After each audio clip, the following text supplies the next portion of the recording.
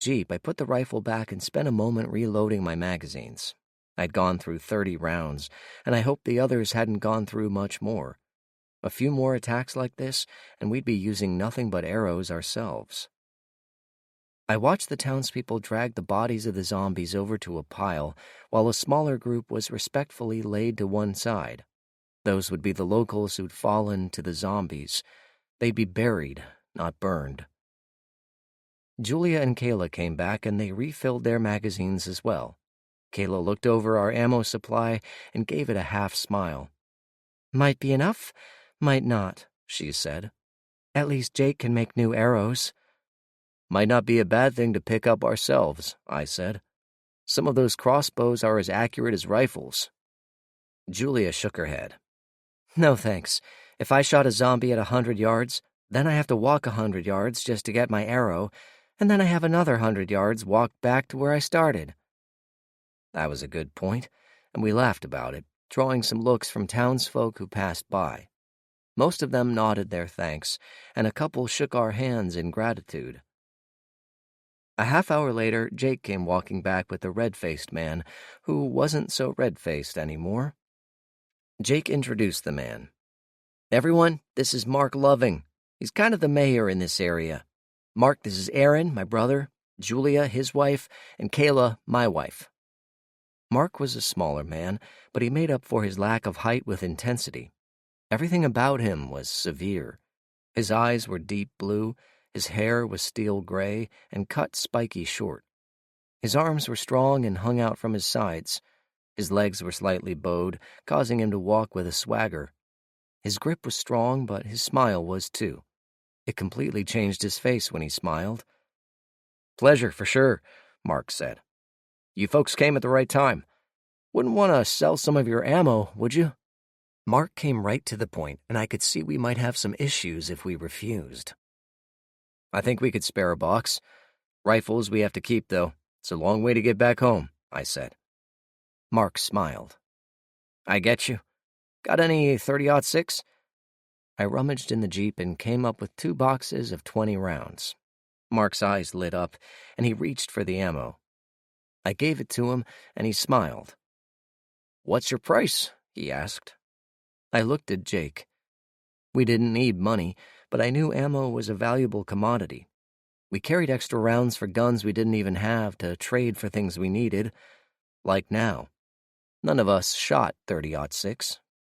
"Dinner for 4, a place to stay, and breakfast before we leave," I said. Mark smiled again and held out his hand. "Done. I'll put you up at the best place and get you the best dinner you've had in a while." Jake put up a hand. "One other thing." Mark frowned, as if the prize might be taken away. "What's that?" "My brother took a bullet to the head this morning. He needs someone to look at it. You have a doc?" "Good Lord," Mark exclaimed. "Let's get you to the docs. Man, why didn't you say so earlier?" "We were kind of busy."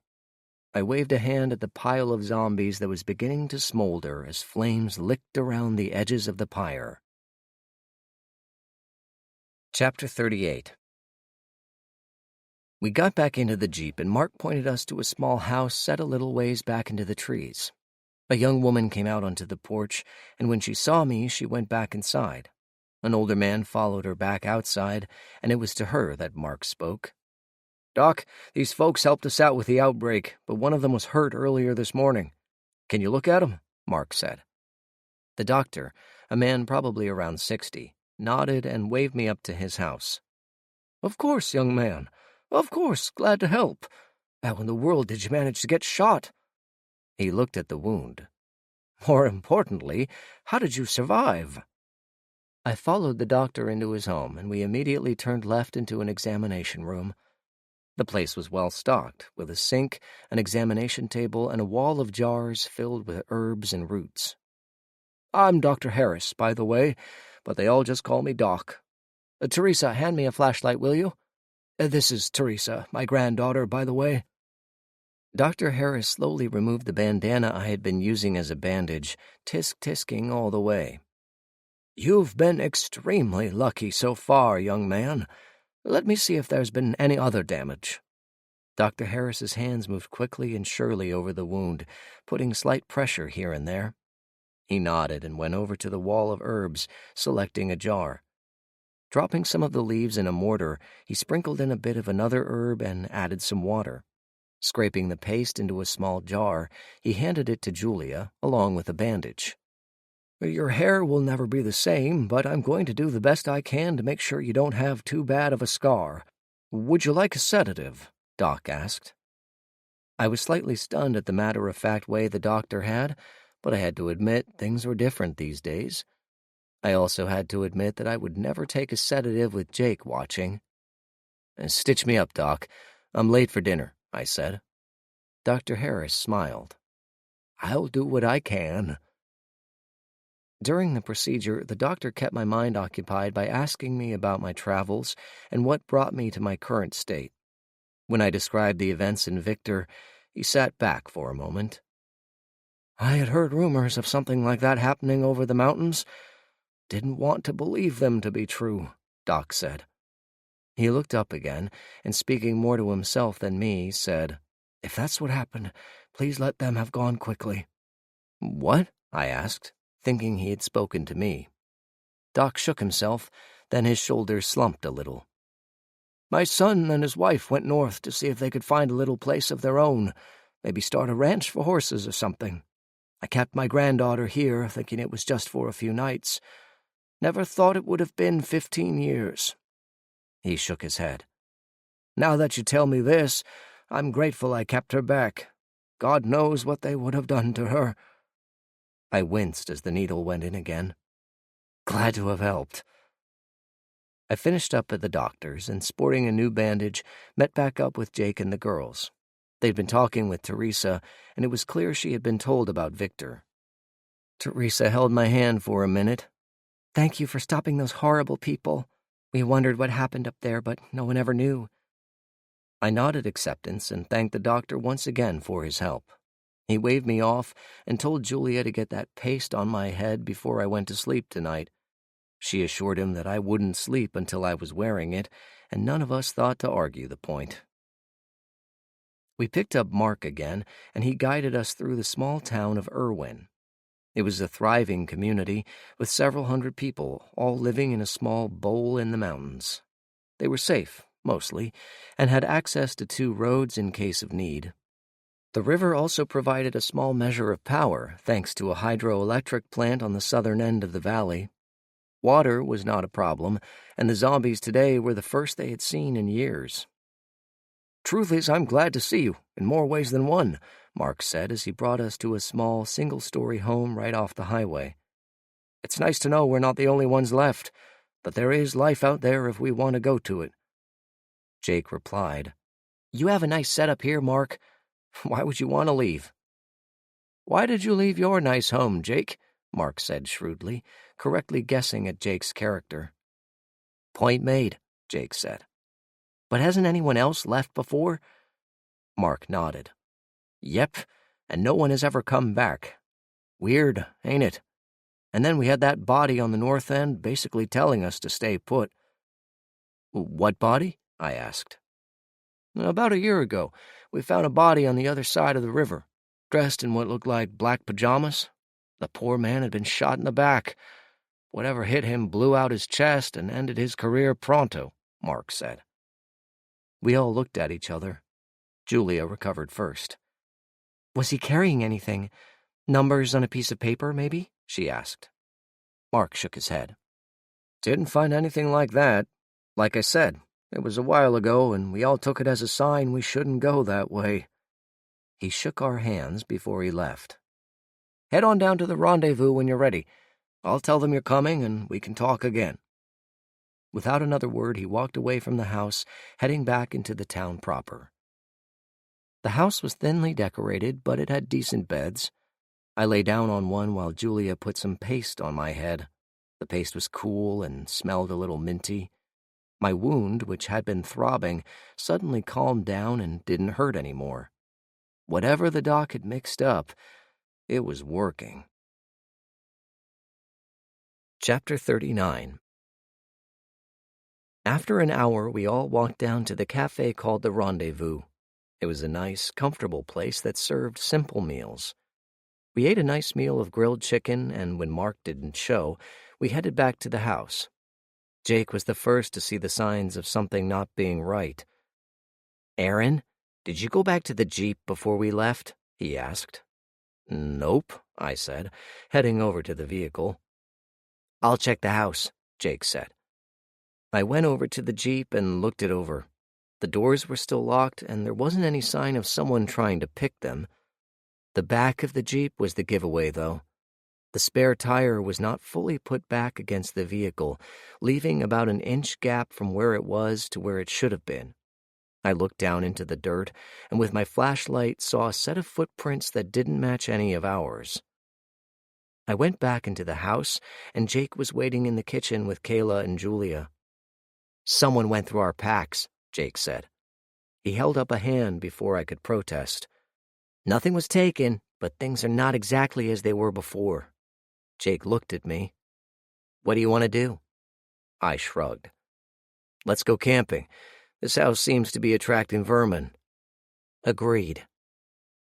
We packed up and started the Jeep, heading north on the highway to the far end of the valley. We kept our lights off, and the black exterior helped us blend into the night. I didn't know what Mark Loving was doing, and I certainly didn't want to sleep in a place he had picked out for us, especially if he was looking to rob us or worse. Of course, he could be completely innocent, but I wasn't going to chance it. We eased our way up to the edge of the river, stopping when we reached the bridge. The water moved underneath us at a steady clip, providing a decent barrier from the zombies. Jake pulled the Jeep off the main road and onto a small side road. There was a worn path that led almost to the river's edge, and we went down there out of sight. Anyone looking for us would have a bit of a time finding us, and we'd hear them before they came close. Jake and Kayla elected to sleep outside, grabbing their blankets and ground rolls. Julia and I decided on staying with the Jeep, as my head was feeling the effects of the recent injuries. Julia applied some more of the salve, and I settled into a night's sleep, the river singing a constant lullaby. In the morning, Jake woke me up with a tap on the window. I was instantly fully awake, a trait that I must have inherited from my father. He was always able to go from sound asleep to high alert in a second. I looked around and saw that the girls were down by the river, washing the sleep from their faces. I got out and stretched, working the kinks earned from sleeping in a seated position. "Anything happen in the night?" I asked Jake, heading down towards the river. "Heard some vehicles moving around, but that could be anything," Jake said. "Think they were looking for us?" I asked, taking a small bucket and washcloth from my wife, giving her a wink in thanks. "I know they were," Jake said. That wasn't what he implied earlier. "How's that?" I asked, filling my bucket and washing my face with freezing mountain water. A bath in that river would get you hypothermia pretty damned quick. "Before I went to sleep, I went back to the entrance to the road we took down here. Being just dirt, it would have led them right to us. But I wiped out the tracks, and we were able to sleep without trouble," Jake said. "Did you see them looking around that area?" I asked. "Yep. They came right to the bridge, turned, went back to the side road, then left. Seemed a little put out, too," Jake said. "I'll bet. How many were there?" I asked. "Just the one." "Why?" "My thought is Mark is acting alone or with another. This isn't a town thing," I said. "How do you want to handle it?" Kayla asked. I thought for a minute. "Let's leave it. Right now we have the goodwill of the town, having helped them through a tough spot. I'd like to be able to go back through this area without worrying about taking a shot. As far as everyone is concerned, we just decided to move on. No trouble to them. If we blast back into the town accusing their leader of stuff we can't prove, then that goodwill is gone." Everyone ruminated on that for a second before nodding. It seemed like the best plan, and we didn't need anything from this place anyway. Julia came up to me and checked my wound. "If I didn't see it with my own eyes, I'd not have believed it. Look!" I went over to the Jeep and checked my head in the mirror. My wound looked like it had been healing for weeks, not just a day. The stitches had sealed nicely and the area was pink and healing. I'll be damned. Too bad we didn't ask what it was he put in that salve. When we come back through, we will, Jake said. For now, let's get ourselves across the river and moving on. Our path took us through the valley with the river on our right. The view was great, but occasionally we could see the small figure in the distance, shambling alone or in small groups. As we passed, they inevitably turned to follow, hoping we might have some sort of wipeout that would leave us helpless and vulnerable. Alas for zombie daydreams. Chapter 40. As we drove by, South Fork Lodge looked like it might have been a nice place to visit, but with zombies wandering around freely, there wasn't anything there to hold our attention. On all sides, the mountains rose to the clouds, and we never seemed to be getting nearer until suddenly we were in them. It was a disconcerting feeling knowing that these things were so huge. After a good hour of driving, we started to see signs of another town. Side roads and signs told us we were passing the town of Ryrie. As it was, the area was flat and empty, with the river being to the north of us. My guess was Ryrie was not a place left for the living. However, I was not above checking the nearby gas station for supplies. Jake pulled in, and we all tumbled out of the Jeep. The morning sun felt good on our faces, and I took that moment to give Julia a good morning kiss that I had neglected earlier. She returned the favor, and then she and Kayla sauntered off to see what they might find. Jake and I went to the gas supply and were happy to see that one of the tanks still had some gas in it. We siphoned out about 5 gallons and were working on our second 5 when there was a loud crash that came out of the gas station. Jake and I dropped what we were doing and ran in that direction, each of us pulling our pistols. "Julia, Kayla, you okay?" I yelled, pulling the door wide enough for Jake to run through. I was right behind him, and we quickly scanned the gas station. The place had been thoroughly looted, so much so that the shelves that used to hold the supplies were gone. The only thing left was a bunch of advertising papers littering the floor. "Here!" Julia yelled from the back room. "We're fine." Jake and I wandered back to the room, holstering our weapons. In the back room, which was dimly lit by a skylight, was Julia. Kayla was over by a door, standing on a shelving unit that had been pushed over, working on picking the lock. When she heard us, she straightened up. "Oh, hey, baby. Can you get this for me?" Kayla asked Jake. Jake shot me a look, and I just shrugged. For once, it wasn't my fault. "What happened?" I asked Julia. "Did you two make this mess?" Julia smiled shyly. "We did. We were looking for any sort of supplies when I noticed a doorknob right above a shelf. It seemed weird, but when we looked behind the shelves, there was a door. We shoved the shelves over, and when we found the door still locked, we thought there might be something inside." That made sense. I probably would have done the same. I told Jake that Julia and I would finish with the gas while he and Kayla figured this mystery out. Jake just grunted a reply, still trying to get into the room. Outside, Julia and I took a moment to look around, breathing in the mountain air in the morning. A gentle wind shifted the grass around us, and we listened while grasshoppers clicked in the grass. It was Julia who noticed it first. "Erin?" I looked over at her, wondering for the millionth time how I ever got so lucky in marrying her. "Yeah?" "Do grasshoppers click?" "Well, sometimes they do," I said. Then it hit me. Aw, hell. Chapter 41. "What do we do?" Julia asked in a whisper. Good question.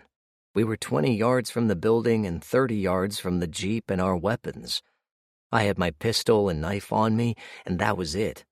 Julia had her knife and her pistol was in her belt, but she had no spare magazines. "Run for the building. I'll cover you. Jake and Kayla have to know what's out here. Go!" I waved at Julia, who clearly wanted to stay with me, but knew I was right. We were in a bad spot, and every second counted. I hoped that with me staying still they wouldn't yet make their attack, but you never knew with them. They were smarter, faster, and a whole lot sneakier than their older brethren. If they stayed still, I was going to try for the jeep and my sword.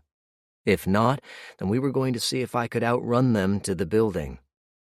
They didn't. As soon as Julia reached the building, they broke from cover.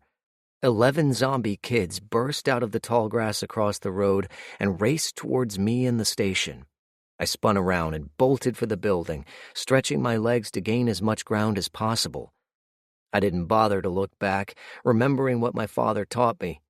When you're being pursued, anytime you take your eyes off your path is when you wind up face down and dead. I did know there was a decent ditch the kids had to cross, so that might slow them down. I reached the building just a few steps ahead of their fastest runner, and I skidded to a stop just inside the door. I knelt down and took a half-second to aim, waiting for the kid to get closer. My heart was racing, and my hands shook slightly, but when the gun went off, the kid went down. A hit was a hit, and that was all that mattered. A noise behind me made me turn quickly, but it was just Jake and Julia coming up to the front. Jake's gun was out, and his face was grim like it usually was when he had to kill kids. But his skill was vastly improved lately, as demonstrated by the 3 shots he took, putting down 2 more of the zombies. Julia fired as well, but her shot went wide as the rest of the kids veered off and looked for places to ambush us from. As quick as it had occurred, the attack was over.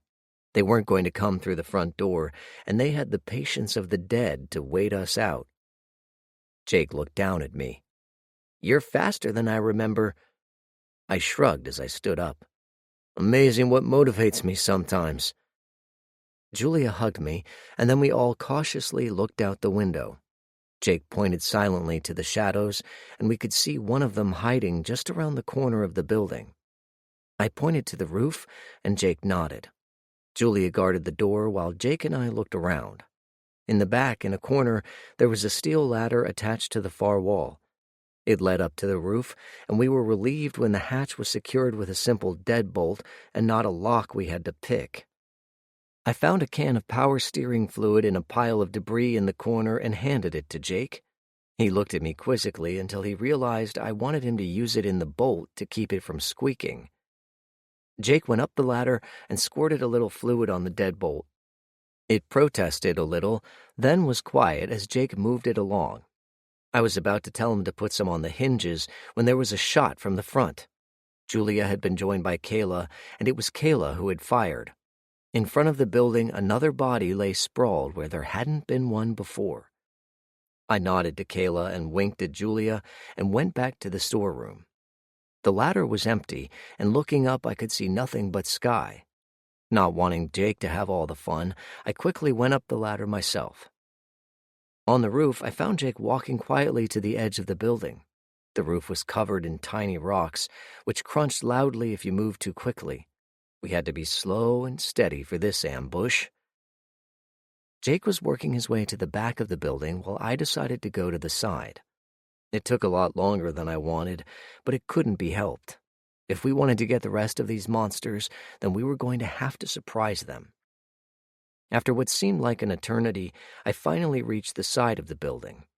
Looking over, I could see 2 of the zombies just standing there, waiting for us to make a move.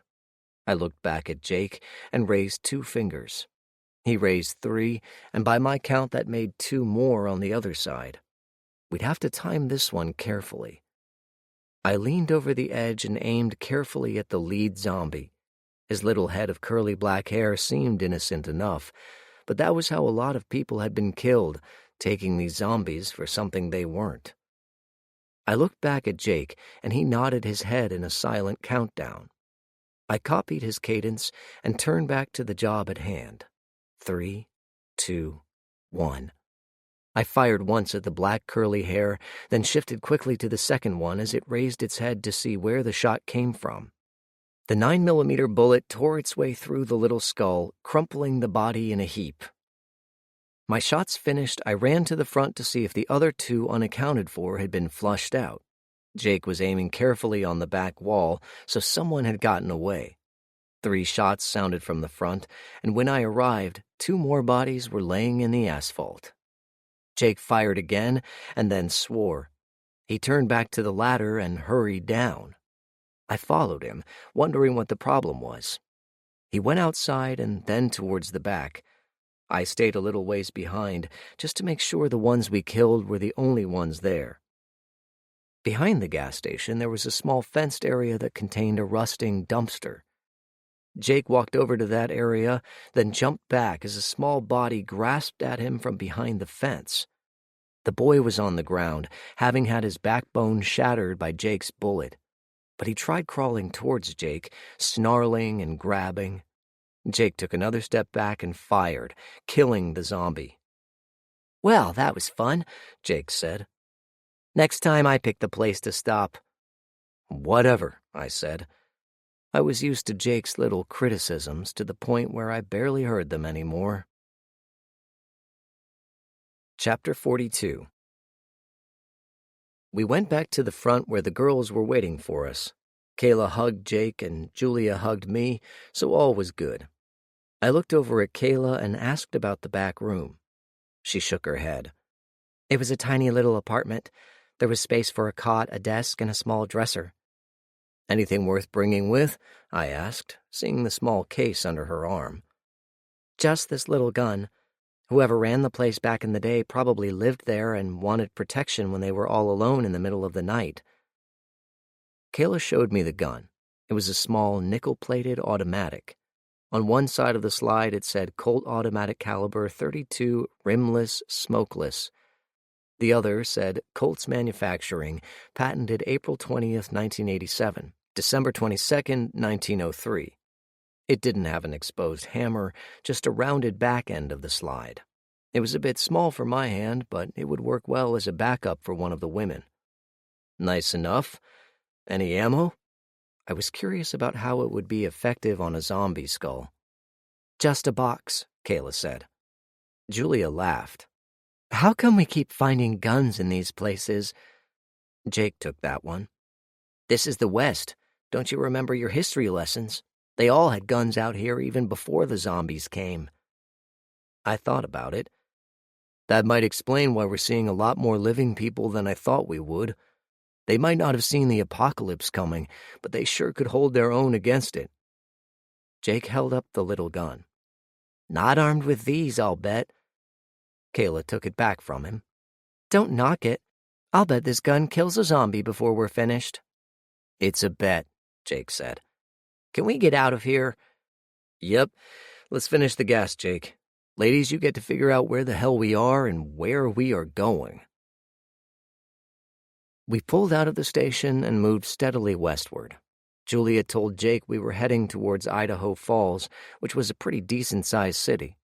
Chances of it still being alive after all of these years was pretty slim, but stranger things have been known to happen, like people rising from the dead. We followed Route 26 as it ambled along Crow Creek. Here and there we would see homes, but everything had been abandoned long ago. In some cases we could see modest fortifications that tried to stem the tide, but the broken windows and doors usually told the same story. The area was weirdly flat, with just a few foothills in the distances. It was hard to believe we had just come out of the mountains not a few hours ago. We reached the outer edge of Idaho Falls a little before noon, passing an oddly named place called Beach's Corner. Everywhere we looked, it was the same: old-time destruction and desolation. If the rest of Idaho Falls was like this, then it was well and truly gone. Jake took us through the center of the town, passing numerous cars and abandoned trucks. Every single place we saw had the windows smashed in, and the elements hadn't been kind. One fast food place had so much mold coming out of it that the black stuff was everywhere the sun couldn't reach. At a major intersection, we had to get out and push two cars out of the way, since the overturned truck wasn't going to move ever again. Several of the buildings had been burned, and one entire block was completely leveled without any real explanation why. Here and there, papers and debris still flew around, and at another spot we had to pull a power line out of the road to get by. The silence was the weird part. We were used to some sort of hum of human activity, voices, or movement.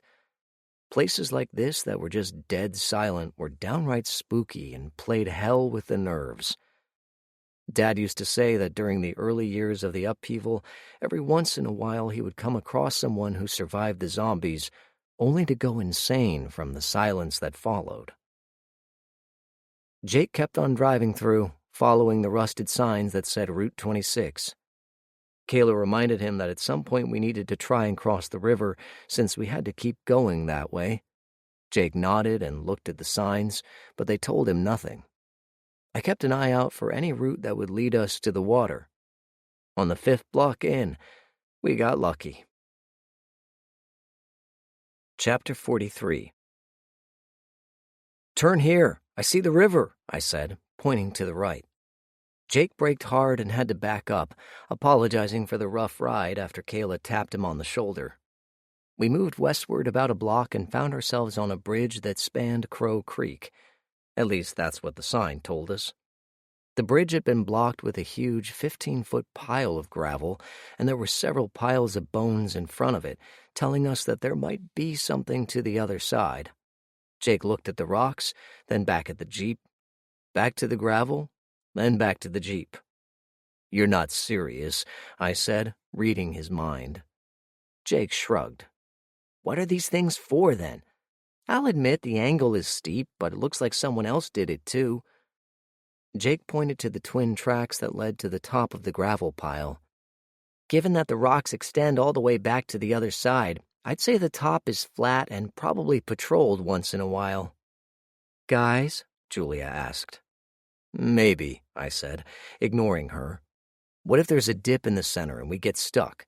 What if there's another barrier on the other side?" "Guys?" Jake ignored her as well. "We need to cross this river, and that bridge isn't going to get us there." Jake pointed to the larger highway bridge upstream, and from where I stood I could see that it had been split into 2 pieces. Not a big opening, but big enough to keep zombies out. "Guys!" Julia yelled it this time. "What? Oh, damn. Right." My intelligent reply was beat by Jake's. He said. "Looks like you win, Jake. Gravel pile it is." The girls scrambled to get inside the Jeep and get moving. I grabbed the boards on top of the rack and threw them on the rocks to give us a better chance. The boards fell about halfway up the pile. Beyond that, it was up to the Jeep. Behind us, every zombie that had been hiding had come out, attracted by our noise and movement. There had to be over 300 of the ghouls shambling their way down the road, moaning and snapping. The entire horde was a nasty shade of dark gray, and the oldest ones were nearly black. Half of them were nearly naked since their clothes had been rotting off. The rest were just horrid, and while I would have loved to have figured out a way to deal with them all at once, now really wasn't the time. Jake put the Jeep into 4-wheel drive and slowly made his way up the hill.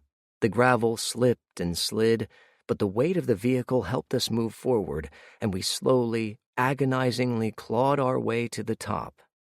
Several landslides and a bucket of sweat later, we angled our way onto the hill. Jake had to focus to get his hands to come unglued from the steering wheel, and my hand was slightly crushed from the grip Julia had on it. I got out of the Jeep and made my way to the back, cautiously peering over at the huge horde of zombies making their way to the gravel pile. The first ones to reach it made it up a few steps, then they slipped and fell. The next did the same, so I figured they were going to stay where they were. If I shot some, then that gave them a little higher ground to start from, and I certainly wasn't going to do that. Jake and the girls joined me, and we all looked down. Kayla asked the obvious question. "What if we couldn't get the Jeep up here?" Jake shrugged. "We had 3 choices. Get out and climb ourselves, jump in the water and swim for it, or back up like crazy and try and blast our way through." I spoke for all of us when I said, "Glad the Jeep made it then." We left the horde behind and drove into Idaho Falls, or what was left of it. On the other side of the gravel pile, we carefully drove down and touched real pavement again, much to the relief of the passengers and vehicle. Waiting for us was a small reception committee. We got out and introduced ourselves. The standard line we used was we were from the new capital, looking to see if there were any survivors on the other side of the gates. That was technically true, although I didn't think it would serve any purpose to admit we were originally just wandering about looking at the mountains. The conversation did turn interesting when we learned that in a town south of here, there was a person who claimed to have been at Enterprise. I took Jake aside for a conversation, and he was of the same mind that we needed to speak to that person, if for no other reason than to determine if it was even worth going on or just going home. We bought some supplies and traded information, and the people of Idaho Falls then fired up 2-bladed tractors and went to the gravel barrier. They scraped off a good amount from the top and dumped in on the zombies that were trying to still climb up. Probably 50 zombies were buried in that maneuver, and another 30 were trapped from the waist up. The bulldozers went back for another run and wiped out another 50 zombies. I had to admit that was far better than anything we could have dreamed up. Chapter 44. We headed to Jerome, taking the caution of the North Road and avoiding the towns to the south. Blackfoot, Pocatello, Burley, and Twin Falls were all dead and gone. The road was open and free of problems, and Kayla was able to make pretty good time. Idaho Falls and Jerome did a lot of trade back and forth, so the two towns kept the route open, even during the winter.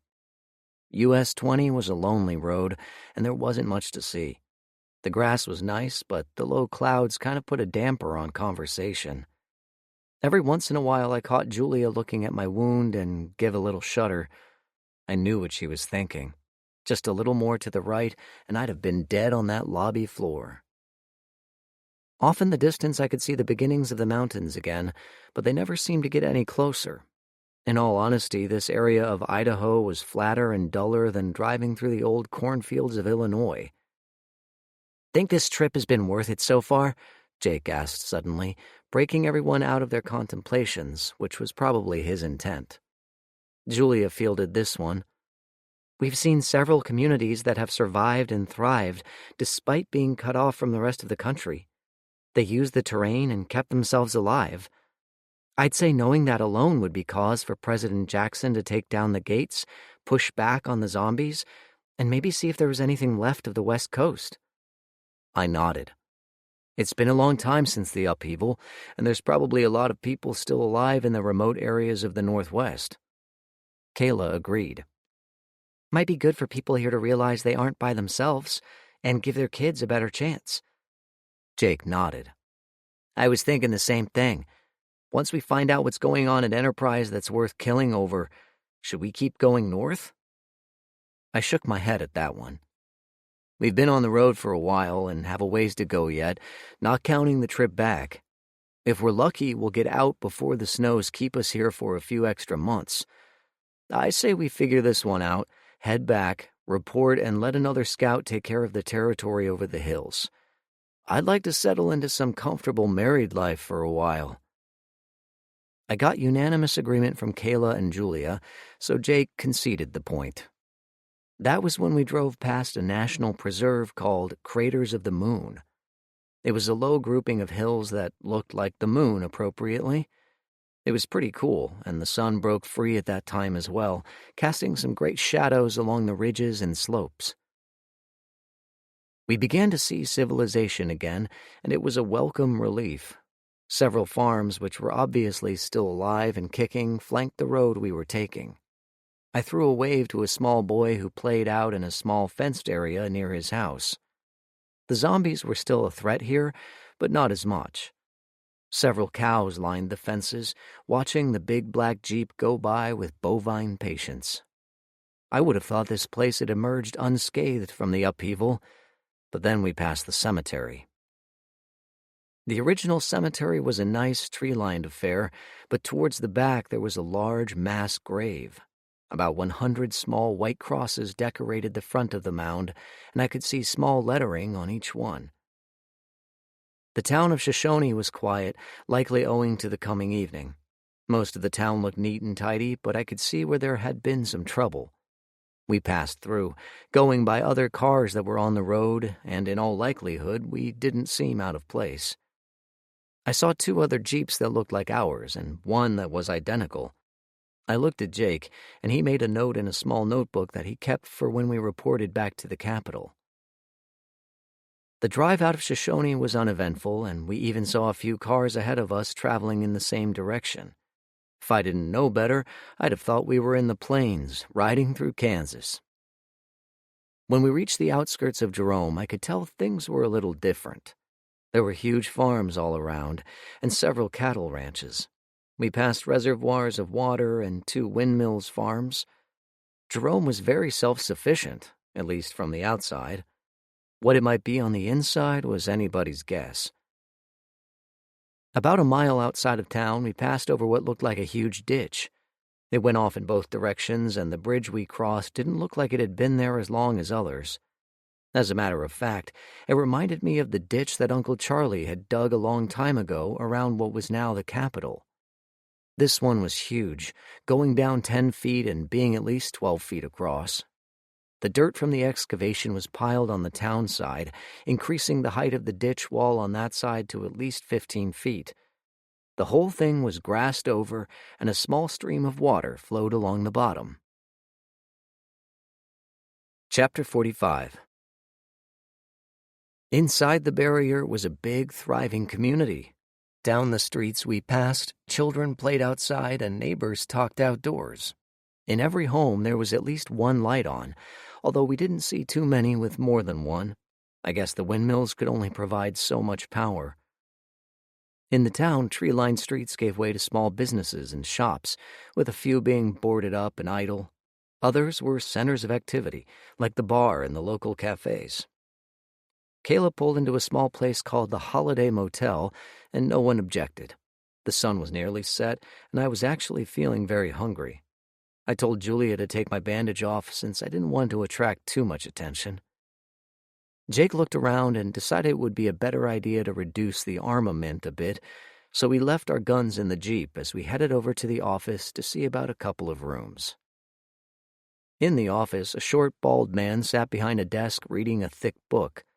He looked up and smiled as the 4 of us suddenly crowded his small space. "Well, howdy," he said, standing up, dropping his book on the chair. "Visitors? How can I help you?" Jake answered since he was closest. "We need 2 rooms for the night and a suggestion on a good place to eat." Fine. Just fill out this form and we'll get you set up right away." The man bustled a bit around the desk and produced 2 small cards. Jake pushed one over to me, and I filled out the name and home city parts, not being entirely sure what to put for occupation. "All right, Mr. Talon, and Mr. Talon. We have rooms 206 and 208, top of the stairs outside the office. Head right, and you'll see they are right about in the center." The man beamed and placed his hands on the counter, likely happy to have some customers. "Thanks," Jake said. "About that place to eat?" "Oh," the man slapped his bald head. "Sorry, I'm so forgetful. Across the street at the Choate Family Diner. Good place, just avoid the biscuits." He smiled and laughed softly at his own joke. I nodded, and we headed out the door, eager to unpack and unwind. As we left the office, I looked back at the man as he went back to his chair. On the back of his skull, 4 white scars ran a ragged race from the top of his left ear to beneath his collar. If I had to guess, our beaming host had seen some zombie action up close and personal. We took our belongings out of the Jeep and brought them to our rooms. I wanted to rearrange things to make the Jeep more comfortable. The front seats were fine, but the back seat tended to share with supplies. After a good hour of reorganizing and repacking, we all were in a decent hunger for dinner. Taking the advice of the motel owner, we walked across the street to the Choate Family Diner. The building was long and single-storied, and as we entered, I could hear loud laughter coming from within. Kayla walked in first, followed by Jake, then Julia, and then myself. We like to enter buildings that way, although we traded off which of the women went first. Jake's reasoning was the women distracted, allowing the men to walk almost unnoticed. I thought it was silly at first, but Jake was able to carry a lot of weaponry without notice when we did that. As expected, the girls caused a stir. The place had a few patrons in the eating area and several more in the bar area. The two were separated by a low wall that ran from the front of the building to the back wall of the bar. One of the men at the bar started to whistle in appreciation, but swallowed it when I entered. After the fight with Ben and his followers, my father and my Uncle Charlie took a focused interest in my training. My father thought I could use a few more lessons in marksmanship, and my uncle felt I was a little puny to be defending and marrying his daughter. To that end, I found myself in a month's training with my Uncle Charlie, lifting and fighting. My father showed me the finer points of shooting, and my Uncle Duncan tutored me in swordsmanship.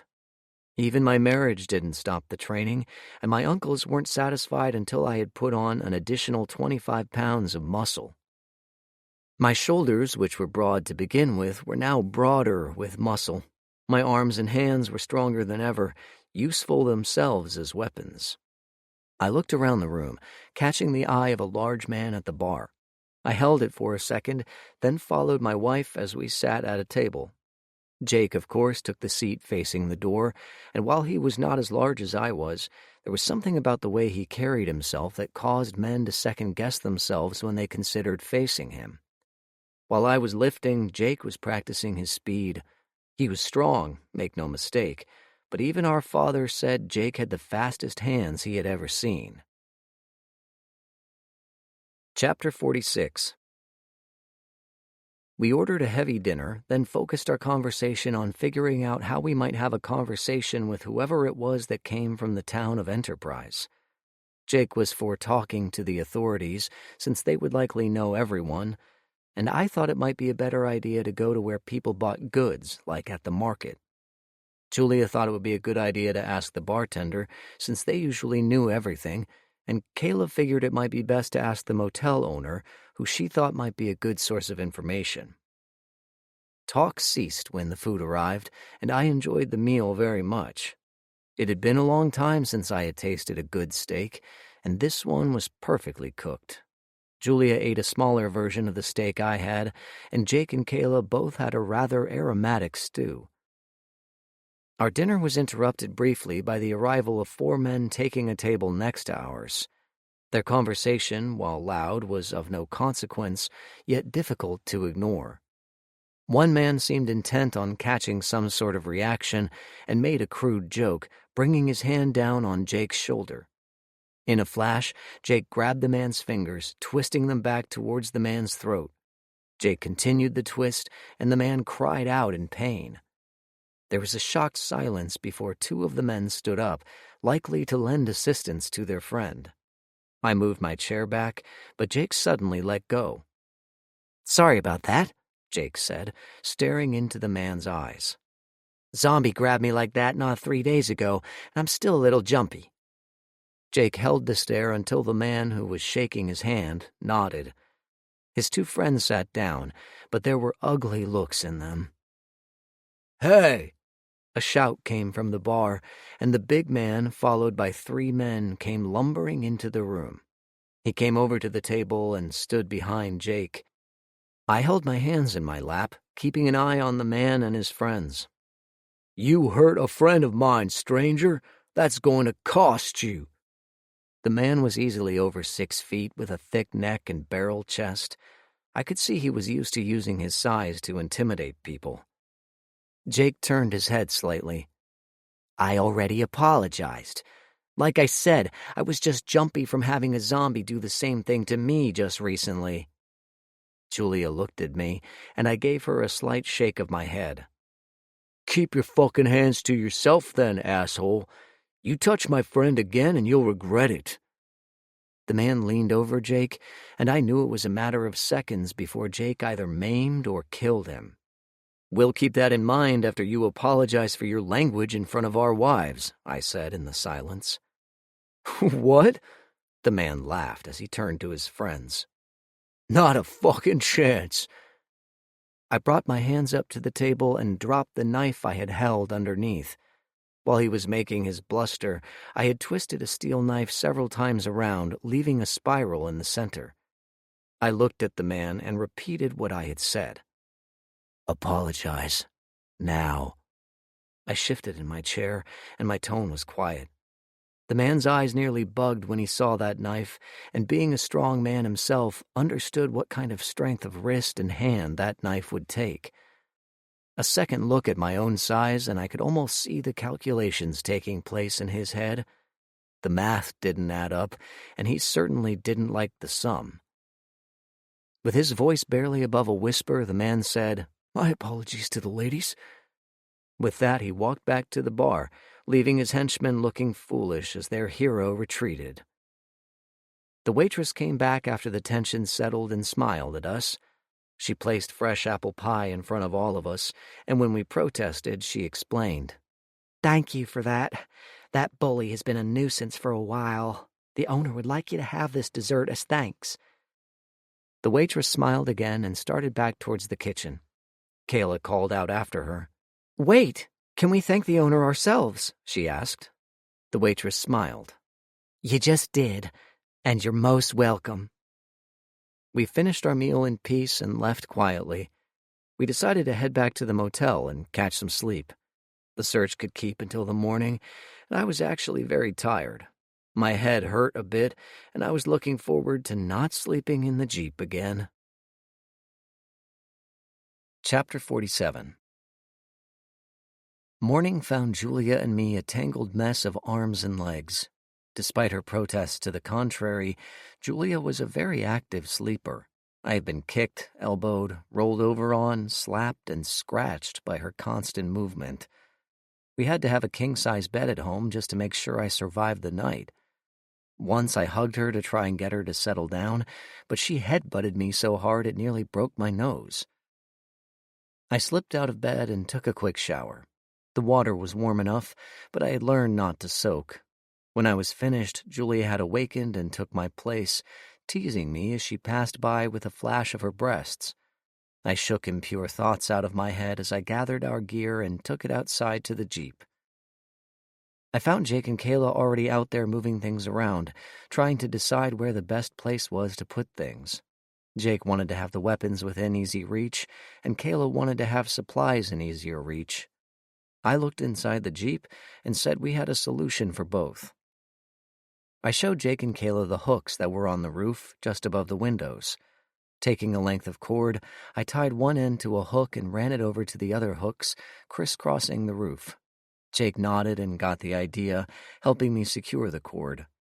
Once it was in place, we had added another storage space above our heads. The rifles and long weapons could go up there, being within easy reach and also out of the way. Kayla smiled and kissed me on the cheek. "I knew you were the smarter one," she said, winking at Jake. Jake smiled and picked Kayla up, kissing her fiercely enough to cause her to wrap her legs around his waist. When they broke for air, Jake added his 2 cents. "That's all he's got on me," he said, while Kayla giggled. "Care to arm wrestle, little brother?" I asked sweetly. Jake snorted. "Right after we have a knife-throwing contest." Julia chose that moment to come down, her hair still damp but pulled back into a ponytail. "Who's throwing arm wrestles? What?" she asked, frowning at our laughter. "I'll explain later," I said, heading towards the office. I found the bald man in exactly the same position I found him in yesterday. If it hadn't been for the fact that he was wearing different clothes, I would have thought he'd spent the night in that chair, reading the same book. "Good morning," he smiled, standing up and coming to the counter. "Did you sleep well?" "Fine, thank you," I said. "I need to settle the bill and get some information." The man's eyes darkened a little as he took in my gear.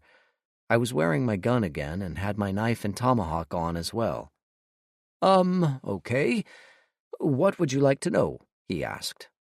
"Where can we find the local authorities?" I asked, reaching into my belt for coins. "What do we owe you for the rooms?" The man relaxed somewhat, checking his price sheet. For 2 rooms, I usually take some kind of food stock, maybe a tool if I have a need. Ammo is always good for currency," he said, looking at my gun. How about hard cash? I asked. Old coins are no good anymore, you know that, the man chided. I have new ones from the capital. We've been dealing in copper, silver, and gold coins for nearly 20 years, I said. Really? The man was incredulous. Nobody trying to trade eggs or anything? That still happens, but not as much, I said. What size coins? The man was very excited now, and I showed him a few that I had. The size was regulated at a half-ounce, being easier to carry. I showed him a copper coin. It was plain with a simple decoration of an eagle on one side, the letters NC on the other. What's the exchange rate? He asked, fingering the coin. Done in tens, I said. 10 coppers will get you a silver, 10 silvers will get you a gold. What does 10 gold get you? The motel owner asked. Trouble in the wrong part of town, I said. Based on this, what will you charge for the rooms for the night? The man looked at the coin again and sighed. I'd love to get one of each, just as a memento, but that would be asking too much. He put the coin down. 3 copper pieces and we're even, he said. I slid the coin back to him and gave him 2 more. He picked them up and looked them over, marveling at the weight and simplicity. Now then, the authorities? I asked. Oh, right. Head on out towards the end of the street, take a left, and you'll be at the sheriff's office. The bald man spun one of the coins on the counter, his thoughts far away. Thanks. See you around, I said, stepping out of the office. My last look showed me a man trying to spin 3 copper coins on the counter all at the same time. Outside, Jake was by the Jeep, standing in front of 3 men who did not look like they had good intent. One of them was the large man I had scared off the other night. I had hoped he would have stayed away, but sometimes lessons have to be learned the hard way. I'll just wait right here, then. What do you plan to do about it? The man leaned against the Jeep, actually causing it to tilt to one side. His friends grinned, but offered no offense that Jake could act on. I could see Jake fingering the hilts of his knives, but unless there was cause, Jake was unable to do anything. Take your hand off my property, I said, stepping up to the man. I stood looking up to his eyes, but I had no fear of him. The man took his hand off in mock submission. I had seen this sort of thing before and had no patience for it this morning. Julia had a hand on the grip of her gun, and Kayla kept her hands in her coat pocket. I knew she had a small handgun in there, and if the other men started something sneaky, she'd deal with it. State your business. You came to see me. I'm here. What do you want? I said. I'll get to the point. I want you out of town. We don't want your kind here. We've seen your types, and all you do is cause trouble. The man looked at his friends and then back to me. Get out while you can. Before I could formulate a reply, a voice came from behind me. Brent Barlow, if I catch you on my property one more goddamn time, I will shoot you dead, then fuck your corpse. You read me, you dumb shit? In the doorway of the office, the manager stood with a Winchester in his hands. His aim was right at Brent's face, and I could almost smell the sweat that suddenly appeared on his forehead. The 2 men with Brent suddenly backed away, leaving him all alone. He licked his lips, his eyes never leaving the steady rifle barrel pointed at him. He tried to bluster, but the manager wasn't listening. Get moving, you sack of crap, before I turn your head into a bowl, he said. Brent stumbled backwards and shuffled off, leaving us looking back at the hotel manager with gratitude. My thanks, I said. Jake nodded in agreement. Every once in a while, Brent gets it into his head he's a bad man who's seen some things. He ain't seen shit. The manager absently scratched his scars as he walked back into the office, throwing us a wave as he sat back down in his chair. He left the rifle on the counter, pointed towards the door. I winked at Julia, and we climbed aboard the Jeep, having had our adrenaline dump for breakfast. If that was how the day was going to start, I wondered where we were going to find ourselves when the sun finally set. Chapter 48. We followed the directions given to me and soon were standing in front of a small brick building. The sign outside said Jerome Police Department, and a single well-used cruiser sat in front like an obedient horse. Jake knocked, and we entered on hearing a single command. "Come in!" As we walked inside, Julia and I shared a look. That was a woman's voice. This would be interesting. Inside the office, there was a single woman sitting at the desk. She was a short, brown-haired woman of about 45, with very blue eyes and a weary air about her. She smiled at us, and her practiced eye took in our weapons and clothing. "Can I help you?" she asked. She wore the uniform of an officer, and her name badge said Connors. Jake spoke first.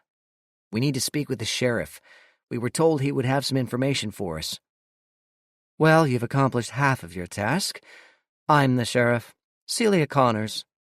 The sheriff extended her hand and gave Jake a warm smile, obviously intended to ease any tension he might have. "What information might I be able to provide you with?" I spoke next. "We're looking for a person who might be able to provide us with some information about a place." "Okay, well, I'll see what I can do. Do you know anything about the person you are looking for?" Connors asked, sitting back down at her desk. "Just that they were from Enterprise, Oregon," Jake said.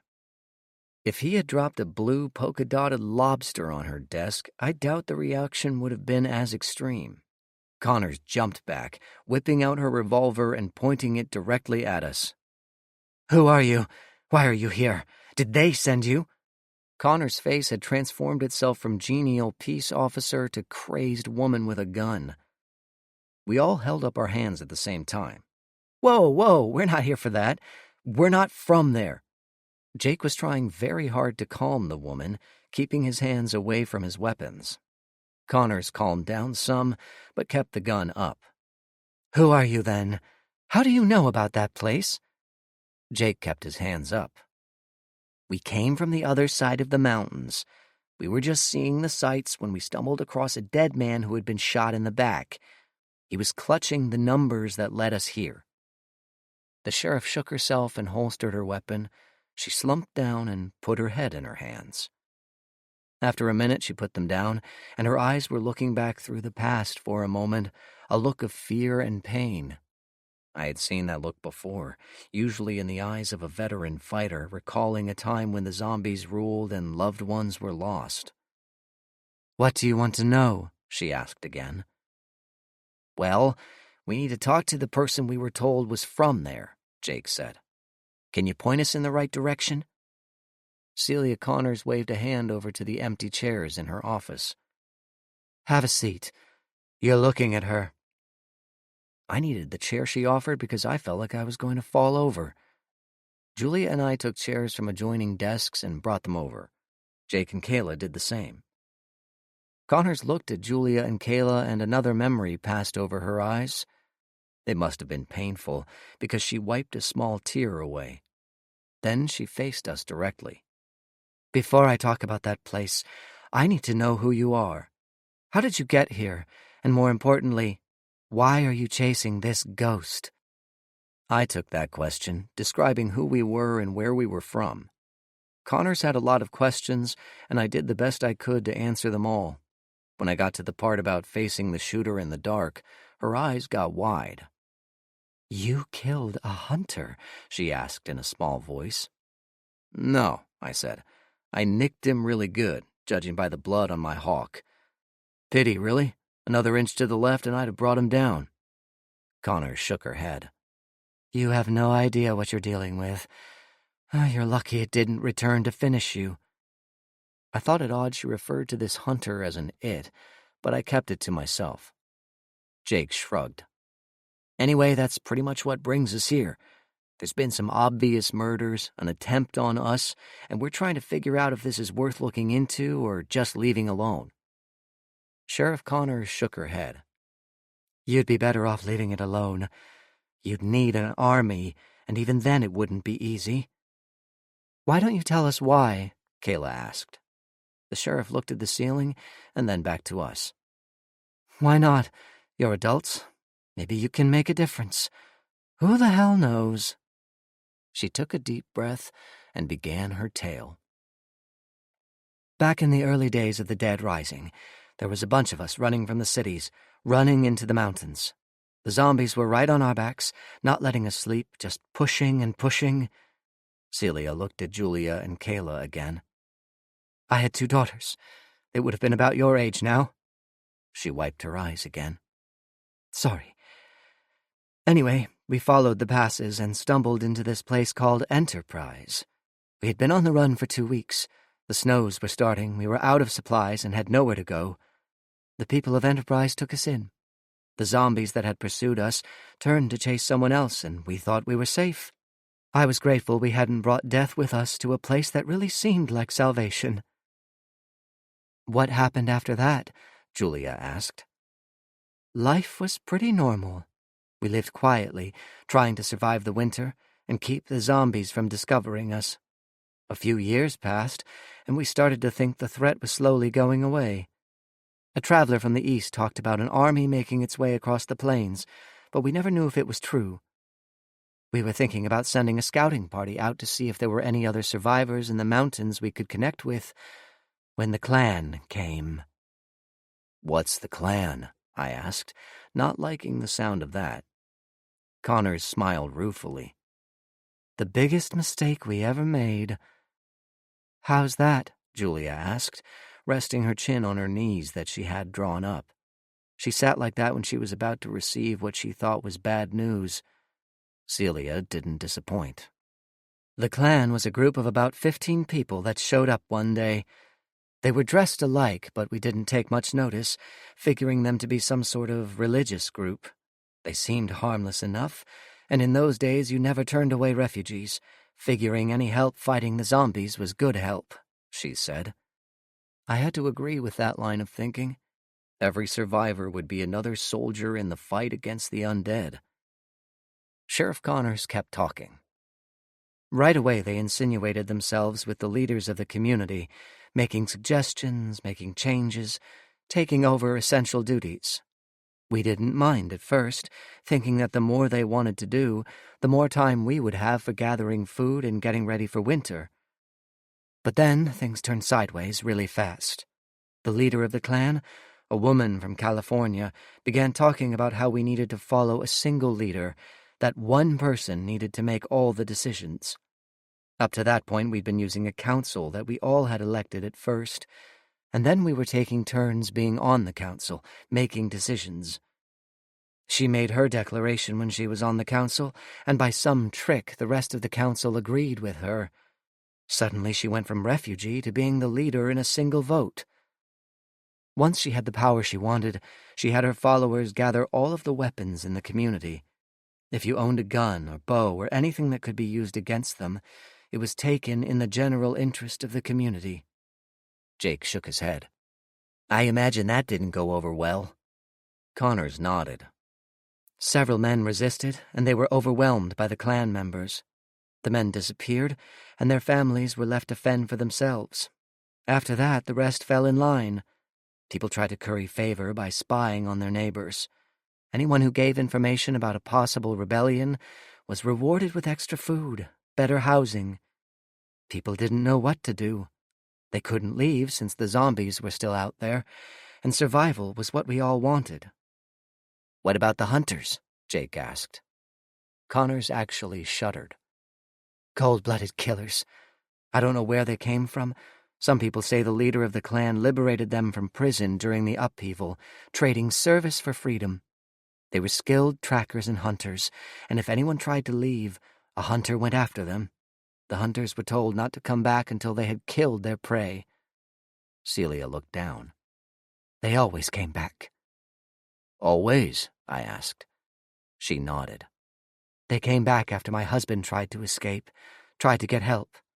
They came back after my oldest daughter tried to find help. After they took my other daughter away for re-education, as they called it, I couldn't stand it anymore.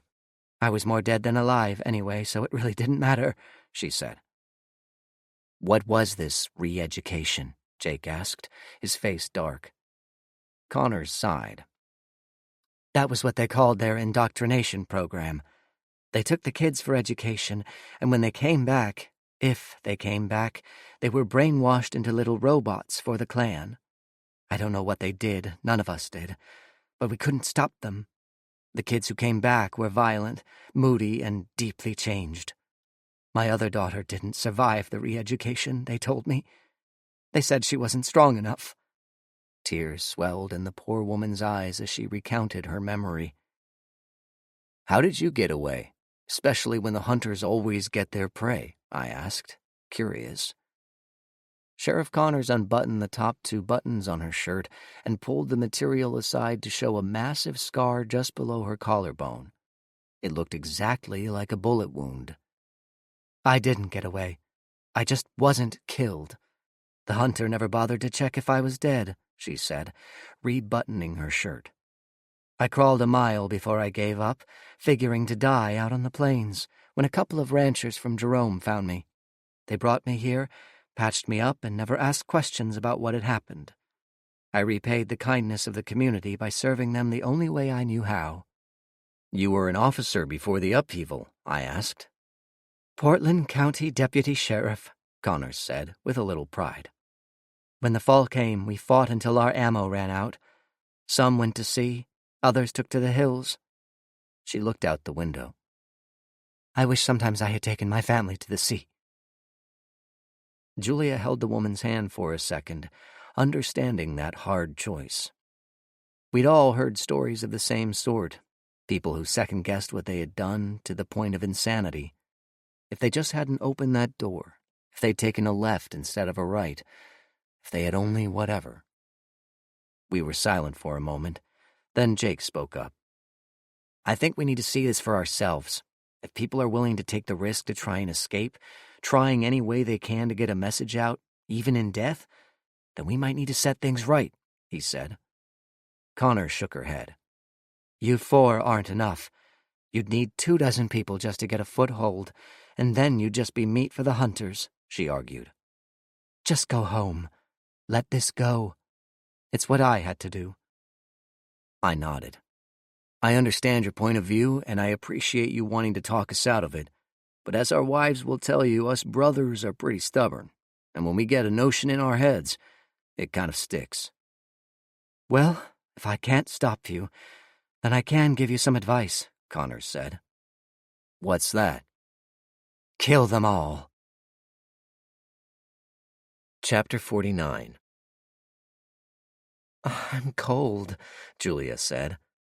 I'll throw more wood on the fire, I said. Kayla and Jake nodded thanks, and the chore took little time. The previous owner of the house had stocked the porch with cords of cut wood. All I had to do was reach out the door and grab an armful. We were in a small house outside the town of Baker City, a stopping point recommended to us by Sheriff Connors. When she couldn't talk us out of making the trip, she tried to help us as much as she could. She had been through the area and had gone back close to Enterprise a couple of times, but couldn't bring herself to confront the Klan. We didn't have any problem with it, figuring we could at least let the people who were left live in relative peace. The house was small, nestled in a small pine forest along with dozens of other small homes. Baker City was an empty town, having been abandoned a long time ago and then looted of everything of use. The town of Boise we had left behind and in a hurry, since the city was home to thousands of zombies. The powers that be in Boise decided to seal off the outside world when the upheaval hit. It worked for a time, too, judging by the scale of the walls. Unfortunately, someone already had the virus when they sealed things off, and the entire population was rendered dead. As we drove by on a high piece of highway, we could see the ghouls wandering around as if they were just going to work or getting along in their zombie lives. The trip to Baker City had taken all day, mostly because the roads were not as traveled. By the time sun was dipping below the mountains, we were tired, worn out, and just wanted to rest. We made our way into this house because it was out of the way and still standing. Jake had made the fire while Julia and I had scouted the area, making sure we didn't have neighbors that might object to our presence. "Let's have a look at the maps again and try and figure this out," Jake said. We spread the road maps out again and followed the line that Connors had drawn for us. She'd explained that the main entrance to the valley was guarded, and no one ever got in that way. The clan kept watch, and if refugees turned up, they were welcomed in and indoctrinated quickly. We would have a difficult time selling ourselves as refugees. When asked why, Sheriff Connors explained that we just didn't carry ourselves as people who were frightened, defeated, and just looking for safety. I argued that we'd be better off coming in over the mountains from the direction no one expected us to come. Julia and Kayla argued against that, saying it would take too long and we would get snowed in if we tried that. Jake finally spoke up, and for once he made sense. "Why don't we try another method? One of us goes in by themselves, acting like they had been part of a community that had suddenly been overrun and were looking for shelter. The rest of us come in later while they're occupied with the newcomer, and we take them by surprise," Jake said. I had to admit it beat the other options we were thinking of. I volunteered to go in, much to Julia's dismay. I told her I needed her rifle covering me as I went in. Kayla thought we should just hunt the sentries and go in that way, but Jake pointed out that rifle fire in the mountains carried for miles. Julia still didn't like it, but we really had little choice. It was either deception or a frontal assault since the mountain trek wasn't really an option. In the morning, we headed north for LeGrand. Sheriff Connors explained that LeGrand was a town that had once been a decent community that had traded with Enterprise, but when the clan took over, the place became a ghost town, in more ways than one. Apparently, a trade deal had gone bad, and some hunters had gone out that way. A little while later, they came back, and then rumors spread that the town of LeGrand had been taken over by zombies. Rumor was the hunters had captured and released several zombies inside the town's defenses, and was finished after that. We figured coming from the direction of a town that posed no threat was a better option than just strolling through the front door. Chapter 50. LeGrand was a nice town that we avoided by taking Pierce Road past Union County Airport. Old farms and falling buildings lined the road as we made our way through fallen trees, power lines, and piles of debris. The mountains were looming to our left and right, and the snow on the peaks declared these to be no mean hills. Julia shook herself as she looked out over the landscape. "What a dreary place. I'd get tired of looking at the hills even out here." I had to agree, although I figured what we were going to attempt clouded everyone's vision just a bit. We knew what had happened around here and what was probably waiting for us. We passed an RV manufacturing plant, and Jake slowed down. I looked over at the several RVs that were just sitting in the lot, and I had to admit I was tempted. It would be nice not to have to find a place to sleep every night. We could just walk a few feet, and there the beds were. I tapped Jake on the shoulder. "We'll take a closer look when we come back this way," I said. Wallowa Lake Highway led us closer to our destination, and we drove along at a brisk pace. The roads were decently kept, and there weren't any cars on the road. Several had been moved to the side, but I figured that was because of the trade once upon a time. We passed a large grain elevator on the road, and I remembered the tale my father told me about spending the night up on the top of one of those things. I shook my head and marveled again at my father, trying to figure out how he went from school administrator to zombie killer to president all in a few short years. Elgin was a ramshackle town held together by baling wire and good intentions.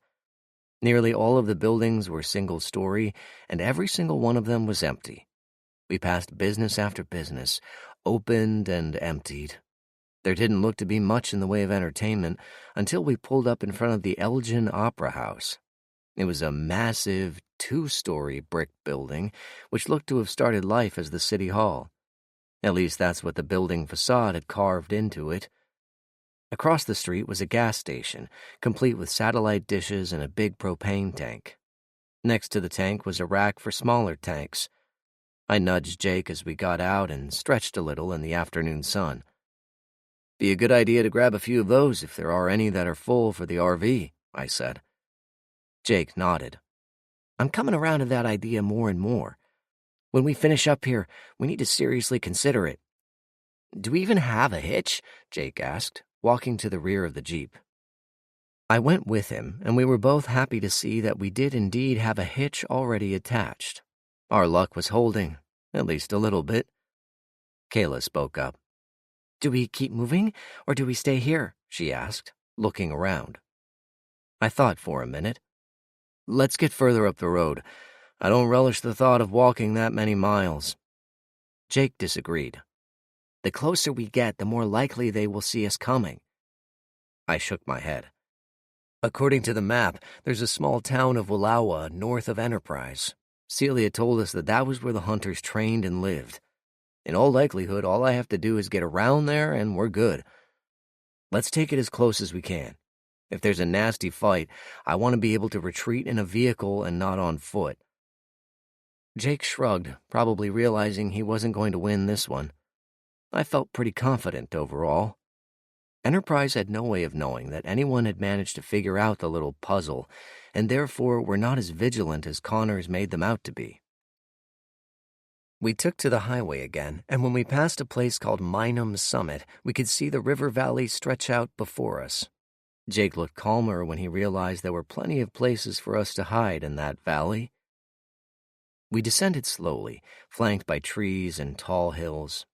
The river lay to our right and was a fast drop off the road. In what seemed like a blink, we hit the bottom of the valley and crossed the Wallowa River. Suddenly, the river was right next to us, flowing fast and deep beneath the tall mountains to the north. I thought I saw a flash on the hilltop, but when it didn't repeat itself, I figured it was nothing but a shiny rock. We kept going, letting the sun light the way in front of us as it slowly set once again. The hills and trees were lit in bright contrast, and this country was much more to my liking.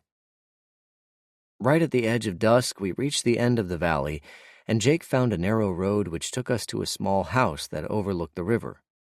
Jake had turned off the lights of the Jeep, and we worked our way slowly up a small switchback to a ranch house that looked out over the valley entrance. The house was dark and fortunately unoccupied. Jake pulled the Jeep around to the garage and parked it behind the building. Anyone casually looking this way from a distance or from the road would miss the big black vehicle. Chapter 51. We stayed in the vehicle for the night, and in the very early morning I made my preparations. Julia looked over the maps while I made ready. I didn't want to cause suspicion in any way, at least not at first. I kept a full magazine in my pistol, but took several bullets out of one of my spares. I took the ammo out of my pack and replaced it with water, rope, and 2 pouches of jerky. I kept my knife and tomahawk, and then set about my outfit. I kept the vest and gloves, wrapping my head in a scarf. I used some strips of cloth to tie my weapons down, and I left my sword in the Jeep. Jake gave me his bow and quiver, explaining that a lone man in the mountains would more likely have a bow than a rifle. I could use it if I had to, but anything I was aiming at would be pretty safe. After a brief farewell with Julia, I slipped away and headed overland to the base of the hills. I wanted to travel along the mountain's edge, figuring I could do 2 things with it. If I was caught, I could say that I was avoiding a climb. If not, then the mountains would provide cover as I approached the town of Enterprise. I headed south and worked my way towards the trees. There was a pretty clear ridge of hills that rose steeply away from the valley, and the trees would provide good cover as I moved south. If all went well, I would be able to see what was going on without being detected. If I was caught, then I had a pretty good backup story. If they wanted to make an issue out of things, well, I could give that to them too. The dark skies were slowly giving way to hues of purple and blue. I crossed the river near where I had left the others, and as I traveled further south, I was glad I had done so. The Wallowa River got a lot faster and no doubt deeper as it worked its way through the valley. There was a lot of open space in this valley, and I began to get an understanding as to why the people didn't try and leave. If the hunters were such good marksmen, there would be no place to hide.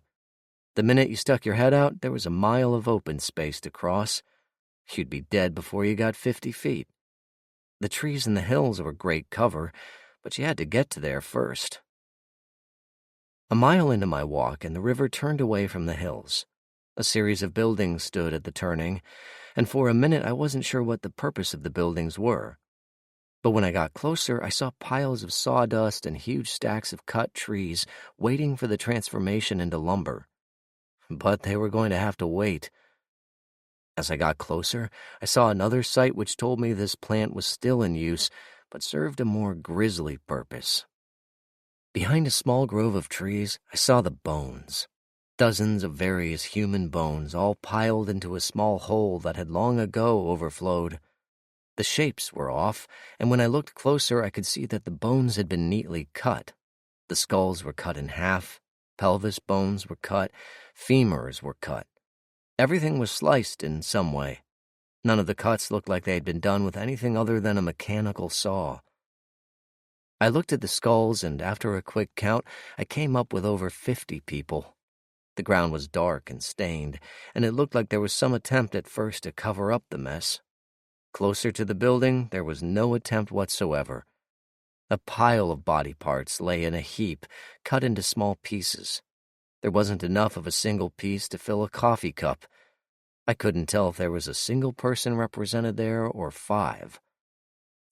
Hoping for the best, I took a large splinter and shoved it into what I thought looked like brains.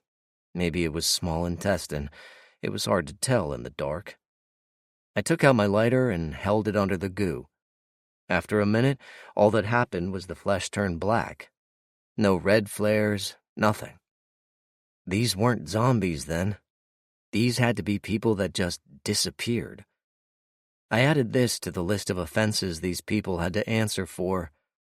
I wondered what I might find if I went inside one of these buildings. "Over here!" I heard the voice and quickly ducked back out of sight. I took Jake's bow off my shoulder and put an arrow to string. I wasn't great with it, but I could hit a man-sized target at 20 yards. "Thought I saw a light." The voice was young, not at all what I expected a killer to sound like. "Better be something for you to wake me up." The second voice was deeper, harder. I figured the owner of that voice to be more likely to cut up the people who came to this place. A second look at the pile of meat, and I wondered if the people were alive when they started cutting. 2 men came around the corner, and I could barely make out any details. One was tall and thin, the other was short and slightly stocky. They were dressed in black, which made their features indistinct in the dim light, but I could see the whiteness of their faces. It looked like 2 specters of death strolling around in the morning. "What kind of light was it?" the shorter of the 2 asked. "Well, like a candle or something." "Well, there's nothing here, so knock it off. I'm going back to sleep." The shorter man turned back towards the buildings. "We might be getting a new batch this evening, so we need to clean up the blades." The taller, younger-sounding man slumped his shoulders. "Great. She really likes to hear them scream, doesn't she?" "Better not say that too loud, or it might be you I'm cutting up next." The rest of the conversation drifted off into the darkness, and I released the tension in the bowstring. I could have only got one of them, and getting the other required either shooting him or cutting him down with the tomahawk. Neither action was guaranteed to be successful, so I stayed in the shadows and waited until the sounds of their retreat were distant. I slipped away, staying in the trees and moving as quietly as I could. I didn't want to leave potential enemies alive behind me, but I had little choice. Chapter 52. Half a mile further into the valley, and I came across a road. It went in the direction I wanted to go and looked like it went up and over the mountain. It looked like little more than a trail, but it was well maintained down here, and I was willing to bet it was well maintained all the way over the hills as well. This would make a good escape route if we needed one. I stayed in the trees and followed the road. It went south and curved around a small pond, going past what looked like an estate. A large, 2-story home sat apart from 4 outbuildings. A huge barn north of the house sat in the middle of pasture and corrals. A large black vehicle sat in front of the main house, and everything seemed still in the morning air. If I had to guess, this might be where the leader of the clan lived. I guess she liked being near enough to the sawmill to hear the screams off her porch. I had a sudden urge to send an arrow into her yard, just to give them something to think about, but then good sense overcame my impulse and I decided against it. The sun was beginning its rise, and the valley was filling with light. Pretty soon I was going to either make my presence known or stay hidden in the hills. I ducked back into the trees and moved away from the house and barn. If there were horses there, they would smell me and set up enough noise to get someone investigating. About an hour later, I was up in the hills, about 100 yards from the bottom. I was looking down on a couple of clearly occupied homes. Light showed from two of them, telling me that the valley was waking up. I needed to get moving, and quickly. From my vantage point, I could see the town of Wallowa, and from what Sheriff Connors told us, that was where the hunters trained and lived. No one who was ever taken there as a prisoner was ever seen again. I didn't doubt there was an express line from the town to the sawmill. Suddenly, from where I was sitting, I could see a lot of activity. Cars were driving around, and there was a lot of movement. I couldn't see everything, but there was definitely activity. I needed to get further out of sight.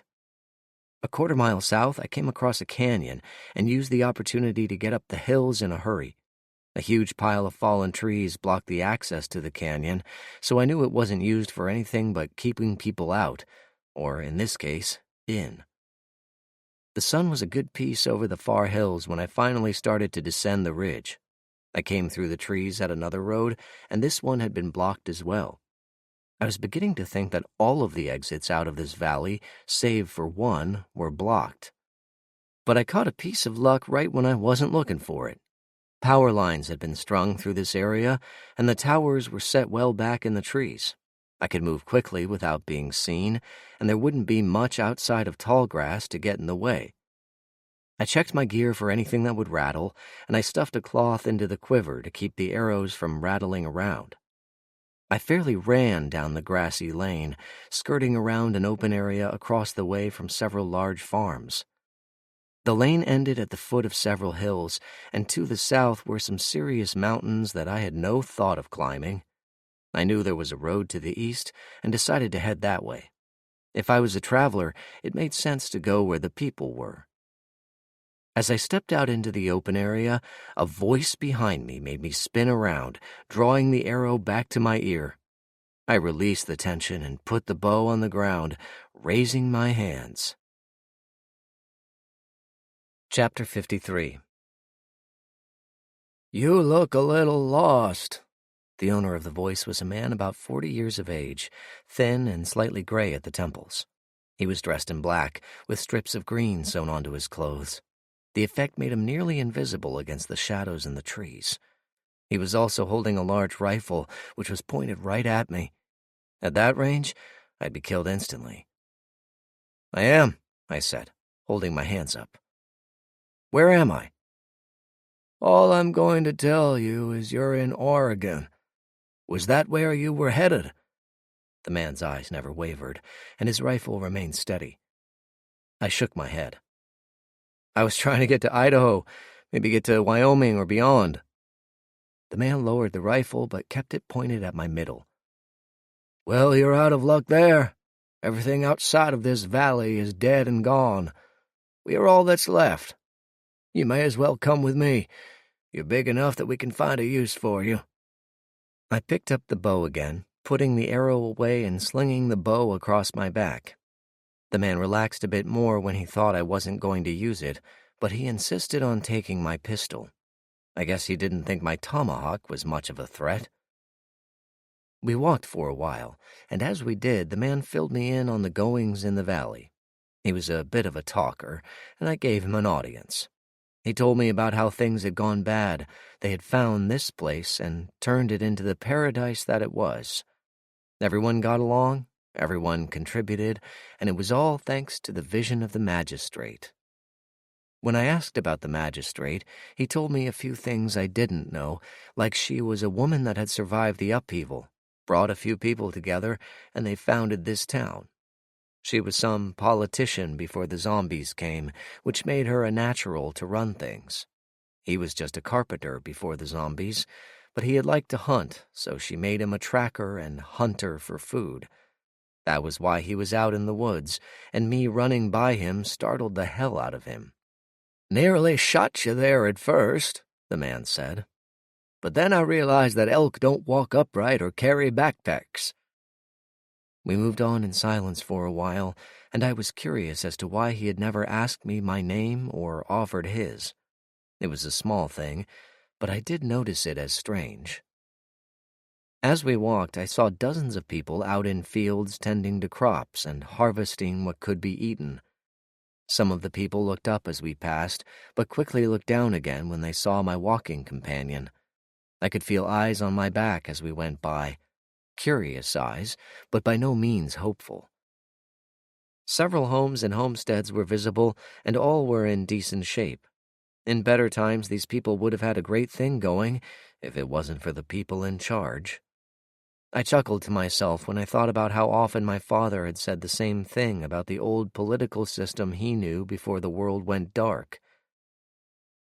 A truck came rumbling in, and we stepped aside to let it pass.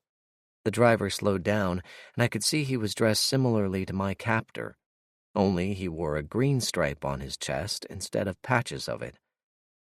"Give you a lift, Trapper," the man said, looking me over. "That would be kind of you, thank you." The trapper waved me over to the bed of the truck, and we hopped in.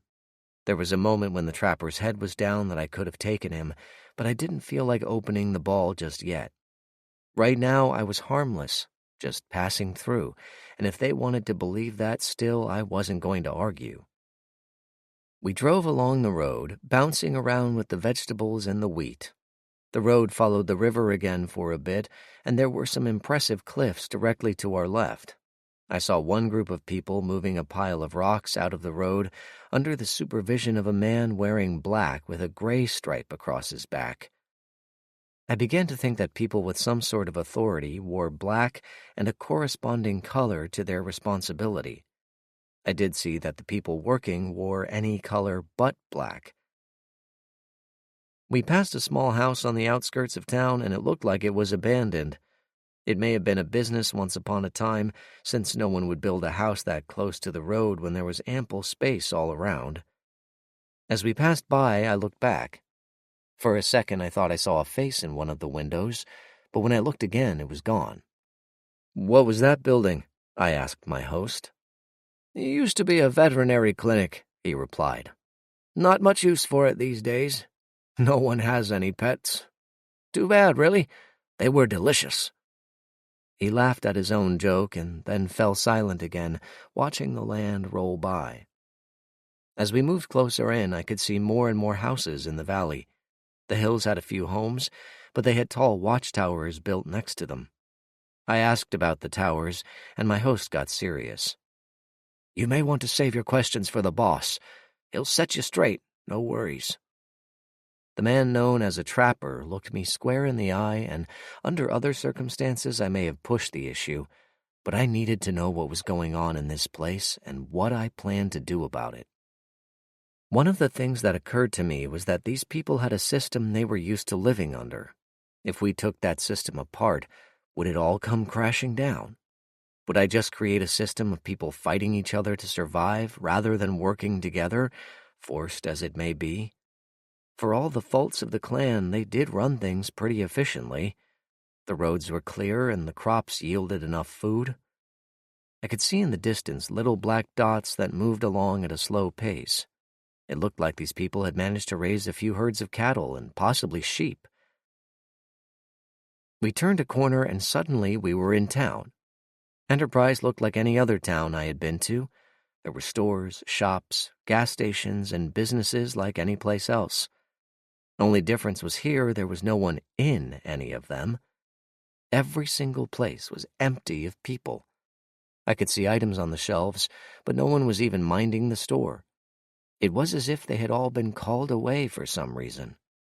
The trapper noticed it too and thumped on the side of the truck to get it to stop. He got out, and I followed. He went up to the cab and asked the driver where everyone was. "You were busy, so you didn't hear the call. Everyone's over at the arena," the man said. "What happened? I was busy with this guy coming over the South Ridge," Trapper said. "Guess somebody got in, caused a ruckus, killed a guard." The man smiled. "This may be a little more interesting than the last one. Maybe they'll let a hunter out." "Man, that would be something. Those guys are crazy." The trapper turned to me. "Let's go see what this is about. You didn't have any appointments, did you?" He cackled at his own joke, then led me down a street. I didn't know what else to do, but I was formulating a plan. There was enough cover around here to make an escape, and I could easily slip away before my captor could get a shot off. The trapper must have thought the same thing, because he suddenly stepped behind me and poked my back with the rifle. "You head in straight away, and we'll see what we can see." I didn't argue, since I still had my knife and tomahawk. I kind of wanted to see what was going on anyway. If there was another person causing problems, great. That would make me more innocent by comparison. Or at least less guilty. Chapter 54. We followed the road and eventually reached a cleared space in the middle of the homes. It was shaped like a small oval and had a set of bleachers erected on the other side. A fence ran all around the area, and there were more bleachers on this side, only less of them. There was a low building on the other side as well, and the floor of the arena was just grass. There was a small road that encircled the grassy area, and that road sparkled in the morning sun. As we got closer, I saw that the sparkle was caused by sunlight reflecting off the water condensing on thousands of spikes set into the small roadway. Each spike had to be 6 to 8 inches long, and anyone stepping onto that would immediately regret their mistake. Anyone falling onto that would likely be killed. A box was set up next to the fence, and a man dressed in black stood on top of it, holding a rope. Something was in that box, since every once in a while the box would shake. On the other side of the area, another box was waiting, but that one didn't have anyone on top of it. The bleachers were filled to capacity, and every single person sat silently. A man stood on a balcony on top of the small building, and he spoke out over the crowd. He was a big man, dressed all in black, with 2 golden armbands breaking up the monotony of his uniform. "Citizens of Enterprise, we have rare entertainment for you this morning. An intruder was captured trying to steal from one of our storehouses. During his apprehension, he killed a guard." There was a collective intake of breath from the people of Enterprise that I could hear even across the street. We stood alone on the far side, just me and my trapper. "The penalty for such is death," the man with the armbands continued. "Rather than a simple execution, the magistrate has decreed that this man face public execution in the arena." The man clearly enjoyed what he was doing, and the crowd gave him a small round of applause for his efforts. I looked at the faces, and none of them seemed to want to be there. It was as if they had seen this sort of thing many times and were going to be forced to endure another. I had a few questions, though. "Who is that guy?" I asked, pointing to the man with the golden arms. "That's the boss. He's the one that runs things around here for the magistrate," Trapper answered, his eyes on the arena. "Where's the magistrate?" I asked. "She spends a lot of her time at the school for the kids, making sure they turn out right, become useful." "What if they don't?" I asked, wondering about the sawmill. "Then they get re-educated in other ways, and we find a use for them," Trapper said. "Some of them have become hunters." "What's a hunter? Do they go after game like deer?" I asked innocently. "Well, they do, but sometimes they go after other prey. They never come back empty-handed. They always get their kill," he said. "Shush now, here comes the show." I looked, and the man on the balcony raised his hand to the man out on the box. The man waved back and pulled hard on the rope, opening the box he was standing on. Out of the box shuffled a huge zombie. He had to be over 6 feet tall, with long arms and sloping shoulders. He took stumbling steps through the spikes, impaling his feet several times, and then a few steps onto the grass as it looked around. I felt the hairs on the back of my neck rise as I guessed what was going to come out of the other box. The door to the box was opened, and out walked a shorter man. I couldn't see his face from where I was, but he was thin and seemed to move well, his movements fluid and light. He didn't waste any time. He just walked out onto the grass. The zombie saw him immediately and focused in for stalking him. The boss threw something over the balcony and onto the grass. The man walked over to it, seemingly unconcerned about the zombie that was advancing towards him. He picked up the object, and I could see that it was a simple knife. "Not very fair," I said absently. I had no ability to interfere, so I was stuck watching. "No, usually they get an axe or something," Trapper said. "They must really hate this guy." For some reason that set off a warning bell in my mind. I looked closely at the man, but his face was away from me. He walked along the edge of the road, keeping an eye on the zombie. For his part, the zombie followed along faithfully, like a dog after his master.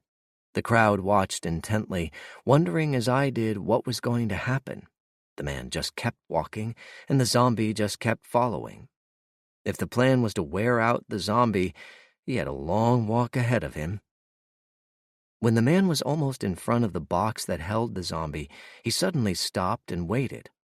The ghoul, for his part, kept moving along at a steady pace. Just as he was about to grab him, the man suddenly ducked, stepped to the side, and shoved the zombie in the hip with his foot.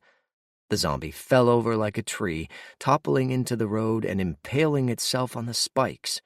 Several of the points had penetrated the zombie's skull, killing him where he fell. There was stunned silence that the man on the grass took full advantage of.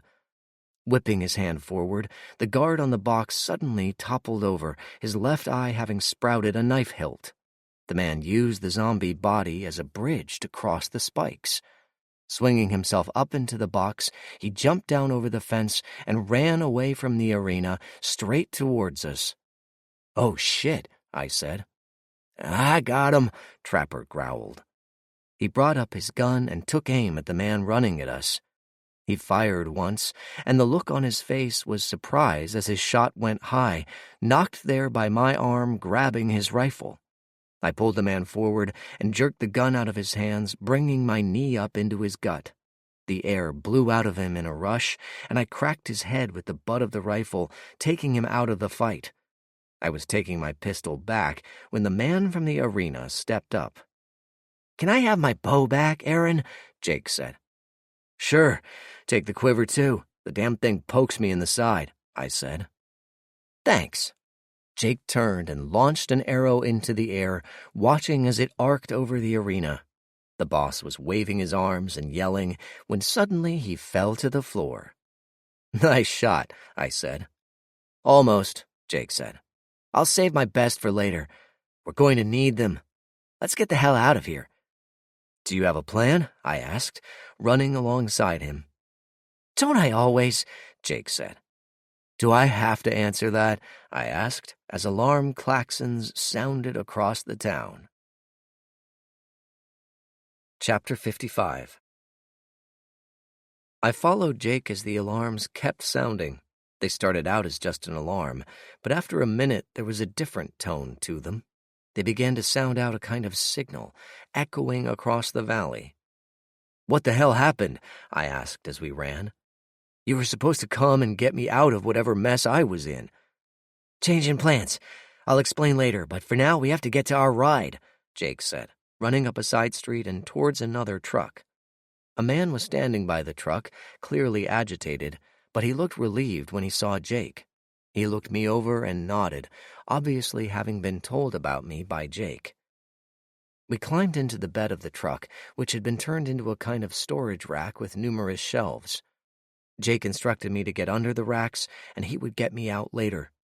Jake climbed into the cab, and we were off. The trip was relatively smooth, although there was a lot of dirt and junk that fell through the cracks whenever we hit a bump. The truck moved at a pretty strong clip, and I was very curious as to where we were going and what was going on.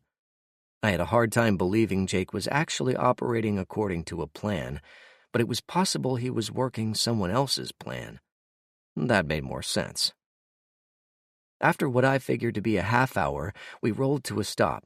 I could hear Jake and the man talking. Then the truck gate fell, and I slid out from under the racks.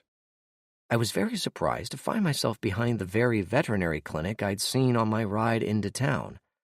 I was very curious, since I figured I was going backwards instead of forward, but maybe Jake and this mystery man had some answers. "Come on, we have to get inside," Jake said. Curious, I followed. Inside, I got a surprise as the lobby held several people. All of them were staring at me as I walked in, and I leveled a hostile gaze back until a small blonde woman jumped me and nearly took me to the floor. "Aaron, you're back, you're safe. Jake did it. Oh, thank God." Julia hugged and kissed me, and I was a little more than slightly embarrassed in front of all these strangers. "I'm here, I'm fine," I said, putting her gently on the ground. "What is going on?" I said, looking around again. Jake spoke up. "We've had a change in our plans. We have help, and lots of it." Jake raised a hand to the assembled group. "These are the people who are going to help us." One man stepped forward, an older gentleman of around 50. His hair was liberally sprinkled with gray, his face a worn mask of wrinkles and worry. "Welcome to our valley.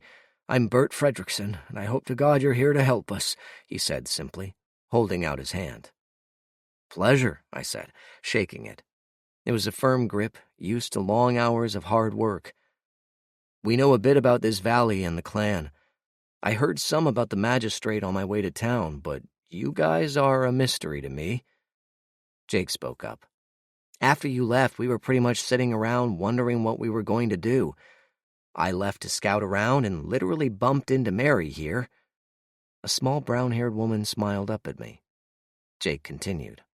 "She was making a run for the outside world after one of the hunters had come back with a nasty cut on its face. A cut you gave it, by the way," Jake said. The people assembled actually nodded thanks at me. I was again uncomfortable. "Not really that great," I said. "A little to the left and I would have killed it." "Better that you hadn't," Bert said. "When we saw that a hunter could be hurt, we knew that we stood a better chance if we sent another person out." "You've been sending these people to their deaths?" I asked. "That's a little harsh, don't you think?" Bert held up his hands. "Please don't mistake me, Mr. Talon. No one forced anyone to do anything. Those people who went volunteered. They knew the risks and were still willing to go." Mary nodded at me emphatically. "They were still willing to try and get out and find some sort of help." Bert looked at me with a slight smile. "Even in death, they managed to succeed." I had to give him that one. If we hadn't found those bodies in numbers, we would never have come this far. But I had a few questions first. What has happened here? How did this clan get so much power? I asked. "And what the hell is up with those damn sirens?" I said, pointing to the outside. Chapter 56. "First things first," Bert said. "The sirens are telling us that we need to get inside and stay there until the all clear. That particular sound is telling the hunters that they are loose to find the intruders, meaning you and your brother." Bert looked around and made sure the windows were covered. "Hunters will kill anyone that is outside after the sirens stop." He looked down.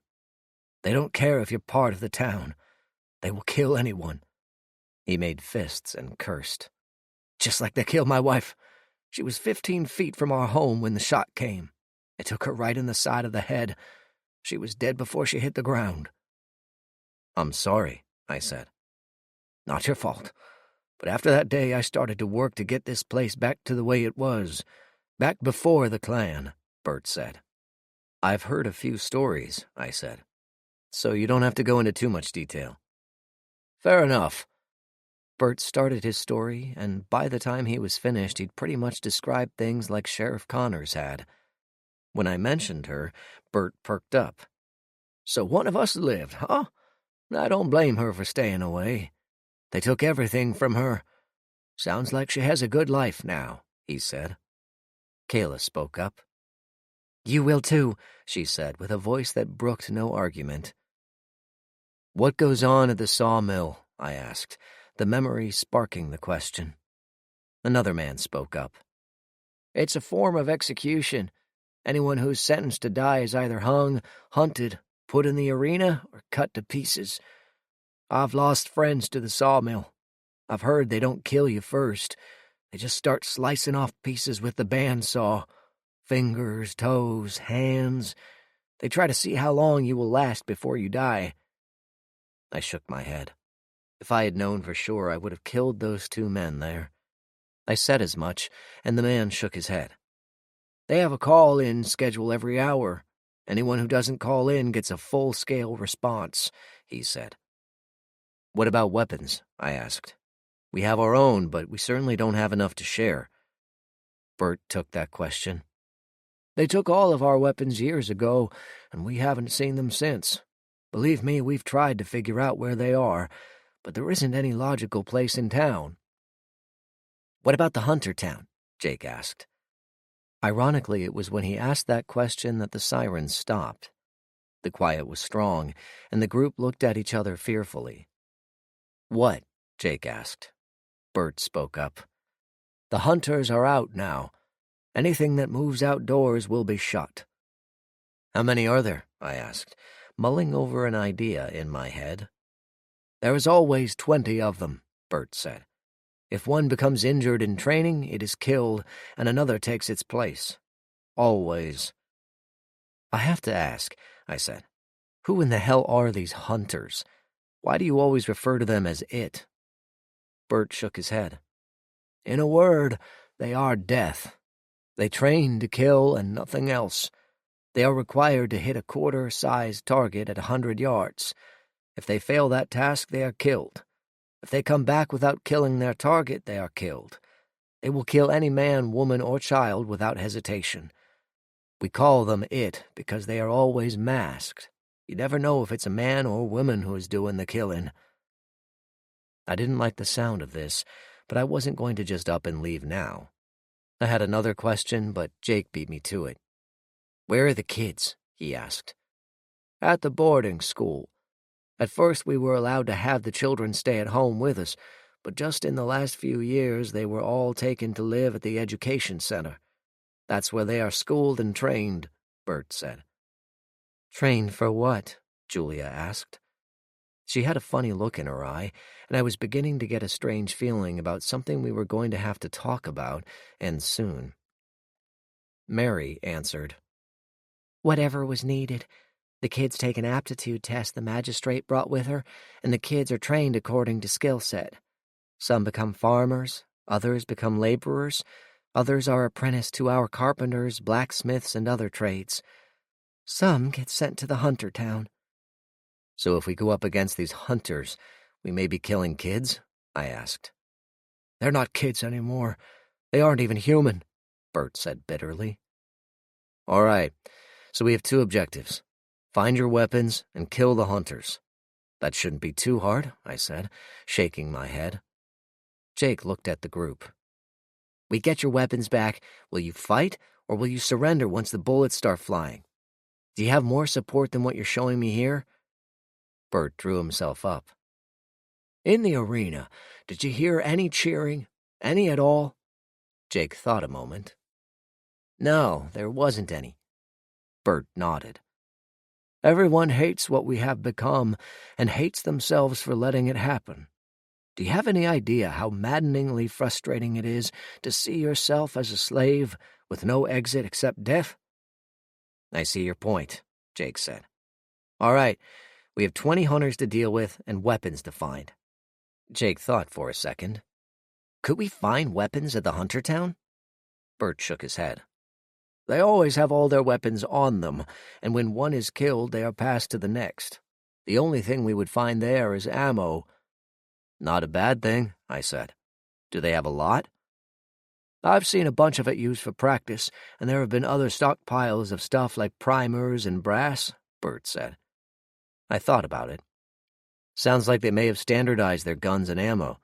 Julia figured they used a big caliber gun that reached out pretty far to kill. Bert nodded. They all have single-shot rifles. I'm not sure of the caliber, but they have shot men over 500 yards away. All right, then. Well, if there's only 20 of them, it's time to even the odds a bit, I said. We need to get out of here and get to some high ground. I need to see what's going on, and maybe we can see them coming. Are you crazy? Bert said. We should wait until night, and then go after them. I pointed to Julia and Kayla. I'll back those two marksmen over your hunters any day of the week and twice on Sundays. I said, Julia, what's your longest shot on a human-sized target? Julia smiled. Best shot was 1,200 yards with a decent crosswind. She patted Kayla on the arm. Kayla's best was 1,400, but it was a calm day. Bert's mouth dropped open, but he closed it soon enough. Maybe. But our guns, where do you think they are? I had a theory, but it was going to require some finesse. Before we get going, what do these hunters wear? I've seen the black uniforms with the colored stripes. Do the hunters wear something else? Mary shuddered. They wear nothing but black. They have vests that hold their gear and backpacks for supplies. They have knives and their guns. All of them wear hoods that cover their faces and dark goggles. I suppressed a smile. Except for the backpack color, they were pretty much describing my father and Uncle Charlie. All right, then. If it wears black, we'll kill it, I said. Chapter 57. We went into another room to get ready. I put on all of my gear, including my backpack. I didn't know what I was going to encounter out there and didn't want to leave anything behind. Jake did the same, as did Julia and Kayla. While we prepped, we worked out a bit of a plan. Julia and Kayla were going to go find some good high ground and play sniper for a while. With any luck, it would draw out some more of the hunters, and Jake and I would get to play. Bert and his people were going to play the hunch I had and see where it led. If nothing else, they had an escape route if we all died here. I pushed that thought out of my mind, thinking only about the job at hand. I had hunted zombies in the grass before, and this wasn't going to be much different. Watch where you stepped and keep your wits about you. And to quote Dad, think first. Your best weapon is your brain. Bert told us that there were towers that hunters used for watching over the valley entrance. Since we came in that way and no one shot us, chances were the tower was unmanned at the time. But other than that, the highest points were the mountains. I shook my head at that. Chances are good they won't take to the hills to do more than look around. Shooting downhill is tricky at best. My guess is they will try and scour the area from one end to the other, I said. If that happens, then we will be lucky and able to take out 3 or 4 at once. How so? Bert asked. I can get a shot off and take another shot before the first one hits a hunter, Julia said. The sound won't even reach them before they realize they've been shot.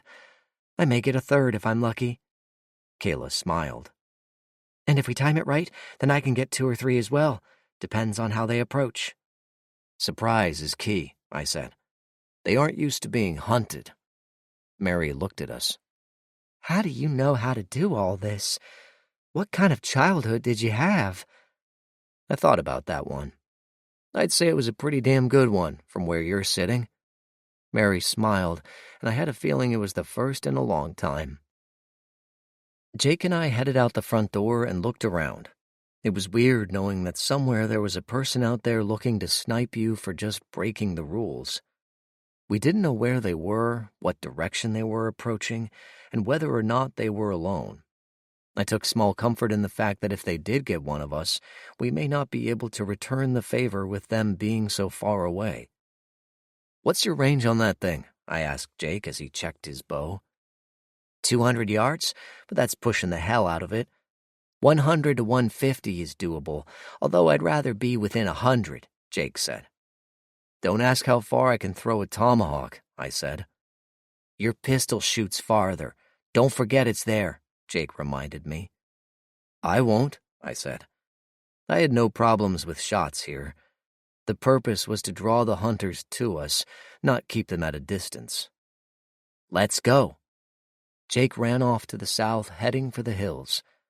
Behind us, Julia and Kayla took off for the high cliffs that ran along the far side of the road. I had my heart in my throat the whole time they were running, and when now booming rifle reports sounded, I figured we were going to be okay.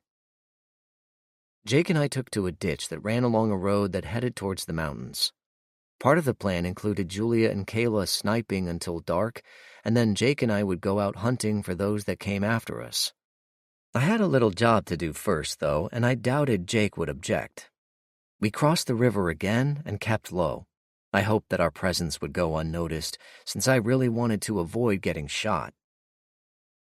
Jake moved right along with me, keeping low and trying to stay under the tall grass that grew on the side of the road. We were about a half-mile into our trek when we heard a booming sound. I took a risk and popped my head up, looking around. I was trying to see where the shot came from, or maybe some telltale smoke. I didn't see anything, and I kept moving, hoping it wasn't one of our wives that was getting shot at. We reached another road, and this one angled back towards the entry to the valley. There was also a railroad track that I hadn't seen before, but it wasn't of any consequence now. My target was in sight, and I kept moving, keeping to the trees. The railroad tracks actually provided us with a good bit of cover, and it was well received. We worked our way around to the back of the sawmill, the same place I had been earlier that morning. It seemed like such a long time ago, but was actually only a few hours. We stepped around the piles of bones and body bits, and Jake was frowning as he saw what it was. He shook his head and pulled his bow off his back, readying an arrow. Chapter 58. I figured we'd have to go in, since everyone was under orders to stay indoors. I wasn't squeamish about most things, but I really didn't want to look inside this place.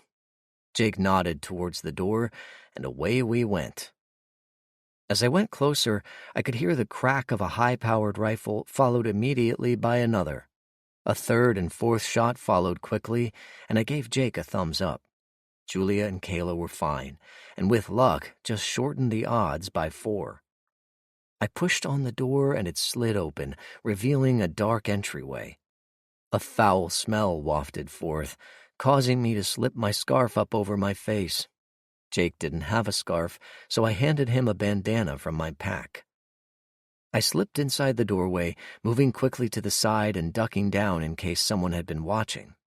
No shots or shouts came our way, so I waved Jake in. He did the same, and we oriented ourselves with the building. Skylights allowed us to see what was in the room, and after a look around, I wished it was dark. A huge table lay in the center of the floor, with rows of hooks coming out of it. An enormous bandsaw bisected the table, and we could see the floor was dark with bloodstains. 2 barrels occupied the far end of the table, and we could see a female arm sticking out of one of them. I had no doubt the rest of her was in there as well, in several pieces for some transgression. Jake shook his head and we moved forward, stepping around bones and blood. The place smelled heavily of copper and decay, with an underlying scent of pine and cedar. Voices from the other end of the building came through, and we headed in that direction. The voices were coming from behind a door marked "Office," and there sounded like there was 2 of them. Bits of the conversation came through the door. "Wonder what those 4 shots mean. Didn't sound like hunter guns. Think someone's fighting back? That won't last long. Maybe they'll catch them alive like the last time. That one screamed for a while. Pretty little thing. She was until I cut her face off." I had heard enough. I yanked the door open, and with a lunge I was on one of the men. He was a greasy little man with a rat-like face, his buck teeth sticking out of his mouth as he opened it in surprise. I cracked the pommel of my knife on the top of his head, knocking him senseless. His friend tried to move, but Jake was already there, slamming a kick into the man's forehead, knocking him against a wall and rendering him unconscious as well. "What now? Cut their throats?" Jake asked, eyeing my knife. "Better idea," I said. "Grab that one and follow me." I dragged the unconscious man back into the cutting room, and using one of the hanging chains that was used to maneuver trees around, I wrapped it around his ankles. Placing the other unconscious man on the first man's back, I wrapped his feet up as well. Jake helped me wrap the chain around the two men's torsos, binding them together with chain. They started to stir when we finished and began shouting when they woke up. Jake silenced them by showing them his knife. "What do you want?" Ratface asked, eyeing us. "Justice," I said. I wasn't going to waste time with conversation. They weren't going to tell me anything of value. I threw the chain over a beam and with Jake's help hauled the two men up into the air. They yelled and struggled, but chains used to move trees weren't going to bend for these two. "Stop! Why are you doing this? Who are you?" Ratface yelled again, swinging himself around. I went over to the barrel and looked in. It was filled with body parts and blood. If I had to guess, there were probably 2, if not 3 people in there. A single eye and a split face looked at me in askance, and I was about to deliver my answer. I slid the barrel underneath the struggling men, and when they saw what was awaiting them, they began to scream for mercy. I wondered how many screams they had listened to as they killed person after person. "Shut up," Jake said, lowering the men. They sank headfirst into the gore, and blood spilled over the top, splashing on the floor. Jake lowered them until their shoulders were drowning in blood. The struggles intensified for a moment, then Ratface ceased to struggle. His friend held on for a moment longer, then he stopped struggling. Jake secured the chain to one of the hooks and left the two hanging there, drowned in their own victims. Chapter 59. We went back outside and stayed along the tree line. I wanted to take another look at the house I had passed earlier in the day. We were about 100 yards away from the sawmill when we heard a weird noise. We stayed in the trees and waited, as it seemed the noise was coming to us. Jake saw it first. It was a truck used to repair and maintain railroad track lines. Our dad had used one a long time ago when he was first out battling zombies. This one was pulling a small railroad flat car that had been modified to hold a small tower. On top of the tower was a small platform covered with a wooden roof. It was open on all 4 sides, allowing a full view of the surrounding area.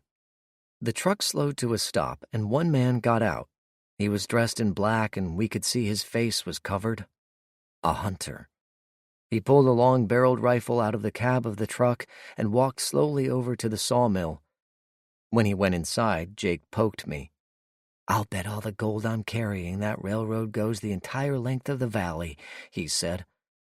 "No bet," I replied. "That would explain how they can cover a lot of ground and deal with runners, too. Those tracks probably go through all of the towns, and if there was 2 shooters up top, nothing could get away." We quieted when the hunter emerged from the building. He walked without hurry, seemingly unconcerned by the sight that must have greeted him in the sawmill.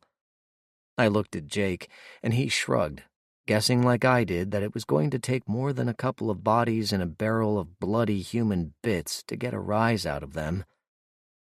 I looked at the truck in the tower, and I began to get an idea. Jake must have been thinking the same thing, because he drew back his arrow and waited, tracking the man as he walked away from the building. Jake held his breath and let go, the bowstring twanging in the trees. The hunter ducked and dove out of the way, alerted by the sound of the bowstring. The arrow whistled past where he had stood, sticking into one of the abandoned logs left outside to rot. He rolled up to a crouch and fired in the direction of the arrow's origin, his gun booming. Above my head, a branch exploded as the bullet blew it to pieces. I knew it was a lucky shot, since we were still concealed by the lower branches of the trees, but it was still extremely unnerving. Jake drew back another arrow as the hunter calmly walked forward, reloading his gun. From here I could see it was a single-shot lever action gun.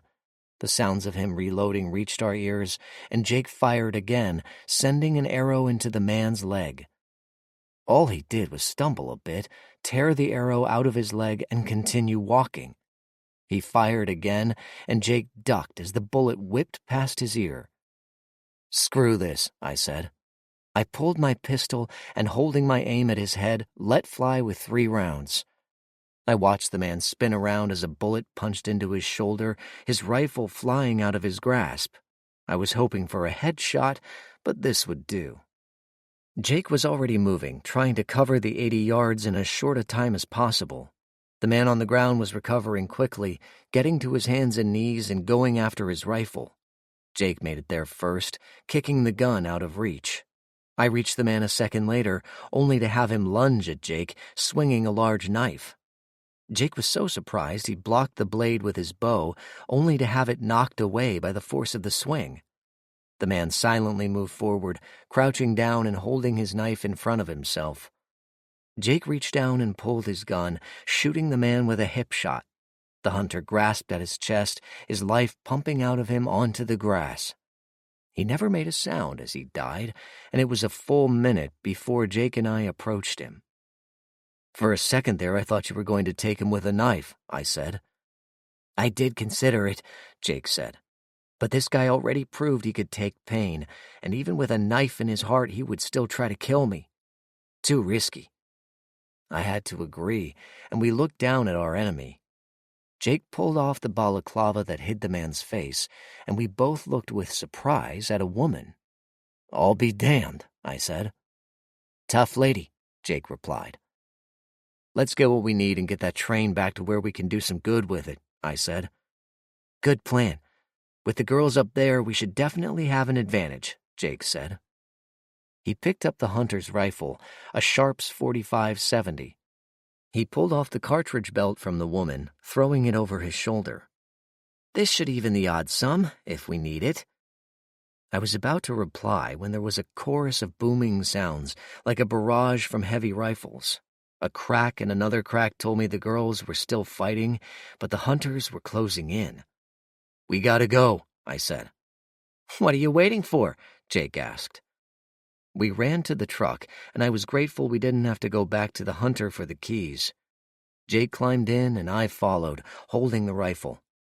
I wondered how many people had died from this gun, and decided I didn't want to know. Chapter 60. We drove back on the tracks for a short piece, then left the truck while we went looking for the girls. I slipped into a ditch that I didn't see, and a bullet cut the air I had just vacated. A booming report sounded a second later, telling me the marksman was a decent distance away. I was about to crawl to Jake when a rifle barrel poked me in the nose. I looked down the steel tube and through the scope at a big blue eye that winked at me. "Hi, baby," Julia whispered as she lowered the gun out of the way. "Jesus," I said. "You scared the shit out of me," I said, grabbing her hand and giving it a squeeze. "What are you doing here?" I asked. "The hills got too hot, so Kayla and I made it to the flatlands. We've been trading shots with a couple of hunters we pinned down about 300 yards from here. They're damn good shots," Julia said, showing me a gash on her shoulder that had been caused by a close bullet. "Damn it," I cursed, looking at the wound. "Another inch lower and you'd have been gone." Julia smiled and put a hand to my head. "Now we're even." We flattened as a rifle nearly on top of us shattered the air. "Got you!" Kayla's voice came through the grass. She crawled forward and landed beside Julia. "Jake was kind enough to stick his head up, and when the bastard took aim, I nailed him. Hi, Aaron. Can we use that truck?" I looked at Jake, who had fallen down beside his wife. "Stuck your head up?" I asked. Jake held up a balaclava full of grass. He stuck it on the end of his bow and raised it up. From 300 yards away, it would look like a human. Sort of. "How many, ladies?" Jake asked. Kayla answered. "With that one, we got 8. Jake nodded. We got another one, so we pretty much cut their force in half. Chances are pretty good the shots are drawing all the rest here, so we can just wait up in the tower and see what we can see. We went back to the truck and the girls climbed up to the tower. Kayla and Julia immediately scanned the area, using their scopes to full advantage. Kayla fired once, then gave us a thumbs up. 10, she said happily. Let's get this thing moving. Maybe we can meet a few on the way here, I said. Jake agreed. They probably think whoever has this tower is heading back for reinforcements. Maybe we can flush a few out that way. We pulled back through Wallowa and headed south along the road. Julia fired once and then again, telling me she had taken down another hunter. It was ironic that the very signal that gave the hunters free rein to kill anything that moved also served to make them targets as well. If it was black and moving, we put a bullet into it. Jake pulled up outside of Enterprise. We had pretty much the advantage so far, and we didn't want to lose it. Now what? I asked. We've been up and down this valley, and I don't think there's anything south of here. At least nothing that matters. I guess we wait. We can hunt the hunters more at night if you want, I said. What's that? Jake asked, looking over my shoulder. I looked and saw a body lying in the street. It looked familiar, and when I went over to it, I recognized the patches of green.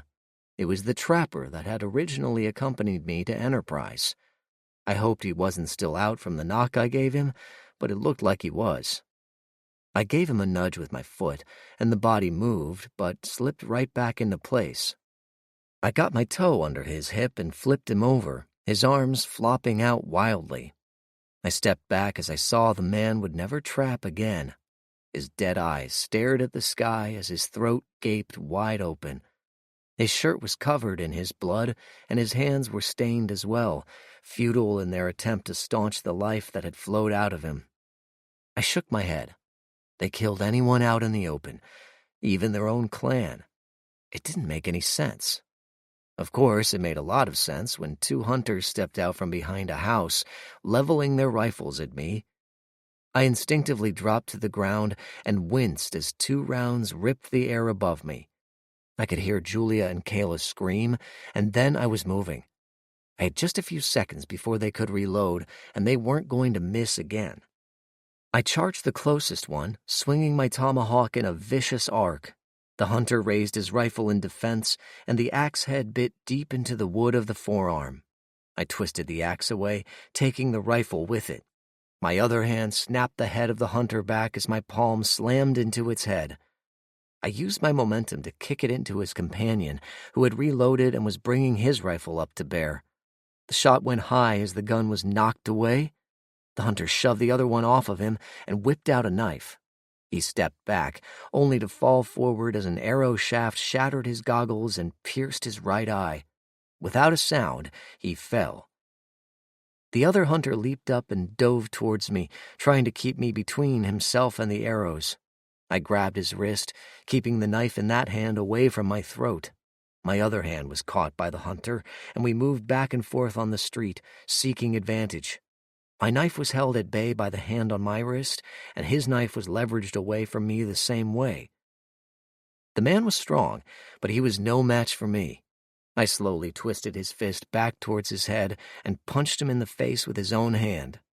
3 more punches, and the man's hand slipped from my wrist, letting me skewer his throat. He went down gargling blood, and it was the first time I had heard any of these killers make a sound. "You okay?" Jake asked. He looked around. "This was a neat little trap," he said. I nodded. "And I fell for it. But if we hadn't sprung it, it would have left 2 of them at our backs with no warning at all." "Well, that makes 13. Where do you think the other 7 are?" Jake asked. "God me, but I think it's time we paid a visit to the magistrate," I said. "Where might she be?" Jake asked, retrieving his arrow. "I think I know, and I think we will find our other hunters there," I replied. "After you," Jake said, indicating the truck. "No, I think we need to walk this time," I said, helping Julia down from the platform. "Won't that make us targets?" Kayla asked. Nope, I said. If what I saw tells me anything, we'll find a lot of answers where we're headed. Chapter 61. Think you can do it? I can try. You'll need to be careful. I can do this. Are you sure? That's why we're here, isn't it? True. Let me work, okay? Jake eased out of the cover of the trees and brought his bow up. He was holding 3 arrows in his right hand and aiming with a 4th. He had tried this before and was getting better at it, but never before had so much ridden on his ability to get arrows in flight quickly. We were in a small grove of trees sitting behind the large estate house I had passed early that morning. We had worked our way through the hills to the south, encountering another hunter on the path in the hills. Julia was walking scout for us, and she was the one who dealt with her. We discovered it was a she when we took the mask off. That made the total we had dealt with to 16. Out there on the open ground, several fires burned in small pots. They were scattered in a circular pattern, flowing away from the house and barn. 4 hunters stood guard, 2 facing north and the other facing northeast. If we had tried to come through that, we would have been killed for sure. I had banked on the magistrate not thinking anyone would know of her little escape route, and that was what we had used to get close. Jake was about to let loose with his arrows when there was a bit of a commotion at the house. On the porch, 2 people were having a very animated discussion, and the lights on the porch allowed me to see it was the boss, looking very much alive even after Jake had shot at him with an arrow, and a woman dressed completely in white. She was wearing flowing clothing that looked a lot like robes, and every movement of her arms caused a ripple. "This is all your fault," the magistrate said loudly. "You and your hunters must have screwed up somewhere to get this group to come here."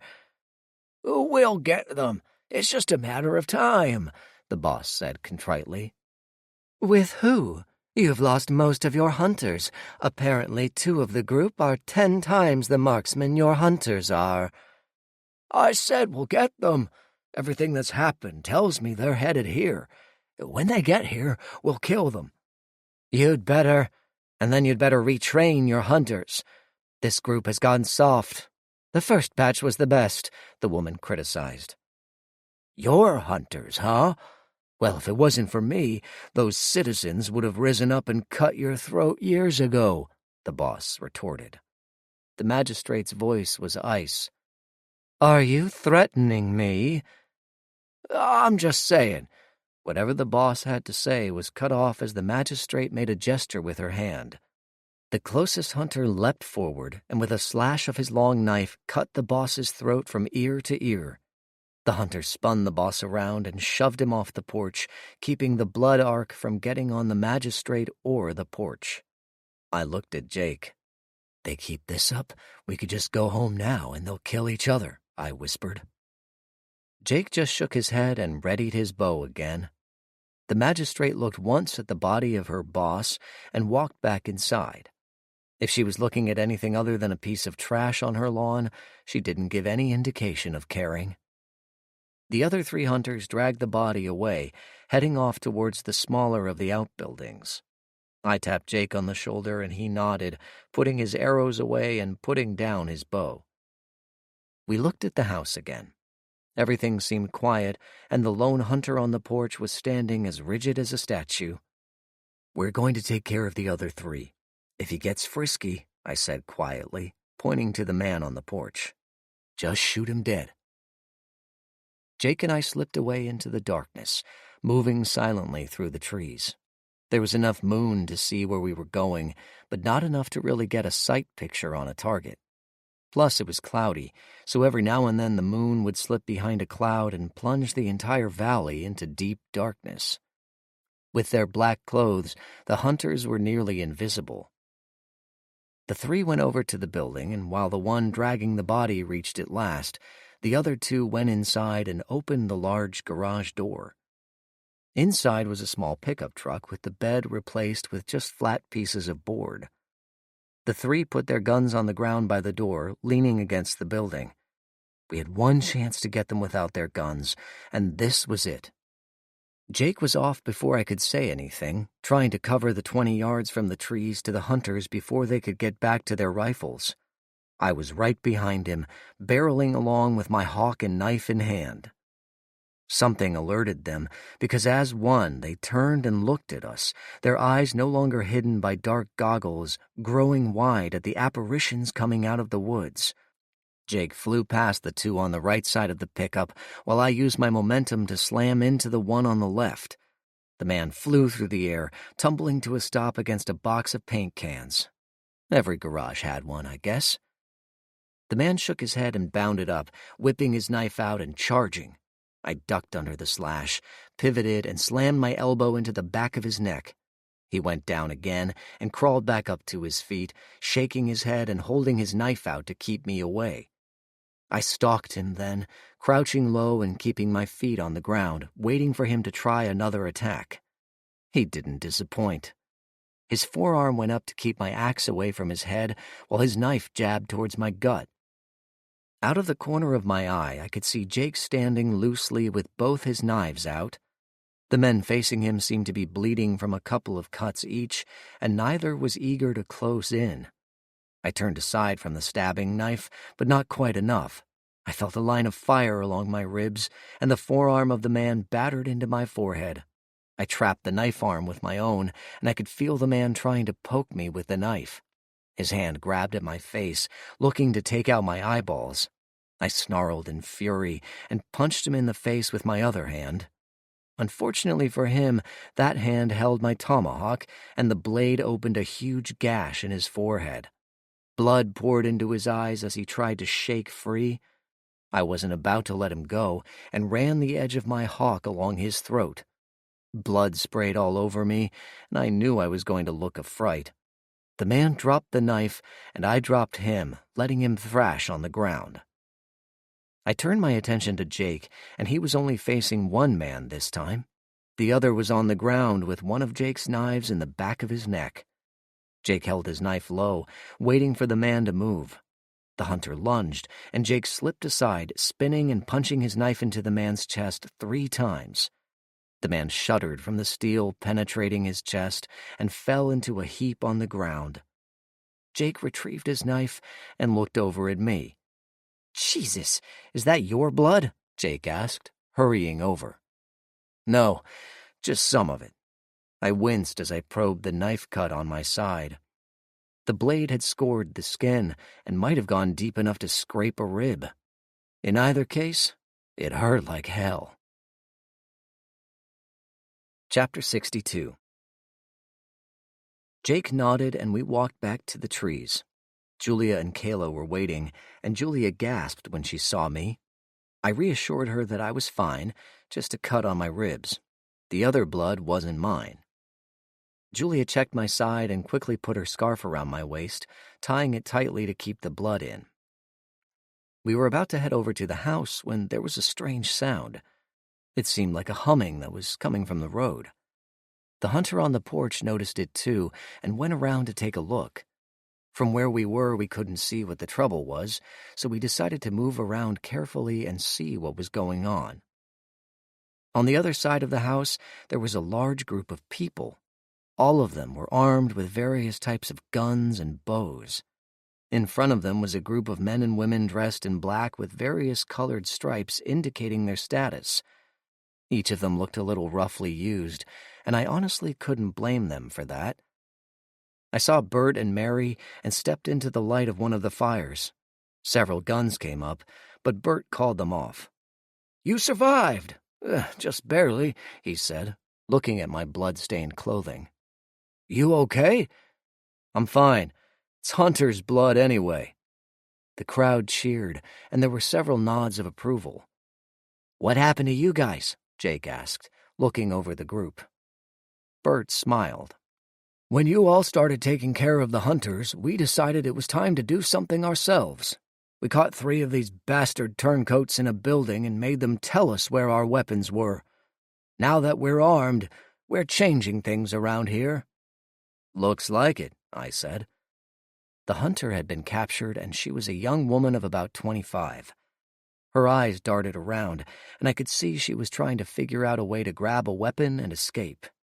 Something about her was familiar, and in the firelight she reminded me of someone else.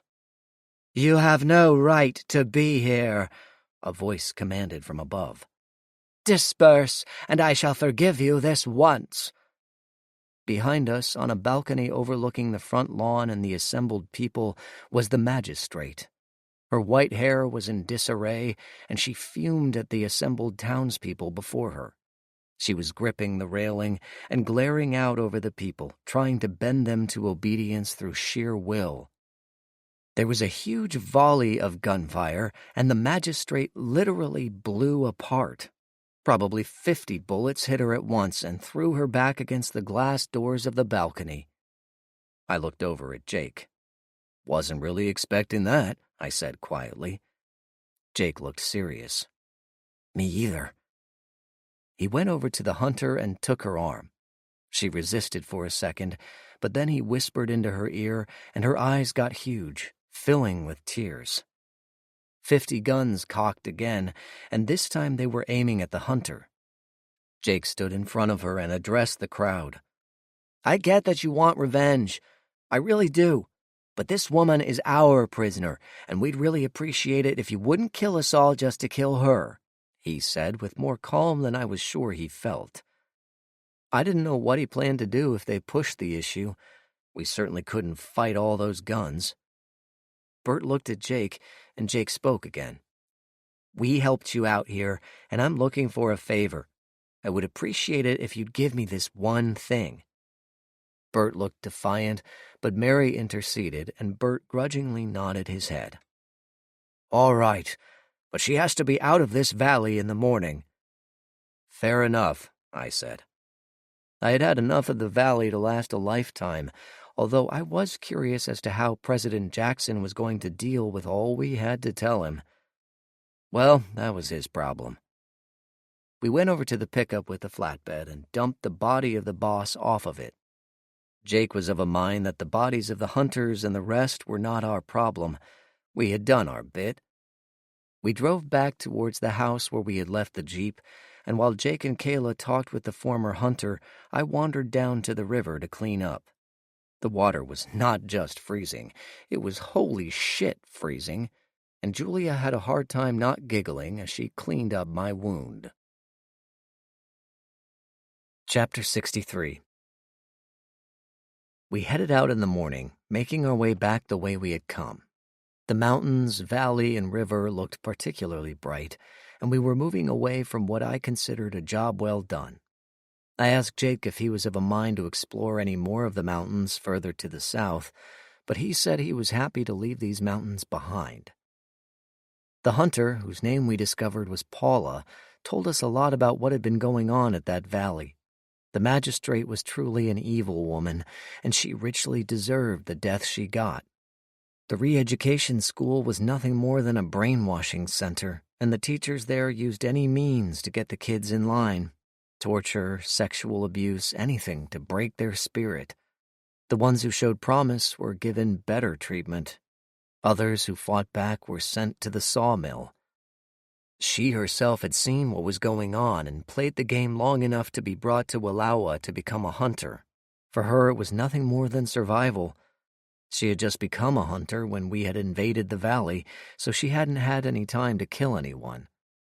Even so, I still kept my hand on a weapon when I was around her, since I knew that some lessons went deep and were hard to just ignore.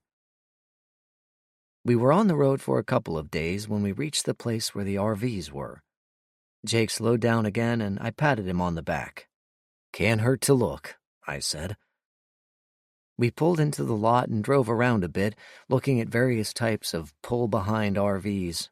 Several had broken windows, and a few had caved-in roofs. Nature in the mountains was not very friendly, as we were discovering, as the skies were increasingly gray and the winds getting colder. Jake found one that looked pretty good, and we took a look inside. The cabin was clean and comfortable, with only a thin layer of dust. The kitchen was nice, and there was a lot of storage for all of our stuff. It took the rest of the day for us to clean it up and for Jake and I to figure out how to hook it up to the Jeep. We got lucky in that we found several full propane tanks, and there was a bunch of hitches that we were able to try before we found one that worked. We slept in the trailer that night, and even though Julia and I slept on the small double bed by the bathroom, it was better than sleeping in the Jeep. The next day we pulled into Jerome, and I was a little nervous about what we were about to do. But we had to get it done, and maybe this would go as expected. The sheriff's office was quiet, and we walked up to it like we had before. It seemed so long ago, even though it was only about a week. I knocked on the door and heard a familiar voice. "Come in." I walked in and smiled at Sheriff Connors. She was standing by a large wall map, putting up pins and making some sort of connections with some red yarn. I had no idea what she was about, but she smiled back at me when she saw who I was. "Oh, goodness, you came back. Did you come to your senses and avoid that horrible place?" she asked. I shook my head. "No, we got there and took care of things, and the clan won't be bothering anyone else anymore," I said. Sheriff Connors put her hands to her mouth and closed her eyes. "Thank God, and thank God you made it." She reached out and put a hand on my arm. "I wish I had gone with you, just to know what happened to my daughter." I stepped aside. "I think I may help you with that." Paula came in and stood in the doorway. Julia and Kayla had gotten her out of her hunter clothes and did something to her hair. The similarity between mother and daughter was striking now, something that I had seen in the darkness back at the magistrate's house. "Mom?" Paula asked in a small voice. Celia Connor's eyes filled with sudden tears. In a small voice, she said, "Paula, baby, is that you?" The two women rushed together, crying tears of joy. Something got in my eye, and it took me a minute to get it out. Julia hugged my waist as the tears formed in her eyes as well. Kayla wiped away a bit of moisture, and Jake just stood there like a lump. We left the two women to spend some time alone and went back to the motel. The owner was still reading a book in the same position we had left him. I wondered if he slept that way. He was delighted to see us again, and I gave him a silver coin to add to his collection. He tried to refuse, but I told him I'd be offended if he did, especially after the way he had helped us out last time with Brent. We left in the morning, saying goodbye to Sheriff Connors and her daughter. Connors told us Paula was going to be her deputy, and we thought that was a great idea. "God help any lawbreakers with her on the case," Jake said quietly, getting punched in the arm by Kayla. Chapter 64. We pulled out of town, following the same path that had brought us here. The only difference was we made our way south to Interstate 80.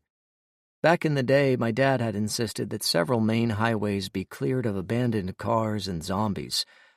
The point was to make sure that if an outbreak occurred, the army could get there quickly without delay. Off the highway, you were on your own. But the highway itself was straight, clear, and without things you needed to avoid. There were the occasional potholes, but other than that, we were able to make good time. 3 days out of Jerome, we crossed the Mississippi into Illinois. Julia and Kayla were as anxious as I was to just get home after all the crap we had gone through.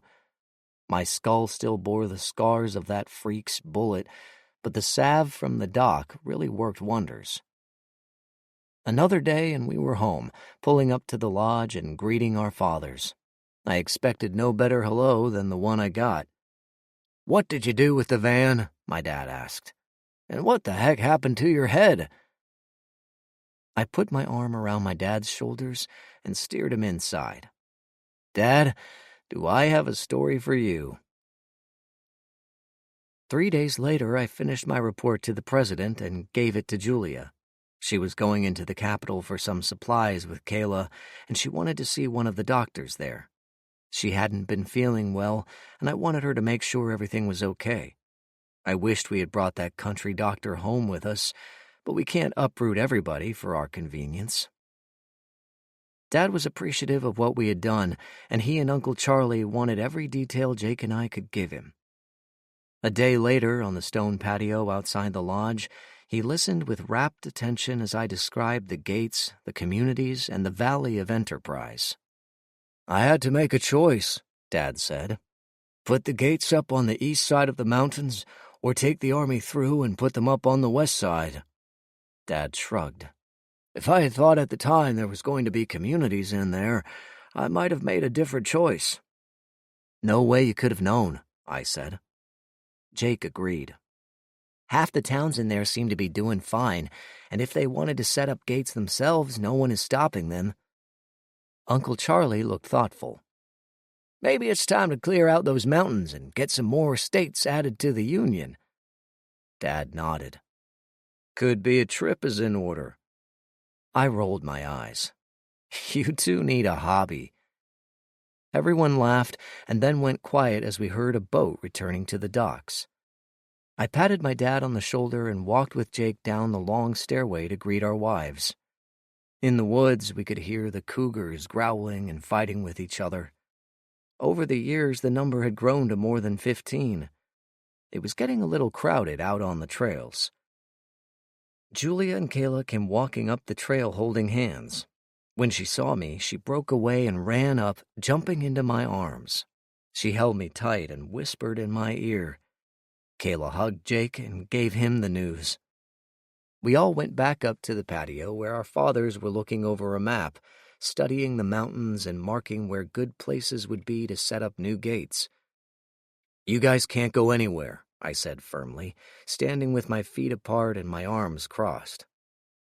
"And why, pray tell?" my dad asked, giving me the "you'd better have a damn good reason for speaking to me that way" look. "Well, I would prefer it if your grandchild knew his grandfather better than I knew mine," I said. Uncle Charlie looked at his daughter and then swept her up in his big arms, hugging her and smiling his joy. My dad wrapped me up in a hug as well, and if I didn't know better, I'd swear the old zombie fighter had a tear in his eye as well. "Any thoughts on names?" Uncle Charlie asked after putting Julia down. Julia smiled shyly. "Aaron and I had talked about this before, and we wanted to know what you thought. If it's a girl, Sarah Ellen, and if it's a boy, then Jonathan Charles." Dad smiled. "Perfect." Uncle Charlie raised a hand. "Why not Charles Jonathan?" I shook my head. "You two fight it out. We'll name the baby after the winner. Deal?" This concludes Generation Dead Beyond the Gates by Joseph Toludo, narrated by Graham Halstead. Copyright 2015 by Joseph Toludo and Severed Press. This unabridged audiobook is published by arrangement with Severed Press and was produced in the year 2025 by Tantor Media Incorporated, a division of Recorded Books, which holds the copyright thereto. Please visit Tantor.com for more information on our growing library of unabridged audiobooks. If you like Generation Dead, here are two similar RB Media titles you may enjoy. A Dark and Subtle Light, written by Mark Hodder.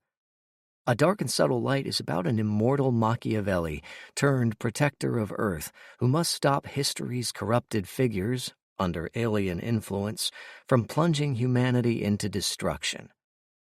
You may also enjoy City of the Undead, written by C.L. Werner and narrated by Gareth Richards. City of the Undead is about witch hunter Helhen and companions seeking magical resources in Xenis to halt the zombie plague. Amid undead hordes and necromantic pursuits, they question if all zombies are evil or a new darkness emerges. A Dark and Subtle Light and City of the Undead are both available now wherever you get your audiobooks.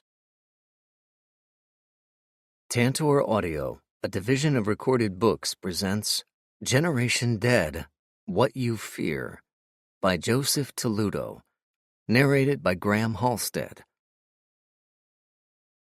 Chapter 1. Do you see them? No. Am I supposed to? Are you looking?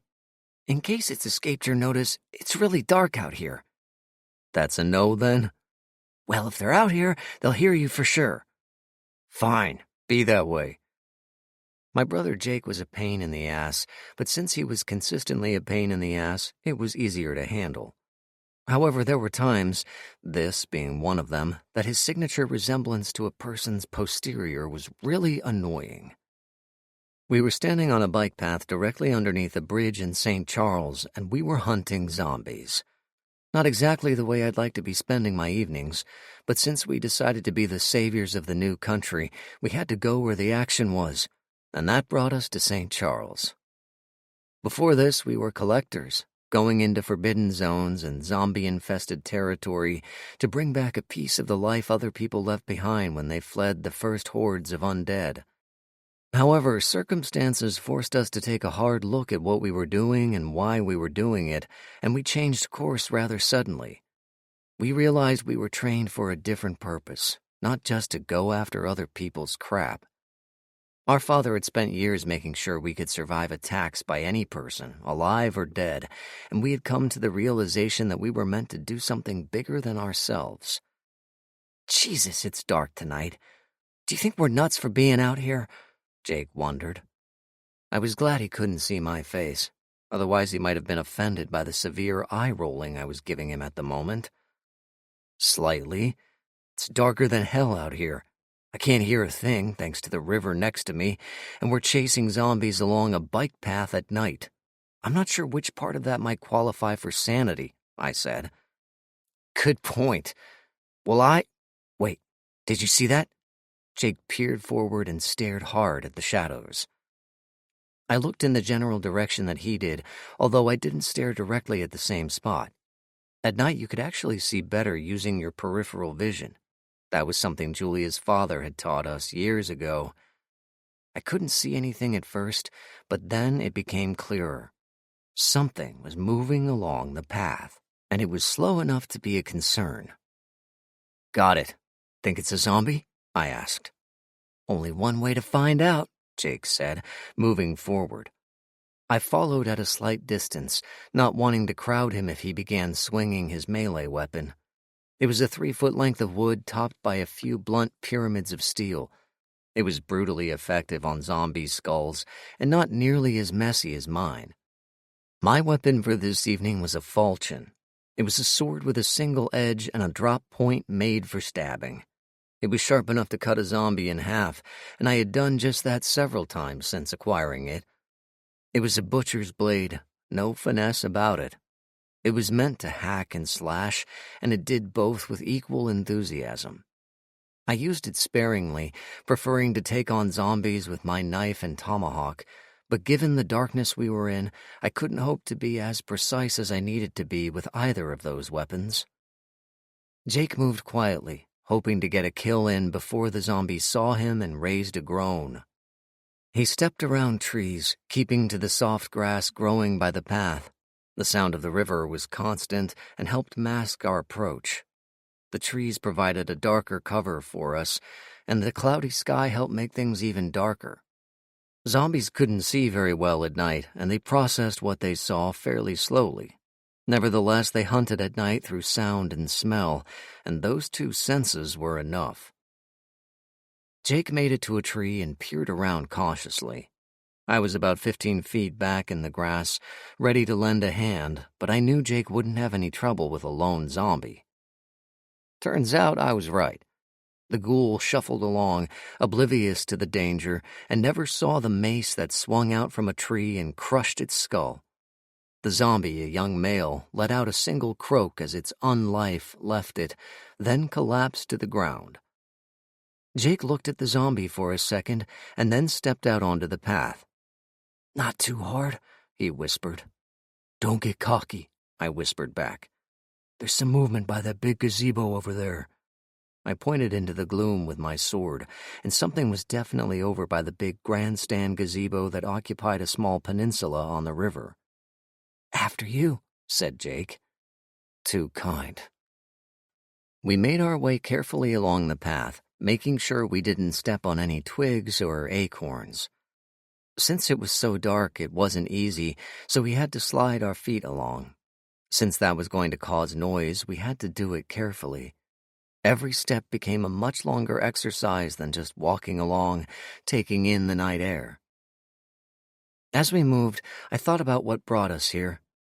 Our world had been turned upside down by the coming of the Anilo virus and the resulting rise of the dead. Billions died in the aftermath, and the world was pretty much over for anyone in the breathing category. However, a few hardy souls, our father among them, decided not to go quietly to the grave and fought back, carving out an existence on the backs of the undead. It took a concentrated effort and a lot of sacrifice, but the country was saved and essentially starting over. We'd had peace for nearly 16 years, but someone had decided that it was more fun to see if they could turn the clock back. We found evidence of a deliberate outbreak and realized we were probably the only ones who were trained enough to handle it. The first outbreak was aimed directly at us, and we found it wasn't thrilling to wake and be surrounded by townsfolk that were living the night before, but no longer. Once that was finished, we discovered another outbreak where one shouldn't have been, and that brought us to this bike path in the middle of the night.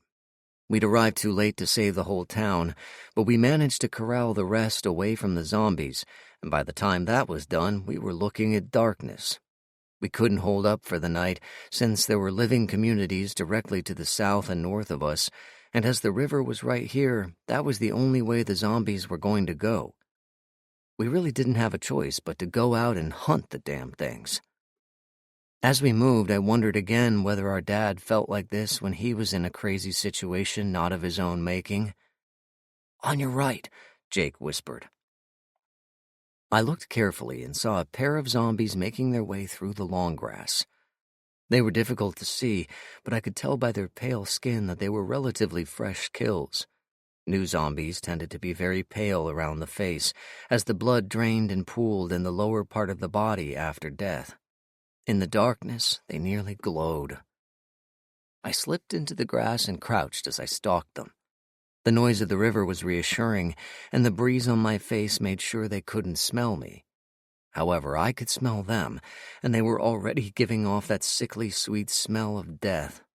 It was like nothing else, and once you caught wind of it, you never forgot it. I waited until they were close and did so while crouched among the grass and leaves. It was a pain to wait, but it meant I controlled the encounter from start to finish. Give the zombies an inch, and they will rip your throat out. When they were within 4 feet of me, I suddenly stood up, bringing my sword up in a two-handed strike from the ground. The blade caught the nearest zombie right at the jawline and cut her head off in a single stroke. With the blade high, I took a step towards the second zombie, a thin man of about 20. He stepped towards me at the same time, bringing him within reach. My sword split his skull easily and dropped him with barely a whisper. I poked around with my sword tip until I found the other zombie's still moving head and finished it with a quick stab to the eye. I moved back to Jake and waited while he dispatched a big zombie on his side. He didn't finesse the thing at all. He just stood there waiting for the zombie to come to him, and then he jumped and brought his mace down with a crunch on the big guy's head. The zombie fell like a tree, smacking heavily on the bike path. "Shh," I whispered. "You trying to attract attention and get a horde?" "So sorry," Jake said sarcastically. "Next time I'll ask him to politely lie down while I bash his brains in." "Please do."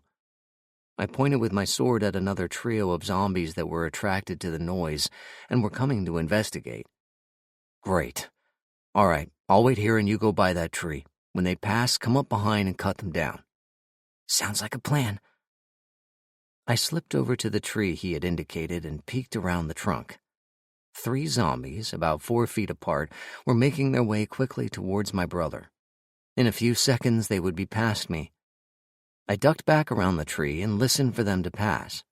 As I did, I readied my sword, holding it up by my shoulder with my hands in the hilt about chest high. That posture saved me. I heard the zombies go past, and then I moved around the big tree. I was all set to kill some zombies when I ran smack into one. Apparently this one had seen me and was coming to see why I wanted to be alone. I bounced into her, and she grabbed at me as she fell back. Her hands grabbed my sword blade, and they were immediately cut to the bone. I whipped the steel away and managed to slice 3 of her fingers off. Her other hand grabbed at my shirt, and she tried to pull me in for a bite while her diced hand futilely grabbed at my arm. I put a hand on her chest and pushed her against the tree, dropping my sword and plucking my tomahawk from its sheath on my belt. I didn't have much room for a swing, being stuck holding a zombie chick against a tree, so I choked up on the handle, reversed the blade so the spike was to the front, and jammed the point into the forehead of the zombie. A quick twist and she was done, sliding down the tree to the ground. I grabbed up my sword and ran around the tree, finding Jake, who was finishing off his 2 attackers. "Sorry, the girl surprised me," I said, by way of apology. Jake shrugged. "No worries, I saw her angle off, so I figured it wasn't going to go as planned." I thought about that for a minute. "Wait, why didn't you warn me?" Jake pointed to the gazebo. "That's why." I glanced over and saw several zombies milling about the gazebo. In truth, it really wasn't a gazebo. It was a small outdoor stage. Nevertheless, it was designed to look like one, so that's what we called it. "Think they're here to do Hamlet?" I asked. "Why not? Everyone's dead at the end of that play, too. Let's move around these trees and see what we can do about this." We crept back to the grass and kept low, trying to stay out of sight. It worked for the most part, but then the zombies started to get agitated. They began moving faster and started coming off the stage. Every single one was headed in our direction. "What the hell?" Jake whispered. "Did you make a noise?" "Did you hear one?" "No, stupid, the wind is at our backs. They can smell us," I said. "Get ready." We split apart and stood about 20 feet from each other. This was going to get messy in a hurry. Jake rolled his shoulders and I popped my neck and arms. We couldn't run. They'd locked onto us and we had nowhere really to go. The brush on the other side of the bike path was thicker than Jake's skull and might as well have been a stone wall. As the first few zombies began to approach our position, I began to hear strange sounds, as if someone was cracking walnuts. It didn't make any sense, so I didn't mention it to Jake. Besides, the game was on and I had zombies to slice. The first one in line was an easy kill. I just thrust the point through their open mouth and kicked them off my blade as they fell. The second one got its left leg cut off at the knee, spilling it to the ground. I moved away so as not to be distracted by a crawler. To the side, I could hear Jake cracking skulls and piling up kills on his own. A smaller zombie, probably a kid about 15 years old, stumbled through the grass at a decent clip and caused me to time my swing incorrectly. Instead of slamming into his skull, the big blade cut deeply into his collarbone. The blade stuck, and I didn't have time to yank it out. The teenager grabbed at me and the hilt of my sword, while another 2 came barreling out of the darkness on my right. Crap! I hauled the zombie around and blocked the advance of the nearest oncoming zombie by stabbing it in the chest with the blade still sticking out of my first one. The second zombie lurched at me, and I dodged its arms, bumping it with my hip and knocking it to the ground. I shoved hard on the sword, pushing over my 2 pinned zombies and pinning them to the ground with the sword. I didn't have time to admire my handiwork, since the third one was up and moving. I grabbed my tomahawk from its sheath and pulled my knife from its place on my belt. As the zombie reached up, I backhanded the tomahawk into its head, and I was rewarded with a crack that put it down for good. That solved my closest concern. Another zombie was headed my way when it suddenly stopped moving and fell face first into the grass. That was weird. I looked around and saw only one person still standing by the stage. Jake was done with his supply of zombies, and he was coming over to finish off the 2 that were still writhing on the ground. 2 cracks later, and we were done. I yanked out my sword and wiped off the blood and gore as well as I could. Walking over to the stage, I approached the figure still standing there. Several shapes were still on the ground, and they obviously had been dispatched with extreme prejudice. As I reached the stage, the figure suddenly took 2 steps forward and jumped at me. I brought up an arm and caught the person as they landed on me, swinging my sword wide and out of the way. The person wiggled and wrapped their legs around my waist, and I felt teeth on my ear. Chapter 2. Gotcha, was all that was whispered. I turned my head and kissed Julia. Yes, you do. I put her down and she smiled up at me. Even in the darkness, I could see her smile. Weren't you supposed to stay with the community until we got back? I asked. Julia's smile vanished. The local response team finally showed up, so I went out to find you guys. I got chased by the group we just killed and was on the roof of the gazebo wondering what the hell I was going to do until morning when you guys distracted them and I was able to get down and lend a hand. Jake wandered over just as Julia finished her speech. Take a breath. How come you let yourself get cornered? Julia frowned. Don't be an ass. I would have jumped to the river in the morning if they were still around. Jake considered that and shrugged. I thought it made sense, but I wasn't going to admit it out loud and cause tension. Jake surprised me with his next statement. Anyway, thanks for the assist. We've taken care of 23 of these new ones, which leaves 15 unaccounted for, at least according to what the locals have told us. True, there's been enough time to contaminate others, and they're just completing the transformation process right about now, so we might be busy a little while longer, I said.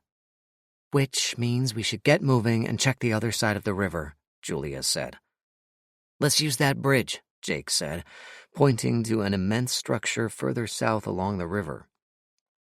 Even in the darkness, I could see its massive pylons and heavy steel beams. It struck me as very curious as to why such a bridge was made for a little thing like a bike path. We moved along quickly and quietly. I was actually very happy to see Julia, but then these days I was happy to see her all the time. She and I had grown up together, and until recently, I had really thought of her as a sister. But we had grown closer lately, and I discovered my feelings for her had become a lot deeper than I realized. Imagine my surprise when I discovered she had the same feelings for me.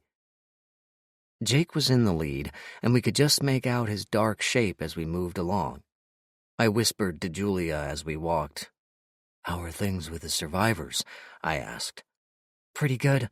They're shaken up, wondering where the virus came from. They've been pretty good about keeping themselves safe, suddenly waking up and finding new zombies wandering around that yesterday used to be your neighbor or brother is a little unnerving, Julia said. Can't really imagine it, I said. I meant it too. If Jake ever got bitten, I don't know if I could kill my brother, even a zombie brother. We suddenly caught up to Jake, mostly because he'd stopped moving. The path split at this point, the left-hand side wandering off into a very dark, thickly wooded section of the path. The right-hand side went up to the big bridge, and that was a dark maw that opened to the other side of the river. Looking up, I could see beams that I recognized as railroad ties, and that explained the size of this bridge. It had to be huge to handle the weight of the trains that once ran over it. When the bike path was built, it must have made sense to use the structure that was in place, rather than create a new one.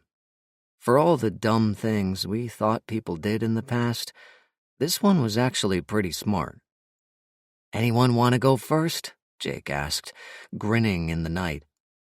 I'll do it, I said, stepping forward. I had never been afraid of dark spaces, even though there might be zombies. I could handle those if I needed to, and sometimes did. This bridge wasn't pitch black, but it was dark. On either side of me there were openings that allowed me to see the river flowing past. The bridge was made of wood, and I could easily hear myself stepping across the old planks. My sword was held out in front of me at the low ready position, with the thought that if there were a crawler on here that I couldn't see, it would get a bite at steel and not my leg. At the first set of pylons, I stopped and looked at the river. It was very peaceful, and this would have been a nice place to live before things had ended. However, my reflections were interrupted by Julia bumping into my back and giggling. "Keep going, doof," she said affectionately. "Don't stop, dumbass," Jake added, not so affectionately. "Quiet, the two of you," I replied, moving forward again. At the second pylon, my sword bumped into something. I signaled to the others, and they immediately went into ready positions. I explored what I hit with the tip of my sword and figured out that whatever it was about 4 feet long and not moving. Reaching down carefully, I touched the obstruction and found it to be covered in fur. Breathing a sigh of relief, I turned back to the other two. Just an animal. Moving on. I stepped to the left and around the thing on the bridge, figuring it was someone else's problem to get rid of, not mine. Jake and Julia followed my steps, and as far as I could tell, no one tripped on Fuzzy. Chapter 3. We reached the far side of the bridge without incident and found ourselves in a small subdivision. There were small cottages along the river, and further to the west, there were some larger homes. Large trees lined the streets, and small fences separated the yards. I was sure that in the daylight this was a very beautiful place, one I might have only seen pictures in some of the books Mom used to have. We walked north, passing under the big tunnel that connected the north and south ends of the subdivision on either side of the tracks.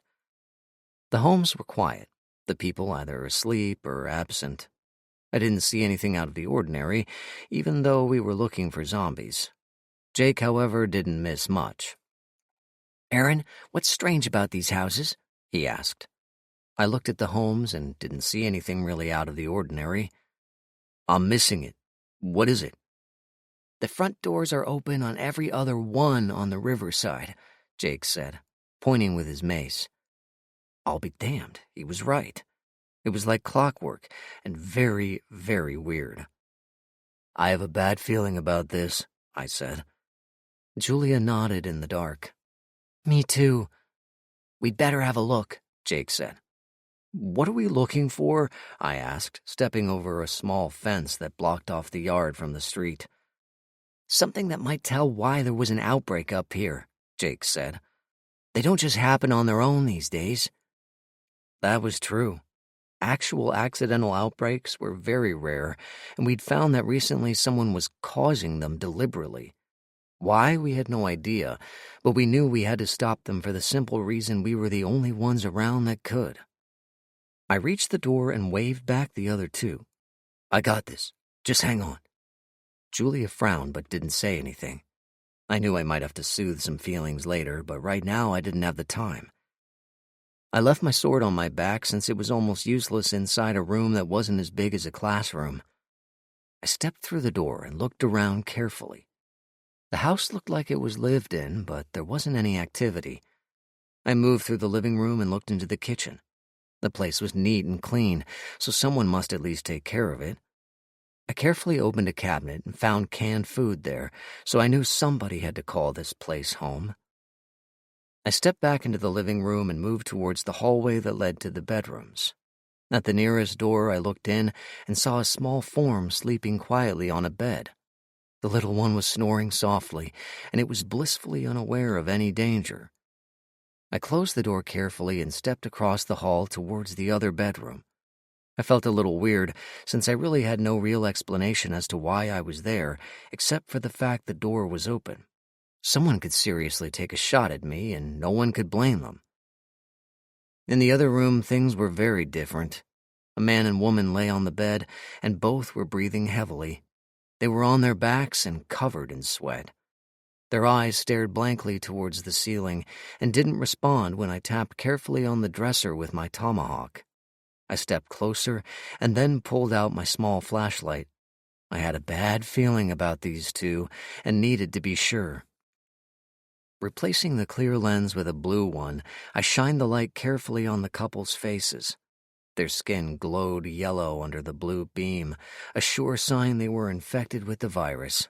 I had very little time as their breathing was slowing down, and soon they would slip away, their bodies reanimated by a virus that just refused to go away. I pulled a length of cord out of my pack and tossed one end under the bed. Circling around, I pulled it up and stretched it across the pair's necks, effectively pinning them to the bed. I flipped it under the bed again, and this time stretched it across their stomachs, keeping their arms from rising up. As I finished, their breathing stopped. From this point, I had about an hour. I ran outside and grabbed Jake and Julia.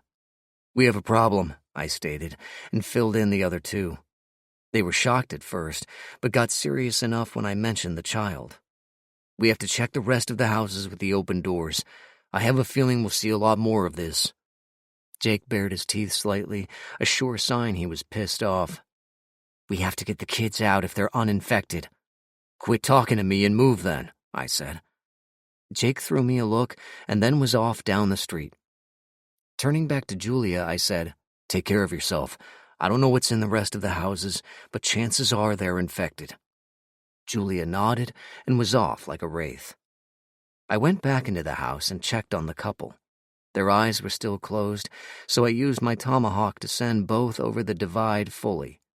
Once that was done, I went back to the other bedroom and carefully gathered up the small, sleeping form into a snug bundle. The little guy, who couldn't have been older than 3 years, slept through the whole thing. Leaving the house, I moved towards the next one with an open door and waited until Jake came out. He was leading a teenage girl and a small boy, both of whom were trying to hold back tears. I spoke to the girl and got her to take the small bundle from me. I motioned Jake to the side. Same thing? Looks like it. Both parents were infected and about to turn. Way too coincidental. You thinking what I'm thinking? If you're thinking about Julia's ass, no, I'm not, Jake said casually. I almost missed what he said, and when I'd finally processed it, he was already off, heading towards the next house in the line. I bit off my retort, especially when I realized I was actually thinking about Julia's rear end. Shaking my head, I went past the third house down the line just as Julia exited, carrying a small bundle. It was a little boy, no older than 3 months. I exhaled slowly, trying to contain my rising anger. If his parents had turned and found him, likely they would have consumed him entirely. Not a fun thing to think about. Chapter 4. Julia looked up at me and frowned, and I was about to speak when Jake waved me over to the last house on the row. I ran over quickly, followed by Julia and a small collection of weepy, sleepy kids. What's up? I asked, wondering what the trouble was. Need you to see something, then tell me what you think it means, Jake said. Lead on, old son, I said, gripping my weapons. I was actually looking forward to some kind of activity. My blood was up, and it wasn't going to go well for any undead I might encounter in the near future. Jake led me to the back bedroom, and there was a woman lying on her side. Her labored breathing filled the air with a promise of death, and I had to keep from slamming my tomahawk down on her temple that instant. Look by her collarbone, Jake said. I leaned over, careful not to disturb her in any way. I looked her up and down and didn't see anything unusual on the first pass. On the second, however, I saw what Jake wanted me to see. At the base of her neck, there was a circle of veins, black in color and fanning away from a central dot in an almost lazy pattern. I wasn't fooled. We'd seen enough infected flesh in our lives that we were almost immune to it. This woman hadn't been bitten. She'd been deliberately infected with the virus. I turned back to Jake and stepped aside as his mace descended down. It finished off the woman with a heavy crunch, and then Jake stepped to the side. Any ideas? He asked. Well, the what is that she was infected, and the how is through a needle in her neck. The big questions are the who and the why, I said, looking out the bedroom window. Exactly. This wasn't a random outbreak, and it sure wasn't anyone messing around with one of the old zombies that got careless, Jake said. Well, what can we do? Hang on. I stared intently, wishing like crazy it was light out. I thought I saw movement across the road, and I was hoping to have a clear vision of what it was. As I stared out the window, I saw a subdivision across the street buried in darkness. The trees were very grown over there, blocking out any moonlight that might have made it to the ground, and since it was overcast, the darkness was almost tangible. There. I jabbed a finger at the glass and showed Jake what I had thought I had seen earlier. A man was leaving a home, jogging quickly across the street. He didn't look our way once, which was probably a good thing since we should have attracted attention with all of the castaways we'd rounded up. The man stopped at a home and squatted down by the front door. From our vantage point, we could see him working the door quickly and quietly. By his feet there looked to be a bag, but it was too hard to tell in the darkness what it really looked like. In a few minutes, he'd managed to open the door on the house and slipped quietly inside. "Come on," Jake said, turning and running for the open door. I was right on his heels and stopped only briefly to tell Julia to head for the rest of the community and drop off the kids. I told her not to tell them what had happened until we could get this thing settled down. In the back of my mind, I was thinking about the rest of the zombies we hadn't accounted for. Jake was down the street and approaching the house when I showed up on the sidewalk. Jake was crouched low, swinging wide and coming up around the garage side of the house, trying to stay out of sight of the windows. I went over to the house the man had exited, walking through the open front door. This subdivision was larger than the other one, and I found myself inside a split-level home. I checked the downstairs quickly and headed for the upstairs bedrooms. I was hoping whoever lived here didn't have any children. A glance into the nearest rooms revealed a library and a workout room, so I reasoned whoever was in here probably didn't have kids. The last bedroom door was ajar, and I made my way slowly, keeping my K-bar knife out in front of me, my tomahawk held back and ready. Pushing the door open slowly, I eased into the room. I was expecting to see another couple lying on the bed, quickly succumbing to the injected virus. What I got, however, was a naked woman lying on her stomach, her head buried under a couple of pillows. I flicked on my light, and she lit up as if she was infected, so that was that. As I approached to finish her off, I noticed a blemish on her left buttock. I shook my head as I figured out that whoever had broken in here, they had found a woman who slept in the nude and injected her through her butt cheek. The humor of it escaped me as I pulled the pillows away to expose the back of her head. A quick punch with the knife, and I was out the door again. When I reached the front door, I heard a lot of grunts and sounds as if someone was hitting a bag of sand.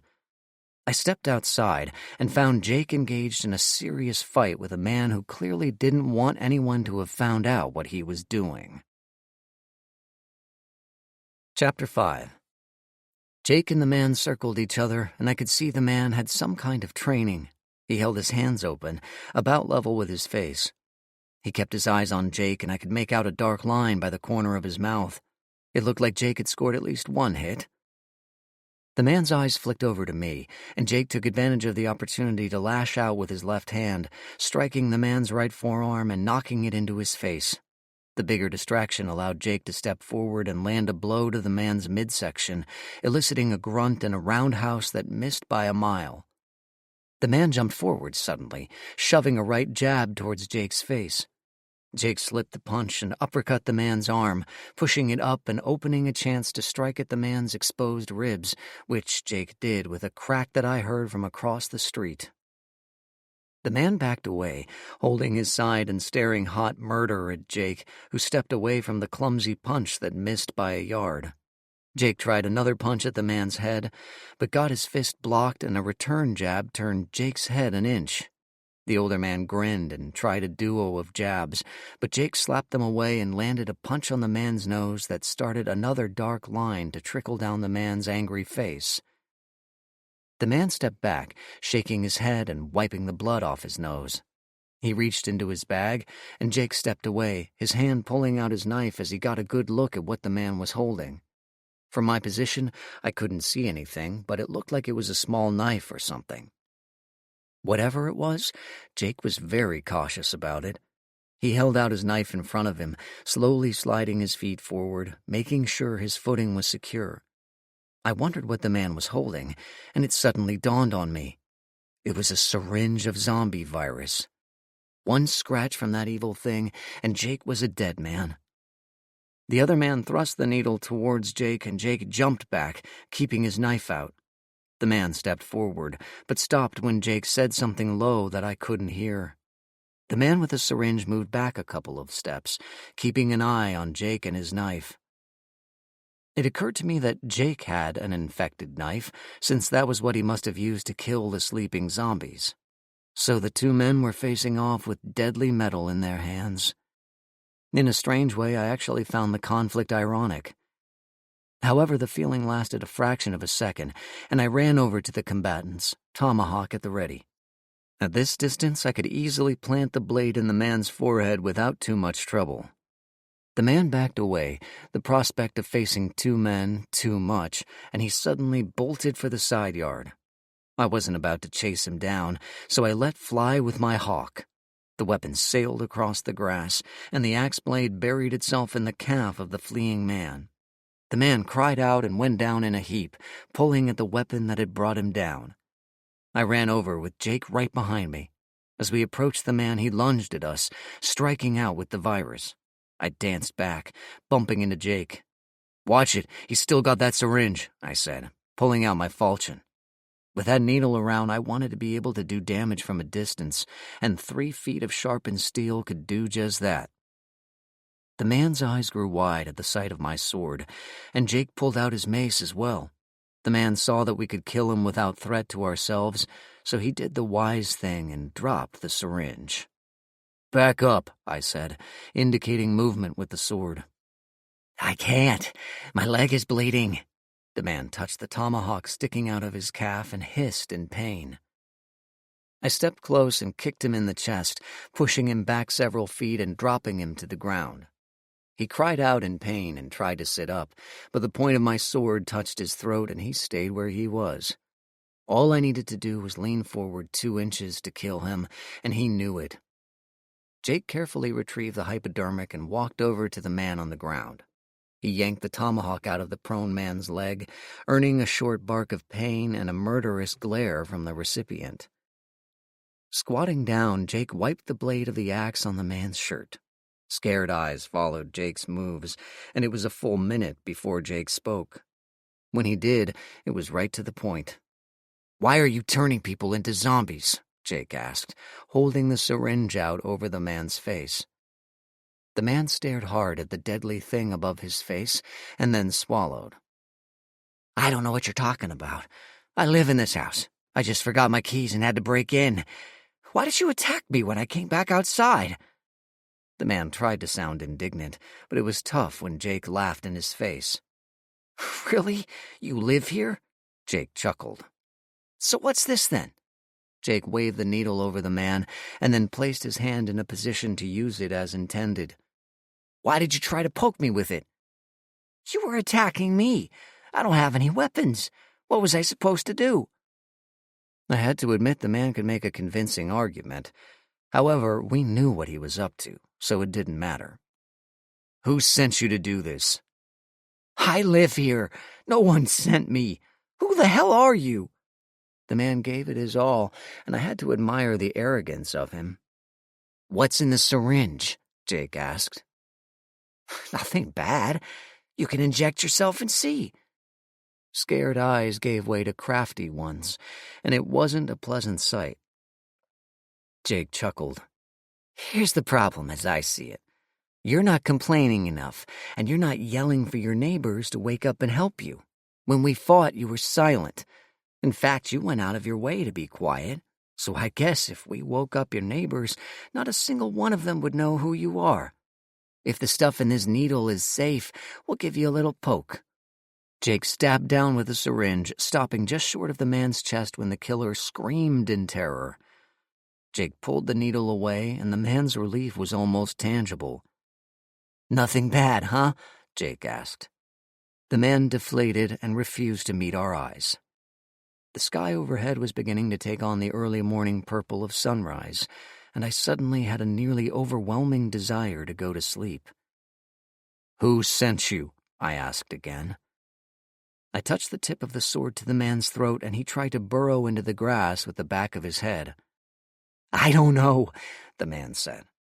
"I just get a bag of coins, a metal box containing the needle, and the name of a town. That's it."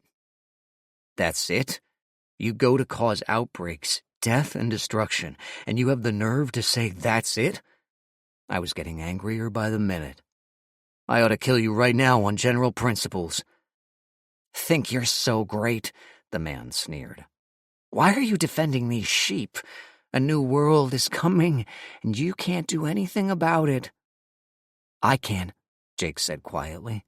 He placed the tip of the needle against the man's neck, just enough to let him know it was there, but not enough to break skin. "I'll ask you one last time, and then I'm going to inject you with the not bad stuff you wanted me to inject into myself." "Ah! Wait, no! I'll tell you what I know." The man tried to twist away, but he didn't dare move too quickly. Any thrashing around his head, and he was dead. "Quickly then, I get tired of games," Jake said. "All I know is the leader of the group who wants to take over is named Ben. I don't know his last name, but I know he hates this world and he hates the man who made it happen," he said. That didn't make any sense to me. "What are you talking about?" I asked. "I heard the man who built society again is the same man Ben blames for his brother's death. I don't know anymore." I looked over at Jake, and he was deep in thought. He shifted forward and started to ask a question. "Tell me something." Suddenly, the man screamed and pulled away, scrambling to his feet and trying to hobble away. His leg kept giving out on him, and he kept falling to the ground, but he still got up repeatedly. I followed him with my sword, figuring to smack his legs and trip him up, but as I got closer, the man suddenly turned and lunged at me. I brought up my sword reflexively, and he ran himself through. His face was a study in pure hatred, and he died cursing.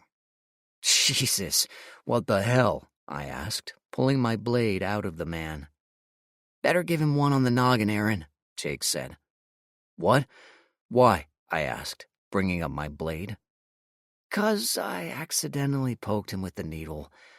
Sorry." Jake was actually apologetic. "Well, it would have been nice to get some more info, but we have a good start," I said. "Not that good," Jake said. "We don't know where this man got his information and weapon from, or where this new threat is coming from." I thought for a second. "I blame you," I said. Jake gave me a lopsided grin as he picked up one of the man's hands and dragged him off the lawn. "So do I, Aaron. So do I." Chapter 6. We waited until the first vestiges of sunrise came creeping over the horizon. Then we made our way over to the center of town. We still hadn't found the 15 missing zombies, and that was cause for some concern, since all it took for a real mess to start was one of them. If all of them decided to drift off in different directions, we were going to be slightly busy. Add to the fun that a group was deliberately causing outbreaks, and I was seriously considering going back to bed and hiding under the covers.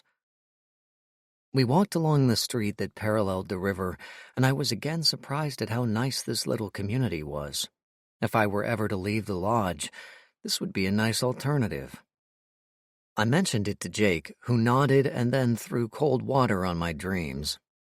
"Would suck if the river flooded," he said casually, looking at the water flowing by. I had to resist the urge to throw him in the water. He did still have the syringe full of zombie virus. The plan was to take the virus back to the capital and see if there was anything extra special about the serum, or if it was just your standard run-of-the-mill zombie goop. When we reached the main road, we turned east towards the town. There were a lot of businesses in that area, and it looked like many of them had made a kind of comeback. One restaurant even had a balcony, which reached out over the river. A small dam ran the width of the river at this point, raising the north end about 4 feet. A power plant was located across the water at this point and seemed to be managing the power needs of the small community.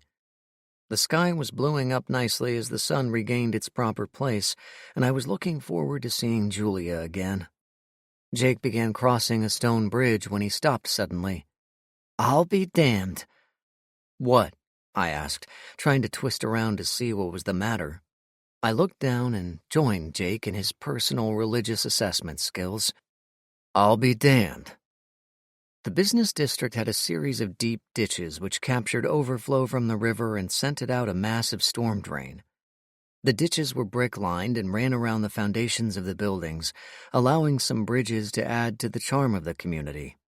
When the ditches were flooded, I'm sure it actually looked nice, although you probably couldn't hear yourself think out here when that drain was flowing.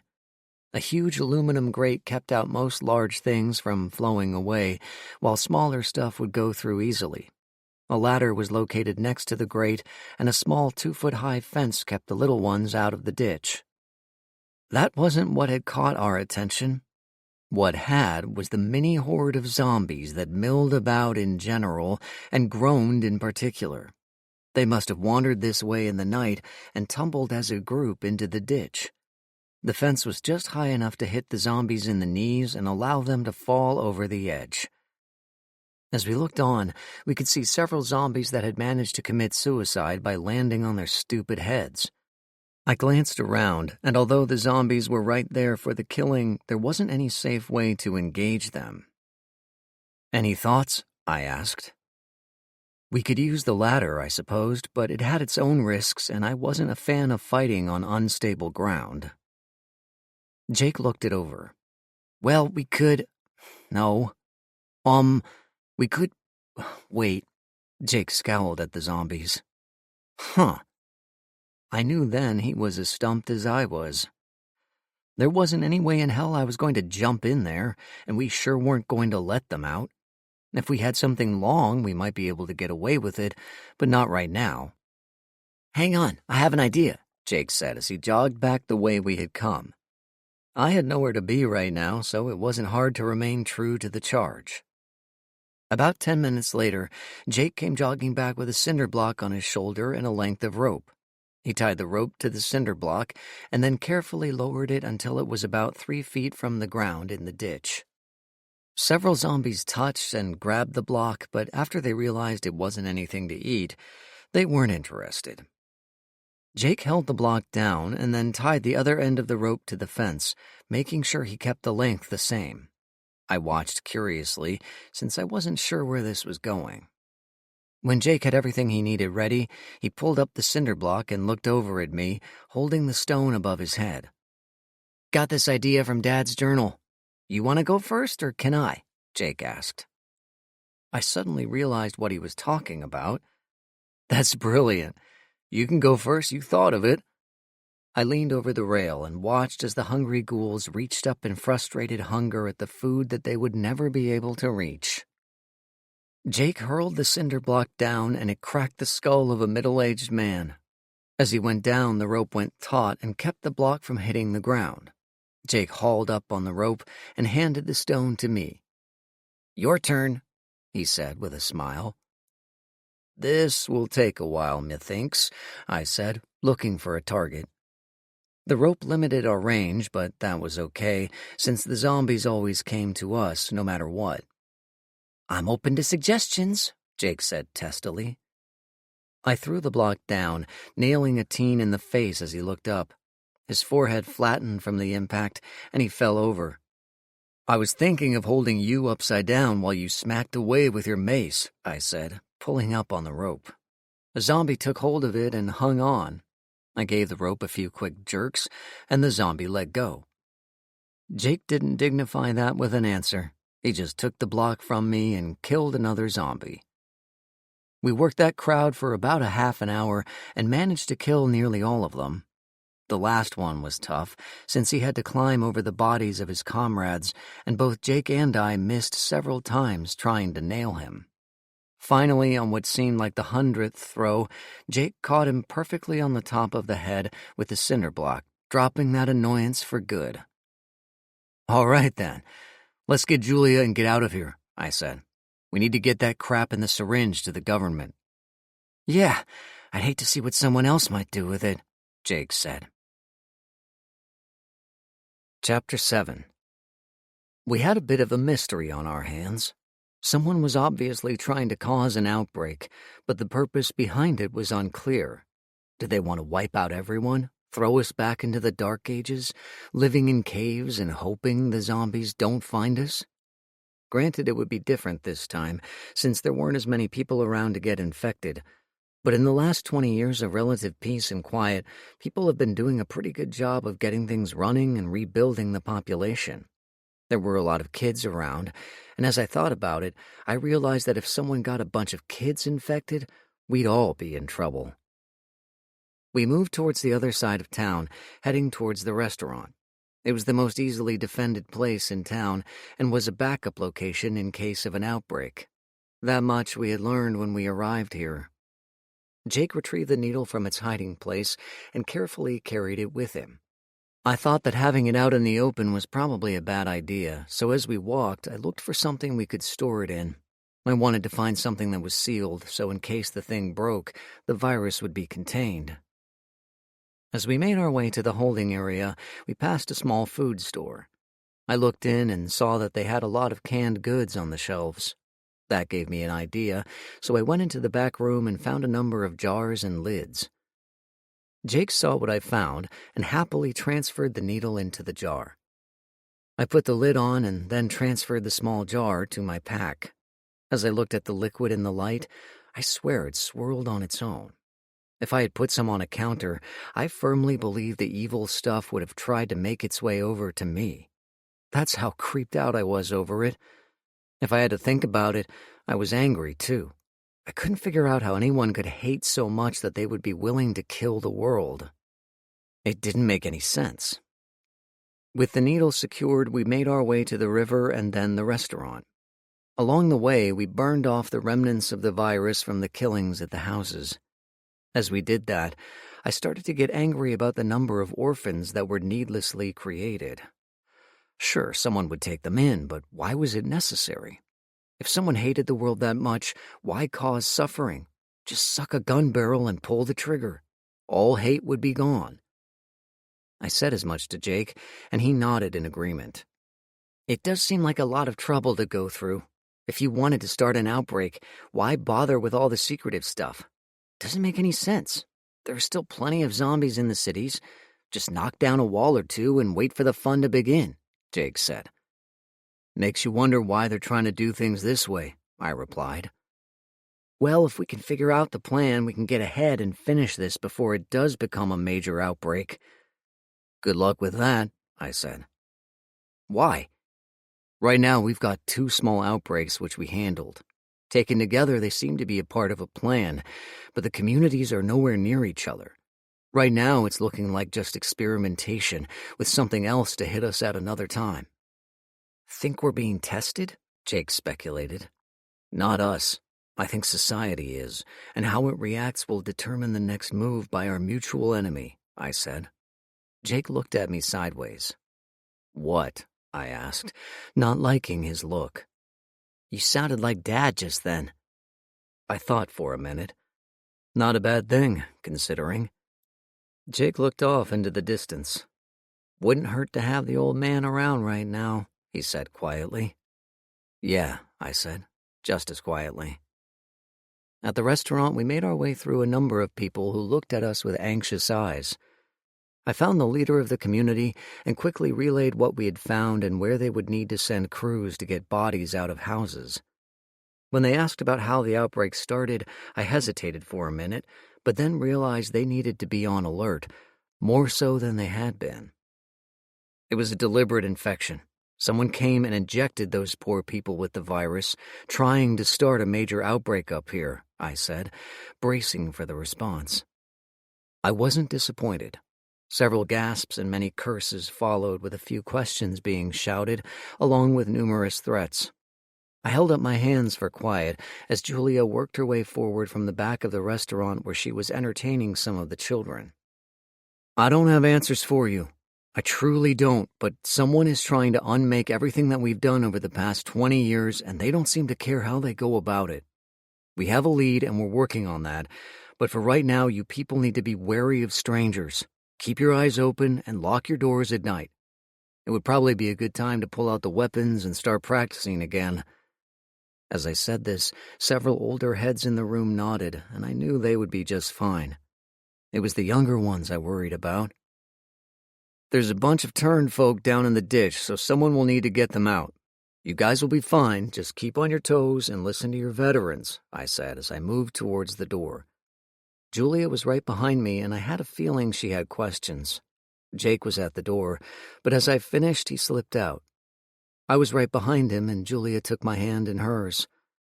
I gave her a smile, and she winked at me, making me feel a whole lot better after having spent the night chasing zombies and getting absolutely no sleep whatsoever. What's the next move, Jake? I asked as my brother made his way back to the truck. We need to get that syringe to the Capitol and see if we can't get a meeting with the president, Jake said. What for? Julia asked, beating me to the punch. Jake stopped and turned around. In case you hadn't noticed, there are just 3 of us. What if there's a large outbreak that we can't control? What then? We can't throw rocks at all of them. It made sense, and we were very lucky so far in that we had been able to contain the infections we had come across so far. But if that zombie party hadn't fallen in that ditch, we'd probably still be fighting. All right, let's get it going then, I said. But I'll likely sleep on the way, so one of you drive. Jake shook his head. I stopped sleeping a while ago, so I got this. Chapter 8. We reached the truck and I let Julia stretch out in the back while I made myself as comfortable as possible. We only had a 3-hour drive to the Capitol, so I needed to make the most of it. Jake was silent as we drove, which helped, and Julia was out cold, so that helped even more. As I drifted off in the morning sun, I couldn't help but think briefly about why we were the ones chasing ghosts and not leaving it up to others. The next thing I knew, I was being awakened by my brother opening the door I was sleeping against. I grabbed the nearest thing to me to stop my fall. Unfortunately for Jake, that happened to be his collar, and I ended up yanking him down to the ground on top of me. Oof! Ouch! My neck, you stupid fool! Hey, quit! Jake's verbal harangue ceased when my hand that was clutching his collar inched up and fastened itself on his neck. I tossed Jake off of me to see a grinning Julia standing there, refreshed and lovely. Little help? I asked, holding up a hand. Of course, sweetie. Julia grabbed my hand and heaved me to my feet. She was remarkably strong for her size, something easily forgotten until it was used against you.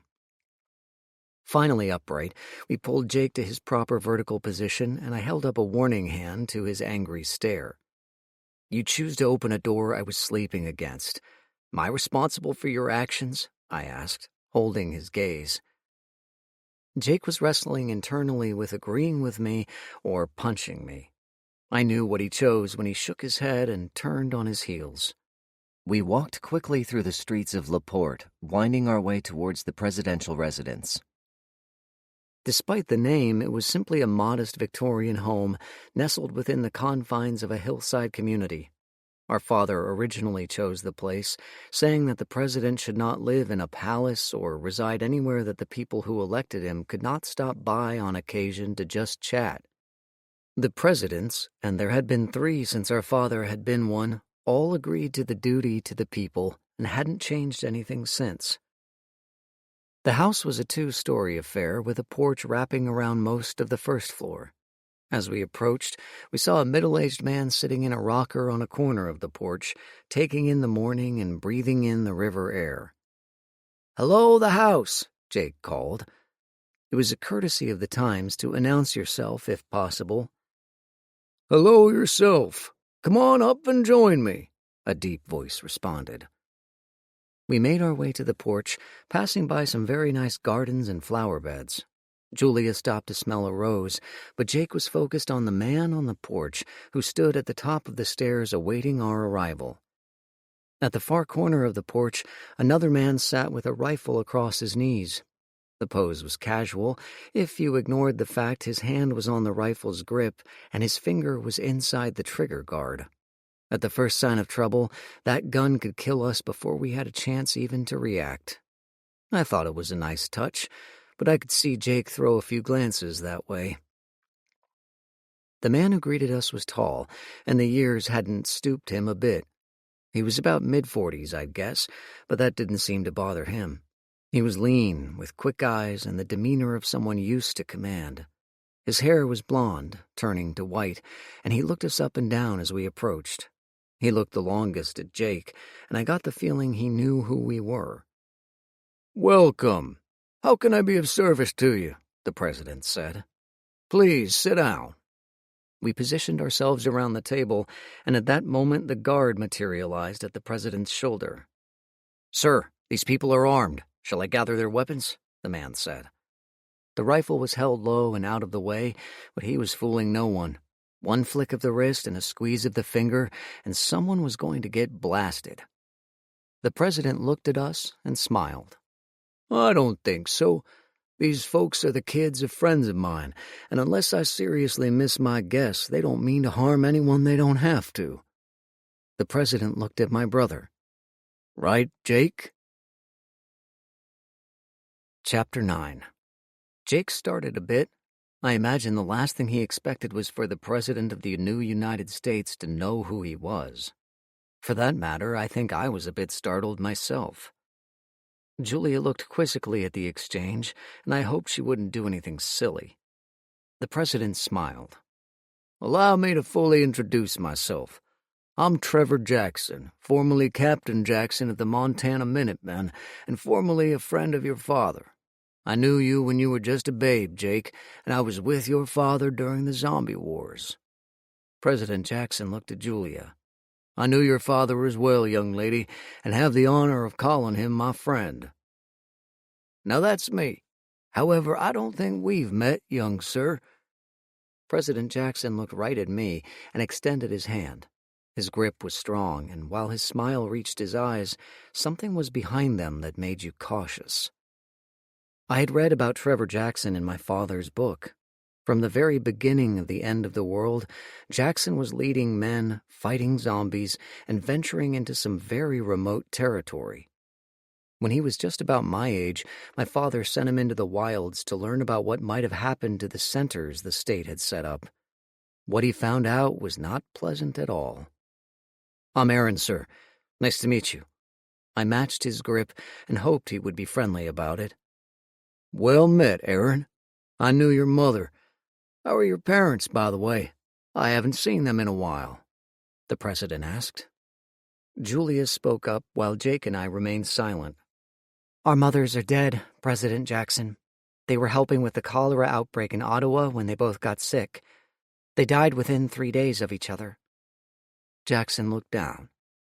I'm sorry. Such a tragic thing. To have survived the zombies only to be taken out by a disease that once was curable. Very sad. What about your fathers? Julia shrugged. After the funeral, our dads kept to themselves for a while, then just up and left. They left a note and told us not to follow. They'd be back after a while. President Jackson looked thoughtful.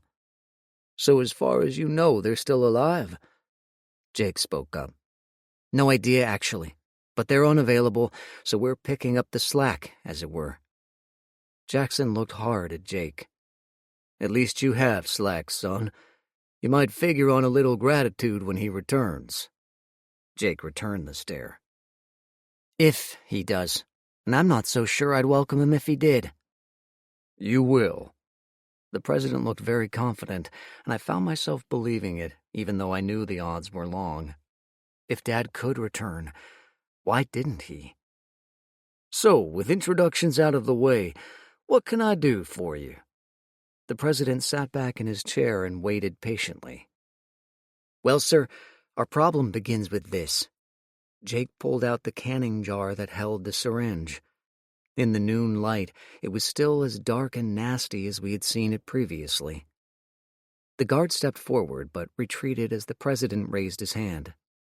Interesting. What is it? He asked as he studied the needle. We took that off a man in St. Charles. He was breaking into homes as people slept and injecting them with it, Jake said. What? Why? What's in it? Jackson did not look as closely as he had before. It was turning people into zombies. Our guess is that you're looking at a syringe full of straight anilovirus, I said. The president sat back in his chair. Holy Mother of God. Chapter 10. I understood how he felt. He was looking at death incarnate right on his own front porch. The slightest prick from that needle and you were dead and gone, reanimated later as a carnivorous corpse. If someone put that mess into an aerosol spray, a room full of people could be infected at once. The guard stepped back a pace as well, and in that minute I got a good look at the man. He was as old as the president himself, with years of hard fighting etched into the lines of his face. I suddenly realized this was one of the original men that Trevor Jackson had started out with, fighting side by side for years. Now he was still serving as a loyal guard and companion, ending his years of service with honor. President Jackson regained his composure quickly enough. "You said they were turning people into zombies. Do you know why? What happened to the man who owned this?" Jake spoke up. "We don't know the why, and as to the man, he died from an injection of that same material. What we do know is there is a man behind this madness, someone called Ben, who seems to have a kind of vendetta against my father." Jake also relayed the information about the town that had been turned and what we had done to contain it.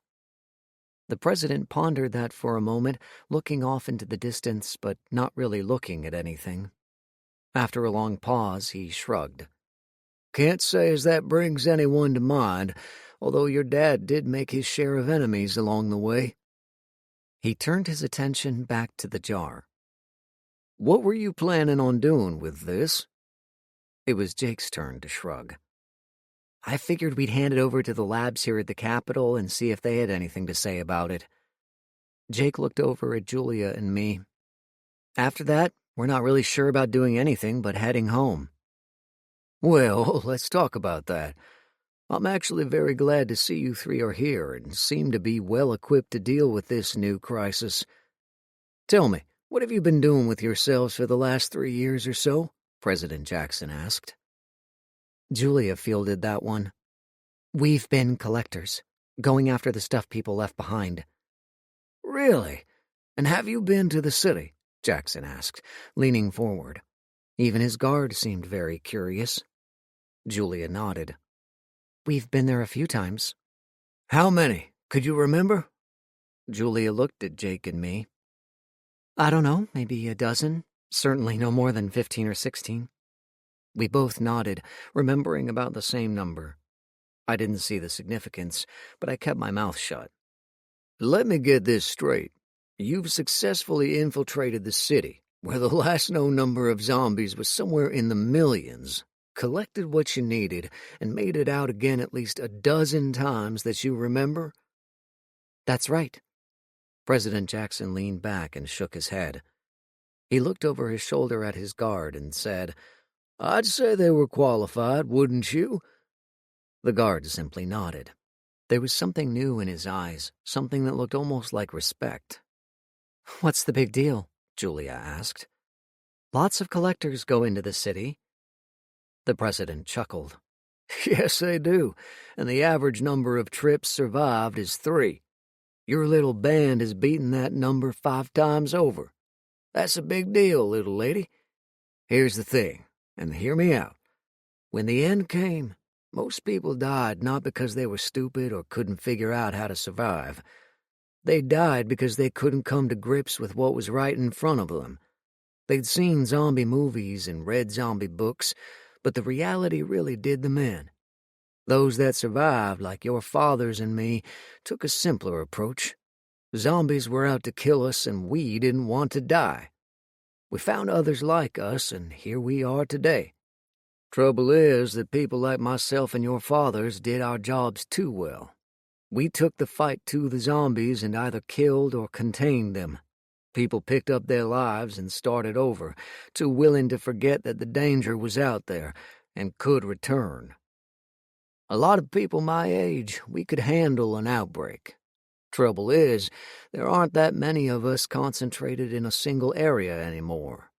We took our skills and branched out. We brought up our kids to fight and protect themselves, but that was more to the laws of nature and having the law too far away to do any good if we needed them. The rest of the people don't know of the world we once had or how to handle a serious zombie outbreak. Hell, the army we have now is a bunch of kids that would likely wet their pants if a real zombie horde showed up." "Which brings you to us and our current situation," Jake said. "Exactly. You were trained for this, no question about it. You were trained to assess, analyze, and attack. You could do what an army couldn't. You can face the hordes and not flinch. If what you tell me is true, We've got some serious trouble coming our way." President Jackson looked over his shoulder and nodded at the guard, who promptly went into the house. "What do you want us to do?" I asked. "I need you to buy the Capitol some time. I don't have the men I need here to do the job that needs to be done. They're scattered all over, but they'll come if I call them. Right now, though, you're the best suited for the problem." The president looked at each of us. "Will you protect us?" Chapter 11. Well, when you put it that way, I figured we didn't have a whole lot of choice but to accept. I can't imagine even Jake in his darkest hours would refuse a request like that. Julia nodded right away, a small fire burning in her eyes. I nodded second, and Jake was right behind me. "Good. You have the thanks of the president, and that will get you a drink somewhere, I'm sure. Take this." He scribbled a note on a piece of paper. "And bring it to the medical center. They'll take that piece of evil off of your hands and get an analysis running. And this," the president wrote another note, "take this to the armory and get what you need." President Jackson stood up and shook our hands. We left the porch feeling pretty good and headed towards the medical center. It was a big building on the outskirts of town and was probably better equipped than most hospitals from the old days. State-of-the-art equipment had been moved here, and the lab was second to none. It was where we needed to go. On the way, Jake spoke up. "Well, I have to say that little speech made more sense than just about any other explanation." I had to agree. Yeah, at least we have a kind of purpose. But I can't help but wonder what we do now. Do we go home, waiting for another outbreak? Do we drive around, hoping to head one off? I didn't see an answer for that in the speech. Julia held my hand and gave it a squeeze. "Don't be silly. We'll stay the night, check over some maps, and figure out where the next attack might be. Easy." Jake and I looked over her head at each other. Easy wasn't a thing that came to us very often. We walked in silence over to the medical facility, and it was a rather simple-looking building. A lot of effort had gone into making the place look as unimposing as possible, but everyone knew there was strange stuff going on in that place. All of the rumors could fill a large book if someone bothered to write them all down. I had heard they were working on making the zombies smarter and able to be trained. Another rumor went that there was some success in making the zombies not hungry anymore. The best to me was the rumor that they were combining the anilovirus with DNA to create a person who never died. All of it was crap, of course. The truth was that the place was where they worked on diseases as they had always done, finding cures for things and reviving cures for others. When the end had come, a lot of very smart people suddenly had become very dumb zombies. The pickup over the years had been slow, but the knowledge from previous years had thankfully been saved and restored. There were accidents and the like, but nothing serious. The outside of the building was a simple whitewashed affair with a single floor that ran well over 3 acres. The place had once been an envelope factory, but it now saw better days. At the front, a single person greeted us at the main desk. She was a young brunette with big dimples, and Julia made sure to have a grip on my hand as we walked in. It didn't really matter, since the girl only had eyes for Jake. "How may I help you?" she asked in a sweet voice. "Hi, I need to speak to one of your Anilo researchers, please," Jake asked. He handed the note over to the girl, who read it quickly. Her expression went from innocent to serious in a heartbeat, and she was on the phone during the second heartbeat. "Jerry, it's Samantha. Drop everything and get up here now." Samantha put the phone down and smiled again at Jake. "What are we going to help you with?" Jake pulled out the canning jar and placed it on the desk. The lights of the office gave the liquid a purple cast, but it was a deep, malignant purple, the kind you'd use to decorate a lair for something wicked. "Huh. And what might that be?" Samantha asked. She looked suspicious, since it wasn't every day that someone showed up with a note from the president and a jar with a syringe in it.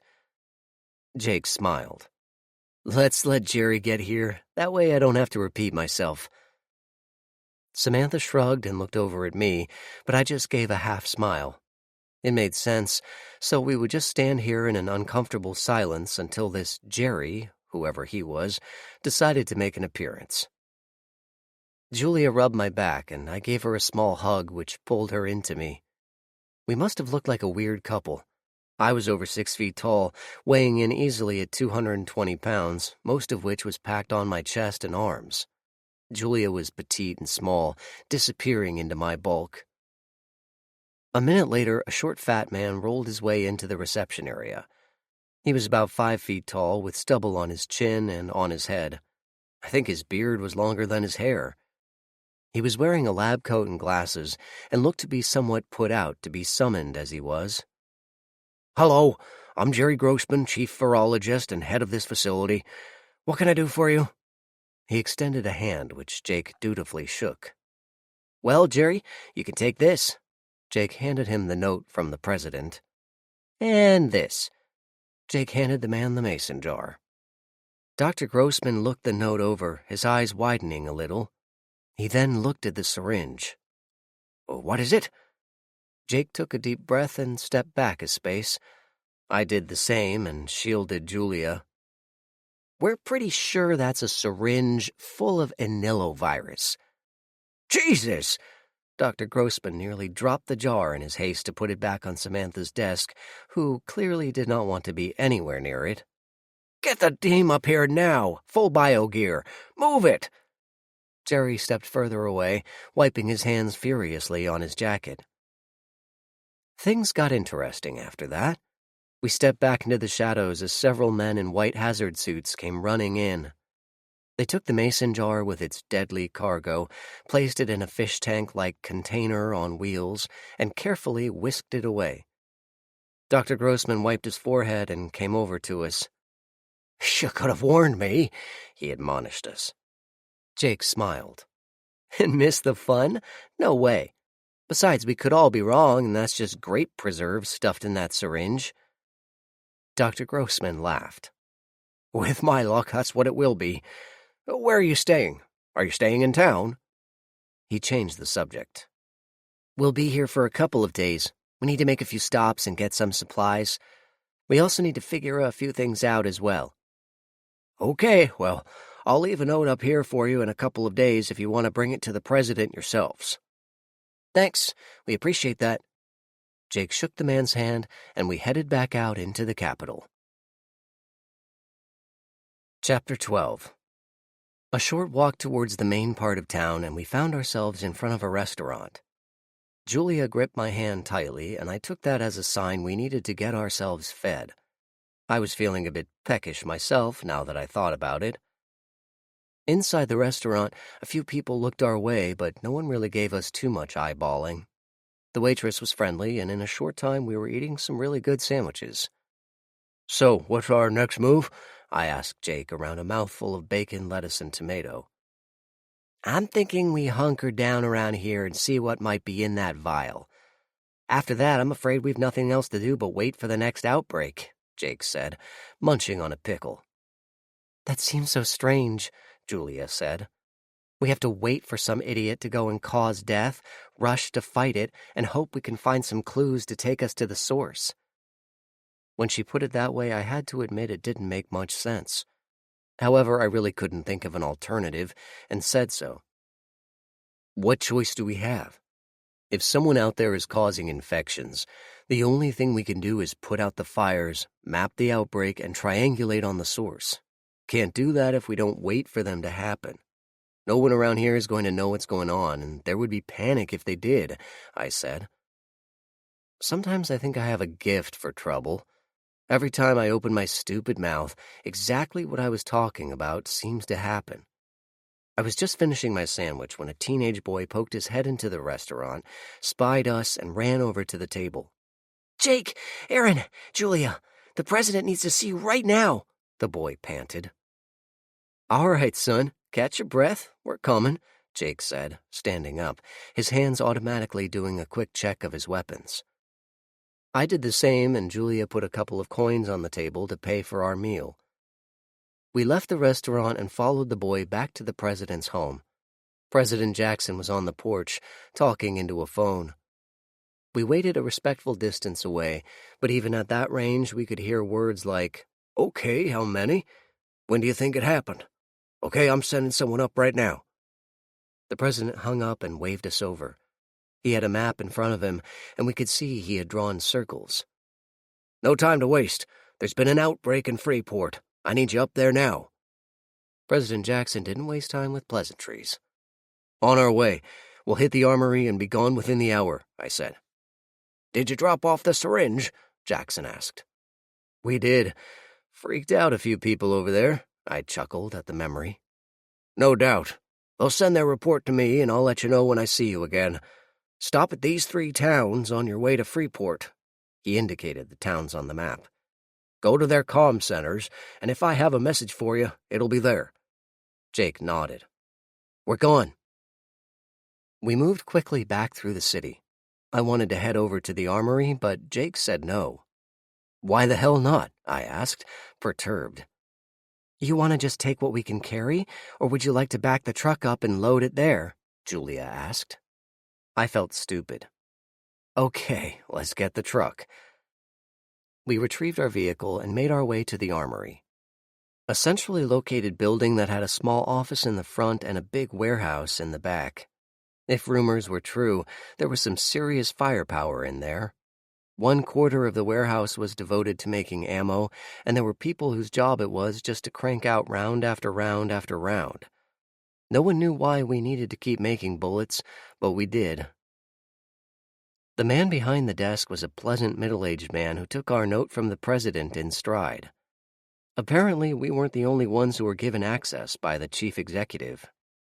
We told the man what we wanted, and in a short amount of time, we had over 3,000 handgun rounds sitting in the bed of our truck.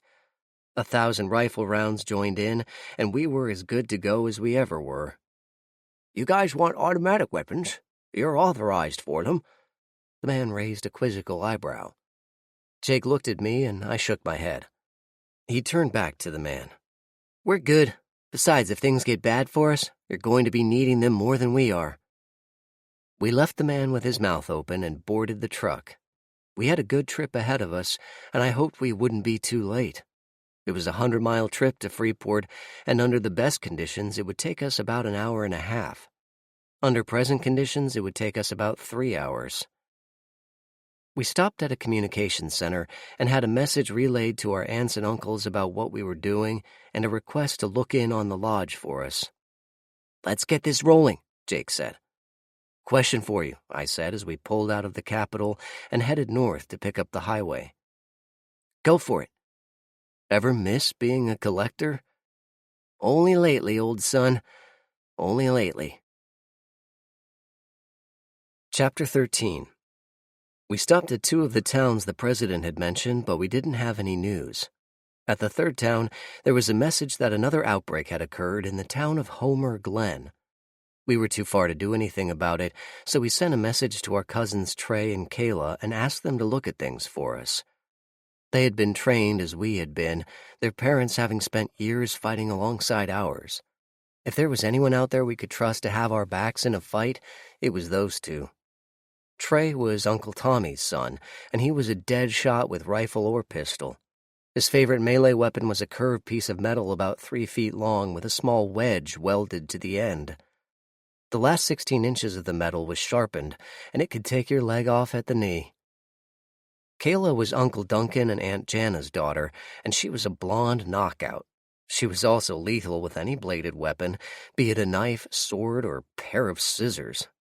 It didn't help she was a constant flirt, and several would-be boyfriends found themselves staring at the business end of something pointy when they tried to push their luck.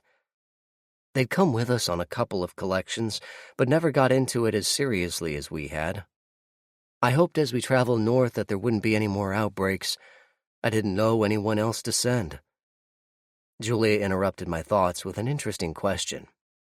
"If there are enough outbreaks, do you think our dads will come back?" I didn't have an answer to that one, but I secretly hoped it could be the catalyst. Chapter 14. "Move! Move! Jesus, where the hell did these guys come from? Just move your ass!" There's nowhere to go. We're blocked. Son of a bitch! Save it and fight. I whipped my tomahawk up and jammed the pointed end into the temple of a zombie that had gotten past my pile of corpses. My sword was stuck in the head of a zombie that was quickly becoming buried in a pile of corpses, and I had nothing left but my knife and tomahawk. I had my gun, but that was for dire emergencies, and I didn't want the horde to get bigger when other zombies heard the shots. Suddenly, I heard a snap, and the air filled with gunfire. The reports echoed off the buildings and came back to hurt my ears again. I turned my head just as 7 zombies fell to the ground, each one wearing a hole in their foreheads. "Follow!" Jake shouted. He jumped through the gap that had suddenly opened up and raced down the street. I wasn't about to argue, so I dove after him, figuring I would retrieve my sword later. Right now I had more important things to worry about, such as saving my neck. I caught up to Jake as we ran from the zombies. "Nice shooting, by the way," I said as I jogged next to him. Jake suddenly stopped, and I skidded to a halt a few feet in front of him. "What?" I asked, looking over his shoulder at the advancing horde of Freeport zombies. "Aaron, I thought you shot them. I didn't." Jake looked at me funny. I shook the surprise out of myself and grabbed Jake's arm. "Let's get the hell out of here. Whoever it was just did us a big favor. I'm not about to ask that gift horse to open wide." I ran down the street, trying to get some distance between us and the zombies, and while I was moving, I was thinking, who shot those zombies? There wasn't anyone up here but the 3 of us, and right now I hoped Julia wasn't in as much trouble as we were. We turned down West Main Street and headed east. I knew the river was somewhere nearby, and where the river was, there were bridges. At least with a bridge we could hold them at a choke point and not worry about something coming at us from another direction. Of course, it would be easier to hold them with my sword, but I wasn't going to say that out loud to Jake. Some of the homes we ran past still had people in them, but they were wisely on the 2nd floor, watching us run by. I had to think they didn't have too much confidence in us if we were running away. However, I had a plan, and hopefully it would be a good one. "They're still following us, Aaron," Jake said. I slowed to a walk. "Good. I want to draw as many as I can behind us." Jake looked back. The zombies were moving slowly, but they were moving, and since they were new zombies, they were faster with their feet than your average dead. Some of them were nice and clean. Others had bloody gashes and bite marks on them. The clean ones had been deliberately infected, while the bloody ones had been unfortunate enough to run into the ones who had been injected. The whole situation was a mess, and every time I had to kill a zombie that didn't need to have been a zombie, I was mad about it. Someone named Ben was behind an effort to start the zombie apocalypse all over again. We had intercepted a couple of his outbreaks, but it seemed like they were getting worse. This mess in Freeport was a prime example. By the time we got up here, there had to be at least 100 people infected, and since the town barely had over 500 people living here, that was a significant chunk of the populace. We walked past a hotel and started our way through the downtown area. There was a movie theater up a side street, and I lost my train of thought when I realized I had never been to a movie. I had heard about them and read about them, but never had been to one. I could see the river, so I pulled my sidearm and fired 2 shots at the zombies. I hit one of them and caused a few more to trip, but I had no idea where my second bullet went. "What are you doing?" Jake asked. I told Julia we'd be heading this way, and I'd fired 2 shots to let her know we were coming. She should have the rest of the town in the right place by now, I said. "Ah." Jake's reply was as concise as it was elegant. When we had arrived, we had looked at the map and decided the best thing to do was to wander around as bait and try and collect the horde into one mass that could be dealt with at the same time.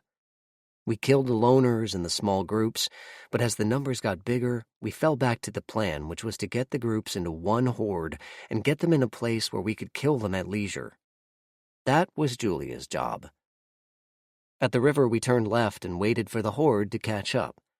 They tried their best, they really did, but there was no way a meal was going to happen for them. I just didn't feel like being lunch today. Jake spoke up as we turned. Very nice. She did well. Since a compliment from Jake was about as rare as a zombie who could whistle, I had to figure he approved. On the bridge, in the middle of the road, were 3 flatbed trailers for semi-trucks. Julia must have insisted on some sort of platform, and the townspeople had delivered marvelously. Standing on one of the trailers, I could see a small blonde holding a spear, waving as we came down the road. Behind us, the zombies lurched and slouched, dipped and bobbed as they moved as best they could. There were about 75 of them, and they made an awful noise as they groaned and snarled and screeched at us. When they saw the buffet tables on the bridge, they made even more noise. Chapter 15. We jogged the last few yards to the trailers, and I climbed aboard the middle one while Jake took the last one. I gave Julia a smile and a thumbs up as I went past, and she dimpled at me. I addressed the people on the middle trailer, although I made my voice loud enough to be heard on the other 2. Keep your feet back from the edge, and use your weapons wisely. Stabbing them will take less effort than smashing their heads in. Most of the people were armed with some sort of long weapon. A couple had just knives tied to long poles. I know these are people you know. Keep in mind, they aren't that person anymore. That person died, and their body is just being used by the virus to try and make another host. That's all they are. If you get sympathetic, you get dead. I had nothing to say after that, since the zombies were upon us. They surrounded the first vehicle, and then several drifted off to the second vehicle, and so on. Soon we were all surrounded, and were busy dealing with the dead. The trailers were tall enough, but some were able to climb up a little on the tires and reach much further. I took care of those on my flatbed, while the rest of the people poked and smashed the rest. I was really missing my sword after just a few minutes of fighting. We had to be on our toes, though, because the more we killed, the higher the zombies could climb. One managed to get up on the trailer, and I kicked him off rather than kill him up here, just because there wasn't enough room. A quick glance told me that the other trailers were having some of the same issues we were having. The good news was we were winning. After a few minutes, the zombies had thinned out considerably, enough that Jake jumped off the back trailer and started dealing with the few that were not easily getting killed by the men on the flatbeds. I followed his lead, slipping a little on one of the fully dead corpses, ringing the trailer. 2 zombies came at me, and I adjusted my grip on my knife and my axe as I waited for them to come closer. The first one, a man about my brother's age and just as ugly, fell under my hawk as he came close. The second one tried to slip past the first, but I managed to turn quick enough to toss the dead zombie in front of her. She was a slender, pretty teenager, and would have turned many a young man's head if it weren't for the fact she was missing half her face. Her shirt was a mess of blood and gore, and I wasn't sure how much was hers and how much might have been someone else's. It didn't matter in the end. As she struggled under the weight of her dead comrade, I came around and stepped on her chest. She hissed up at me and tried to take a bite out of my shoe. I wasn't appreciative of her efforts and drove my knife through her eye and into her skull in order to finish things. Julia split the skull of the last one to attack her position, and in the brief silence that usually followed a good deal of fighting, I took a chance to look around. There wasn't any activity I could see, and for a change I was optimistic we could get this job done. Jake brought me out of my scouting by pointing to a hill. As I looked, I was struck by the sight before me. "Son of a bitch," I said as I watched the figure walk slowly down the street.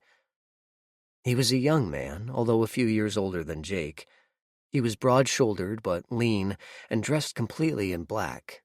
His shirt was tucked into his cargo pants, held in place with a black belt sporting a silver buckle.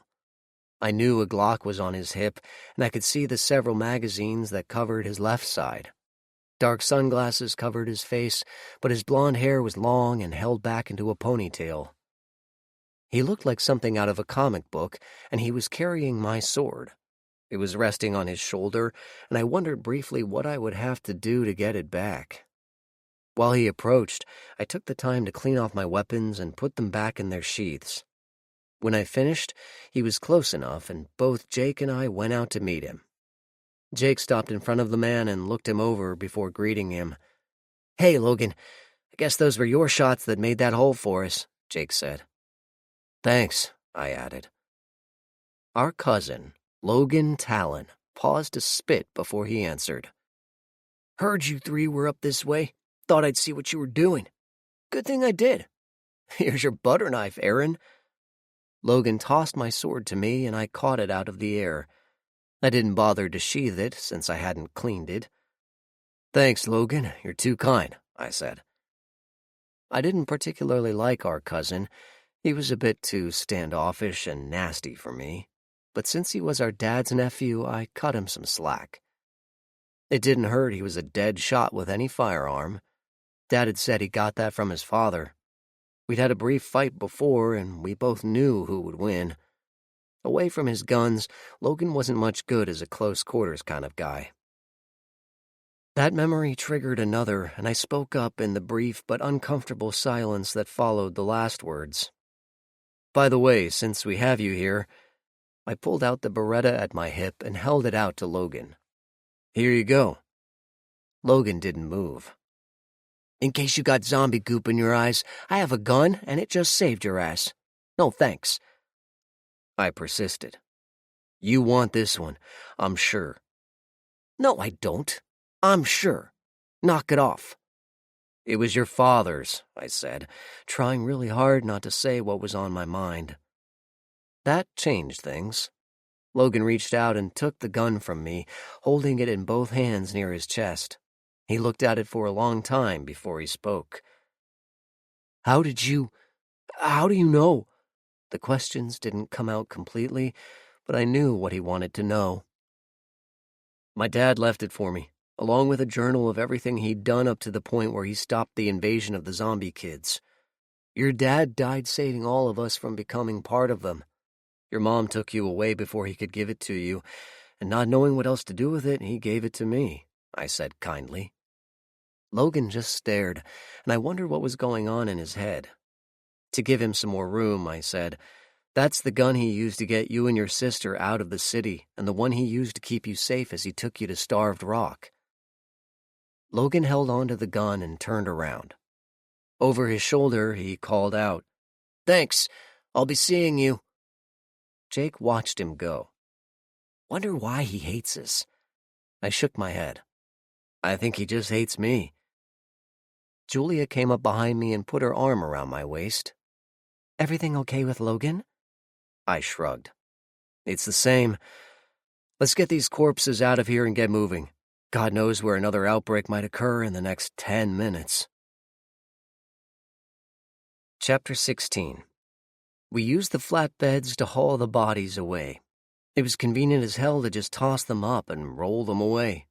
I'd have to remember that one. Returning to our truck, we did a quick tour of the city and found that there were a few more zombies that were just now coming out of their homes. I was about to stop and deal with them when Jake called out. "Keep going faster! Get to the end of the block!" he yelled. I gunned the engine and fairly flew down the street, but it was hard because I didn't know what I was chasing or running from. "Turn left!" Jake pointed and started scrambling in the back seat for a gun. "Hey, watch it!" Julia protested Jake's rummaging. "Give me the carbine, damn it!" Jake cursed. "Here, you jerk!" Julia shoved the gun in his face. I was very uncomfortable with the fact the muzzle was behind my ear when she did that. "See that car going away?" Jake asked as he rolled down the window. "Yeah?" "Get close. I think they're the ones who are spreading the virus," Jake said, sitting out on the edge of the window. "How do you know?" I shouted, the roar of the engine loud in the cab. "I saw them run out of a house. If they try to run, they're guilty," Jake said, shouldering his weapon. Julia spoke up from the back seat. "Maybe they're running because a big black truck is chasing them." "Shut up, will you?" Jake said. I swerved a little and he shifted enough to grab onto the handle above the door inside the cab. "All right, sorry. Try not to kill me, Aaron." Jake's apology sounded sincere given the fact I was ready to dump his ass if he was rude to Julia again. Julia, for her part, put a hand over the seat and rubbed my shoulder in thanks. I kissed her hand and got back to chasing the car in front of me.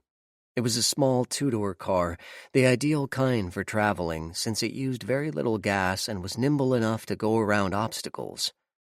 The car sped off, and I hadn't a hope of catching it with my big truck.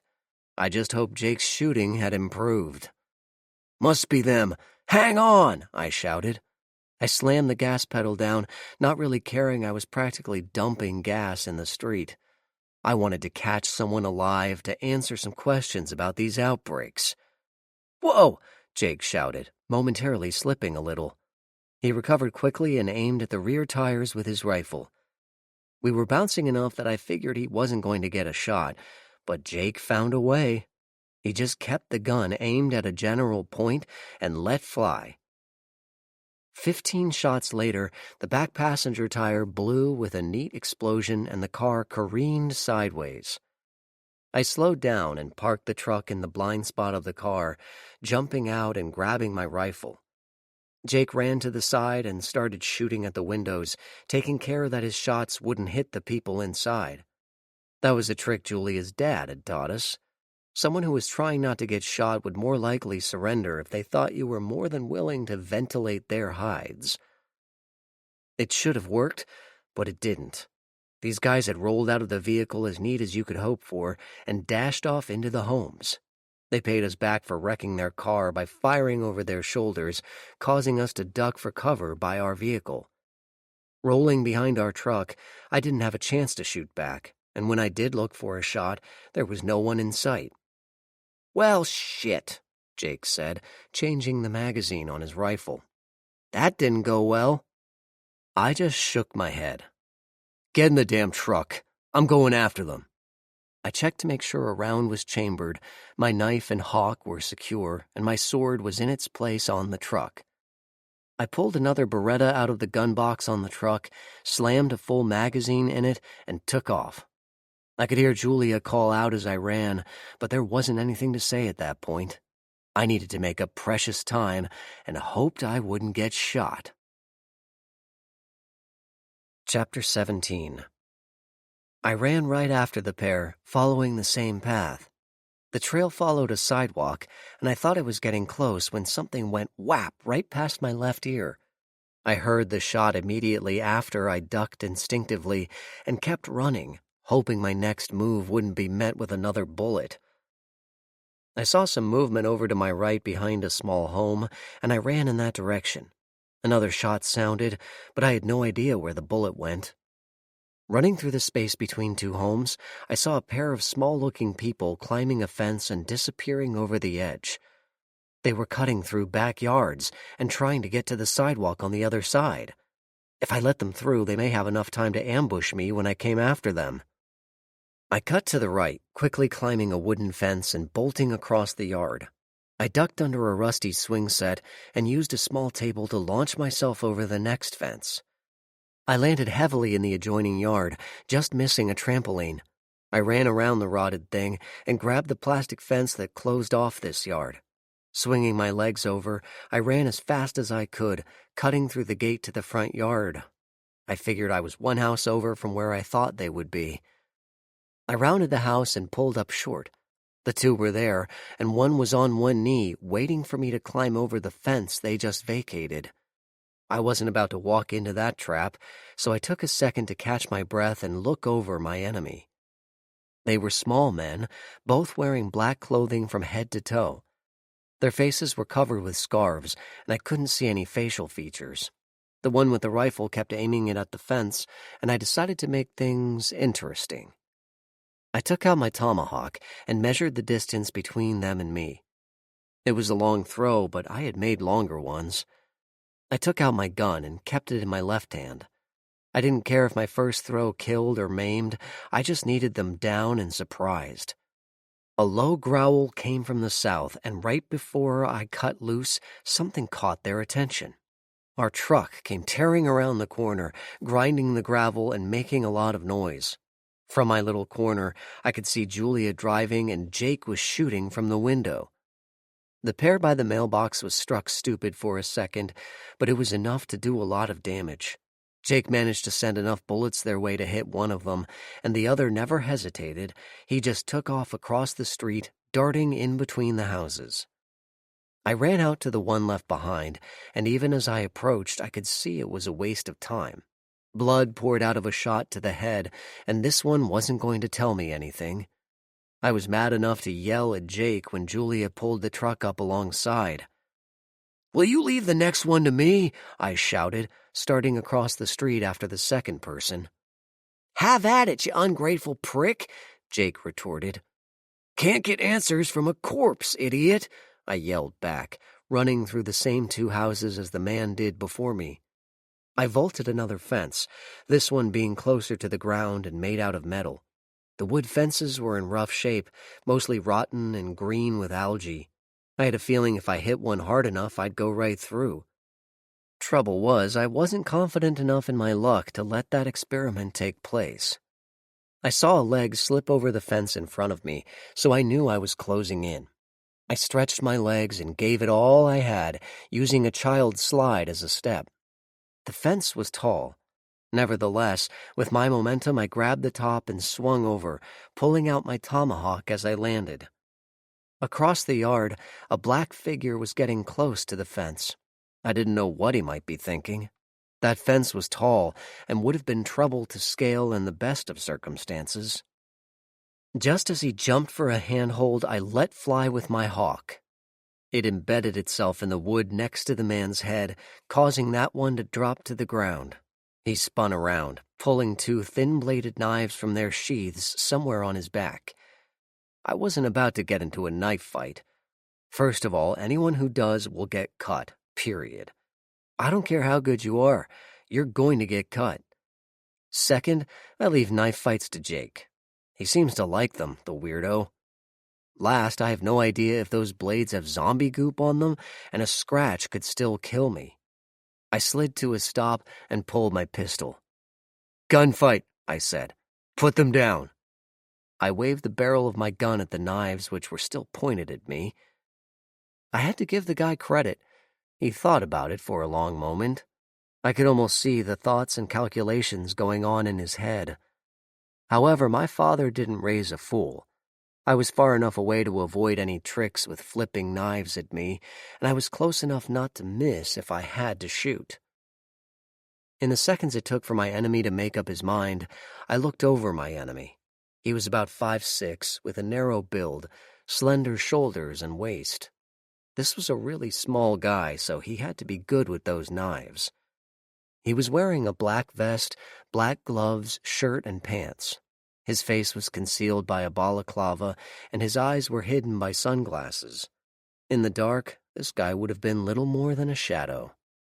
"If you don't drop those knives, I'm going to start by shooting you in the knees. Then I'm aiming for your elbows. Get my drift? In one piece or bloody and broken, doesn't matter to me," I said, taking a small step forward. He didn't say a word. He just threw the knives to one side. Then he surprised me by reaching back and grabbing the handle of my tomahawk. He jerked forward and stopped suddenly as the hawk went nowhere. I had thrown that baby pretty hard, and it wasn't going anywhere without effort. I fired twice into the ground at his feet, kicking mud up at him. He stepped away from the tomahawk, but stopped as I fired again, keeping him from reaching the spot where his knives were. "You're trying my patience, bub," I snarled. "I'd as soon kill you for what you've done to this community, but you're going to give up some answers first." He said nothing. He just looked at me with those dark sunglass eyes. I could hear the truck moving slowly down the street, passing in front of the house whose yard we were currently occupying. "Put your hands on top of your head and turn around," I said, stepping closer.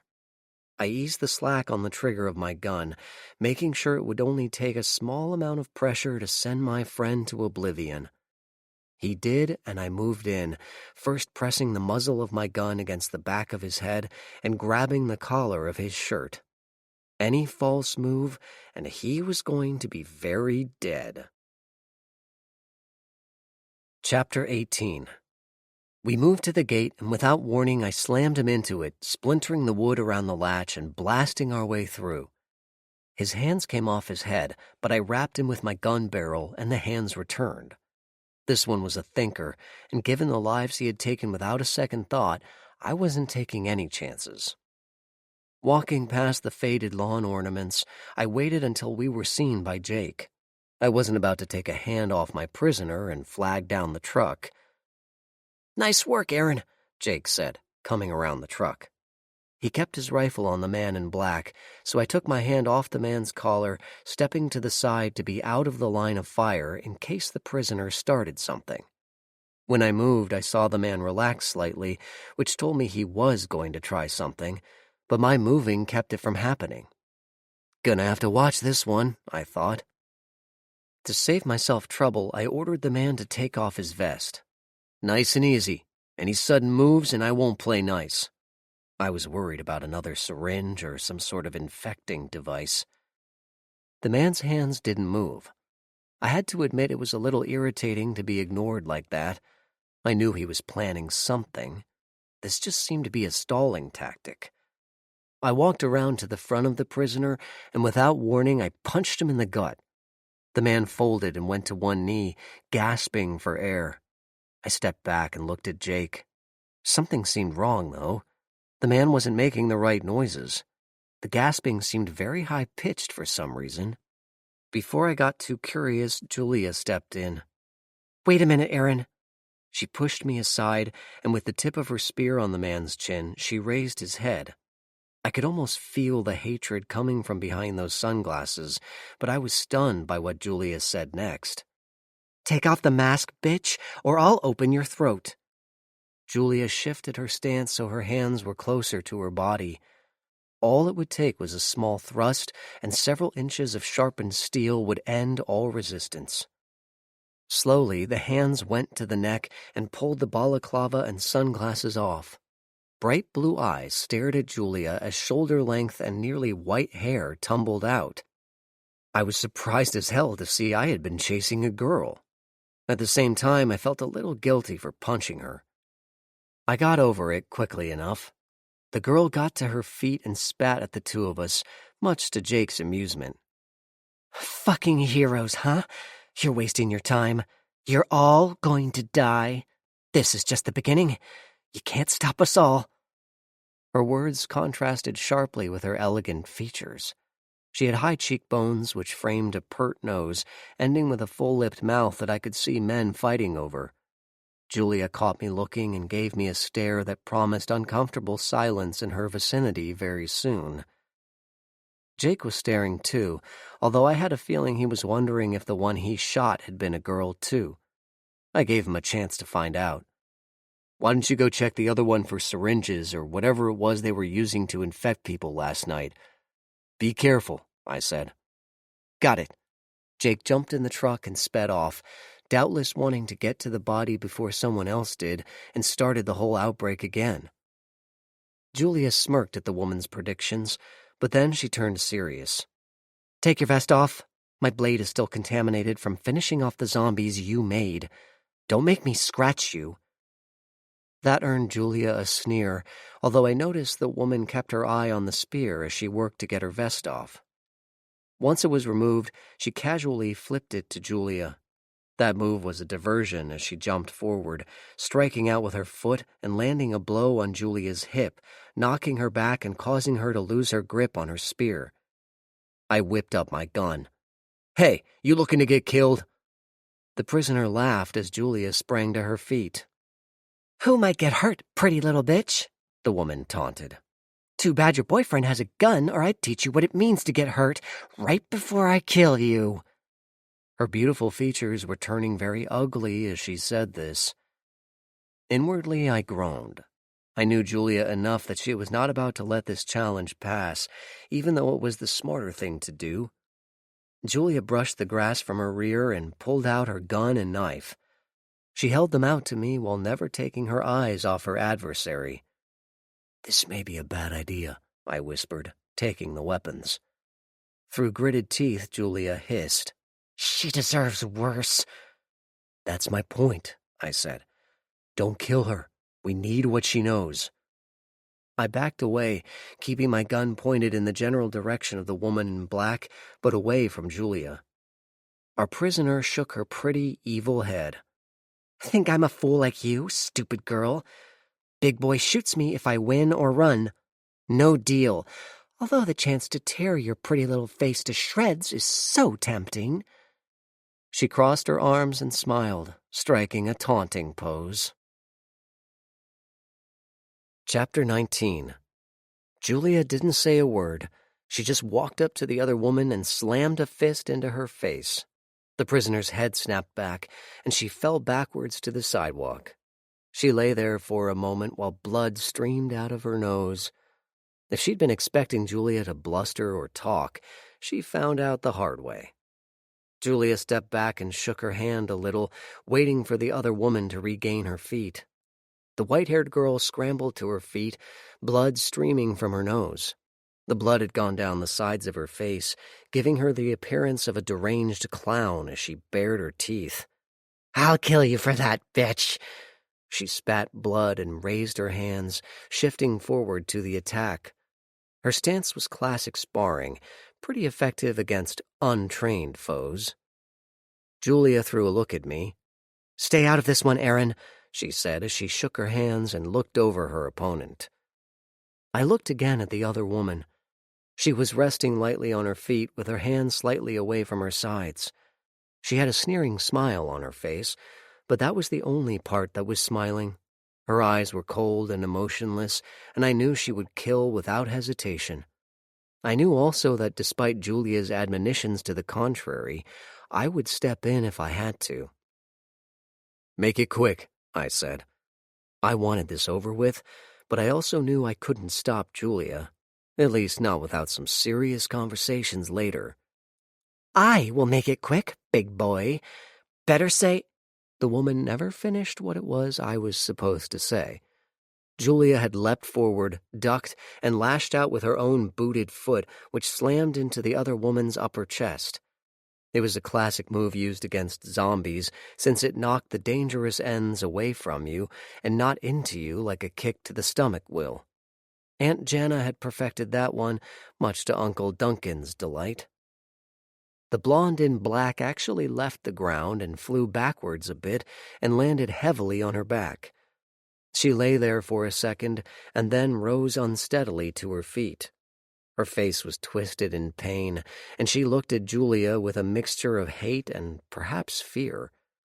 Hatred won the coin toss, and she charged forward, punching in a straight line to Julia's face. I winced a little as I knew what was going to happen next. I don't know who trained Blackie here, but I knew who trained Julia. Charlie James was a hard teacher, but Julia had been an apt pupil. Blackie's punch missed as Julia shifted to the side. Julia's right hand sunk into the other woman's gut, and as she bent over, Julia's left slammed into her enemy's kidney, straightening her out again. This freed Julia's right to head north in an uppercut which cracked on Blackie's chin. That punch staggered her, giving Julia room to use a devastating punch her father had taught her. It connected right behind the other woman's ear, right where the neck and jaw connected. Done right, it stuns and hurts like hell. Julia did it right, and Blackie crumpled to the ground. Julia bounced slightly on the balls of her feet, letting her excess energy bleed off. After a few seconds, Julia rolled the woman over onto her stomach and secured her hands behind her back. That done, the woman was pulled to her feet. At that moment, Jake chose to return with the truck. He hopped out and scowled when he saw our fugitive was female and bloody. "Damn, another one," he said. "What happened to this one?" "Uncle Charlie's neck punch," I said. "Ouch, that explains it. Other one is dead, by the way. No syringes." "All right, one last sweep and we'll get her to the Capitol," I said, relieving Julia of her prisoner.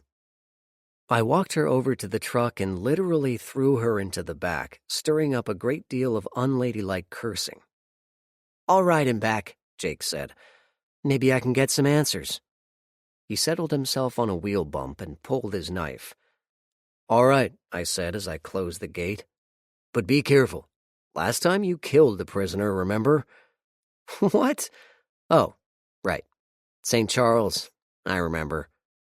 "Okay, I'll be careful," Jake said, smiling evilly at a prisoner who looked back at him with big eyes.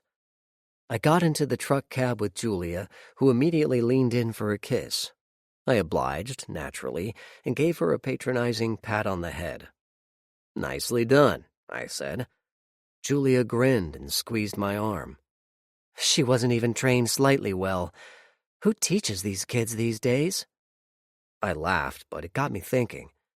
Who did train her, and why was she so willing to kill innocents? I was pretty sure I wasn't going to like the answer, and since she was one of a pair, I wondered how many more were out there. Great. This mess just became more complicated. Chapter 20. Thankfully, the trip to the capital was boring, and Jake managed not to kill our prisoner. I took longer than I would have hoped for, but there wasn't any direct route we could take that would have made it any quicker. Clearing the secondary roads hadn't been a priority for the capital, leaving it to the communities to do as they pleased. Julia and I didn't speak much on the way. Each of us was lost in our own thoughts. I didn't know what she was thinking, but I kept returning to my father and where he might be if he was still alive. I wanted to believe I would know it if he had died, but it had been so long I wasn't sure anymore. It would be nice to get some word one way or the other. In the back of the truck, I could see Jake talking to the prisoner, and it seemed like she was talking back. That is, she was answering his questions and not being a smartass. It wouldn't have done her any good to try to rattle Jake. He spent so much time rattling other people, he was fairly immune to it himself. The day had turned out to be fairly bright, although it was getting colder. In a few months, it would be relatively safe to go through the city and whack a few zombies if you were so inclined. Winter was when a lot of families brought their kids to the city to see real live zombies without a great deal of danger. It was a little crazy, to be sure, but the kids needed to know what danger was out there and to be able to recognize it if there was an outbreak near where they lived. I didn't know if there was still mandatory zombie combat training in school at the capital and other communities, but it would be a shame if there weren't. Ignorance invites oblivion, as Uncle Tommy used to say. We crossed the bridge to the capital, and I remembered from my father's journal what had happened here. I shook my head at how close the original crew had come to losing the final fight against the uprising of zombie children. Jake, Julia, and I had come close to becoming part of them, and we would have if it hadn't been for my Uncle Mike. "Copper for your thoughts?" Julia said, looking over at me. "Just trying to work through a few memories, that's all," I said, smiling back. "Thinking about your dad?" "Yeah, among other things."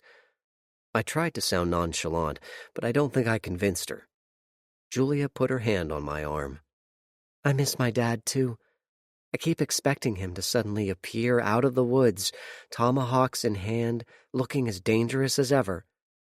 I laughed.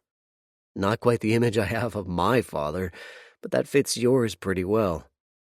Julia laughed too, a beautiful sound in the truck cab. She turned her blue eyes on me and said seriously, "They'll come back, Aaron. When we need them the most, they'll be here." "Do you really believe that?" I asked, not sure I believed it myself.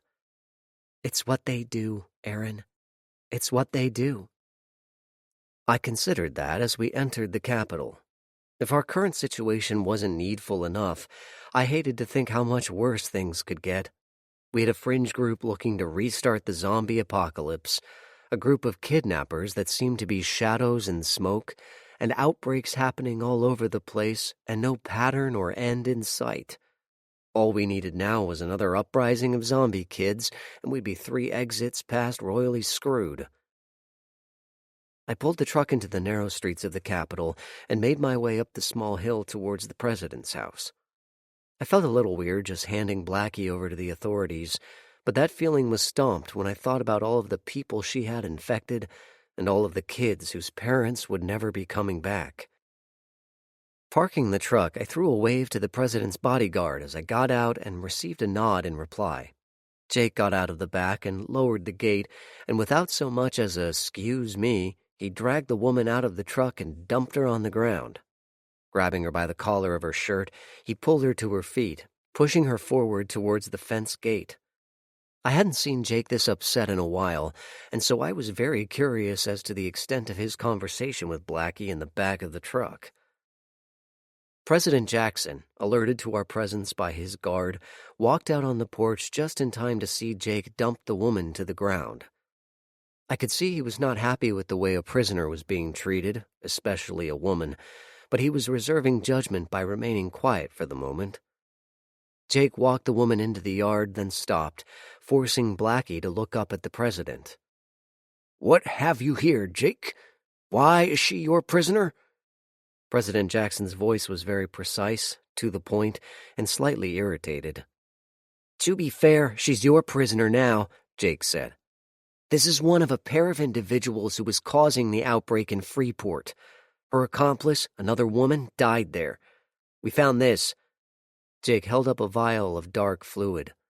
"I'll give you 3 guesses as to what it is, but the first 2 don't count." Jake gave Blackie another shove, and she stumbled forward to fall at the steps of the porch. President Jackson turned and spoke to his guard, who in turn spoke into a small radio. In 5 seconds, 4 heavily armed men raced around the house. They positioned themselves round the woman, but I noticed they kept at least 2 of them between the prisoner and the president. They moved very well and seemed to be capably trained. I wouldn't look forward to a fight with any of them. President Jackson spoke quietly, but his voice carried across the yard with ease. "Young lady, you are in a lot of trouble. For your recent activities, you could be executed immediately, and I doubt anyone here would mourn your passing. But I would see a cessation of these outbreaks, and you are going to give us as much information as you have. You will decide how that interrogation will go, but I caution you against any bravado. It will not serve you in any way." Blackie sneered and then spit on the lawn. For half a second, I thought President Jackson's guard was going to shoot her on the spot. His face flashed in rage for a split second before he recovered. "Your arrogance is duly noted. However, it will not help you any further. Robert," President Jackson spoke to the man behind him, "take this person to the detention center and place her in the lower level. She is to be secured and then searched. I want Brenda on this. She will know what to do and what to look for." Robert snapped a quick salute, then went inside for a second. Coming back outside, he was carrying a small duffel bag, which he placed in front of Blackie. He took out handcuffs and leg irons, and when the prisoner was secured to his satisfaction, he placed a small black hood over her head. When finished, he took Blackie by the arm and walked her out of the yard and down the street. He was followed by 3 of the guards. The 4th went onto the porch and took the position normally reserved for Robert. President Jackson turned to us and waved us inside. Once seated around a table, he spoke directly. "Thanks for your help. Were you able to get any information on your trip back here that might be of any help?" He spoke to all of us, but the question was directed to Jake. "I didn't bother with the why of the situation, since it really wasn't important and a waste of time to bother asking," Jake said. The president seemed to mull that one over for a second before nodding slightly. "I did find out that they were planning something bigger once I figured out how to read between the insults, threats to my sacred well-being, and the destruction of all I held dear. When I tried to find out what it was, she changed tactics and tried to get me mad enough to kill her. I could have easily, especially when she told me she enjoyed infecting children the most. But by then I knew she was just trying to cause an incident," Jake continued. "When I questioned her about where she was from, I got a curious answer." "What was that?" President Jackson asked. I was curious, too, and leaned in like the rest of the listeners. "She said nowhere that I would ever dare to go, being a chicken shit towner, as she called me," Jake said. "I don't think she meant to say that last out loud, but I think it's important." President Jackson leaned back and looked at the ceiling. "I wonder what she meant. If she thought you were a towner, which I can only assume meant you were a person who lived in an established community, then she must live in either a remote area outside the communities like you do, or someplace else, although I can't think of where that might be." Julia spoke up. She had to learn her hatred of communities. She's too young to have formed that opinion on her own. She also has no fear of hurting kids. That's not something you see in any community. I nodded. It makes sense. It also suggests someone has been holding a grudge against society for a long time and decided the time was right to strike out. Jake shook his head. Why now? What's different about now as opposed to, say, 5 or 10 years later, or even a few years earlier? I don't understand the timing. President Jackson stood up, signaling the meeting was over. "I think we will find out those answers in due time. In the meanwhile, you might want to take that vial over to the medical center. I imagine you'd prefer not to have it break open in your pocket." Chapter 21. Jake nodded, and Julia and I made sure there was plenty of space between Jake and us as we left the presidential home and headed up the street to the medical center. There were a lot of people about, and a few looked at us curiously. Several were not shy about pointing at us as we walked up the road, and I could see Jake was slightly irritated by the tightening of his jaw and the narrowing of his eyes. "What's everyone's deal?" Jake asked of no one in particular. "Why are we so popular?" I couldn't let that one go even if I had tried. "Maybe it's because we're so darned good-looking." Jake snorted. "I'll buy that for Julia, but you're a sight. You got your ass kicked by an ugly tree."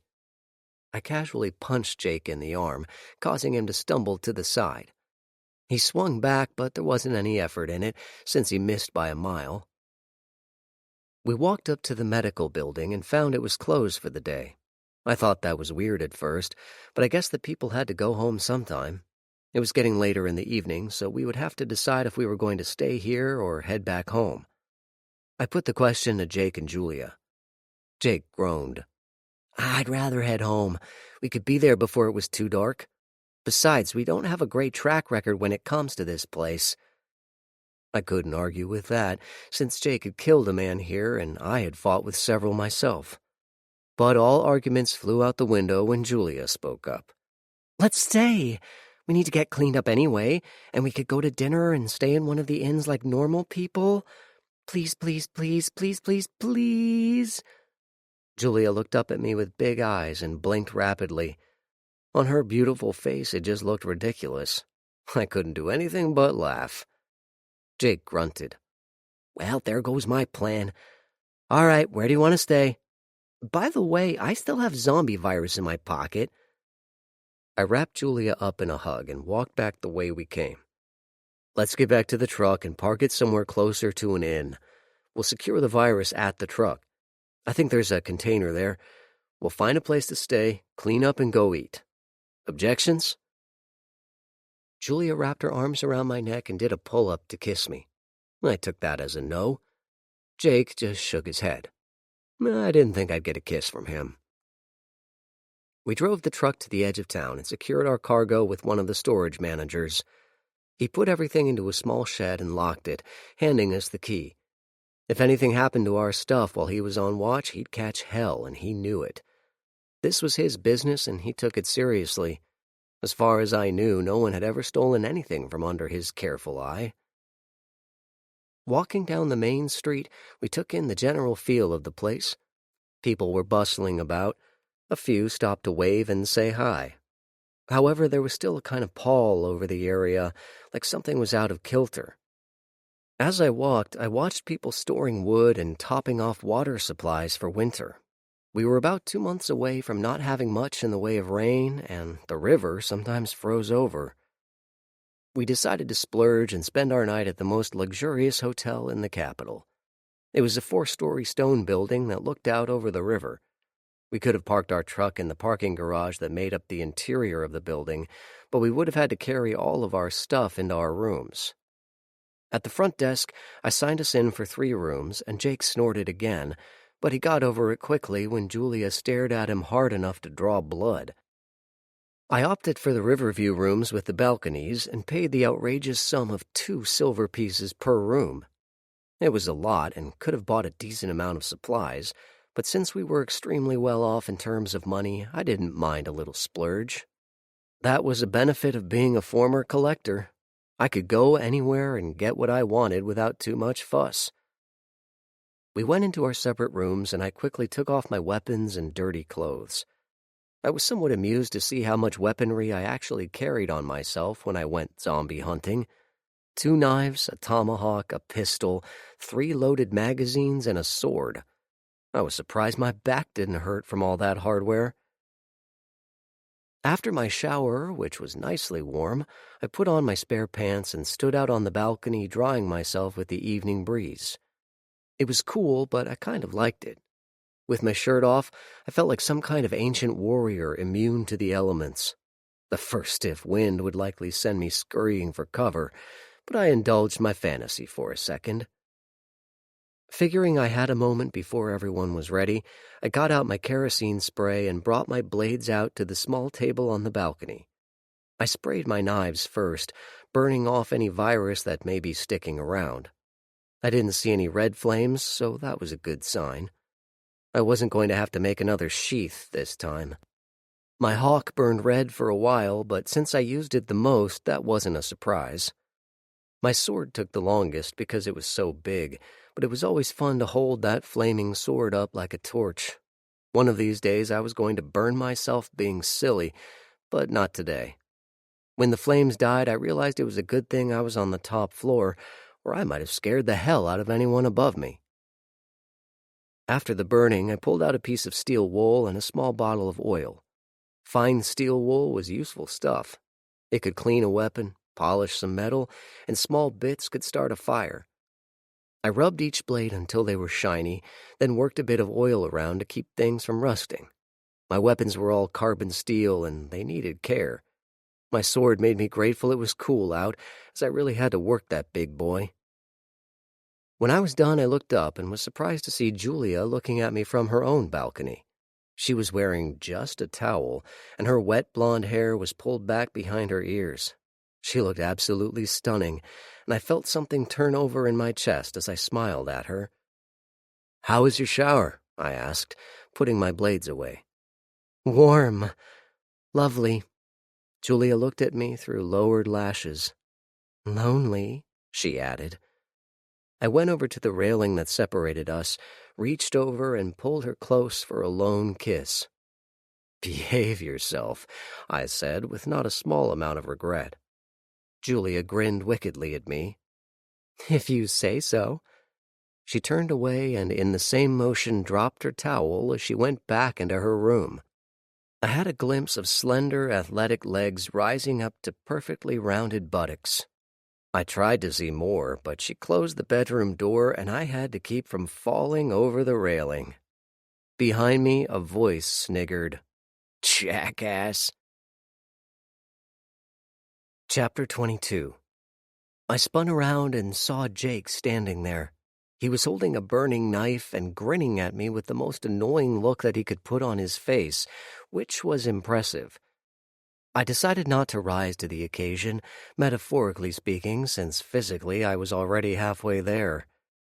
"Your time will come," I croaked, having had my mouth go suddenly dry a few seconds ago.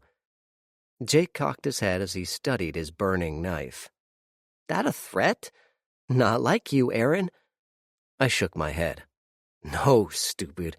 Someday you'll fall in love too." Jake's smile turned real. "You feel that strong, huh? Good for you. Everybody should at some point." His voice turned more serious. "Hope she feels the same way, bro." I hadn't thought about it, and suddenly I was scared. I mean, I knew she cared about me, but what if she didn't feel the same way? What if I told her and made a complete fool out of myself? I couldn't possibly live in the same place as she, knowing she didn't feel like I did. I decided not to say anything until she did. That way I would know for sure, and then not feel stupid.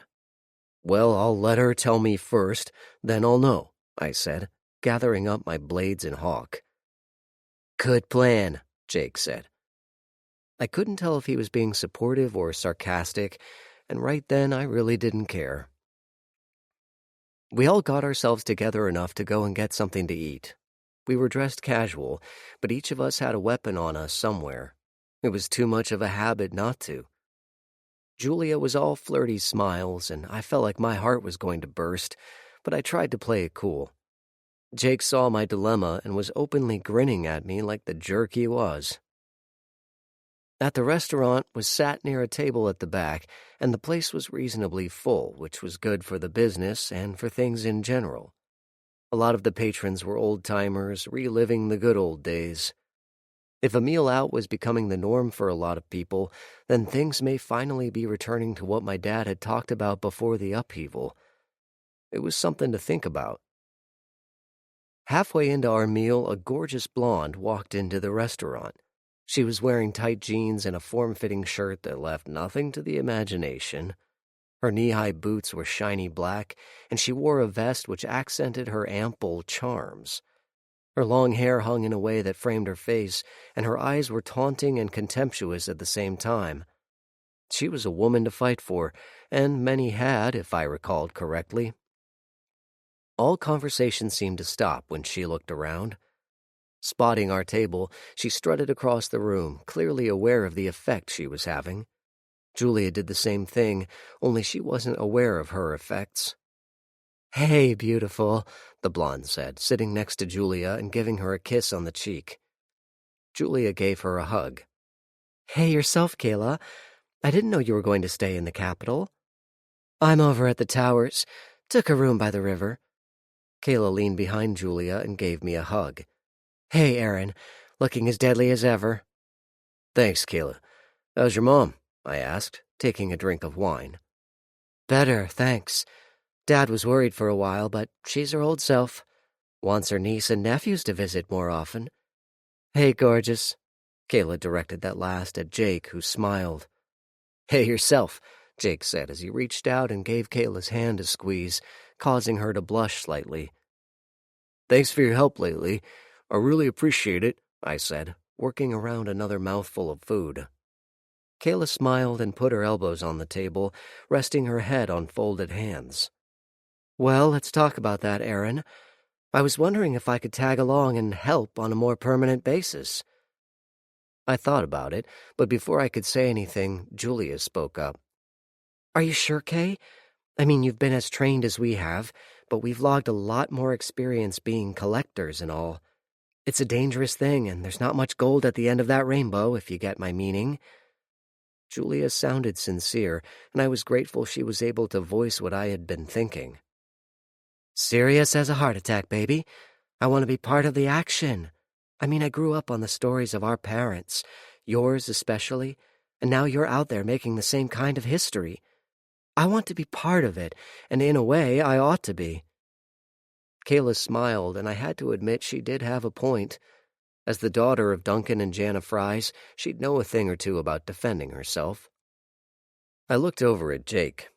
"What say thee, O eldest brother?" Jake shrugged.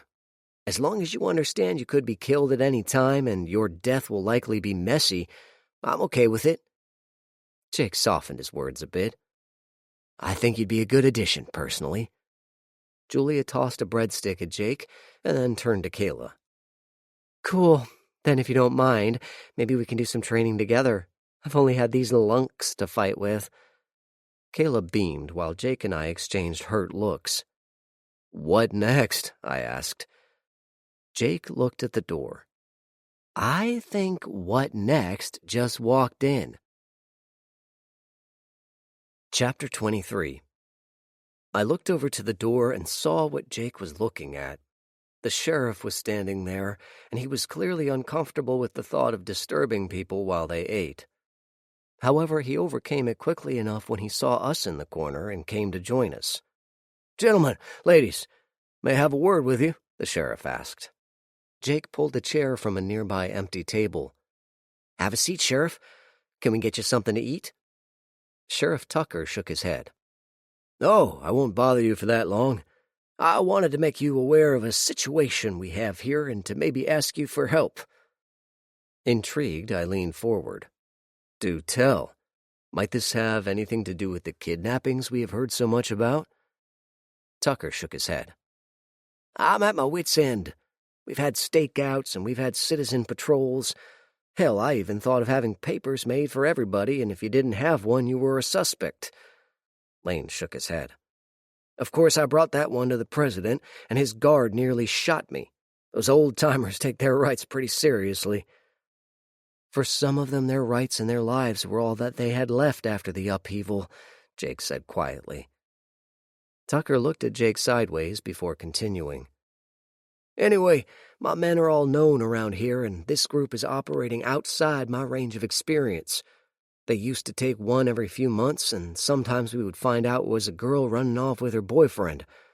Now it's getting so they're not just taking the young girls, but the older ones too. Hell, last month we lost a mother of 3, for God's sake. Julia put her hand to her mouth, and Kayla seemed distraught as well. Jake's eyes narrowed, and I could feel my own anger start at a low simmer.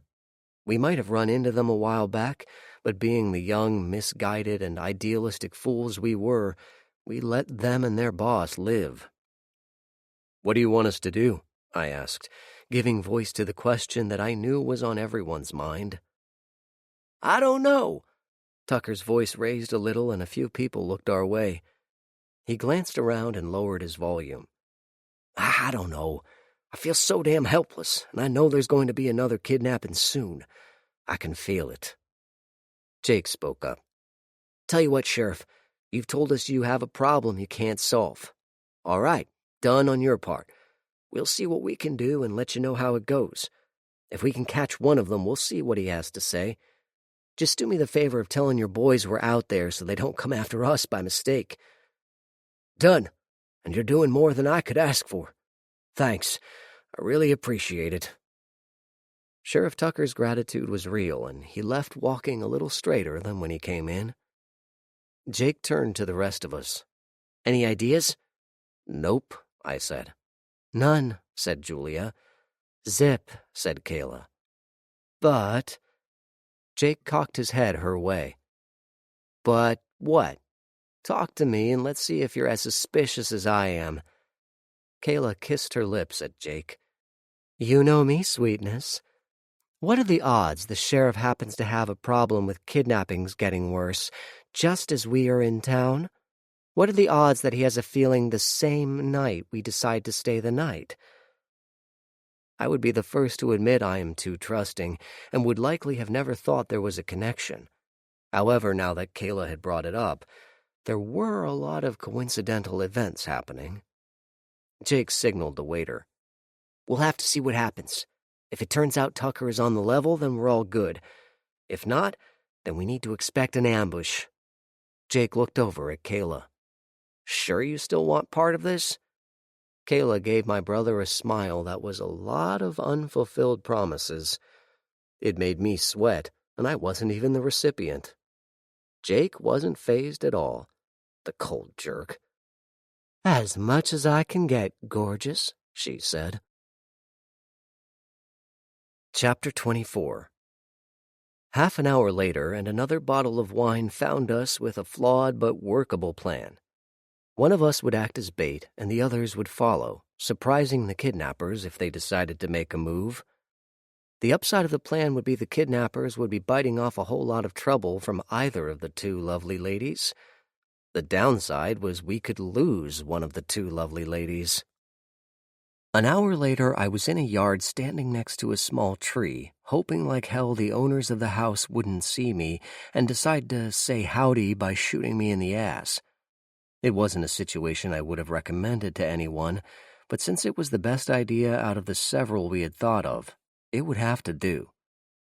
When we left the restaurant, we had agreed to split up, and we would position ourselves along a predetermined route for our victim to walk down.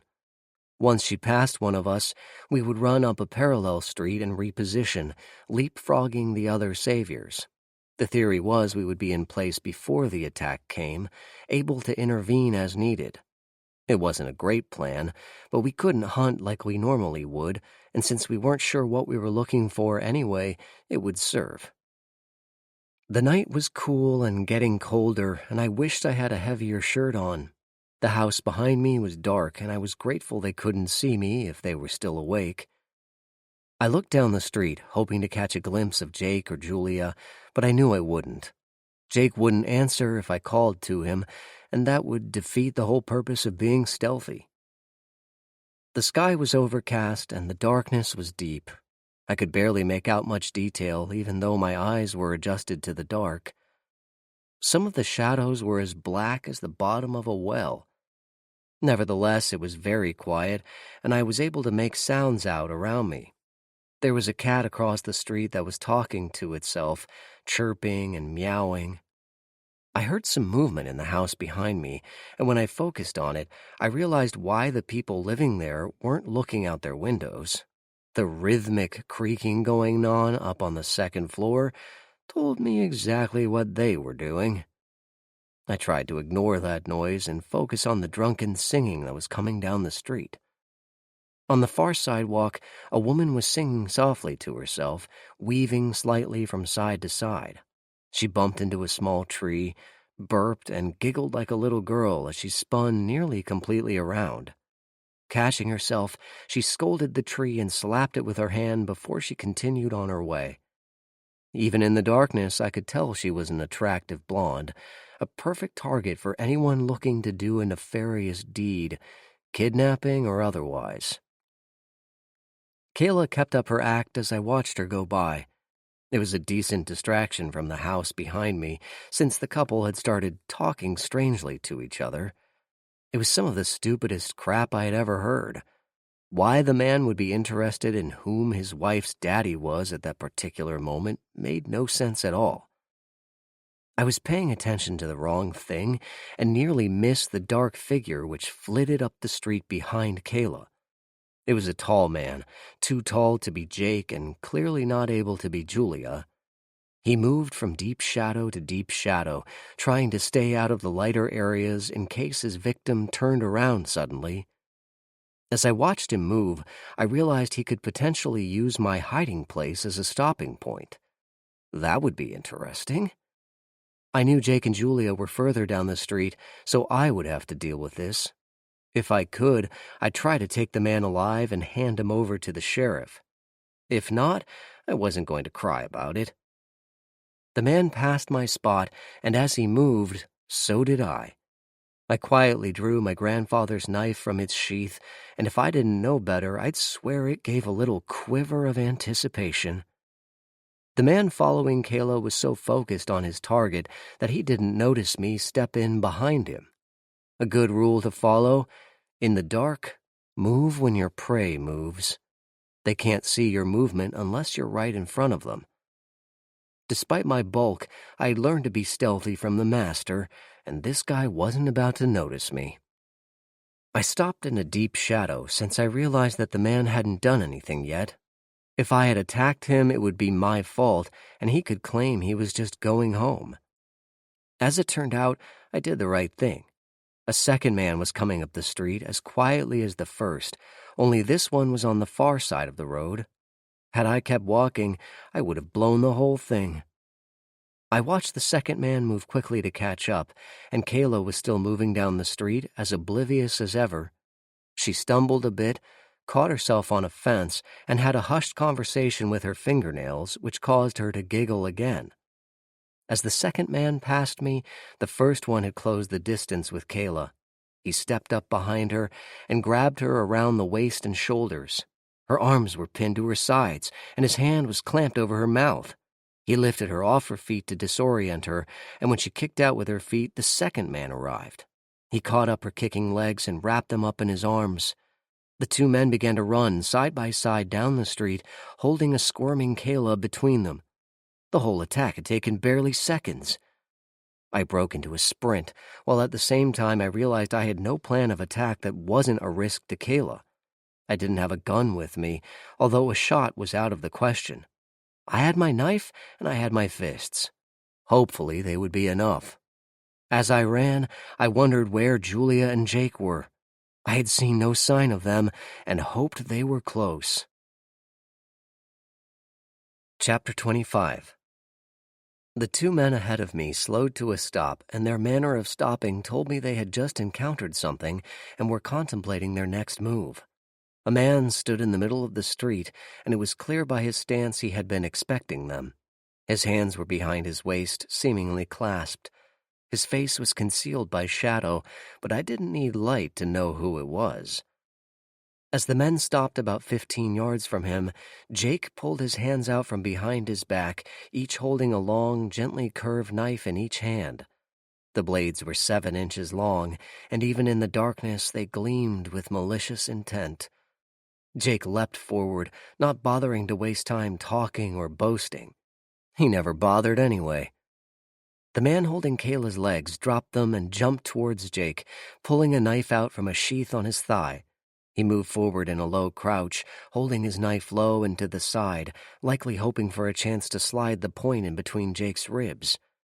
I didn't have a chance to watch Jake's fight, as I was closing on the man still holding Kayla. However, this time, surprise wasn't on his side, and she knew what he intended to do. He tried to hold her feet off the ground, but that was precisely what she wanted him to do. She kicked her feet out to give them momentum as she thrust her boot heels back into the man's knees. I heard a stifled cry as the man fell forward. I had no way to stop them, but I shouldn't have worried. Kayla twisted as they went down and managed to get the man underneath her as they hit the ground. She jerked her head back, slamming the back part into the man's face, eliciting another cry. That also freed her from one of his arms, and she used that opportunity to slam her elbow into the man. Rolling off, Kayla came up with one knee on the man's chest. The man was game, however. He got his hands under the knee on his chest and thrust backwards, spilling Kayla off of him. As she fell, he scrambled to his feet, pulling his own knife. Just as he advanced, I slammed into him from behind. I had a full head of steam and my shoulder was down, with my hand tucked into a fist on my chest. His arms and legs flew outwards, and his neck snapped back as I hit him. I straightened my back as I hit him, causing the man to swap ends and land on his face. Somewhere between earth and sky he had lost his knife, but I wasn't worried about that anymore. Kayla jumped to her feet and lightly punched me on the arm. "That was awesome. I think he flew 10 feet. She whispered excitedly. I ignored her as I went to see if Jake needed any help. The guy I hit wasn't going anywhere. I heard soft footfalls behind me and was relieved to see Julia coming up the street. Jake and the other man were squared off, each looking for an opening to thrust or cut. Jake held his left-hand knife in a reverse grip, while his right one was held in a normal fashion. I was surprised and impressed with the fact the man was still standing. He must have had some skill for Jake to have left him alive this long. Julia came up to Kayla to make sure she was okay. I started to circle the combatants when Jake glanced my way and shook his head slightly. I knew when to back off, so I started to go over to the man I had downed to see if he was in any shape to answer questions. I never got the chance. Julia suddenly hissed and pulled her weapons, and Kayla armed herself as well. Out of the side streets, 6 more men advanced on us, and the hatchets and knives they carried weren't there for show. I pulled my second knife and watched as 2 men came at me.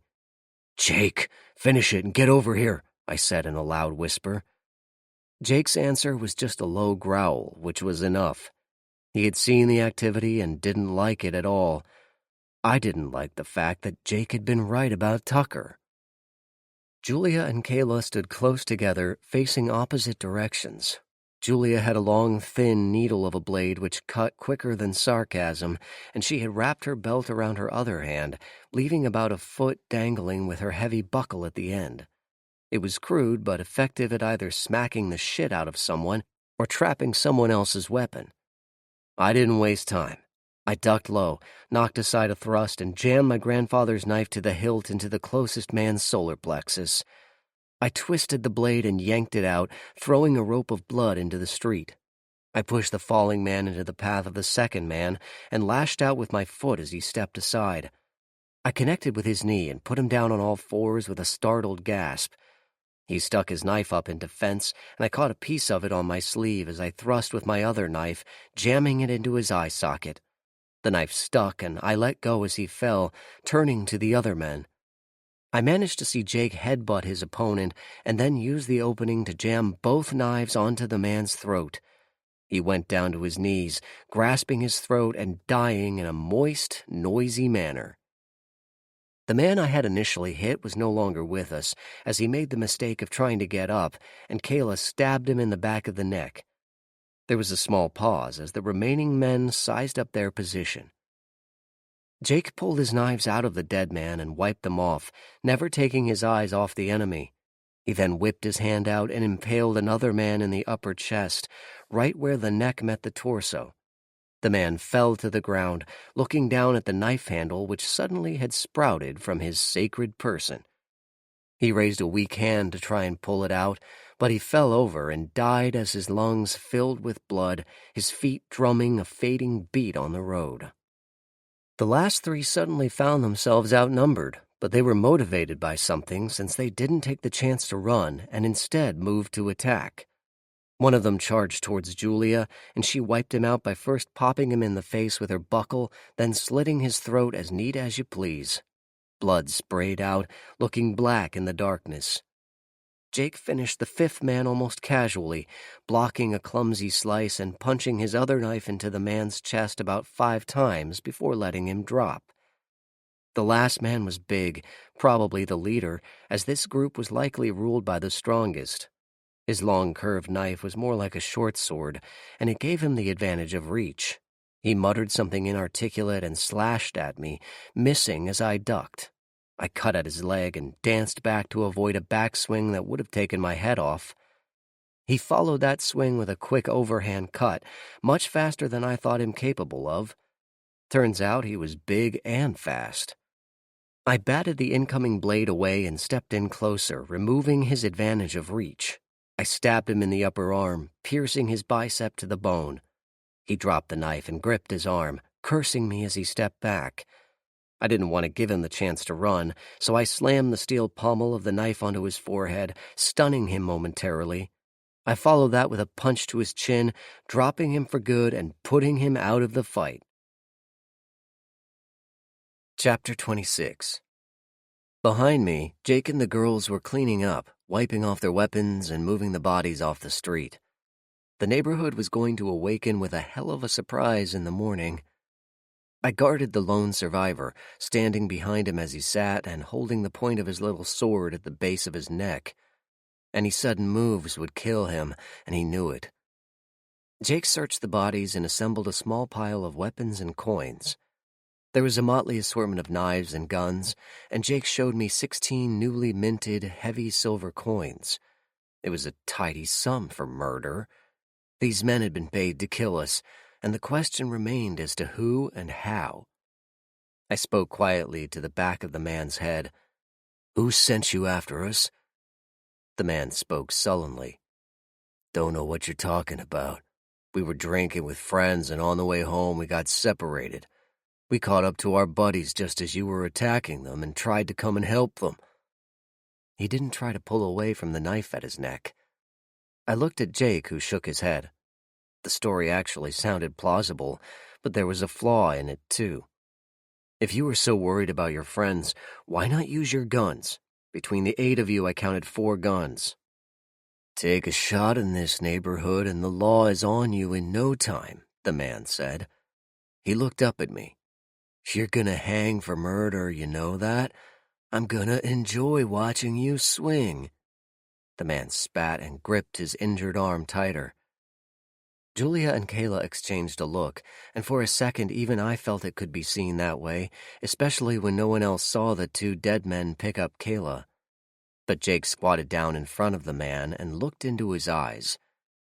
"You're a liar, and would you like to know why?" Jake asked. "Fuck you, murderer, I ain't talking," the man said, staring right back. Jake continued. "All of you are wearing shit clothes and run-down shoes. Your weapons are filthy, and your guns probably wouldn't fire if you tried them. 3 of them don't even have bullets. Yet all of you are carrying brand new silver. No other money, just these coins, and in the exact same amount. Coincidence?" The man looked away, then looked back as Jake continued. We had no business to walk these streets. We were just having dinner. Yet all of a sudden, we're here and you assholes are sharing the same space with nefarious intent. Coincidence? Jake asked again. The man gave no answer, but he was starting to show signs of agitation. Jake looked down on the man. How is it that the sheriff can afford to pay you like that? Jake inquired. It ain't his. He just... The man stopped himself, and then cursed as he realized he had said too much. Jake smiled in the dark. Thank you for your cooperation. I will assume, then, that Tucker isn't the mastermind behind the kidnappings, but rather the middleman between the ones wanting the girls and the ones getting the girls. Jake grabbed the man and pulled him to his feet. If you shout, I gut you. If you run, I'll cut your tendons and drag you. If you try to fight, I'll cut your eyes out. Understand? The defeated man nodded, and I gave the long knife to Kayla, who put it with the bundle of weapons she was carrying. We walked silently down the streets, heading back towards the river area. Our destination was the president's house, since it would have been stupid to go to the sheriff. At the president's house, silent men were keeping watch in the darkness. One of them detached himself from a shadow and came out to meet us.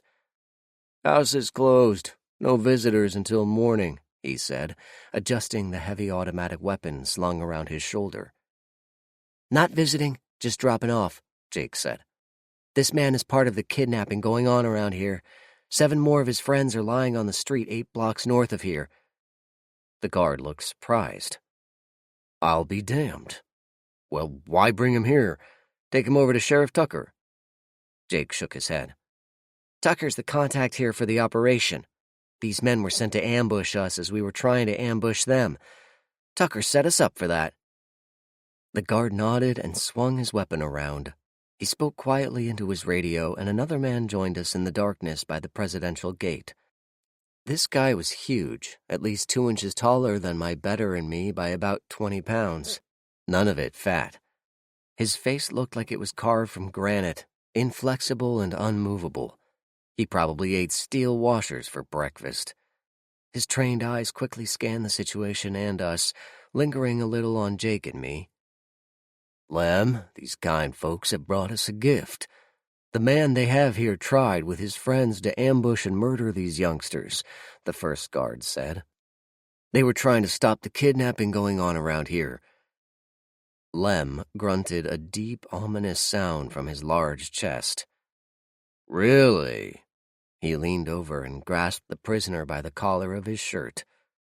My little sister was kidnapped last year. You and I are going to have a deep, meaningful conversation.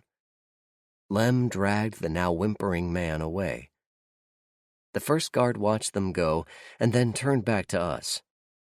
I'll send men to clean up the bodies. In the morning, we'll collect the sheriff. Come back around 10, if you can. I nodded, and we walked away, eager to go back to our hotel and comfortable beds. Julia walked beside me, wrapping an arm around my waist. Kayla and Jake were talking in low tones behind us, but I didn't feel like talking myself. I just wanted this day and night to be over with and wanted to go to sleep. The wine had given me a slight headache, and I just wanted to rest. Julia seemed to understand, and she stayed quiet, looking up at me occasionally to smile. All in all, it had been a good day. Chapter 27. You've got to be kidding me. Nope, that's the way it went down, and that's what he said. Why would he lie at that point? President Jackson shook his head. He looked tired, more tired than perhaps he should, but then there were a lot of things going on in his world that didn't make sense. This was another layer of stress. I felt somewhat bad for the man, but I reminded myself he chose to run for office, and I was just a spectator to the conversation anyway. Jake continued. If your men cleaned up the mess from last night, and they said they would, then Tucker might not yet know everything was a failure and we have a prisoner. As far as we know, there weren't any witnesses. The president sighed. I'm starting to envy your father. When he was president, all he had to worry about were hordes of zombies killing everyone. This peacetime administering really makes me long for the good old days when I knew who my enemies were." He signaled his guard, Robert. "Take 2 men and pick up Tucker. If he has any deputies around, bring them in too. I want this kept quiet. If word gets out that the sheriff had a hand in the kidnappings, there's going to be trouble." Robert nodded and left. Jackson turned back to us. "Got another bit of fun for you. Message came in this morning. Feel like another run at your luck?" Outwardly I was calm, but inside I was vigorously shaking my head. Last night was a blur, and when we got back to the hotel, I wanted another shower. Julia joined me this time, and it was the most amazing shower of my life. We made love in the cascading water and continued our new adventures in the bedroom. If I thought I was in love before, last night stamped it fully on my soul. I think I finally understand what my mom meant to my dad, and I don't know what I would do if Julia were to be taken from me. Of course, Jake knew immediately what had happened and arched a single eyebrow at me as acknowledgement. Kayla and Julia had their heads together the entire time we'd walked over to the president's house. I would have loved to know what they were talking about, and yet at the same time, I know I preferred not to. Now we were throwing ourselves back into the mix. All I wanted to do was go home and just live quietly for a while. However, that seemed like a faraway dream as Jake and the president kept talking. "What's the mess this time?" Jake was asking. In answer, President Jackson pulled out a faded road map that had a lot of intersecting lines across it. Out of habit, I quickly referenced our current position and the location of our home. "We've received reports from 3 different communities along the Gray Corridor talking about increased zombie activity. There's always been some there, as you know, but there's been a large uptick, and it's too coincidental to think it's random," Jackson said, pointing to 3 towns along the stretch of old I-57. They weren't directly on the interstate. Those towns had been wiped out early during the upheaval when people were running from the apocalypse, even though it was waiting for them wherever they were going. "What kind of activity? How much?" Jake asked, running a finger down the highway on the map. "I don't think it's what you guys have been dealing with lately. I think word has finally gotten around, and people are taking extra precautions and are much more wary of strangers. Freeport was, I think, and hope, the last we'll see of that kind of thing. No, this seems to be more of an old threat coming back to become a new one." President Jackson sighed as he looked at the map. "What next?" I spoke up at that rhetorical question. I've learned it's best not to ask. That's when fate pays attention and gets her black sense of humor on. Or lack thereof. If I can persuade you to tackle this task, then I think we can rest for a small time," the president said. "No, actually, we can't," Jake said. "No?" "No. We still don't know who's responsible for the attacks and the attempts to recreate the upheaval. I got another vial of zombie crap in storage, and the kidnappings have been halted for the time being, but someone was behind those too. I bet my last gold piece that Tucker wasn't the end of the line. In fact, he couldn't be. Where would he stash the girls, and for what purpose? Nowhere around here," Jake said. President Jackson narrowed his eyes and looked at Jake more closely. Then he smiled slightly, putting a hand on Jake's shoulder. "You're much more like your father than you may think or want to admit. He had the ability to look at the big picture better than most people," he said. Jake shook his head. "Well, if he bothers to show up, send him south. I could use the help. Good day." Chapter 28. Jake left the room, and I nodded my goodbye to the president. Julia and Kayla followed us, and we walked steadily out of the area, heading up towards our truck.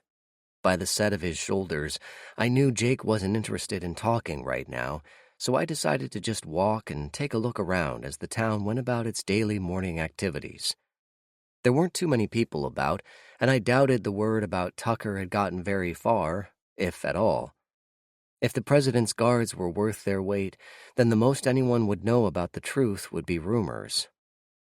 When we reached a junction that took us to the medical center in one direction and the truck in another, I stopped and waited for Jake to figure out I wasn't following him. Julia and Kayla stopped as well, and the three of us looked at Jake as he looked quizzically at us. "Aren't you coming to the truck?" he asked. "Are we coming back here?" I responded. "Yeah, so?" I smiled.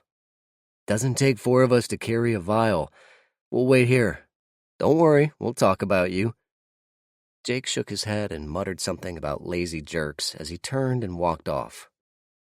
While we waited, Julia took the opportunity to jump into my arms, wrap her legs around me, and kiss me deeply. I returned the kiss equally, taking in her essence and falling for her all over again. Kayla grinned in the morning sun and chided us both. "Get back to your rooms, you two. Jeez," she said. I put Julia down with another kiss. "If we did that, you'd be out here by yourself with Jake. Not sure Julia's ready for that," I replied. Julia ran a hand around my belt line. "I could handle it," she said with a little gleam in her eye. I laughed, happy to be alive this morning and have this girl on my side. "No doubt, but I'm not sure I could." Julia let me go and stood in front of me, looking up at me with big, serious eyes.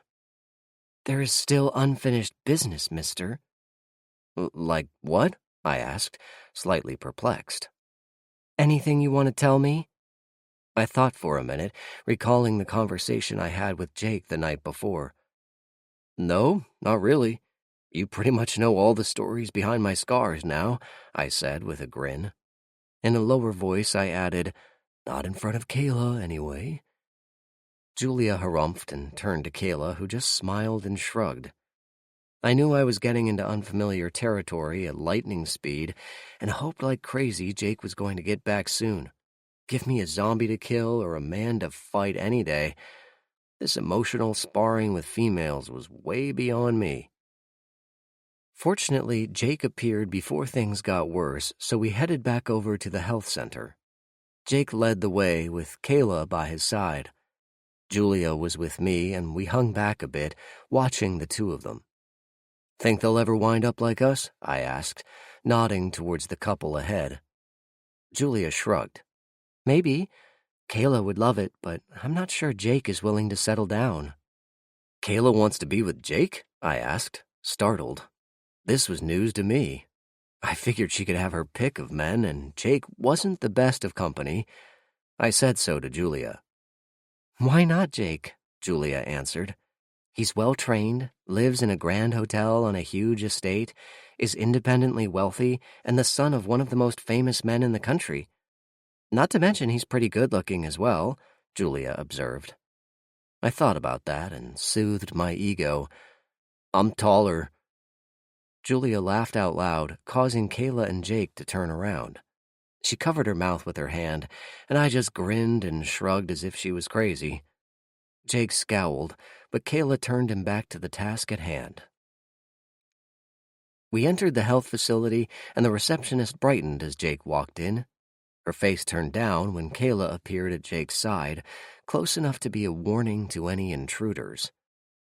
"Can I help you?" she asked, keeping her eyes on Jake. My brother nodded and put the vial of zombie goop on the counter. Samantha, the receptionist, reacted better this time. She sighed and picked up a phone. "Jerry, Sam, Mr. Talon just dropped off another vial. Yes, it's contained." "Okay, I will." Sam hung up the phone and opened a drawer, pulling out a heavy plastic container. She used her pen to move the vial into the bin and sealed it with a lid. It was a bit of a letdown since the last time we were here they all freaked out on us. Samantha turned to Jake. "Anything else?"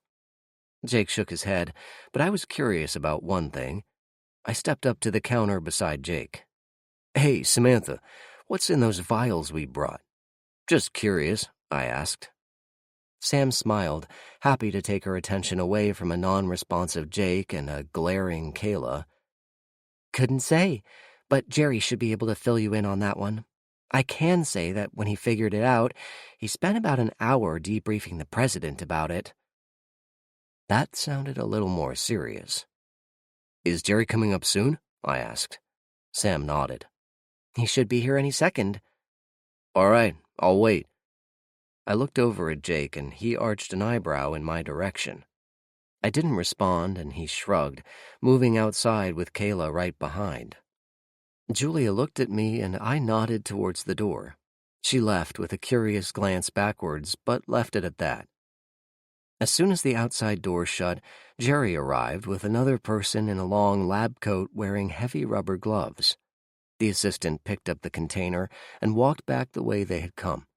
Jerry was about to leave with a small wave before I stopped him. "Jerry, Aaron Talon. A moment, if you don't mind," I asked politely. Jerry looked impatient, but since I made sure I looked like I was not about to be ignored, he decided it was better to talk and get it over with. "Sure. What can I do for you?" he asked with forced patience. "Only one question. What's in those vials we keep finding?" I figured since I was risking my life to stop its spread that I ought to know what I was dealing with. Jerry shook his head.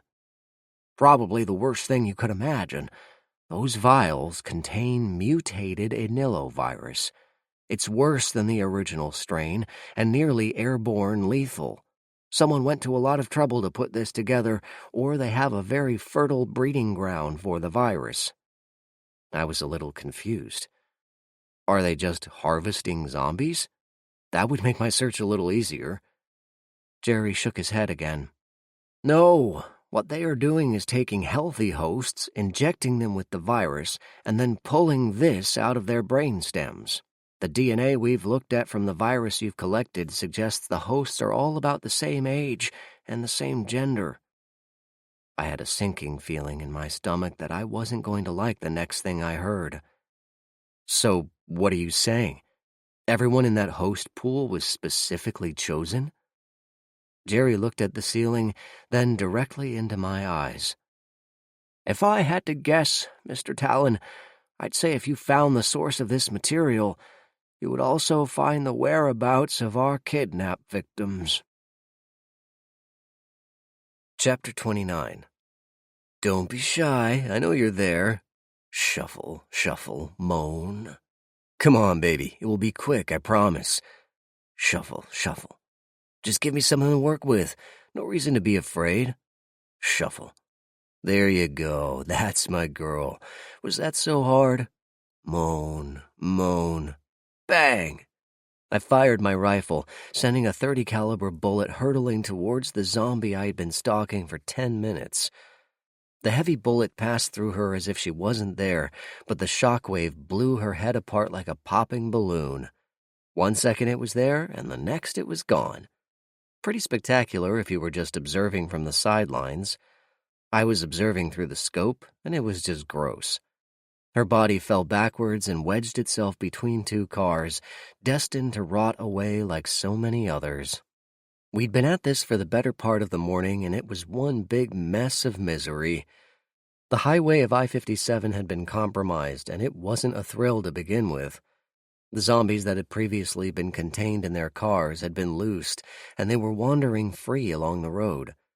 3 barriers had been removed from exits, and to make the cake even sweeter, it looked like the barricade to the city had been compromised. A steady stream of very nasty-looking zombies was headed our way. I should say my way. Jake had taken charge of the situation, sending Julia and Kayla to hunt down the free-range zombies while he took care of reblocking the roadway and finding additional help to deal with roamers. I got the job of finishing off the zombies that were left on the road and to close off the city once more. Jake made the job sound easy. Just close the doors to the cars, kill the ones out on the road, and you're good. I initially thought it was going to be easy, partially because I wanted to believe Jake, but mostly because I was an idiot. The first couple of miles were easy, just strolling down the center of the lanes, kicking or pushing doors shut, and shooting the occasional zombie. No worries, right? Then things began to change. The zombies that were still on the road were not the recently infected kind. They had been in hot and cold cars for over 20 years. They had evolved in that time and were smarter than your average convert was.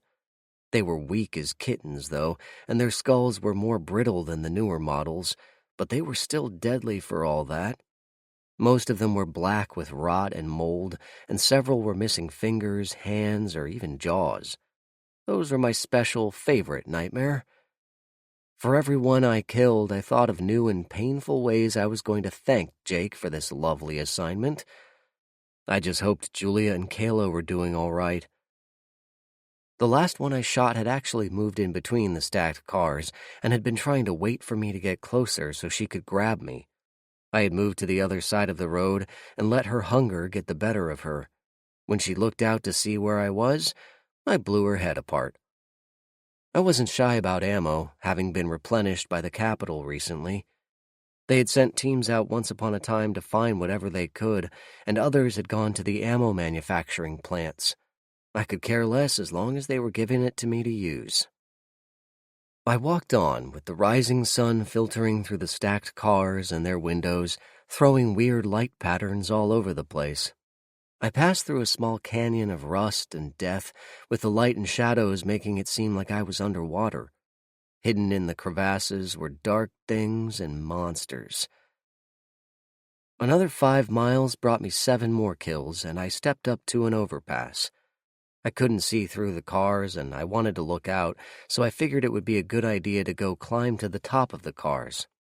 I got the crazy notion I could do some long-range sniping up there and save myself the trouble of dealing with the nasties closer up. I opened the door to the bottom car, wrenching it through the rust that had accumulated. Standing with one foot on the seat and the other on the door in the open window, I reached up and jerked on the handle to the door on the second car up. I thought to climb up and at least get on the hood of the car. What I didn't think about was having a zombie be attached to the door I jerked open. It fell past me with a barely audible groan and landed in a heap on the ground. Jesus! I was startled enough that I let go of the door and tried to jump away from the ghoul beneath me that was slowly getting up. Unfortunately, the door I was standing on swung, as doors are supposed to do, and my left foot moved way past comfortable and into painful when I suddenly tried to figure out how far my legs could spread. I didn't want to think about the zombie standing up and having its teeth level with my crotch, so I kicked off with my other foot and landed on my ass right in front of the zombie, one leg on either side of its widening maw. I scrambled backwards, trying to get a weapon in front of me, but the zombie caught my attention in the most uncomfortable way. It reached out with a skeletal hand and grabbed the fly area of my pants. Gah! I yelled, crabbing backwards and dragging a zombie with me. I had one chance to save myself, and I kept moving backwards to keep that chance. The zombie helped as an incentive, as it raised its black head and teeth in a grotesque feeding pose. I moved with one arm and 2 legs, trying to draw my pistol to kill this thing clamping on my crotch. Its grip was uncharacteristically strong, and I don't think I have met a more determined dead thing. I finally got my gun out, and as I brought the weapon to bear, the zombie snapped its head forward, chipping its teeth on the gun. That was the last thing it did in this world. The bullet blew its tonsils out the back of its head and took a good chunk of its brain with it. I lay there for a moment, just me, my gun, and a dead zombie with its hand still gripping my crotch. I reflected religiously for a moment, thanking God no one had seen what had just happened. Chapter 30. I got up and shook my head at what might have been, breaking into a small sweat as I did so. I'm not sure what worried me more, having a zombie bite me in the groin or having Jake watch me deal with it and never letting me forget the incident for the rest of my life. I looked back up at the pile of cars and decided it wasn't worth it. My luck was done with that little adventure. I stayed on the ground and decided to walk the rest of the way to the main barrier, dealing with the zombies as they came. From my momentary vantage point, it didn't look like there were too many left. Most of them had passed, and they were being hunted down by Jake and the women. As I walked forward, I closed car doors and truck doors, losing count as I passed 100. Someone was not playing fair by trying this nonsense. These zombies had a long time to smarten up, and they were much cleverer than a newer zombie, relatively speaking. It was like comparing a frog to a mouse. A frog just was, while a mouse had the ability to figure things out. I shot a few with my rifle, the big gun's blasts echoing in the small canyon of rust and rubber. I was using an M1A like the one my dad used to good effect a long time ago. He left his in the Potomac in D.C. I found mine on a trip south when we were collecting. It was powerful, reliable, accurate, and it held a lot of bullets. In zombie hunter language, perfect. I wasn't worried about anything behind me since I'd killed everything, and I was trying to draw out the ones who were wandering about and put them down. A couple of them tried to play hide and seek, but the heavy bullets found them through fenders and door frames. About 2 miles up the road and a few dozen dead zombies, I finally reached the barrier to the rest of the highway heading north. As I looked it over, I realized how simple a solution it was to a complicated problem. How do you keep potentially thousands of zombies from crashing free of their highway prison and seriously ruining your day? You use what's on hand. Thankfully, at the time, Illinois highways were in a constant state of repair. As such, there were concrete barricades all over the place. 4 strong men could easily lift one, and the little holes on the bottom made it simpler to stack using wooden poles to lift. 3 of them made a barrier 9 feet high. Stack them lengthwise on the highway, and they become a blockade of concrete 6 feet thick. The zombies weren't getting through without help. As I approached the barrier, I saw that these particular zombies had received exactly that.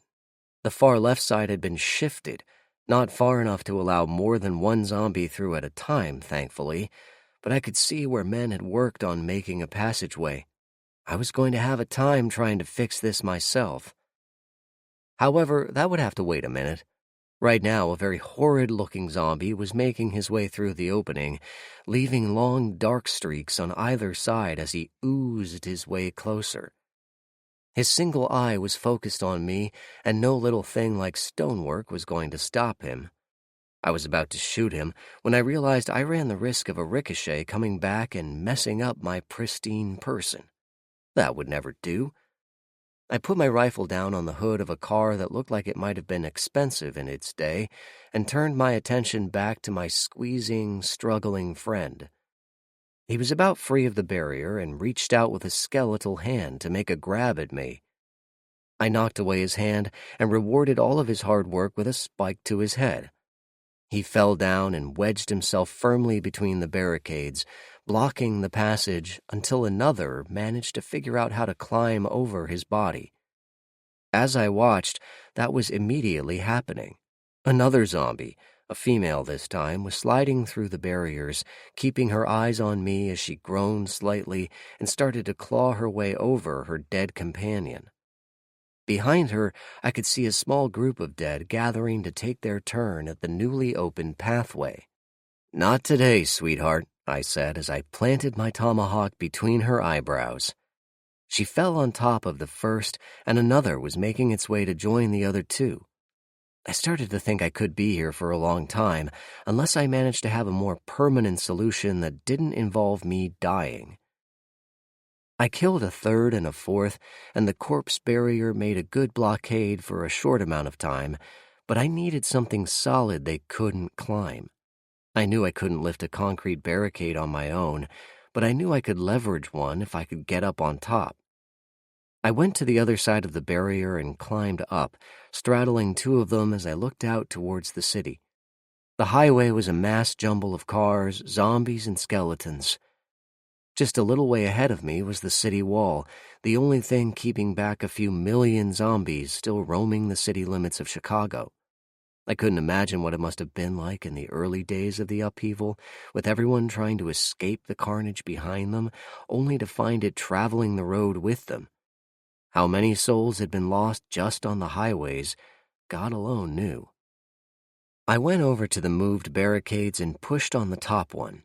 It moved slightly, so I wedged myself between it and the one next to it. It was heavy, but with a good deal of pushing and a whole lot of cursing, I pushed it over to fall on the zombies below. 4 dead zombies were no match for 300 pounds of falling concrete, and zombie goo squirted out across the road as the stone fell. I got up and went to the next barricade, pushing it over with new and invented curse words.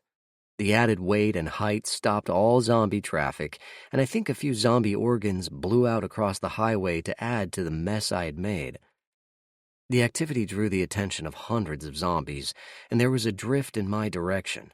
I waited to see if the new barricade would hold, and when it did, I just shook my head at the crowd. Some of them looked back at me with what seemed to be some kind of emotion, and it was a little unsettling.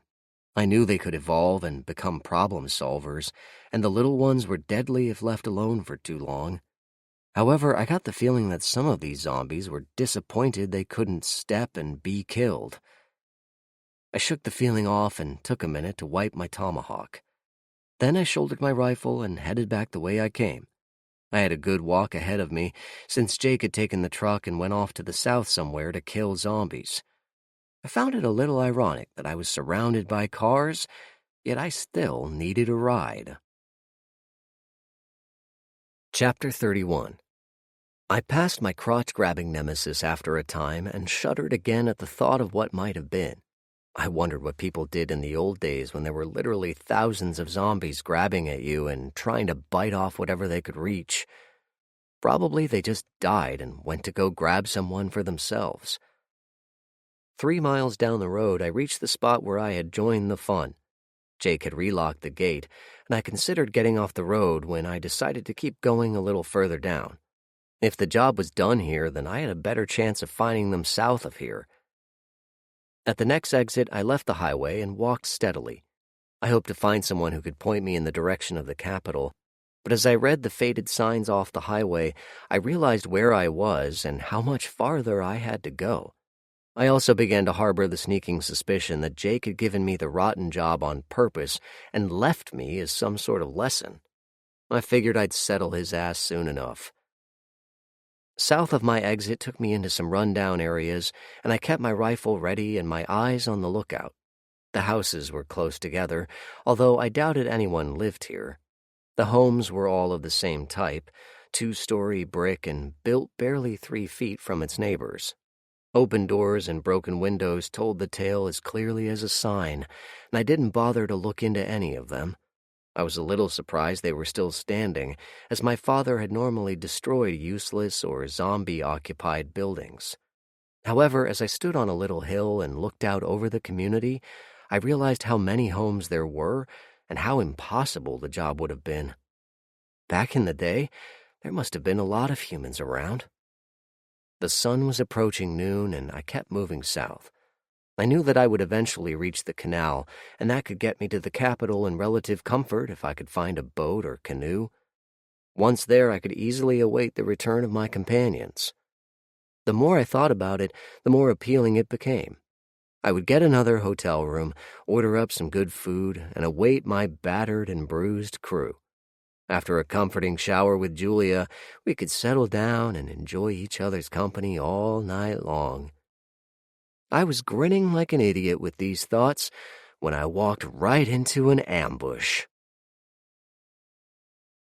Chapter 32. Nice gear.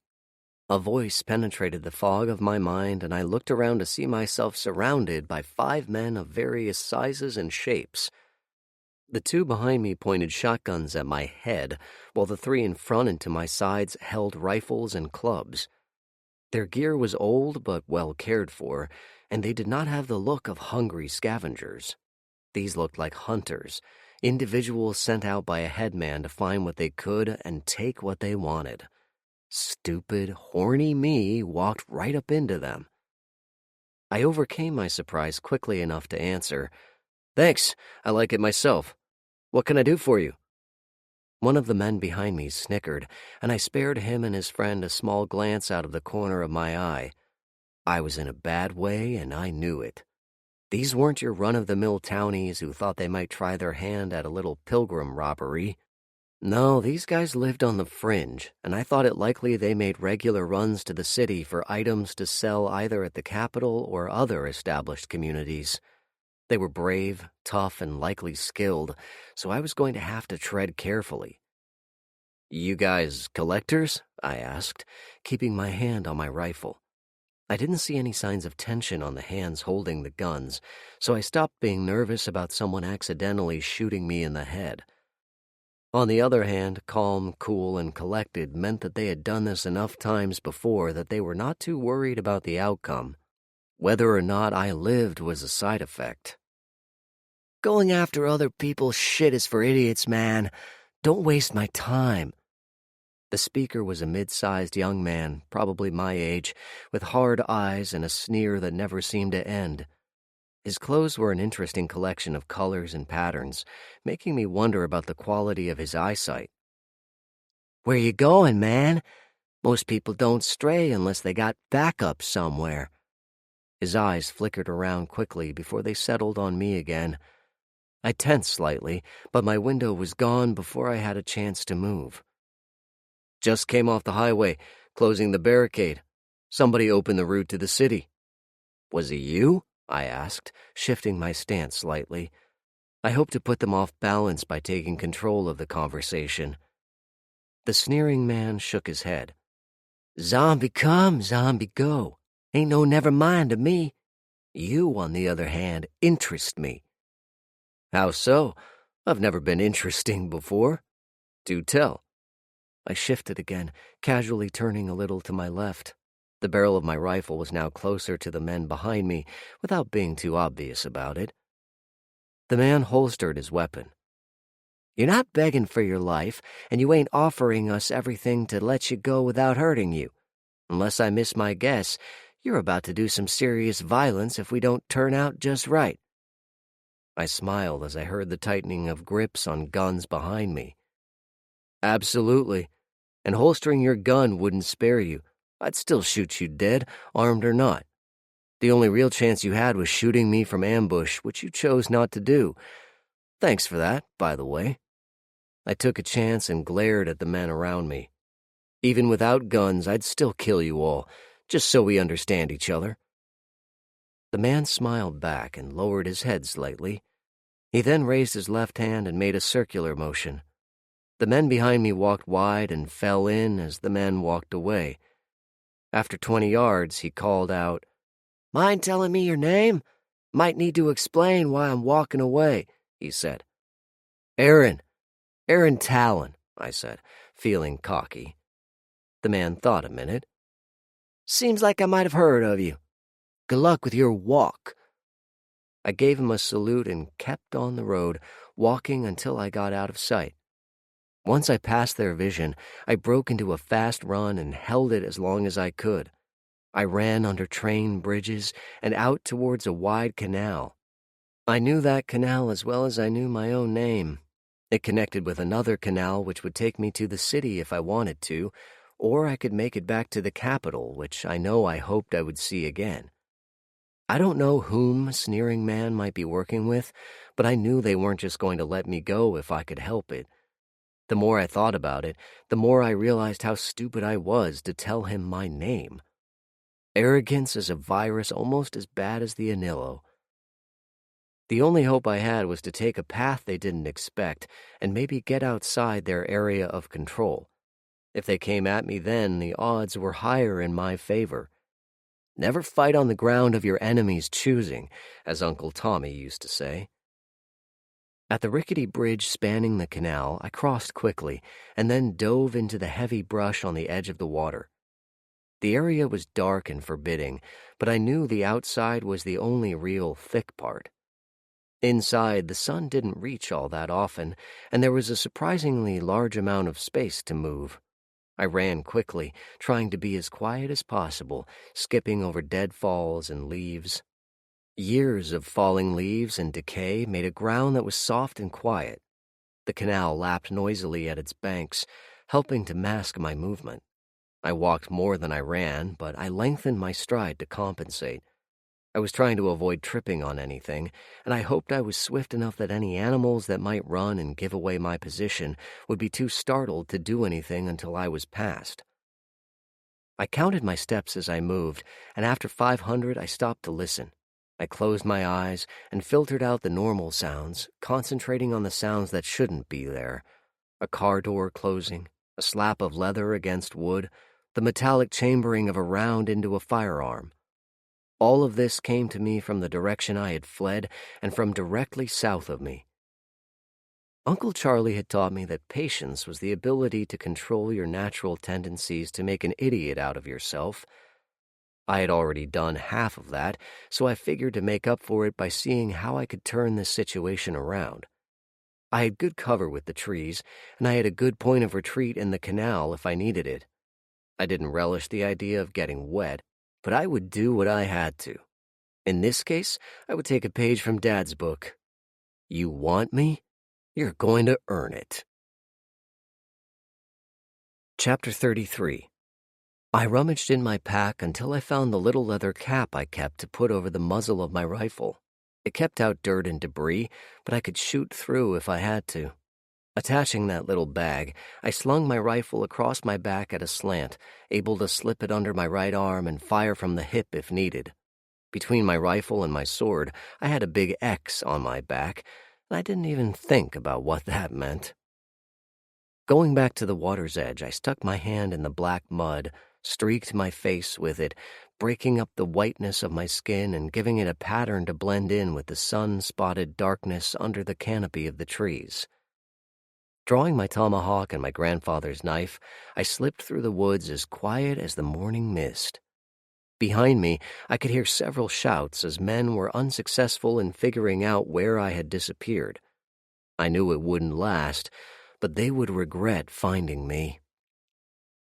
I kept moving to the west, following the river. I didn't know if they were going to get ahead of me or if they were going to get lazy and give up after a time. I wasn't going to chance that they were just out for my well-being and wanted to give me directions. A road followed the river, but since it hadn't been used in a long time, it wasn't in great shape. If they were going to pursue me on that, their vehicles were going to take a hell of a beating. Midwestern winters were difficult on roads when there wasn't anyone around to take care of them. Every 50 yards, I stopped to listen. That was Uncle Charlie's trick. Nature knows more than you do, boy, so listen to what she's telling you. More importantly, listen to what she's not telling you. It took me a while to figure that one out, but he meant that it was just as important to understand the things I was supposed to be hearing, but wasn't. Bugs that suddenly went quiet and squirrels that reversed direction for no known reason were all signs of something out of kilter. 3 people were in the woods behind me, that I was sure of. Ahead of me, I didn't hear anything, and to the side I could hear a truck laboring along the road. Again, I cursed myself silently for being stupid enough to give my name. Next time I'll give Jake's, just force the fight right then. As I moved, I tried to stay quiet and disturb as little as possible. If the men behind me were skilled trackers, then I didn't want to give them a map to follow. I could be in for a long chase. Suddenly, I froze. Up ahead was a small clearing with a little brick building next to the edge of the canal. It looked like a very small house, about the size of a garage. It had a corrugated metal roof and a tall tower reaching up from the northwest corner. The windows had been broken, and it looked like it hadn't seen anyone in years. But as I checked it out, I thought it might make a decent place to make a stand. That is, if I was going to be stupid twice. This place was a trap, but it could be useful. I sprinted across the opening and tried the door. The gray metal was rusted in a dozen places, but it opened. Inside the house was a table, a chair, some wires sticking out of the wall, and a well-looted kitchenette.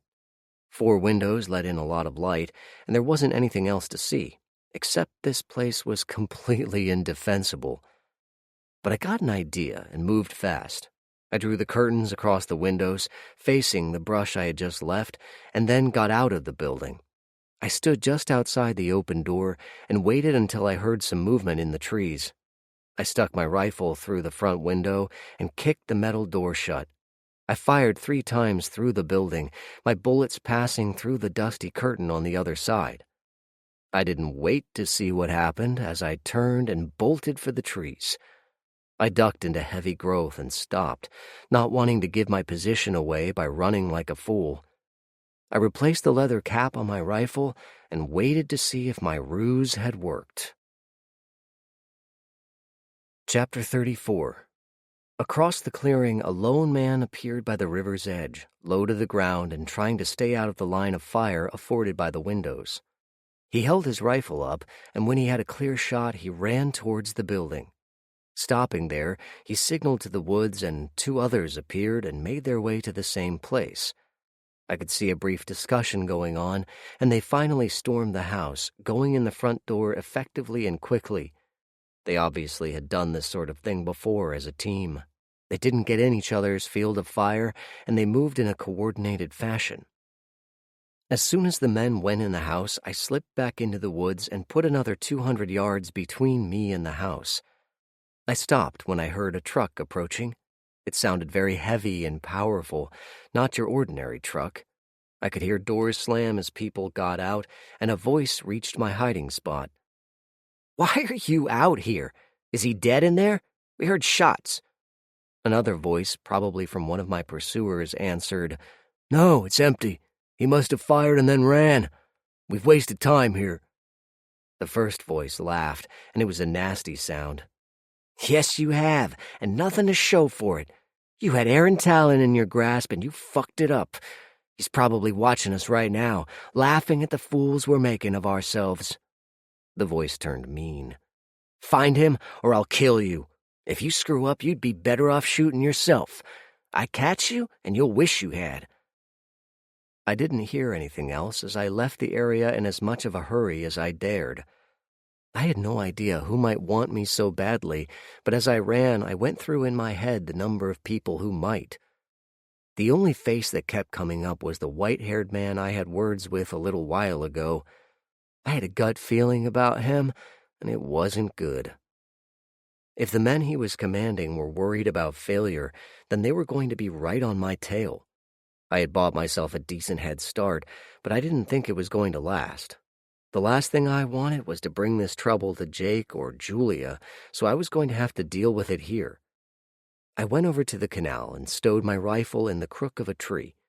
Unless they were looking up and walking backwards, they weren't going to see it. I moved further up the waterway and found a tree that hung out over the water. After I cleared the brush and rocks from the base, I climbed 2 short branches until I was about 6 feet off the ground. I put my knife in my right hand and my tomahawk in the other. I had to wait to see how they approached before I made my move. I was going up against 3 trained men carrying rifles. The only advantage I had was surprise. 15 minutes later, I heard walking. They were moving quickly, not bothering to be silent. I guess they assumed the advantage in numbers. They were spaced about 30 feet apart, which made sense if they were being shot at, but I had no intention of announcing myself like that. They passed my tree, and when they were about 10 yards away, I dropped soundlessly to the ground, landing on my cleared spot. I took off at a small run, trying to match my steps with theirs, only faster. I reached the first man in a couple of seconds, and without breaking stride, I stabbed him in the back of his neck. 3 inches of steel came out beneath his Adam's apple, which silenced and killed him. I didn't wait for him to drop. I turned and ran towards the next man, who was unaware his companion was down on the ground, drowning in his own blood, unable to move thanks to a severed spine. I switched my tomahawk to my other hand, having left my knife in the neck of the first man. I swept towards the second man, and he actually turned his head, alerted by my movement in his peripheral vision. Unfortunately for him, it was the spike end of my tomahawk, which caught him right between his very wide eyes. He died with one of the stupidest looks on his face that I had seen so far. I left the weapon and moved to the last man, swinging slightly back to stay out of his sight. I pulled my other knife and moved in, readying to kill him as I had the first man. I was 3 steps away when he suddenly turned around, looking for his companions. He looked my way and opened his mouth to either scream or shout, trying to bring his rifle up. I imagine I was a bit of a sight, with my wild man makeup and glittering blade reaching out to try and take his life. He got his gun halfway around when I plowed into him, slamming him backwards into a tree. His gun flew out of his hands and he dropped to the ground on his rear. I had to give him credit. He was a fighter. He tried to pull his pistol, but I kicked it away when it cleared its holster. He then tried to pull a knife, but dropped it when the tip of my knife pricked the underside of his chin. I had his full and undivided attention from there on out. "Hands out, hug the tree behind you. Move or shout, and you're dead. Nod if you understand," I said, shifting the knife to a point just behind his jaw and under his earlobe. It was a very uncomfortable place to have a knife. You couldn't get out of the way without injury, even in the best of circumstances.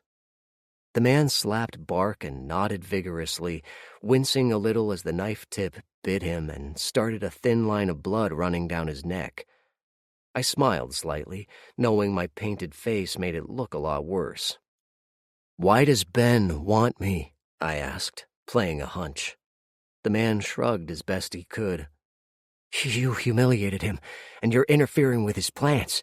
He'll never forgive you for hitting him and taking his gun." I said nothing, but inside I was cursing myself silly.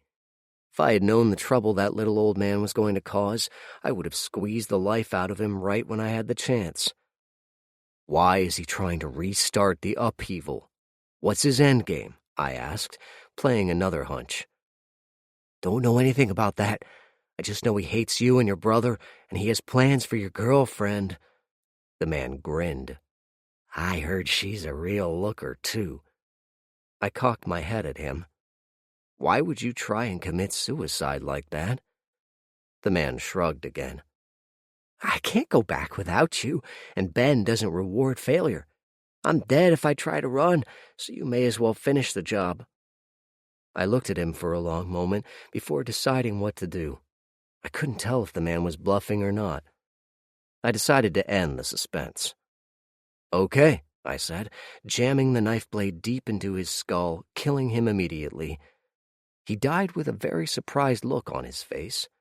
I didn't want another enemy to look out for, so any thoughts I may have had about letting him live had gone straight into the canal. I needed to send a message, though, so I retrieved my weapons and collected the firepower of my pursuers. One of them had a really nice Winchester rifle that I thought Jake would like. He always liked westerns for reading. The thought of westerns gave me an idea. I pulled the bodies out to the old road and, using some lengths of rope, I hung them from 3 different trees. After they were up there, I sprayed them with a little kerosene and set them on fire. I figured the smoke and smell ought to send some attention their way. I wanted to send a very powerful message. Hunt me, and you'd better be ready to go all the way. Chapter 35. I kept walking, following the canal. I knew where it was going, and I held out the hope that I might find some kind of boat which would get me to the capital sometime in the near future.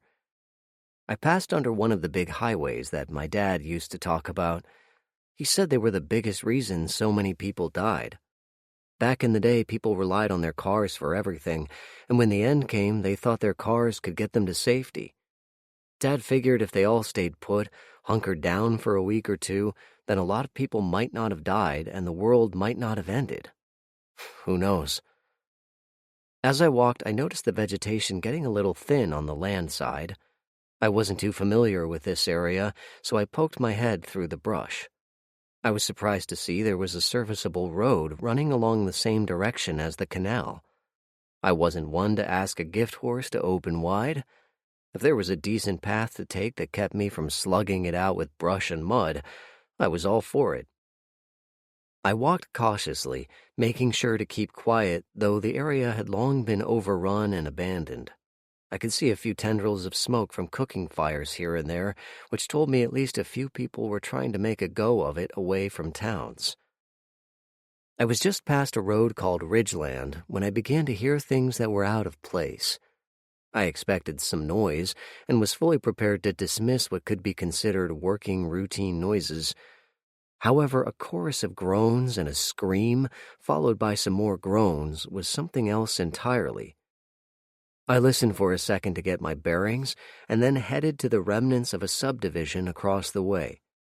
I slipped over a fence and went through a backyard, stepping over a small plastic pool, which I swore was in nearly every yard I ever visited. A sandbox in the corner had a small tree growing out of it, and the ground near the house crunched as I went past. A look down revealed a glittering trove of broken glass. The house had nearly every window broken out. I looked over the edge of the fence I went through and listened again, focusing on the sounds and zeroing in on the location. It seemed to be coming from a little further south. I flicked the safety off on my rifle and jogged across the street, moving around the burned-out remains of several houses.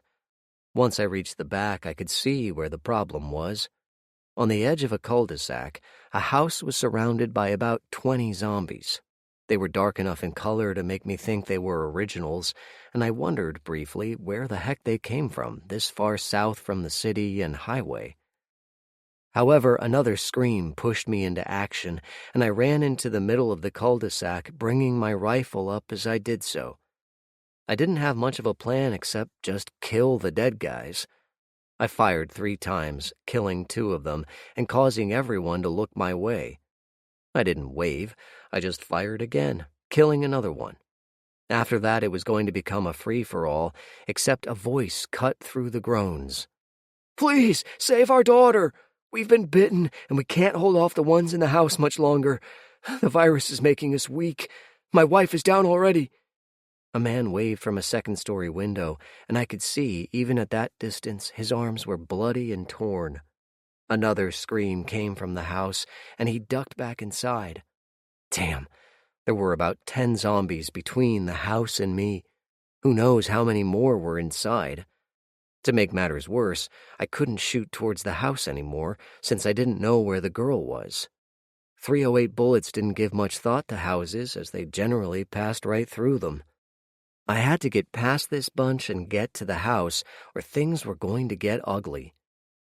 I put my rifle back over my shoulder and pulled out my sword. If it had been 2 or 3 ghouls, I would have used my hawk, but anything over 5 go to the attention of the big cutter. I didn't wait for the zombies to come at me. I ran at the first one and cut him down, hacking his head in half. I used the momentum of the swing to cleave the skull of another in 2, and after I pulled the blade out of his face, used the position to thrust the point into the eye of another. I had a little bit of wiggle room after that and ran to the edge of the group that was trying to encircle me. I swung one-handed to bring down another, and the backhand swipe off that took out a fat little bastard with no nose. I ducked under the grasp of a female that was a little quicker than the rest, slamming the edge into her temple and slicing the top half of her head off. It was ugly, but effective. The last 4 came at me as a group, and I decided to run around the cul-de-sac and spread them out. They couldn't all be the same speed. As it turned out, they weren't. 2 of them were faster than the others were, and I ducked around a mailbox to put something in between us. One of the zombies walked right into it, knocking itself down. The other fell to my sword, and the first died as he was trying to get up. The last 2 were easy pickings, as they were slow and ungainly when trying to run me down. I wiped off my blade and sheathed it, running over to the house. The man saw me coming and went back in, reappearing at the window holding a small girl about 7 years old. She looked terrified and clung to her father. I couldn't hear what he was saying to her as he spoke his final words, but they were quick because he suddenly dropped her into my arms. I caught her easily, and she covered her eyes with her hands. I looked up just as the man caught my eye, and he was dragged back into the bedroom. There was a throaty roar, and suddenly the window burst out as a zombie was thrown from the 2nd floor. The man was certainly paying his way into the afterlife. I took a second to spray a little kerosene into the 1st floor window and light it.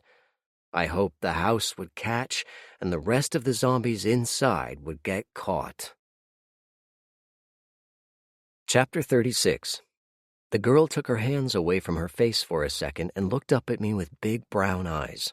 She looked terrified, and I realized I hadn't cleaned the mud off of my face. I must have looked like hell. I tried to be reassuring. "Don't you worry, sweetheart. My name is Aaron, and I'm going to take you somewhere safe.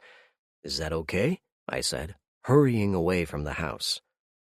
The little girl nodded and curled herself into a small bundle, no doubt trying to wipe from her mind the last couple of hours of hell. I was still curious as to where that many zombies had come from. I would have heard of an outbreak like that, especially with some original zombies. As we walked, a lone zombie stumbled out the back door of the school, tripped over the threshold, and smacked its head on the concrete. It lay still, so I called that one a win and kept moving. Suddenly, it made sense. The father had probably moved into the home because of the open land behind it, and one day he went to see if anything was in the school that he could use, never knowing there was a small horde of zombies that had been dormant for years. That happened from time to time as new areas were opened up and old zombies came out to play. I walked along, making my way back to the canal as best I could. I knew I couldn't carry this girl all the way back to the capital, so I really was going to have to find some kind of transportation now. The girl didn't say anything, and when I looked down, she had closed her eyes. I figured she'd have to be exhausted, given what she'd been through. The sun was getting to its zenith, and I was getting tired. Carrying what was essentially 50 pounds of dead weight in front of me was starting to take a toll, and after a good hour of walking, I was getting tired. So it was with some relief I saw what looked like a small settlement built up along the canal. Several boats were docked along small makeshift piers, and I had renewed hope that I could secure at least passage to the capital, if not the purchase of a boat outright. The road split the settlement in half, with several occupied homes in the old subdivision on the land side. On the water side, there was a small gathering of cottages and two large buildings in the center. One looked like a tavern, with a wide porch and several tables inside that I could see from the road. 6 or 7 men were relaxing on the porch, while a serving girl came in and out of the front door. The other building looked to be some kind of trading post, with several recovered items for sale on its front area, and a quick peek inside the door showed quite a few items on tables and on shelves. As I approached the tavern, one of the men on the porch got off to look me over, and I couldn't hear what he called over his shoulder, but it gathered a few people from the interior. I was about 20 yards from the porch when I happened to look down at the girl I was carrying. I expected to find her still asleep. What I didn't expect was to find her staring up at me with bloodshot and black-rimmed eyes. When my gaze met hers, she bared her teeth at me and twisted suddenly, looking to sink her teeth into the flesh of my upper arm. I was literally hugging a child that had died in my arms and come back as a zombie. "Shit!" I reacted by pure reflex.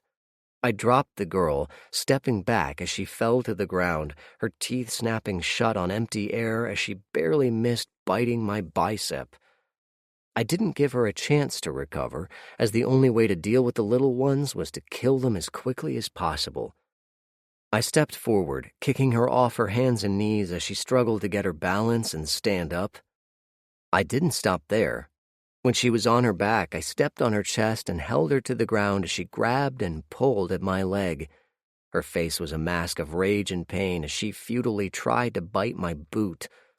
I pulled out my tomahawk and smacked her in the head with it. I must have been holding back for some reason, because it took me 3 strikes to kill the little monster. I stepped off the girl and shook my head. All that fighting her father did for her was for nothing. I wondered how she caught the disease and figured that maybe she'd put it in her own eyes when she rubbed her father's blood into her face. It was sad, really. This one would never get a chance to grow up, ever get a chance to play anymore, or ever get the chance to see the big cities and the capital. I snapped out of my little daydream when a word penetrated my thoughts. Jesus! Chapter 37. I looked up and saw about 30 people staring at me. Some had their hands over their mouths, some had a sad look on their faces, and some looked at me with open hostility. One man ducked inside and came out with a rifle, which he pointed right at me. "Hands up, mister! I don't know what the hell is wrong with you, but you better drop that axe and get your hands up now!" The man yelled at me, and I could see several other men starting to edge out over the road in an effort to try and surround me. I looked down at the girl, then my hawk, which was dripping zombie brains and blood into the road. I couldn't help myself. The stress of the morning just came pouring out. I tilted my head back and just laughed. When I came back to Earth, the men were closer, but stopped when I glared at them. I pointed to the girl with my axe. "Relax." She turned into a zombie in my arms. I was trying to rescue her from an attack on her folks' place. She got infected somehow.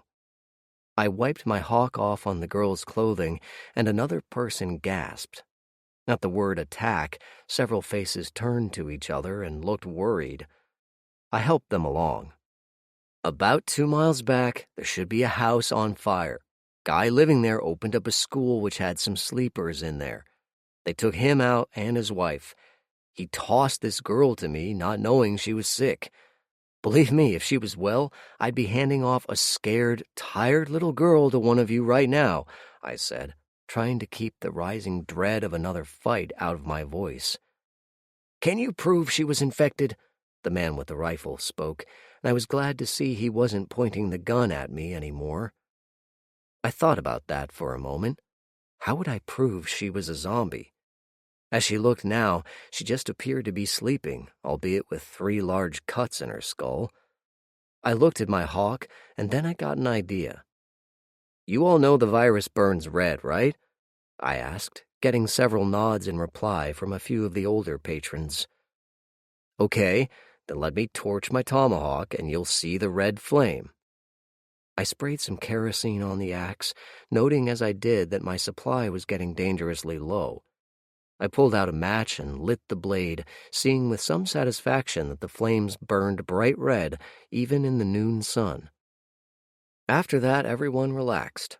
I just shook my head at the whole situation, watched as the tavern patrons went back to their tables, and oversaw the loading of the zombie corpse onto a small cart to be buried out of town.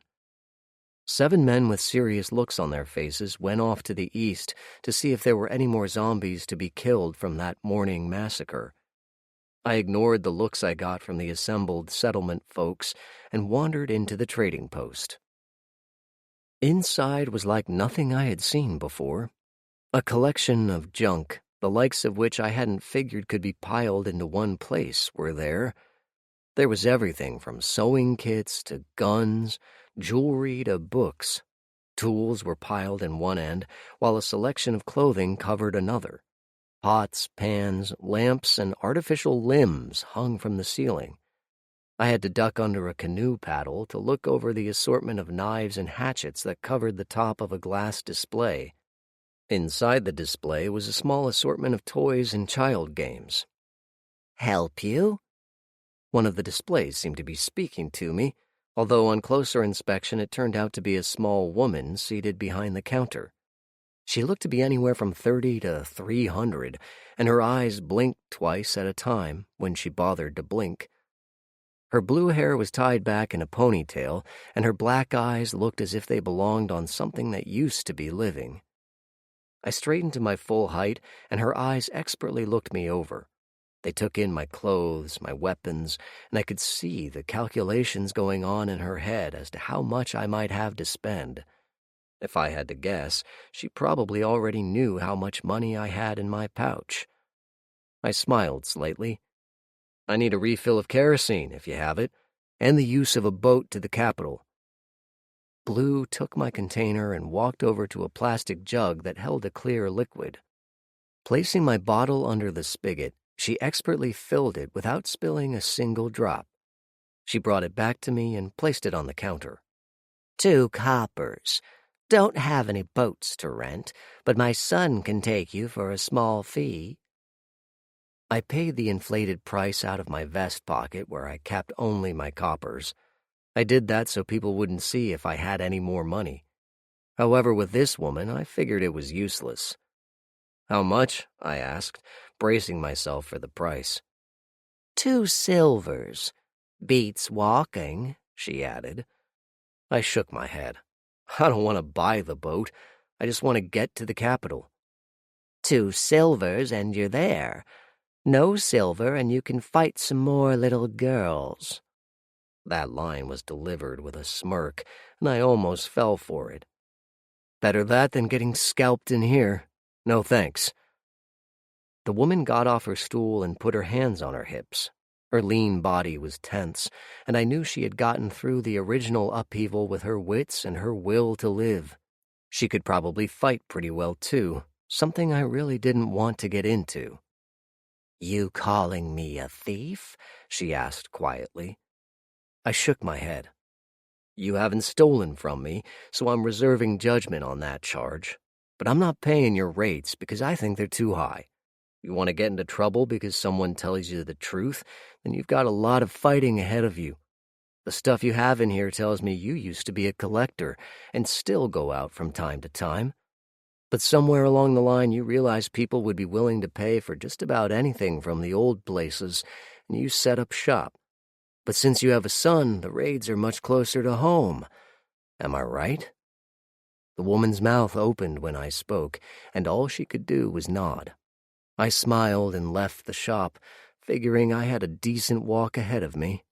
I knew I would regret not spending the money on a simple ride, but I had my pride. That was more important than how my feet were going to feel in a little while. At least I told myself that as I left the settlement. Chapter 38. About an hour later, I stepped into another world. A huge forest stretched to the south of me, and across the river I could see another large forest.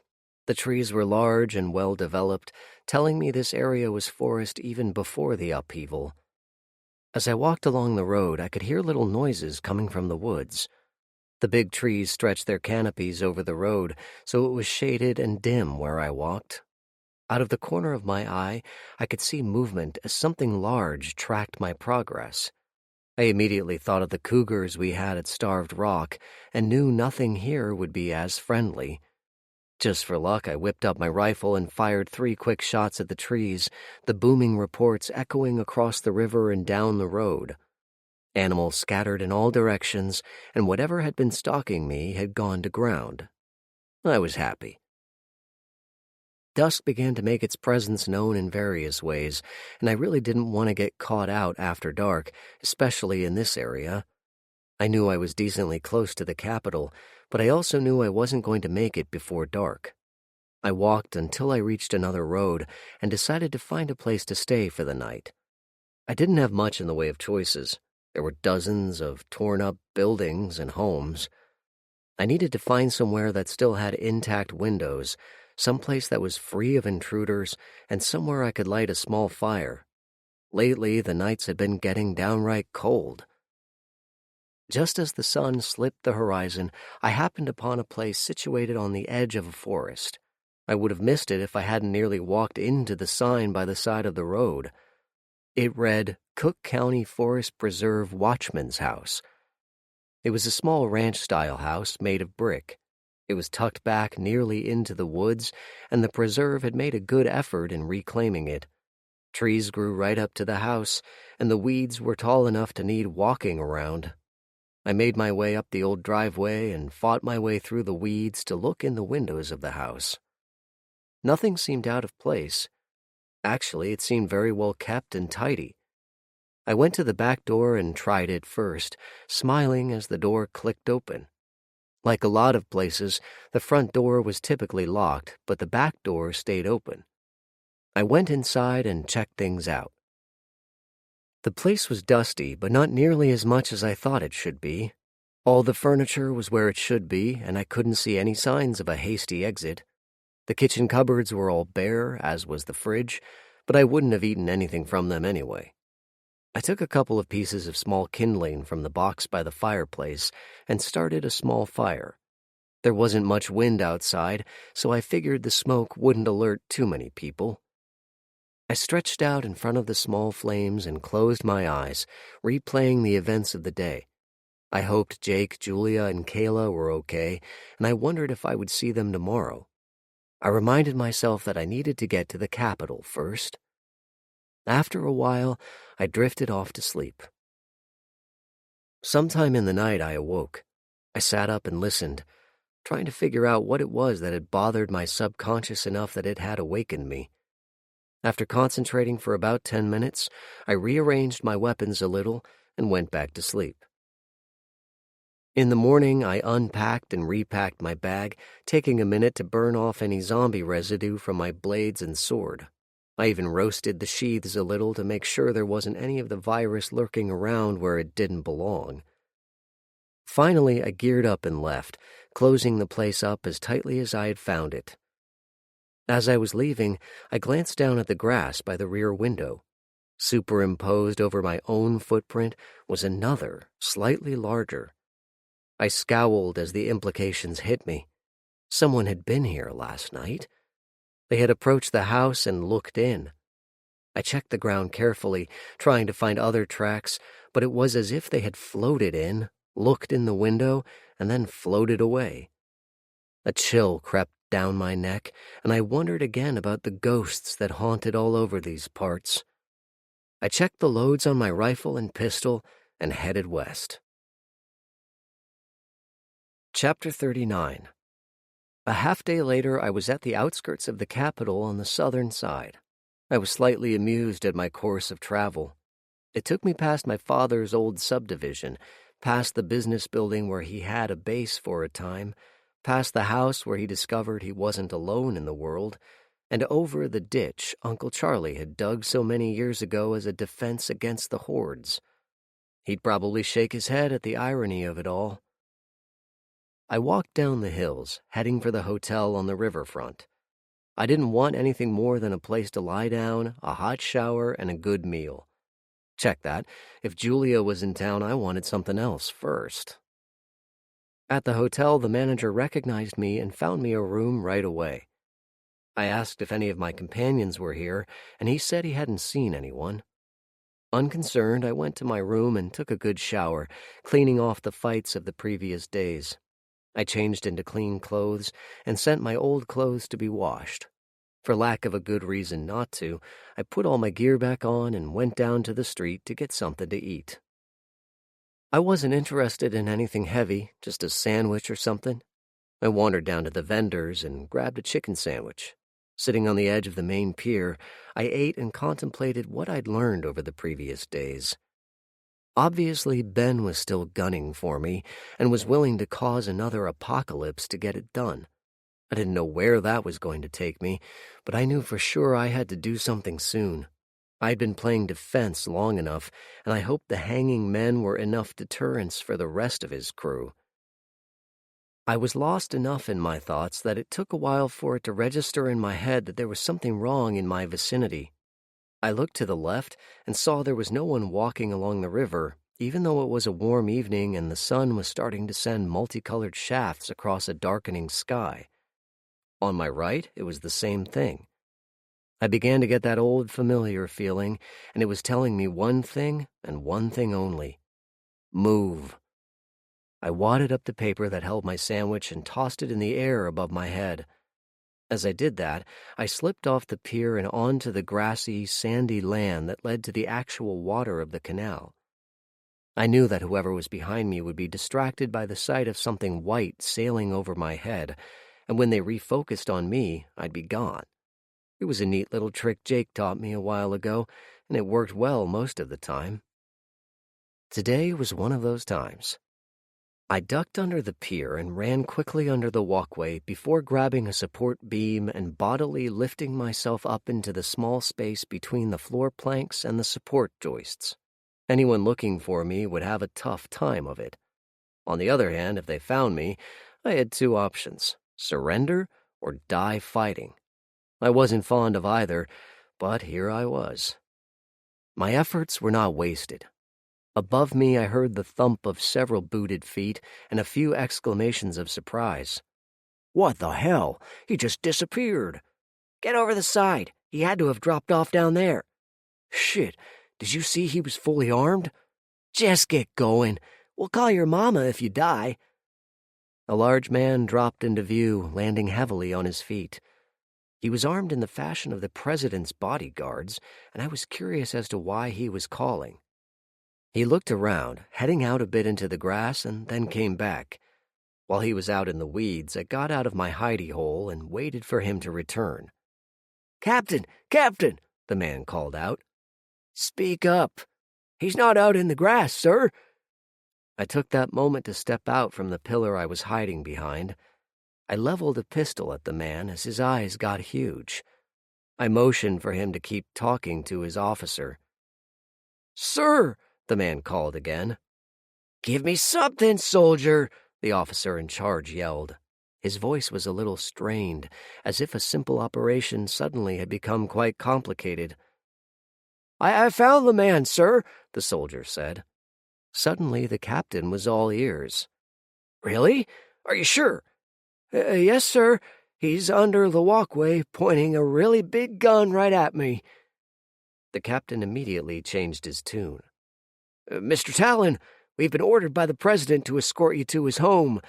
Please don't do anything rash." "What's this about? Normally he just sends a runner with a message." I was very curious about the escort. Either something serious was happening, or I was in some very deep shit.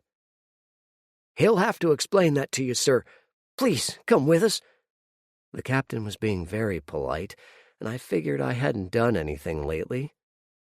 "Be right there." I holstered my weapon, much to the relief of the guard in the grass. I walked over to one of the numerous ladders along the river walk and climbed up. At the top, I was immediately surrounded, and one man went to take my gun. I twisted his wrist into his chest, dropping him to the deck. Suddenly, several of the guards sprouted guns, and they were all pointing at me. "Just an escort, huh?" I sneered, keeping a lock on the wrist of the man on the ground. I wasn't amused. "Stand down, all of you, especially you." The captain aimed this at me, and I arched an eyebrow at him. "Do tell. I'm very interested in why I was supposed to be unarmed." I pushed down on the man's arm, bending his elbow and making him very uncomfortable. With a sweep of my hand, I could dislocate his shoulder. The man cried out, and his comrades took a step forward. "Mr. Talon, release that man. I will not allow you to escalate a situation to violence. Do it now." The man was very agitated. I let go of the man and stood up, towering over the small captain of the guard. "I'm not the one pointing guns, asshole. If there's an escalation, it's on you." I stared at the three men in front of me, and I swear one of them broke out in a sweat. "Stand down, all of you." The captain waved a hand around, and the men put the safety on their weapons. "Mr. Talon, you are a very known and capable man. Right now, the president needs to speak with you. That's all I know. I was told to bring you to him. Could we please get this over with before something happens?" I shrugged, knowing he was right. I didn't need to be a dick myself, and I was acting like one. Truth was, I was venting a bit, since I still hadn't heard from Julia or Jake, or even Kayla for that matter. Something was wrong. I could feel it. Chapter 40. I walked with the escort, and no one tried to take my weapons away. We wandered up the streets to the hills where the presidential home was, and I was brought up to the porch. I nodded a hello to Roger, but he returned my nod with a blank stare. Something was really up. Now I knew for sure. I waited while the captain went in, and a minute later I was brought inside. President Jackson was seated in his office behind his antique desk, looking the most official I had ever seen. In a chair in front of him sat a man whose face I couldn't see. I walked forward and sat down in the chair next to him and managed to conceal my shock when it was none other than the sneering gent who asked my name the other day. This was getting weirder and weirder. The president got the ball rolling. "Aaron, this is Kevin Mastro. He's a trader in a community a little closer to the city, and..." "We've met," I said, interrupting Jackson. President Jackson squinted a little at Mastro. "I see. And could you tell me the details of this meeting?" I sighed like it was no big deal, but I was spinning my thoughts like crazy trying to figure out what angle this guy was playing. Whatever it was, I was not going to make it easy. "Not much to tell. I took care of the breach problem on the highway corridor, and as I was making my way back, I ran into Mr. Mastro here, along with a few of his friends. They were the ones pointing guns at me while we talked." President Jackson looked over at Mastro, who was no longer sneering. "You neglected to mention that little tidbit in your desire to bring Mr. Talon up on charges of murder." I had to hand it to Ben. When one thing didn't work, he tried another. I was really getting tired of these games, but I couldn't do anything about it now. Kevin tried another tack. "I didn't mention it because nothing happened. We talked and parted ways. Later, he kills 3 of my associates and hangs them, setting their bodies on fire. Who does that?" President Jackson looked over at me, and I had the presence of mind to look disturbed. I had to play the game, though. "Not this guy. I wish I knew what you're talking about. I hit the north side of the river and kept going. My ride left me behind." Jackson looked at us both, and I started to get mad, like I was being called to my father's presence to confirm or deny I had anything to do with whatever happened to break. I pushed the issue to make it easier. "Look, if I had torched 3 bodies, it would have depleted my kerosene supply." I pulled out the bottle, showing them that it was full. "Talk to anyone in town who sells kerosene. I haven't been to any of them. I just got here a little while ago." I hoped like hell Mastro didn't know about that trading post on the canal. If he did, I was screwed. President Jackson looked at Mastro, who looked like he had just eaten something fuzzy. After a minute, he spoke. "Looks like Aaron isn't the one who killed your associates. I'd say you need to get back to your area and start a search for whoever is stalking your men. I'll send a few men to help out. Hopefully they can root out this murderer." Mastro looked like he was going to give birth to kittens. "Thanks, but no thanks. We'll handle it. Sorry for the misunderstanding. I'll be going now." He stood up to leave, but Jackson's voice stopped him. "Next time, get your facts straight before you come to accuse a man who has been working diligently with the government to eliminate new threats to our nation's security. Mr. Talon has my confidence and trust. Good day." Once Mastro had left, President Jackson looked me square in the eye. "Okay, now talk to me. Did you do what he says you did?" I spent the next 10 minutes outlining what had happened over the last 2 days. I didn't spare any details, and I openly admitted what I had done. If it was going to get me arrested, so be it. President Jackson listened and then spoke. "Well, I can't condemn you for defending yourself, considering those men were clearly hunting you. But I have to ask, why did you burn the bodies after you hung them, especially since they were clearly dead? That seems a little out of the ordinary, even for you." I shrugged. I wanted the men who worked for Ben to start wondering if working for him was worth it, especially if he had enemies who were willing to do that to just the corpses. Jackson laughed. "That would make me think twice, certainly. But why bother trying to get you arrested? What purpose would that serve?" "I don't know. That's been troubling me since Mastro left. Ben doesn't seem to make a move without purpose, but this one has me stumped. It's almost like he wanted to keep me in one place for some reason." "You might have the right of it, but why would you need to be stopped, even for a short while? What's the advantage to that?" "I'm actually nervous about finding the answer," President Jackson said. I nodded. "So am I. I'm going to head out and see if I can't find my crew. Then we're going to pay Ben a personal visit." The president looked surprised. "You know where they are? Why don't you let the army handle this?" He hesitated at my look. "Never mind. You're your father's son." "Thanks. I'll let you know how it turns out. I've had enough of Ben's games, and his vendetta is annoying," I said, getting up to leave. "Let me see you out. The captain of the guard would like to know if he's supposed to arrest you." I nodded my thanks, and as we stood, there was a commotion outside. Stepping out, I saw Kayla pushing her way past the gate guard and running up to the porch. "Aaron! Oh, thank God! You've got to come with me." She threw her arms around my waist and buried her head in my chest as a greeting. I held her for a moment, but pulled her gently away to look her in the face. "What's happened? What went wrong?" I looked her over and she seemed okay, but there was the beginning of a bruise near her left cheek. "I'm fine. We got ambushed yesterday by a group of men after we had cleaned up the zombies. I got away, but Jake and Julia were captured. We have to do something." Chapter 41. I led Kayla to a chair while President Jackson waved to a servant to bring water. "Okay, tell me what happened." I was raging inside, but kept it together on the outside. Kayla took a few breaths, tucked her hair behind her ears, and started her story. "We were doing fine with the zombies once you stopped the flow. It was more of just tracking and finding the roamers that had wandered off. We had help from the towns nearby, so it almost became kind of a family event. Find the zombie and all that." Kayla smiled slightly at her description.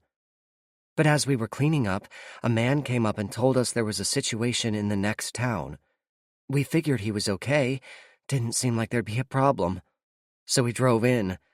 There were a few zombies, and we took care of them pretty quickly.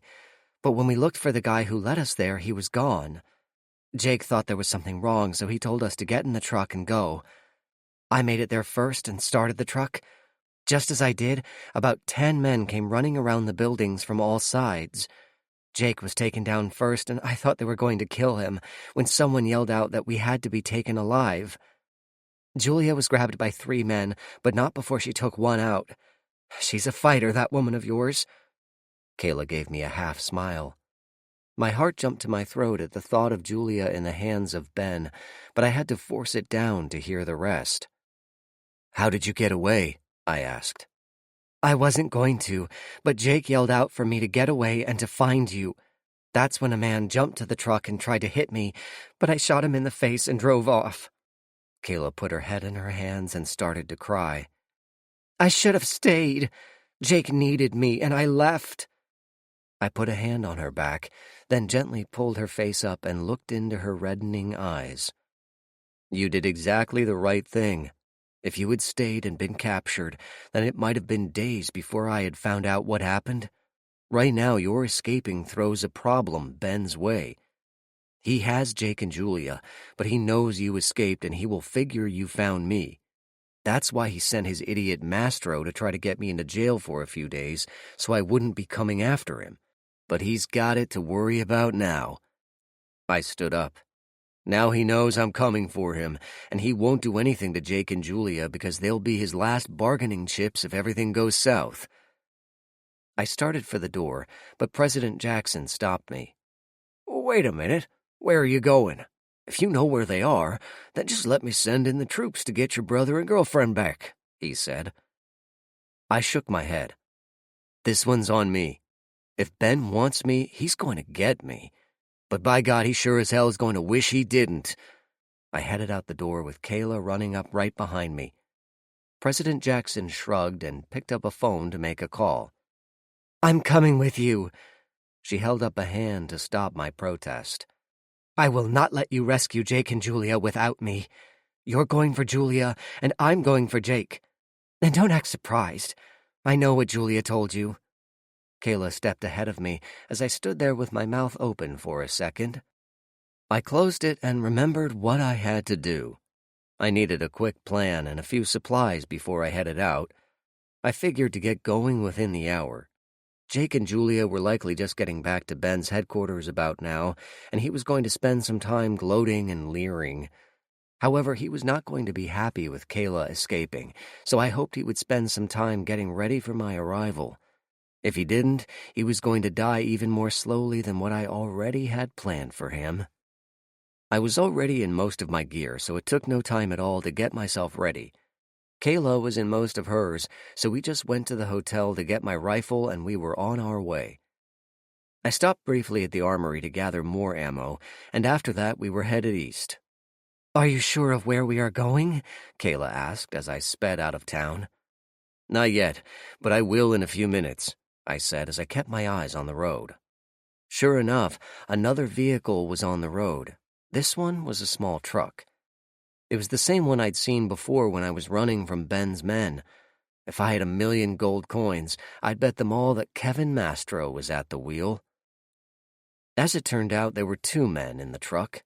They glanced over as I passed them, then their looks turned to shock as I slammed my much bigger truck into them, shoving them off the road and into the ditch. I stopped the truck and got out, waving Kayla to get down. I jacked around into my rifle and waited by the rear corner of the bed. The driver tried to get the truck out of the ditch, but after a second realized it was hopeless. The passenger door opened, and a man I hadn't seen before popped out with a gun in each hand. He oriented himself and swung both in my direction. About halfway through his movement, I shot him square in the chest. The heavy bullet threw him backwards into the pickup, where he slammed into the door, slid down, and left a blood trail all the way. Kevin Mastro was smarter. He raised both hands above his head and climbed as best he could out of the ditch. He looked at his companion and shook his head slightly. "I told him you'd kill him, but he wanted to try it anyway," he said with a grin. I kept the big gun trained on Kevin's head. "Easy way or hard way?" I asked. Mastro gave me a half smile. "I'll take the easy way, thanks. Ben has his fortress at the old school on Maple in Blue Island. It's got its secrets, and you might regret finding out what they are." He stopped for a minute. "I didn't have anything to do with your brother, by the way." Kevin lowered his hands. "Anything else?" "1 second," I said. "Kayla, you recognize this guy?" Kayla popped her head up and gave Mastro a long look. "No, he wasn't there. I'd remember that red shirt he's wearing." I looked at Mastro. "Leave this state, right now. If I even suspect you are residing in a neighboring state, I'll finish you. Clear?" Mastro shrugged. "If you take care of Ben, I have nothing to worry about. I've wanted to hit the southern states anyway." He reached into the truck and pulled out a pack and started walking back to the capital. He'd catch a ride on a boat and be gone before the day was out. I safed my rifle and got back in the truck. Kayla looked at me. "What now?" she asked. "Now we scout the enemy's fortress," I said, throwing the truck into gear. "And then?" "Then we finish this." Chapter 42. I drove the truck easterly, keeping to roads that I knew paralleled the canal. I knew approximately where I was going, but I would know more specifically once I got closer. I figured we'd be there just at evening, which suited me perfectly. Dusk was when the human eye had the most trouble adjusting between the light sky and the dark ground. Back in the day, it was the best time to move over open ground when zombies were around because they had a hard time seeing you. When we reached the woods near the canal, I pulled over and got my bearings. I figured we had a mile to go before we reached the bridge that crossed the canal, and I wanted to make sure we weren't seen. Pulling up in a big damn truck didn't accomplish anything on that end, so I thought we were far enough away to not be seen by any chance sentry. I pulled all of my magazines and loaded every one to capacity, putting handfuls of extra cartridges in my vest pockets. My knives were sharp and my sword was keen. I stroked the blade of my hawk with a small sharpening stone until it had the edge I wanted. I put on my dark gloves and pulled out a balaclava to cover my head. If I had to approach in the dark, I wanted to be invisible. Kayla prepared as well. Her blades were all very sharp, and she had a small Glock on her hip. Spare magazines rode in her other hip, and she carried a backpack with assorted goodies. Her melee weapon was a short spear, about 4 feet in length and sporting a double-edged blade about a foot long. There was a sheath for the spear that hung down her butt, and a small U-ring held it within easy reach over her right shoulder.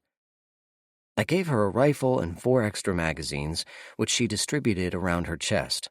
I chambered around into my M1A and looked in askance at Kayla. She nodded in reply to my unspoken question. We were ready to go. The canal flowed silently beneath us as we crossed the old bridge. The dark beams creaked ever so softly in the dimming light, and here and there I could see places where the asphalt had dropped into the canal below. Eventually the whole thing would collapse, and getting through on a boat would be tough. On the other side, the viaduct was just a black hole, but I knew it was an illusion. The small tunnel actually turned slightly to the right, so we were looking at a flat wall, which made it seem like a cave. When we reached the other side, I waited a second for my eyes to adjust, since we went from pretty dark to pretty light. Up on the corner of Vermont and Maple stood an old school building. The doors and windows that I could see were all intact, and the large windows on the old gym were all covered in iron grates, which had protected them from the wandering hordes. If the other doors were in the same shape, this place would have been a good shelter during the upheaval. On the other side of the street was a row of small homes, looted and abandoned. This town would have been hard hit due to its proximity to the highway and the train station up the road. We kept to the sidewalk, staying under the canopy of trees and shrubs. So far, it seemed like we'd managed to approach unnoticed. After another block, everything changed. From my position under the bushes, I could see a serious problem with approaching the fortress. The old school was surrounded by a 10-foot wall of debris. Everything within 50 yards of the school had been torn down and used as part of the fortification. I could see parts of shingles, some bricks, chairs, and tables, and what looked like some desks. On top of the wall was a series of boards lashed together to form a walkway for sentries. Completely surrounding the outer wall was a field of smaller debris. Bricks, stones, and wood planks were scattered all over, creating a huge, uneven surface. Any zombie approaching this place would likely fall himself to death on all of the rocks and boards. Anyone alive trying to breach this place would have to slow down considerably to avoid twisting an ankle or outright breaking a foot. That slower person would make a hell of a target. I'm going to scout a bit and see what I can see, I whispered to Kayla. Stay here and try to get a sense for how the sentries are situated. Kayla didn't argue. She just nodded and stared back at the school. We hadn't seen any sentries so far, but that could change. I slipped into the brush and worked my way silently around the building. From what I could see, it was roughly in the shape of an H. There was a cleared space for vehicles in the front of the building, but a pair of concrete towers on the outside of a set of huge iron gates served very effectively against most threats, both living and dead. I didn't see any easy way in. Even the trees had been cut back to make sure the area around the building was one big killing zone. I made my way back to where Kayla was waiting. She was still staring at the building, but she acknowledged my approach with a small nod of her head. It's been quiet, but there seems to be some movement now, Kayla said, pointing at the building. Sure enough, men suddenly appeared on the walkways and took up stations at each corner of the wall. 2 more men appeared in the towers next to the gates. If the fortress was hard to penetrate before, it suddenly became impossible. Damn, I said. I don't know how the hell we can pull this off with these guys out there. I thought for a minute, and then made the hardest decision I hoped never to make. We're going to have to back off and think this one through. We could snipe at least 2 of them, but that might get Jake and Julia killed in reprisal. We need to find a way to approach this place in the time when we can get in and get things done without too much risk to those 2. Kayla stared at me for a minute and then looked back at the fortress. I could see she was in as much turmoil as I was. Inside, I wanted to charge the gate, guns blazing, but without a reasonable way inside, it was suicide.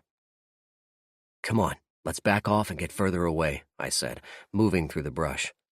I was quieter now, and for some reason I stopped. I motioned Kayla to stop, and I just sat with my eyes closed for a second, I thought I heard something out of the ordinary, but it didn't repeat itself, so I motioned Kayla to follow. Chapter 43. Once out of sight of the fortress, we made our way back to the other school. A quick look around found the doors and windows were intact, and everything was locked. On the south end, a window unit air conditioner that I could reach by standing on the railing was outside the front door. With Kayla holding my legs, I managed to push the unit inside and pull myself in. I found myself in a small office with a fake wood desk and computer table taking up nearly half the space. A closet with no door was in front of me, and I could barely make out the school supplies stored there. I stepped through a smaller office that consisted of a desk and a computer taking up 90% of the space and out into the hallway. I nearly fell down the stairs that led up to the office, a strange feature in this old building. On either side of the stairs up to the office were stairs leading down to the front door. I quickly went down and let Kayla in. We did a quick walkthrough of the building and found it intact, untouched, and only slightly dusty. The building was just 3 floors on top of each other, attached to a large gymnasium and stage. A balcony went around 3 sides of the gym, and I could see benches for spectators. "Okay," I said quietly, listening to my echo in the open space. "Let's find a spot to plan." We went over to the corner, and I attached a red lens to my flashlight. I didn't want to advertise we were here. I took out the marker I had swiped from the office supplies and drew a crude outline of the fort and the defenses. "We can't approach from any side because we'll be seen and the terrain will slow us down. The only option is to go through the front gate, but I don't know how we can get them to open it for us." Kayla shrugged and then stuck out her chest. "Maybe I can open it. Men are men, after all." I shook that suggestion off. "They know you from the ambush you escaped from. They'd be glad to have you back." Kayla frowned. "Then what are we going to do?" I slowly shook my head back and forth. "Not sure, but I know we want to hit it tonight when it's darkest out so their natural defenses are at their lowest." I looked at my watch. "It's 7:30 now, so let's get some sleep and we'll head back out at around 1. They should be a lot less vigilant then." Kayla agreed, and we both stretched out to try to get some rest. I knew I wasn't going to sleep because all I could think about was what Ben had said about Julia. I hoped she was okay, and I wished I had had the courage to tell her how I felt. At least she would have had the assurance that I would be coming for her, no matter what. I did manage to drift off to sleep, a testament to how tired I'd been from the previous days. Kayla was quietly snoring, and a quick look at my watch told me we had another half-hour to go. Outside it was extremely dark, and only a little light from the moon helped to break up the shadows. A small glow came from the north, and I had to assume that was from lights on the fortress. A movement behind me told me Kayla was up, and my suspicion was confirmed when she joined me at the window. "Did you sleep at all?" she asked, rubbing her eyes. "A little. It wasn't easy with you snoring," I joked. "Very funny. I should tell you—" "What's that?" Kayla looked out the window intently, and I followed her gaze. In the slim light, a dark figure was running towards the fortress, but he was using the road on the backside. He stayed to the center of the road, as if he didn't want to bump into anyone or anything, but he moved quickly and silently as if he had done it 100 times before. He slipped away into the darkness before I could get a positive look at him, but something in the back of my mind told me I had seen that man before. "What do you think?" Kayla asked, still looking at the darkness. "Whoever it was, he's gone now, so we'll just stick to the plan. Let's get moving," I said. We put back on the gear we had taken off to sleep, and Kayla took the time to put her hair into a tight knot on the back of her head. I didn't blame her. The last thing she needed was for someone or something to grab her hair at the wrong time. Outside, the night air was cool and still. We crossed the road in silence and made our way back to our observation post under the bushes. I could still see the men at their posts, and it looked like they hadn't moved in the few hours we had gone to sleep. There were lights on the roof of the building that lit up the surrounding area, but only 2 of them seemed to work, and they were on the side and the back. I thought about slipping over to the darker sides, but something warned me that wasn't a good idea. Ben wasn't stupid, and it would be just like that asshole to have some sort of trap waiting for people like me who wanted to sneak up on him in the dark. The more I looked at the fortress, the more depressed I got. I couldn't think of a way in that would be quick enough, and Julia and Jake had already been prisoners for several hours. I sat back with Kayla looking at me and reached a decision. Whatever the cost, I was going to have to try. Hopefully, they would be caught enough off guard that we could take out the majority of them and get inside. I signaled to Kayla to take the two on the left, and I was going to take the two on the right. After that, I was going to pour rifle fire into the two towers and hope the ricochets would kill the men inside. How I was going to open the gate was still a mystery, but I was running out of options and night. Just as we raised our rifles and sighted our targets, a voice spoke up behind me. "I wouldn't do that just yet." Chapter 44. I spun around and tried to see who spoke to me, but there was nothing but darkness. The voice was familiar, but I couldn't place it. "Who are you?" I whispered. "Show yourself." A shadow detached itself from a nearby tree and moved closer. Its smile was kind of lopsided and roguish, like its owner was constantly amused by life. He was armed to the teeth, though, with a rifle, a couple of small satchels, a handgun, and likely a few knives. The handle of what looked like a sword poked out over his shoulder. The shadow smiled at Kayla. "Hey, baby girl, your mom's worried about you." Kayla jumped into the shadow's arms. Daddy, I'm so glad to see you. I'm so sorry for making you worry, but Ben has Jake and Julia and—" Uncle Duncan quieted his daughter with a raised hand. "I know, sweetheart. President Jackson called us the minute you left his house. Your Uncle Tommy is around here somewhere. He was sent to do a little scouting and to stir up things a mite." Something clicked in my mind. Sent? Who sent him? President Jackson? How did he know about this place? I asked. Uncle Duncan smiled. "Actually, one of those guys did." He pointed down the road where two figures were walking up in the darkness. I could barely make them out in the gloom, but as they got closer, I was able to pick out certain things in the darkness. The men were large, one taller than the other, but the shorter one was more massive. They walked with the casual ease of a predator, taking in everything and extremely confident in their ability to handle just about anything. One of the men had a couple of handles sticking out over his shoulders, while the other had a single handle. Both carried rifles, and both were armed with handguns. Each had a knife at his belt, and another attached to the strap of the backpacks they were carrying. When they reached the point where they might be seen by the guards, the two men silently slipped into the brush by the sidewalk and made their way over to where we waited with Uncle Duncan. As the men approached us, I slung my rifle around my back and reached out to the taller of the two men. He wrapped me up in a fierce hug, holding me tight for a long moment. After a minute, he held me at arm's length. "What the hell do you get yourself into this time, Aaron?" he asked. I shrugged. "Just one mess after another, Dad. Sorry." My Uncle Charlie stepped up to me. "My daughter is in there." I looked at him in the dark, and to tell the truth, I was more than a little intimidated. "She is. I think she's okay, but I don't know. I don't know much," I said. Uncle Charlie looked at me, then looked at my dad. My father nodded, and they both stepped out of the brush. I was about to say something about being seen, but then I realized no one was going to see them. All of the guards had vanished, presumably to go to the east side to watch the three houses that had suddenly caught on fire. My dad stepped out of the shadows and looked over the gate. All I could see was that it was big and impressive. I don't think my father saw it the same way. "Duncan, I need something to knock on this door with," my dad said. Uncle Duncan smiled and pulled one of the satchels off of his shoulder. He made some adjustments to the side as he walked over to where my father was standing.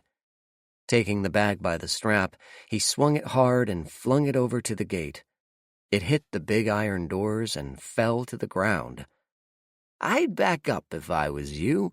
he said to my dad as he walked quickly away. My father and Uncle Charlie stepped to the side of the wall, out of line from the charge. A few seconds later, the night was lit up a second time as the satchel charge blew, blasting the doors apart and sending them sailing backwards. The guard posts by the gate were affected as well, as the explosion ripped into their foundations and sent one of them crashing to the ground. The other was still upright, but the windows were blown away. The two men didn't waste any time. They rushed to the towers, and after checking one guard, they found he was dead. The other guard was still alive and very much conscious as Uncle Charlie dragged him into the clear. My dad was very direct with the man. "My name is John Talon. This is Charlie James. This is a really big gun. I want my son and his daughter. Where are they?" My dad was kneeling on the man's chest, holding his old stainless 1911 to the man's sweating forehead. Uncle Charlie had drawn one of his tomahawks and was staring at the man with such malevolence it was a wonder the man didn't have a heart attack on general principles. They're in the lab, basement floor." The guard couldn't keep his eyes off Charlie, who helped the man's fear by smiling evilly. My dad stood up. "Get lost. I see you, I kill you." The guard scrambled to his feet and shuffled off into the gloom. When he was near the edge of the trees, he shouted out, "Ben's ready for you. He's going to enjoy killing—" Whatever the man was going to say was lost as he crumpled to the ground. Another figure had stepped out of the darkness and had dropped the man with a brutal smack to the back of his head. I was surprised and relieved when my Uncle Tommy joined the fray. "Hey, Aaron, might want to close your mouth before you get bugs in it," he said as he stepped over to us. "Like my distraction, John?" "Love it, but they're ready for us now. Let's get in. You and Duncan take the high road, Charlie and I will take the low. Aaron, you and Kayla take the middle and get inside. Find Jake and Julia. If it's not one of us, put it down. Clear?" My dad was all business, but I could see the tension in him. If anything, Uncle Charlie was worse. That man was practically vibrating with energy. "Go!" Chapter 45. Just one word and the four of them were through the broken gate. Uncle Duncan and Uncle Tommy went through with their guns up, ready to fire at anything that moved. Dad and Uncle Charlie swept through the gate on the left side, separating and drawing their weapons with practiced ease. Kayla and I seemed to stumble along, bringing up the rear, but in truth we were moving as fast as the others were. I started towards the building when there was a large metallic crash behind us. I spun around and saw another gate had fallen down, closing off the main entrance. The lights that illuminated the yard and the space around the yard suddenly went dark, forcing our eyes to adjust quickly to the sudden gloom. A voice came out of the building, somewhere on the second floor, laughing with barely suppressed glee. "I thought I was only going to snare the one son. Now I have the other and the father as well. And as an added bonus, I have another father and his daughter as well," the disembodied voice cackled. "And what a delight she will be, I assure you." My Uncle Charlie said nothing. He just raised his twin tomahawks over his head and beat them together 3 times. The ringing steel echoed off of the building and sang out over the homes in the canal. He lowered them and stood with them by his sides, his head down as if he was praying. My father explained this behavior to me once. It was Charlie's way of signaling that this fight was to the end, either his or his enemies. No quarter would be asked or given, and there would be no holding back whatsoever. Uncle Charlie had just told everyone in that building were dead men. Ben seemed unaffected, however. In the ensuing silence, he called out, "Allow me to greet you properly, John Talon. Let's see if you're still the killer you were after all these years." The piles of debris which made up the walls of the yard weren't really piles of garbage. The flotsam and jetsam of civilization had been attached to hidden walls which swung upward, revealing dark recesses within. Inside those areas, little lights danced and swayed. Only they weren't little lights. They were the glowing eyes of dozens of zombies suddenly freed from their prisons. It was a pretty simple thing to deduce they hadn't been fed in a while. The purpose of the yard was suddenly clear. It wasn't for protection. It was for feeding. I reacted instinctively, pulling my falchion from its scabbard and preparing to deal with as many zombies as I could. I pulled my tomahawk from its sheath and held it in my left hand. I wanted to be able to kill with both hands swinging. My father's voice cut through the moans that were coming out of the containers as the zombies shuffled forward, their glowing, unblinking eyes fixated on their targets. "Aaron, take the center! Go now!" he yelled. I understood immediately. He wanted me to get into the building while the group inside might be distracted with the spectacle outside. It would keep them off balance and might gain me some time to find my brother and Julia. He also didn't want to announce what I was doing either. Uncle Tommy and Uncle Duncan began firing, and I noticed they concentrated their fire near the building, clearing a path for Kayla and me. I looked back at Kayla and nodded towards the building, and I was relieved to see she understood as well. Chapter 46. We bolted for the glass front of the old school, jumping over dead bodies and gaining the door. I brought the pommel of the sword up and cracked the glass in one blow. Using my boot, I kicked a large picture window in, crashing glass all over the ground. Kayla was right behind me as we went through, and I quickly put away my sword and axe, replacing them with my M1A. I wasn't going to waste time crossing blades with anyone. I was just going to blast them to hell. The hallways were dark, and the only light was coming from the rear of the building where the homes were on fire. I could hear steady firing from the front where my father and uncles were, which was a good thing since it told me someone was alive and fighting. I needed to make the most of the time I had and find Jake and Julia quickly. "Where do we go, Aaron?"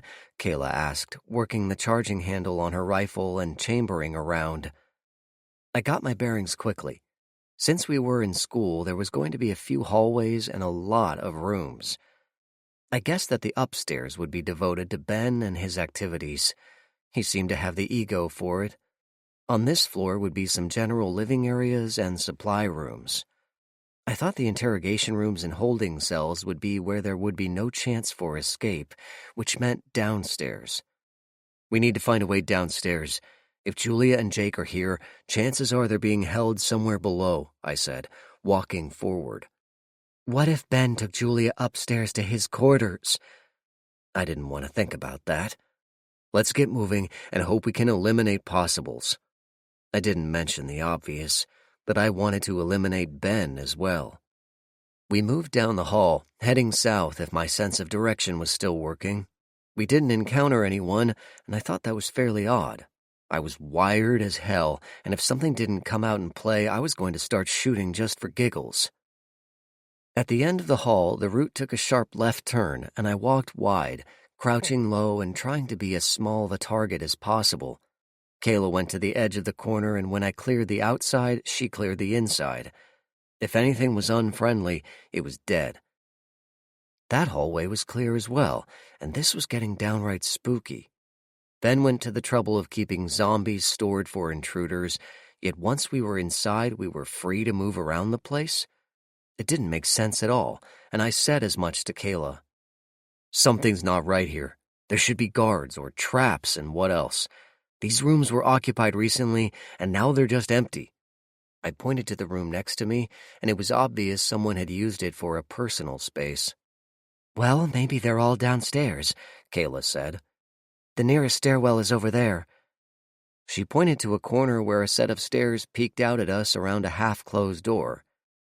We crept over, and I carefully moved down in the dark. I didn't want to use my flashlight because I had this little phobia about making myself into a target for enemy shooters. At the bottom of the stairs was a set of doors, and a quick check proved they were locked. Likely there was a crash bar on the other side, but we weren't getting through this way anytime soon. I tried to see through the small window, but it was no use. I might as well have kept my eyes closed for all I could see. "Come on, let's see if there's another way." I led the way back the way we came, moving quickly because I knew it wasn't occupied. That little feature of this place was still strange. We went into an office in the southwest corner of the building, and I risked a small light, cupping my hand over the beam and allowing only a small sliver through. The office looked normal enough, except for one little detail. Every single window had a large desk pushed in front of it. At first I thought the people here just wanted to see out, but then I realized it was intended to keep things from getting too far if they broke in. "What's that?" Kayla asked, pointing to an area in the next office. I looked closely. "Might be what we're looking for," I said. We stepped over to the small bit of metal railing that was sticking out of the middle of the floor in the central office.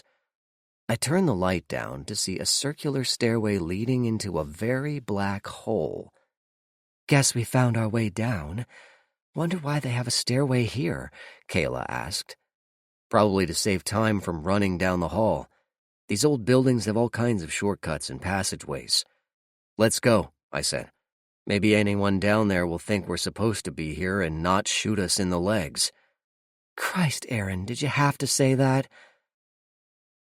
I moved as fast as I could down the stairs, letting the full beam of my light find the stair and area below. When I reached the bottom, I stopped suddenly. I let my light shine around slowly, and it revealed about a dozen men lying on the floor.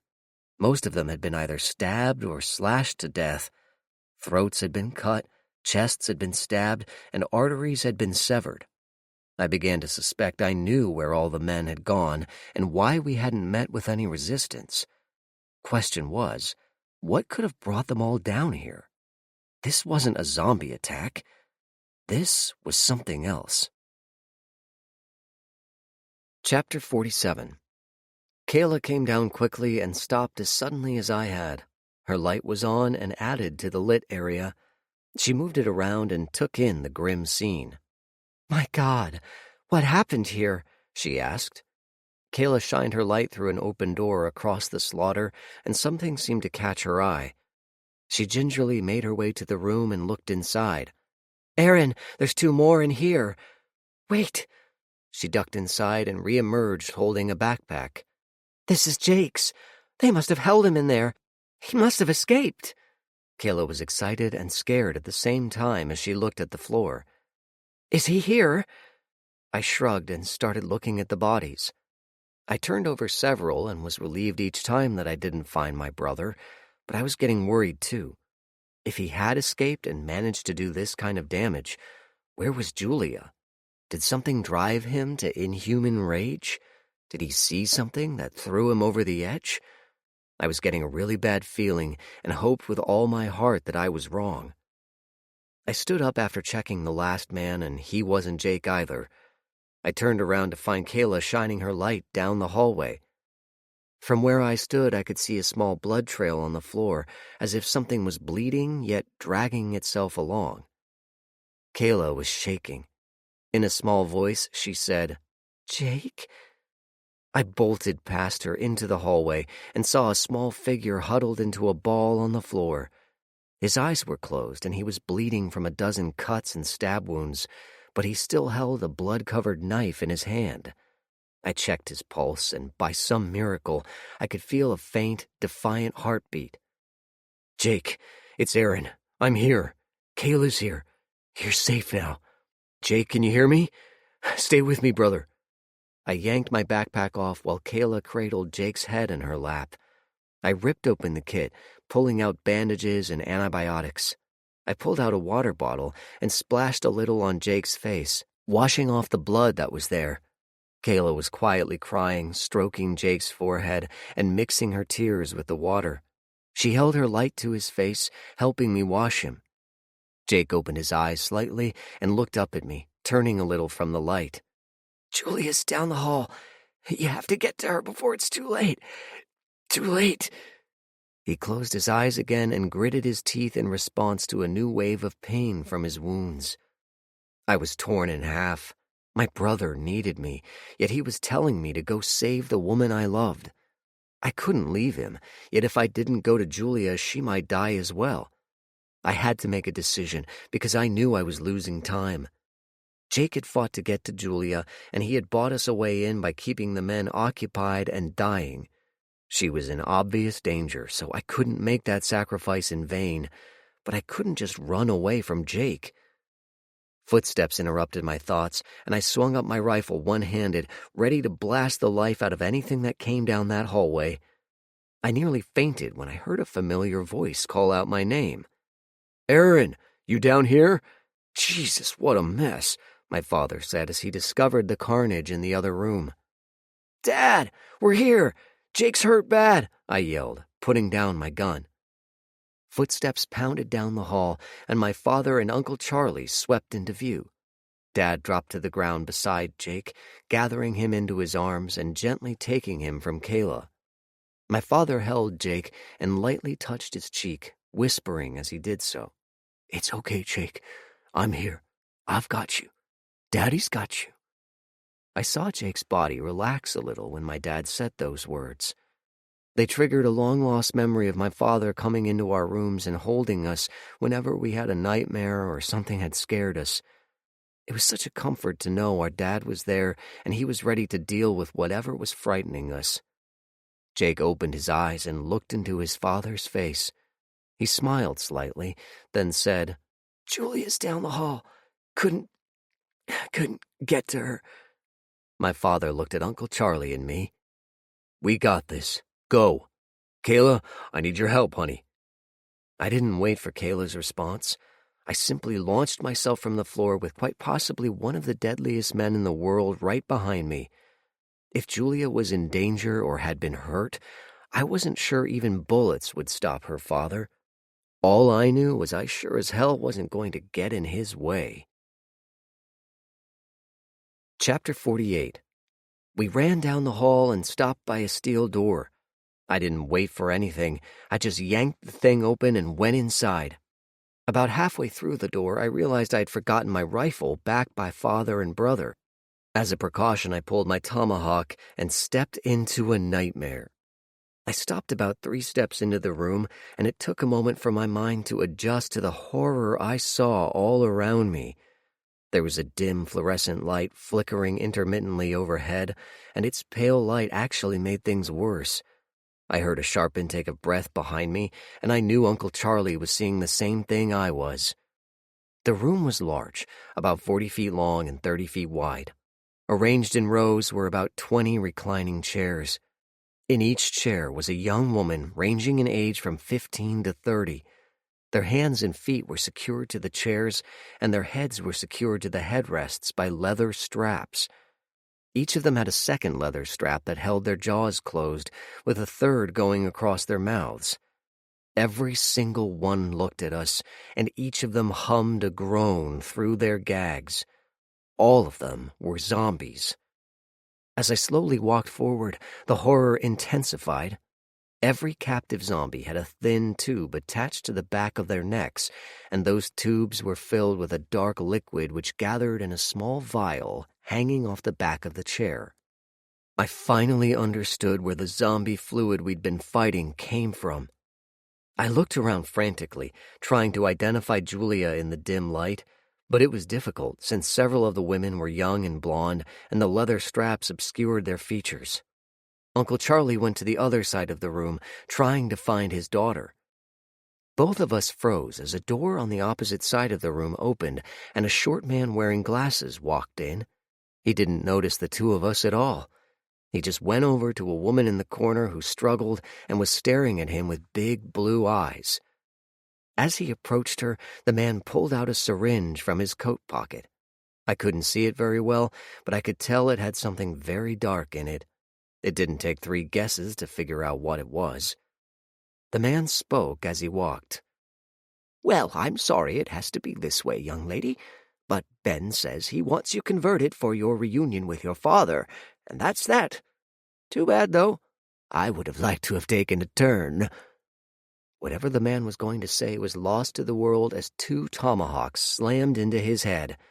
Mine took him by the temple, and Uncle Charlie's took him right behind the ear. The impact of the 2 axes was strong enough to knock the man off his feet and into the wall next to him. The syringe he was holding ironically wound up impaling his leg. I ran over to the captive and with quick jerks of my knife freed Julia from her bonds. She burst out of the chair and wrapped herself around me, alternatively kissing me and hugging me. I returned the favor with near desperation. This went on for a minute until a grunt behind me made me realize who was still with me. I pulled Julia off me and turned around, facing my Uncle Charlie, who stood with a second tomahawk in his hand. "Daddy!" Julia burst out, grabbing her father around the waist and burying her face deeply in his chest. Uncle Charlie just held his daughter for a long moment, breathing her in, wrapping his huge arms around her, protecting her.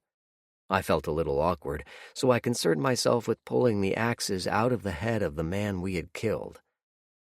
Julia smiled up at her father and asked very seriously, "Where the fuck have you been?" I nearly laughed at the look on Uncle Charlie's face, but then I realized I kind of wanted to know that as well. Julia stepped back, wrapped her arms around my waist, and looked up at me, not waiting for her father to reply. "Did you find Jake?" she asked. "He was being held in a cell down the hall." "Oh shit, Jake. Come on," I said, giving the second tomahawk back to its owner as I raced past the secured zombies. There was nothing we could do for these women, but knowing what we knew now, we'd definitely be back to send them over the divide for the final time. Chapter 49. We rounded the corner to see my father hovering over Jake. He had taken Jake's shirt off and was cleaning his wounds, using my first aid kit. Jake was wincing and breathing heavily, his head cradled again in Kayla's lap. Uncle Charlie went over to my dad and tapped him on the shoulder. Dad looked up and got out of Charlie's way.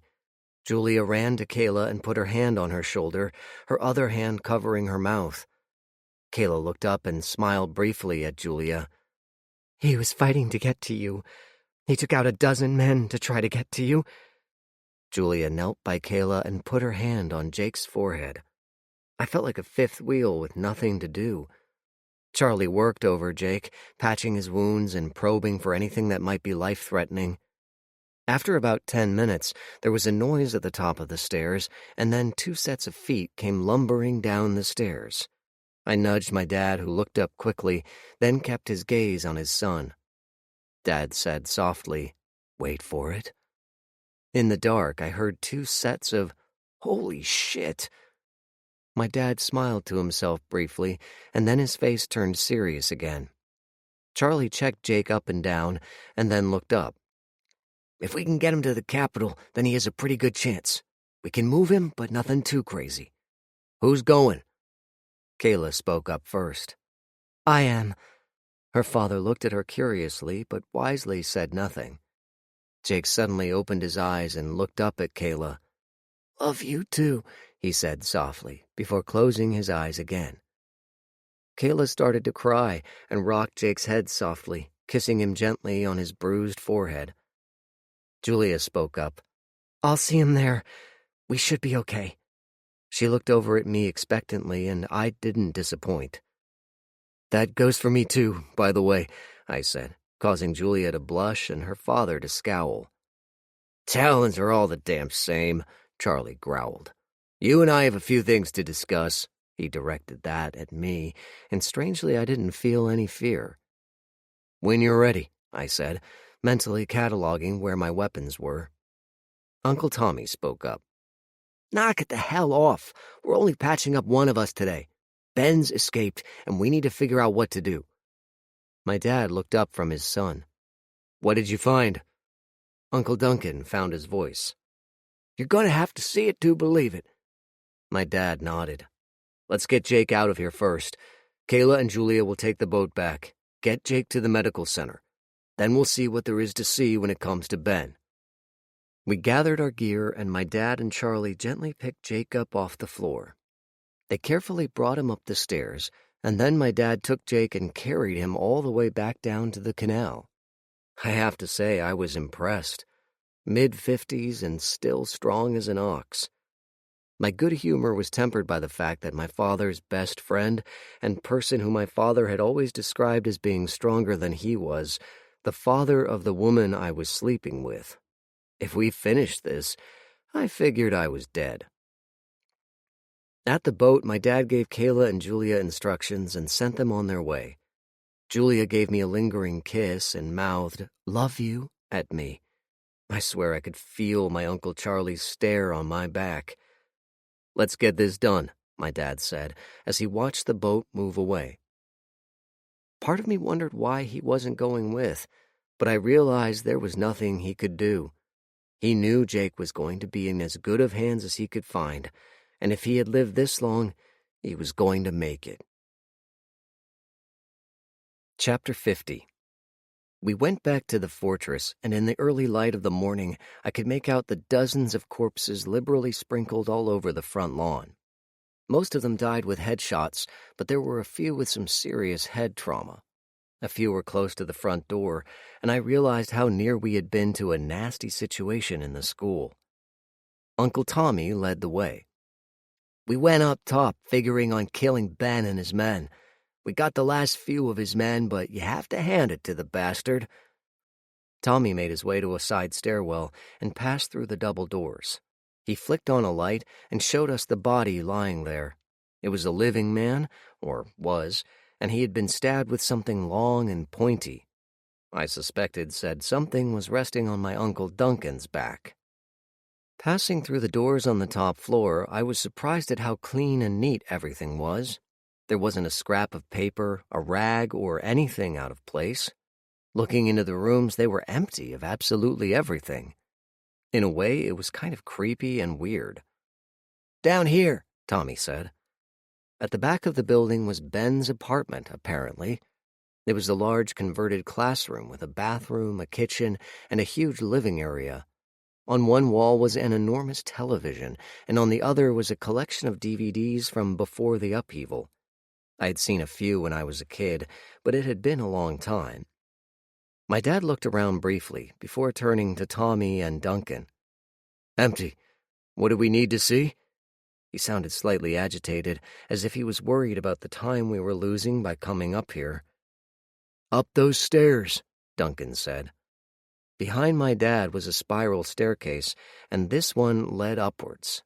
Duncan led the way, and one by one, we joined him on the roof. Duncan faced us. "We thought we had him when we saw he had run into his apartment, since Tommy could see the whole hallway, and there was no way he was getting out there. When I came in after him, it was empty, and I couldn't figure out where he went. Then I heard a noise on the roof and found those stairs. Up here, I thought I was going to have a showdown, but when I got out in the open, I saw Ben in a small cart flying away to the east." Duncan shook his head. "Wish I had your skill with a rifle, John. I missed the one shot I had at him." My dad looked off into the distance. "No problem, brother.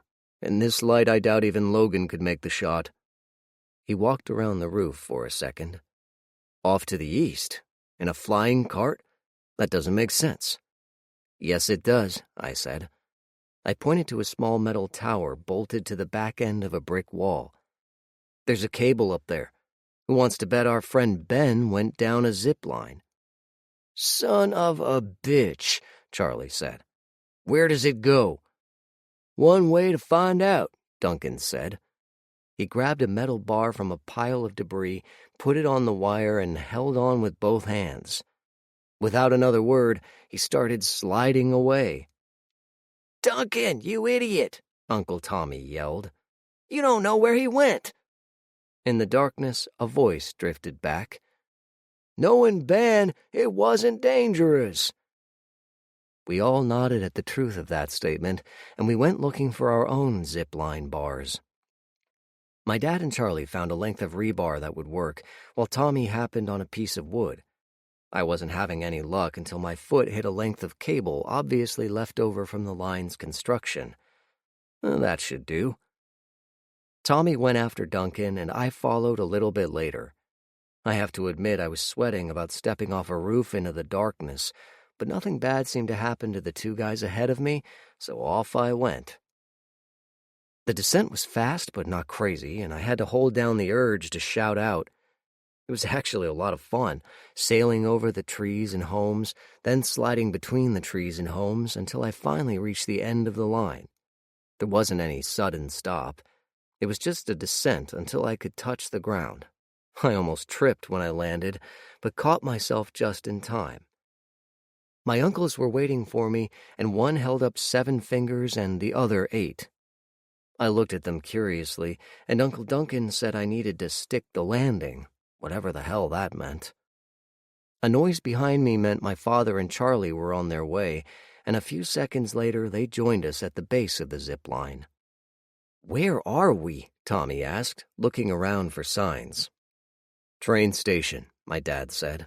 "This is the Metro line for Blue Island." "Where does it go?" Charlie wanted to know. "South it goes to University Park. North it goes to the city," Dad said. "Which way did Ben go?" I asked. "Let's find out." We ran up the stairs and out onto the platform. We were just in time to see a small electric rail car disappearing into the horizon. There wasn't any doubt as to who might be in it. Charlie swore. Why the fuck would he go north? My dad shook his head. "It figures with what Jackson talked about. He was afraid something like this might have happened." "What's that?" I asked. "Ben has set up his real shop in the city. It's perfect, in a way. Surrounded by millions of zombies, he's left virtually alone to live, kill, and create as he pleases. If he's found a safe place, he might never come out," my dad said. Uncle Tommy groaned. "I guess I know what this means." My dad nodded. "Yep, we're going to Chicago." Chapter 51. He knows we're following. Maybe. Maybe. There's going to be traps and shit if he thinks we're behind him. Yep. He's not just going to lie down and die. Nope. There was a brief pause. Good. I listened to this exchange between my father and my Uncle Charlie as we rolled down the railway line. Ben had made his escape on a strange little contraption that allowed him to ride a small scooter on a single rail. That much we had seen. We spent the next 20 minutes figuring a way to follow. What we had come up with was crude, but simple. We had commandeered one of the small repair vehicles that once upon a time had worked in the rail yards. However, this one was long since dead, so we made do by taking turns, pushing the thing while the others rode. At first it was difficult to push, but once we got it rolling, it wasn't hard at all to keep it going. Currently, I was awaiting my turn when my dad swung around the small tower in my direction. I waited for him to sit down and to get settled before I let loose what had been on my mind for a long time. "Why'd you leave us?" I said, looking him in the eye. My dad's eyes narrowed, and for a second I thought he wasn't going to answer. But his eyes cleared, and he looked away before answering. "After your mother died, I was just lost. We'd been through so much together, surviving the upheaval, fighting the zombie war, rebuilding the country. At least most of it, anyway. I never thought after all that she'd go out from a disease that wasn't the anilovirus." Dad cleared his throat. "When she and Rebecca were buried, Charlie and I just couldn't face that lodge. You, Jake, and Julia were off doing your own thing, so you clearly didn't need us for anything. So one day we just put our gear on and wandered off." Dad smiled. "Funny thing is, we thought you'd come after us and we'd have gone home with you. But you never did, so we just kept moving." I frowned in protest. "Your note said not to follow. What did you expect?" "I actually figured you'd have listened as well as you had before, which was not at all. But maybe it all worked out for the best." Dad gave me a wry smile. "You seemed to know what to do when the events required it." He put a hand on my shoulder. "I'm proud of the way you and Jake handled yourselves. You're as good as Charlie and I ever were, maybe even better." "I don't know about that. And these days, Uncle Charlie seems like he wants to rip my heart out," I said. Dad grinned. "Don't be foolish. You can deal with him. Besides, he knows if he hurts you, his daughter will probably kill him. Speaking of that, by the way, what's the nature of this new territory between you and Julia?" Right away, I felt uncomfortable. I wasn't sure what I should say to my dad and whether or not he really wanted to hear it. In the end, I just decided on the truth. I love her, Dad. When I'm not with her, I worry about what she's doing and whether or not she's safe. I want to hide her away, but at the same time, I want to show her off and let the world know she's mine. I looked down. I know it sounds stupid, but Dad laughed out loud. Well done, boy. Sounds like the real thing. Just do one thing and you'll be all right. What's that? Make her the center of your life. Always think of her and always keep her close. Sometimes that will make you miserable, but most of the time it's the best way to get the most out of life as we have it, Dad said. Is that how you felt about Mom? I asked. My father looked down. I've had the good fortune to have been loved completely by 2 good women. Most men have trouble finding one. He looked up again at me. You'd better keep yours, and don't do anything foolish. I looked at the rails. Like chasing a ghost into the middle of a city infested with decades-old zombies? Dad grunted in laughter. Yeah, that. I smiled and realized it was going to be my turn at the rails soon. I worked my way to the back and watched briefly as my Uncle Charlie lay at the rear and pushed with his powerful legs. The rear of the vehicle had a platform which allowed us to lie down, dangle our legs over the side, and then push at the contraption.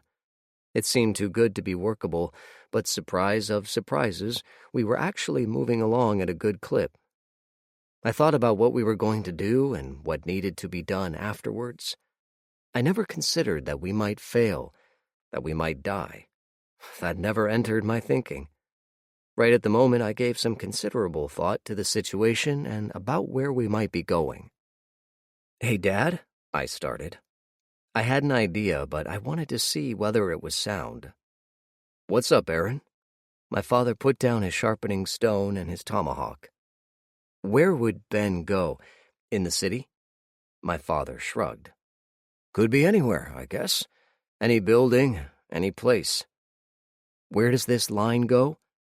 My dad thought about that one. I think, if memory serves me correctly, that this line goes all the way to LaSalle Street. I thought for a minute. Is that the one that runs about the middle of Grant Park? My dad was taken slightly aback. How the hell do you know about Grant Park? It was my turn to shrug. I've made about 15 runs into the city as a collector. I've studied more maps on the damn place than I can count. No shit. Well, you might be of use after all. Any ideas where Ben is, Smarty Pants? My dad looked at me with what might have been new respect. I grinned. Just one, but he'll have to make the right moves to prove it. Chapter 52. I left my perch and went to the back to relieve Uncle Charlie.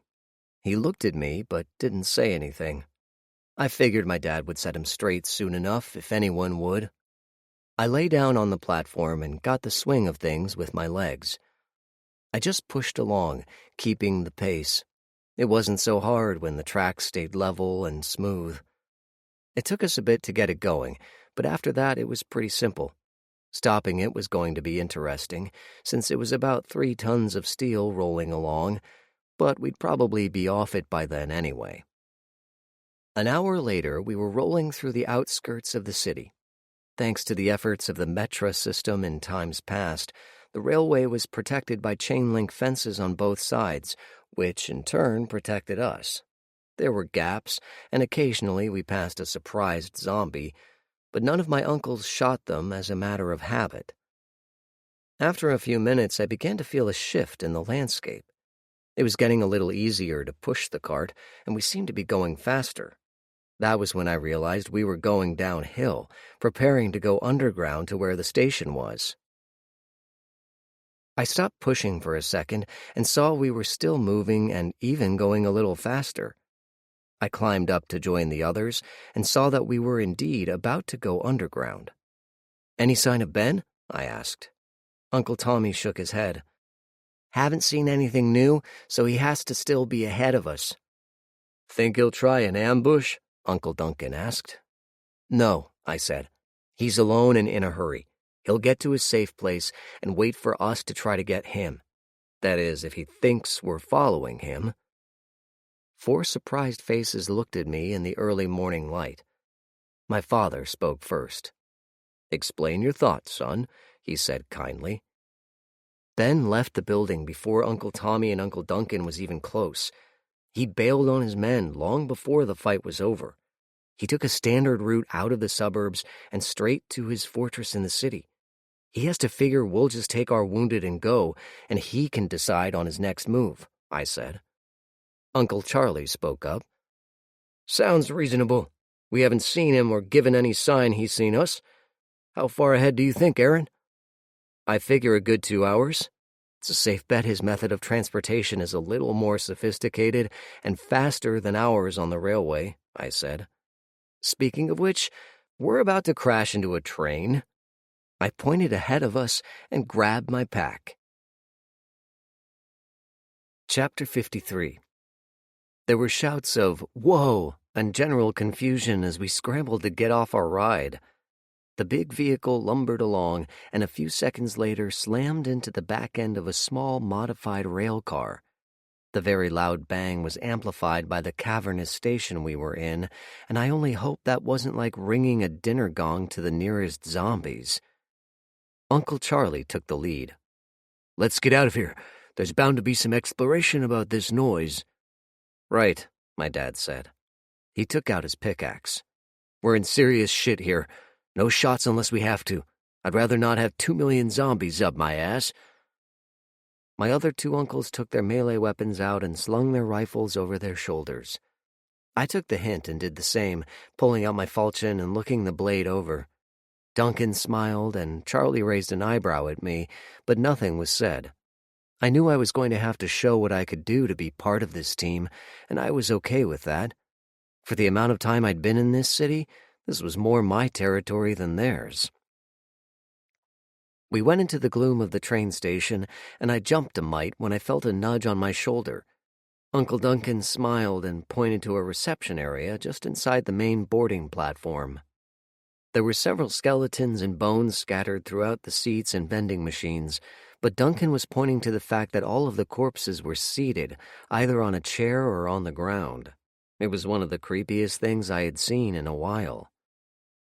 After a small inspection, we found that the exits to the street had been sealed off, and the underground passageways to other stations were shut off as well. The only way out was the way we had come. My dad spoke first. "We missed something. Ben had to come this way. There wasn't any way to get off the track.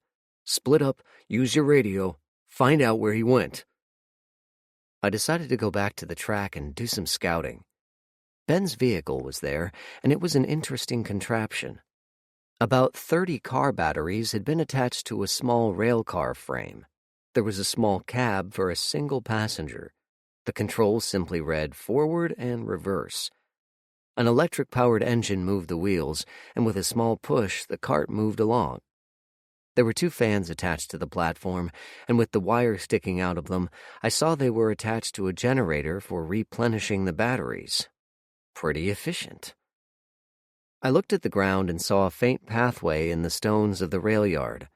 Creatures of habit used the same easy trails over and over, and humans were no different than animals in that respect. I pulled out my flashlight and held it low to the ground, extending the beam along the stones. The pathway showed up as a shadow that led across the yard towards the far platform. That was interesting. Ben seemed not to have gone into the station at all, but instead headed towards the side of the platforms. I walked in that direction and climbed the short ramp to the platform. There was a lot of debris around here, but no trains, other than the one we had run into, belonging to Ben. Some attempts by nature to reclaim the area were obvious, but those were futile. The sun didn't hit this area for much past the early morning and early evening, and even then it was slight. A mess of weeds was over on this side, and I could see that there had been recent passage by the broken stems down by the base of the plants. I walked on the platform, shining my light down and around. There were footprints moving back and forth to a small utility door tucked away in the corner of the platform. It was hidden from the main lobby and waiting area by a small office. I opened the door slightly and looked around. The windows of the office were broken, and furniture was thrown around like there had been a struggle. No surprise there. This town was full of struggles and broken windows. I looked over the door, and there was a small handle down near the middle of it, just a foot below normal and easily missed. Not bad, Ben. Not bad at all. Not good enough, though. I felt a hand on my right shoulder, and I turned slightly to see which uncle of mine it was. Unfortunately, it was Uncle Zombie, and he didn't look like he was happy to see me.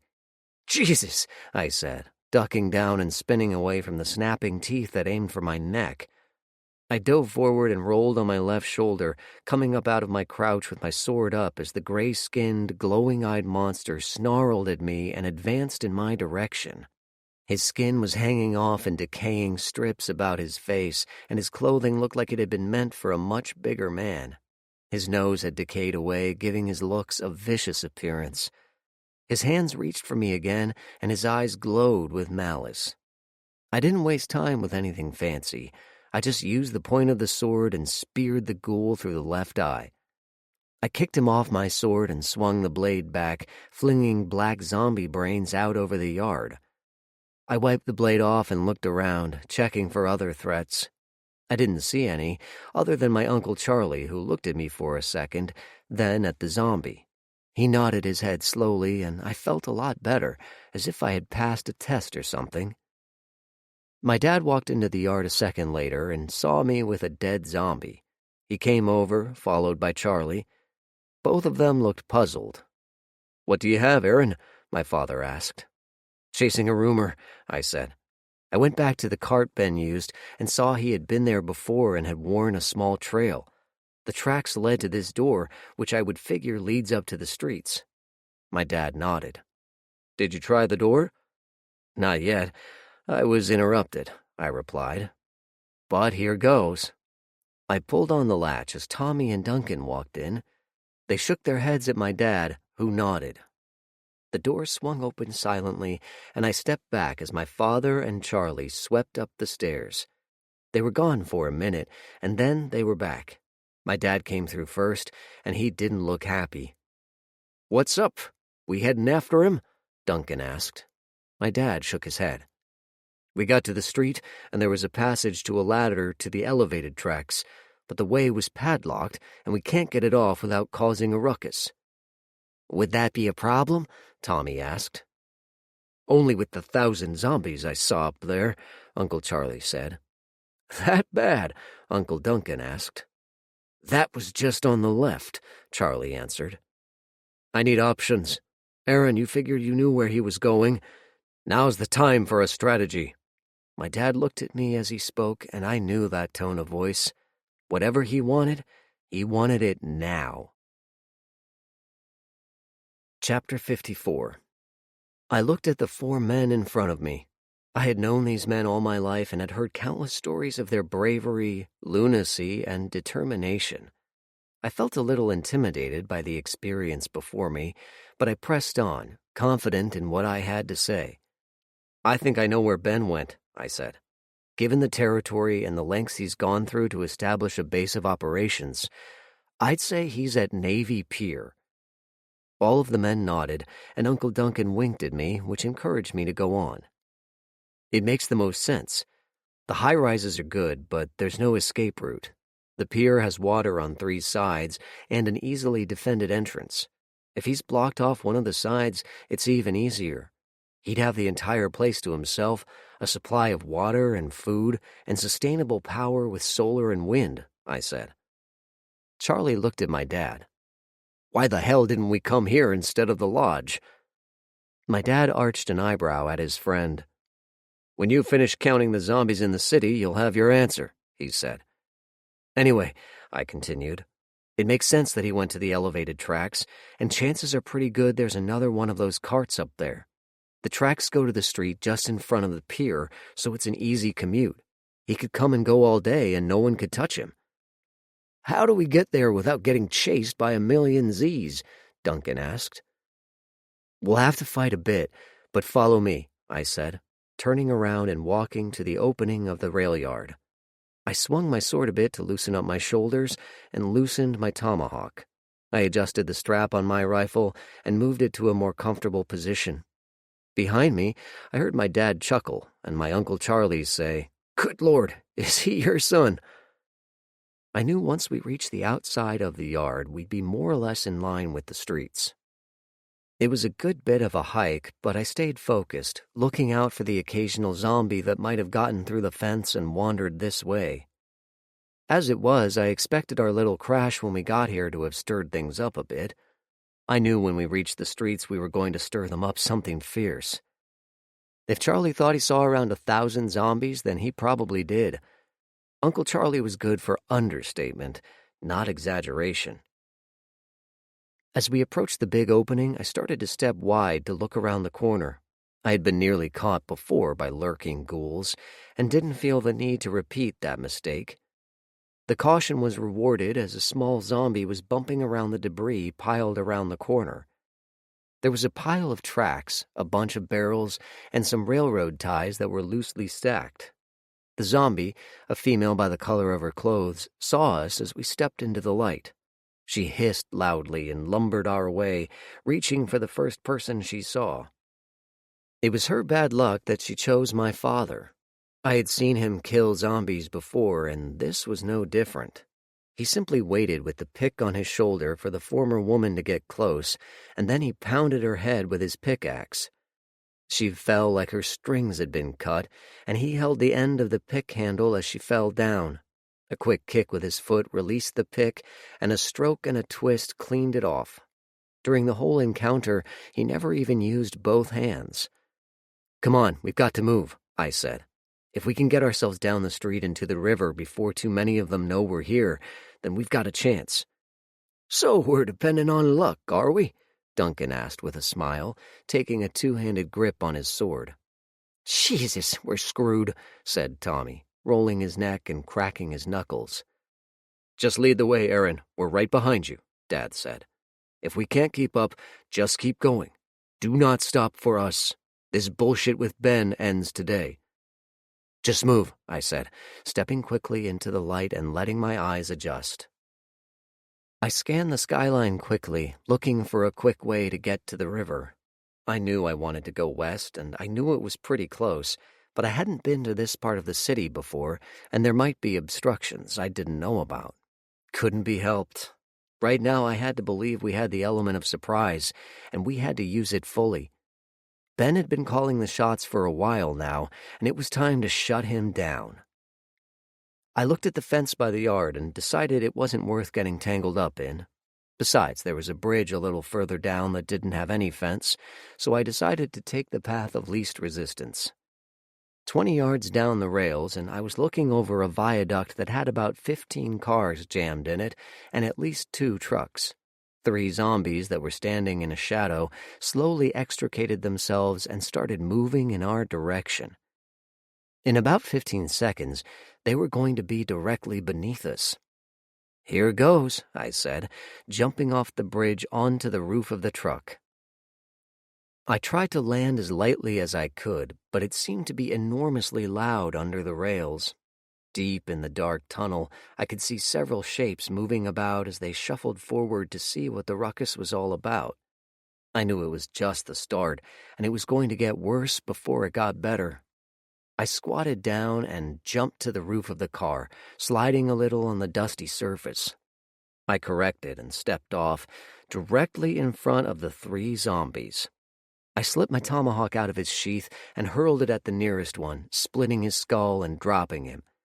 One of the nice things about the original ghouls is they were in a serious state of decay. The virus preserved them only so long, and then time and the elements worked on them to the point where they were very nearly fragile. Nevertheless, they were still lethal if you weren't paying attention. As the one fell, I jumped over his body and swung my sword with both hands, severing the head of the left zombie. She was an old woman who was missing half her torso, but her other half was still wearing a flowered robe. The last zombie lurched forward, and I hit him in the head with a backhand swing that took the top third of his head off. I pulled out my tomahawk and wiped it quickly. I looked for threats and saw plenty, but I was more concerned with the rest of the crew getting down off the bridge. I moved into the shadows of the tunnel, trying to keep between them and the advancing, eyeball-glowing darkness. I was just about to start swinging when a fourth set of boots landed on the car and jumped off. "Let's go. We're good," my dad said, coming up behind me to help if needed. "Right. I got point," I said, spinning around and running from the zombies, my dad right on my heels. We passed the 3 corpses, and I thought I heard one of my uncles say out loud that he was glad I was on his side. Not sure which one, though. Chapter 55. I took off to the north because there was a big damn building to the west. We ran between 2 tall buildings and crossed a very crowded street. There were cars everywhere, and we had to be very careful around the trucks. Duncan would drop quickly, check for feet, and then yell, "Clear," as needed. When there was a killing to be done, then either I took care of it or one of the others did. It was fascinating to watch them work together. No one talked. They just knew what everyone was going to do, and they just did it.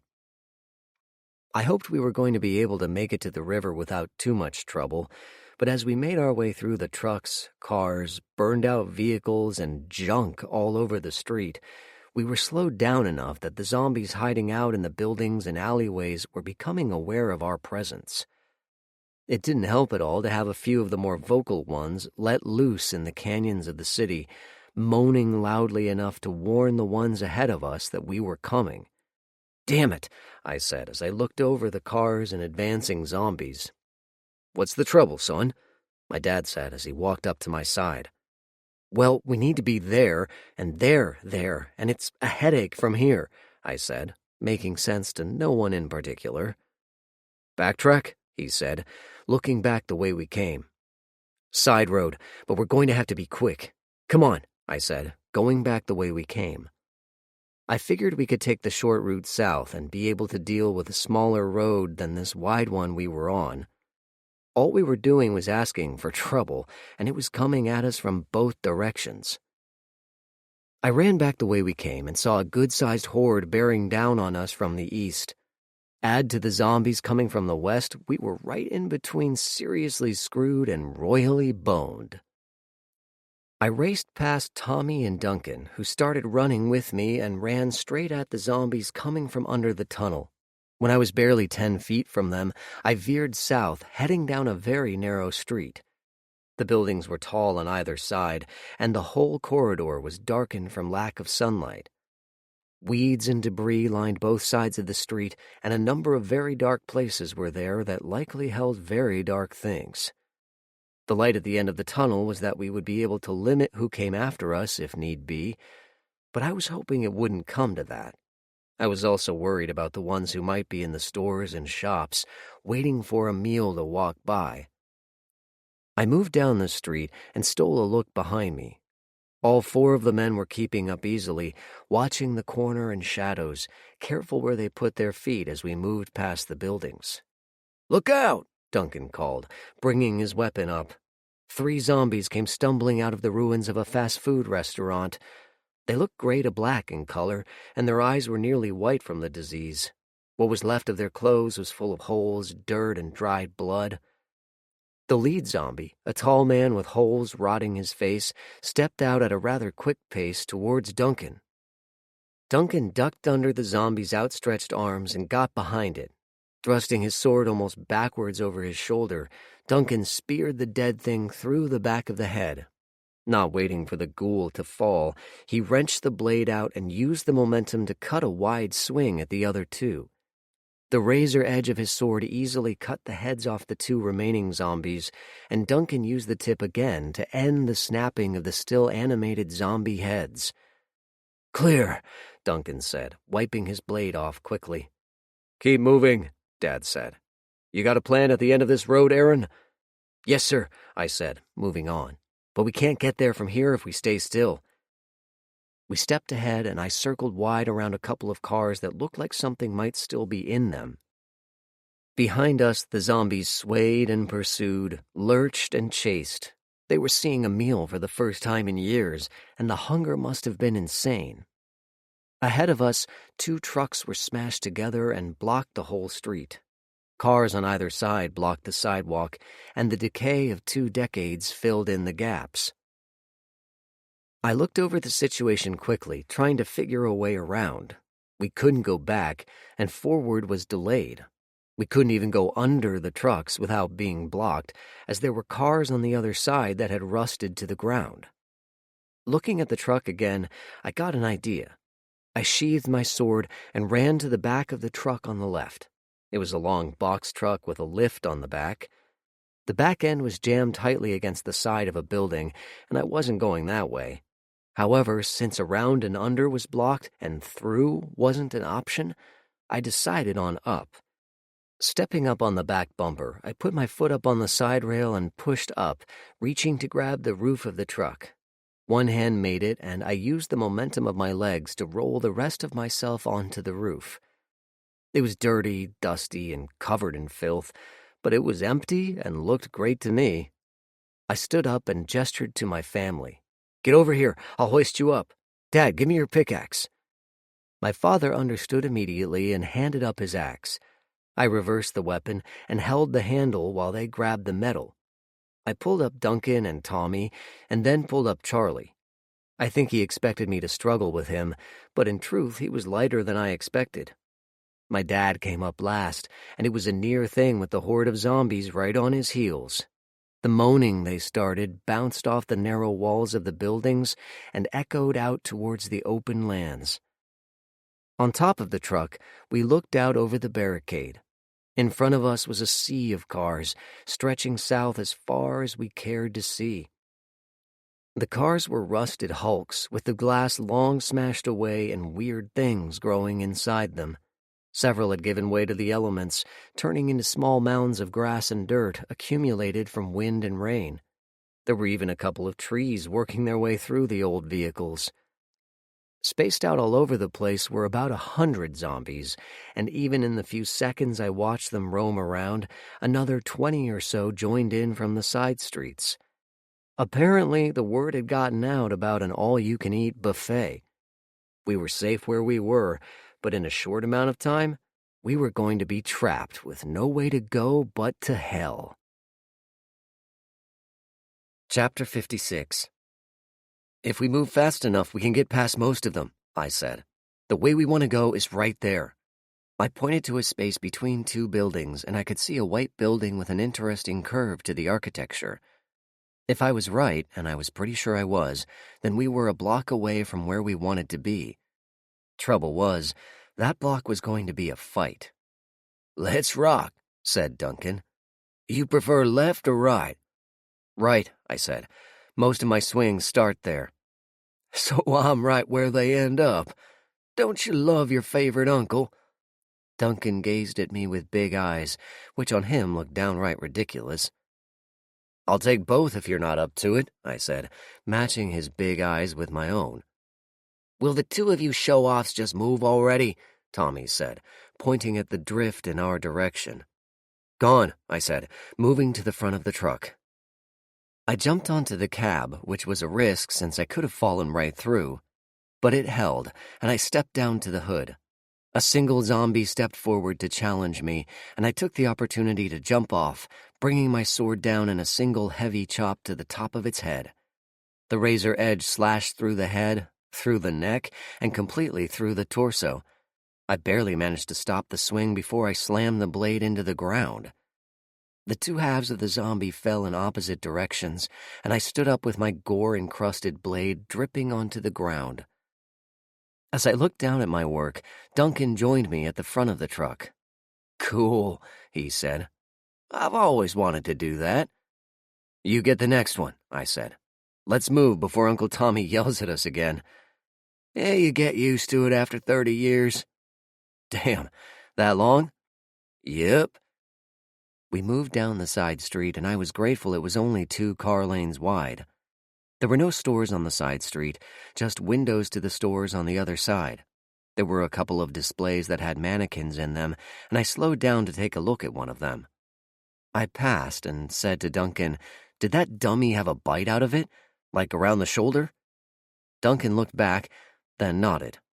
Seen that before. Z's aren't the smartest things around, you know. I just kept running, but I had to admit my opinion of zombies just went a notch lower. We burst out of the small roadway into a larger area, and a very interesting building reared up in front of us. It was 7 stories tall and was curved in and out like an S lying down. The building had balconies on all the windows, and they bulged out like white bubbles all over the place. The structure looked like it had been made from really big cauliflower. "That where we goin'?" Duncan asked. "Dead ahead. Follow me," I said. I glanced once to see where the others were, and I was glad to find they were right behind me. On the north side of the street, several zombies were coming down the sidewalk, while the south side had a good dozen lurkers that immediately began the undead shuffle. I wasn't going to wait for an audience. I went directly to the building and located the entrance. It was 1 level above ground and still in one piece. I pulled on the handle and was somewhat surprised that it opened. I went inside and approached the second door while Charlie secured the first door with a length of wire. The inside door was locked, but I had a cure for that. I took my knife out and, using the point, jammed it into the metal of the latch that secured the door. A second of twisting, and I pulled the door open to let my relatives through. When we got inside, my dad closed the door and pulled a can of spray paint from his pack. He quickly covered the glass with patterns, swirls, and shapes, obscuring the view. When I cocked my head at him, he shrugged. "Seems to work. If they can't see us, they'll lose interest since they can't smell us either. The paint patterns screw up their sight, and they can't make us out," he said. I'd have to remember that one. However, we had to get through before we attracted any more attention that might alert Ben. For all we knew, he had lookouts stationed on rooftops all over the city. I moved on down the steps towards a large lounge area. There was a lot of papers and furniture about, but no signs of serious violence. It looked more as if people just grabbed what they could and left, hoping for the best. I was hoping they had decided to leave by more conventional means, and we would find some much-needed transportation help. "What is this place?" Charlie asked, looking around. There was a bar off to one side, and the remains of a restaurant. A small concierge desk was overturned at one corner, and there was a looted convenience store off to the far side. "Looks like it was one of those high-end river condo complexes," Tommy said, pointing to the west side. "People would take the boats off the lake and sail them down here for a private mooring." My dad slapped me on the back. "Goddamn brilliant, Aaron. Let's see if we're really lucky today." He moved over to the huge glass windows that looked out over the river. The water itself was about 20 or 30 feet below us, and it was impossible to see if anything was still parked at the piers. Chapter 57. "What do you want?"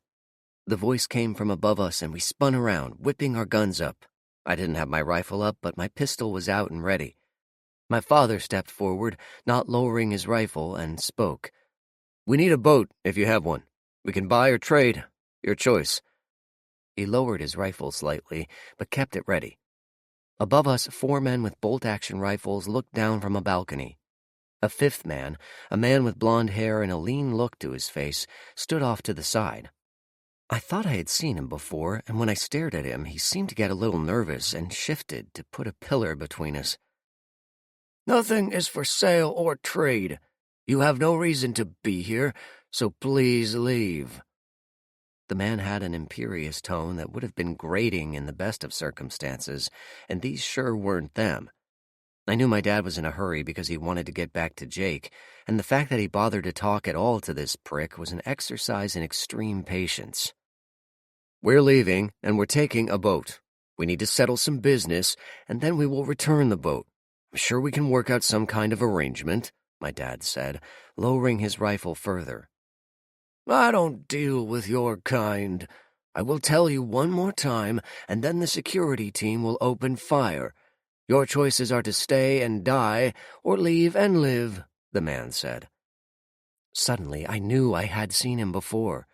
Worse yet, I knew where I had seen him.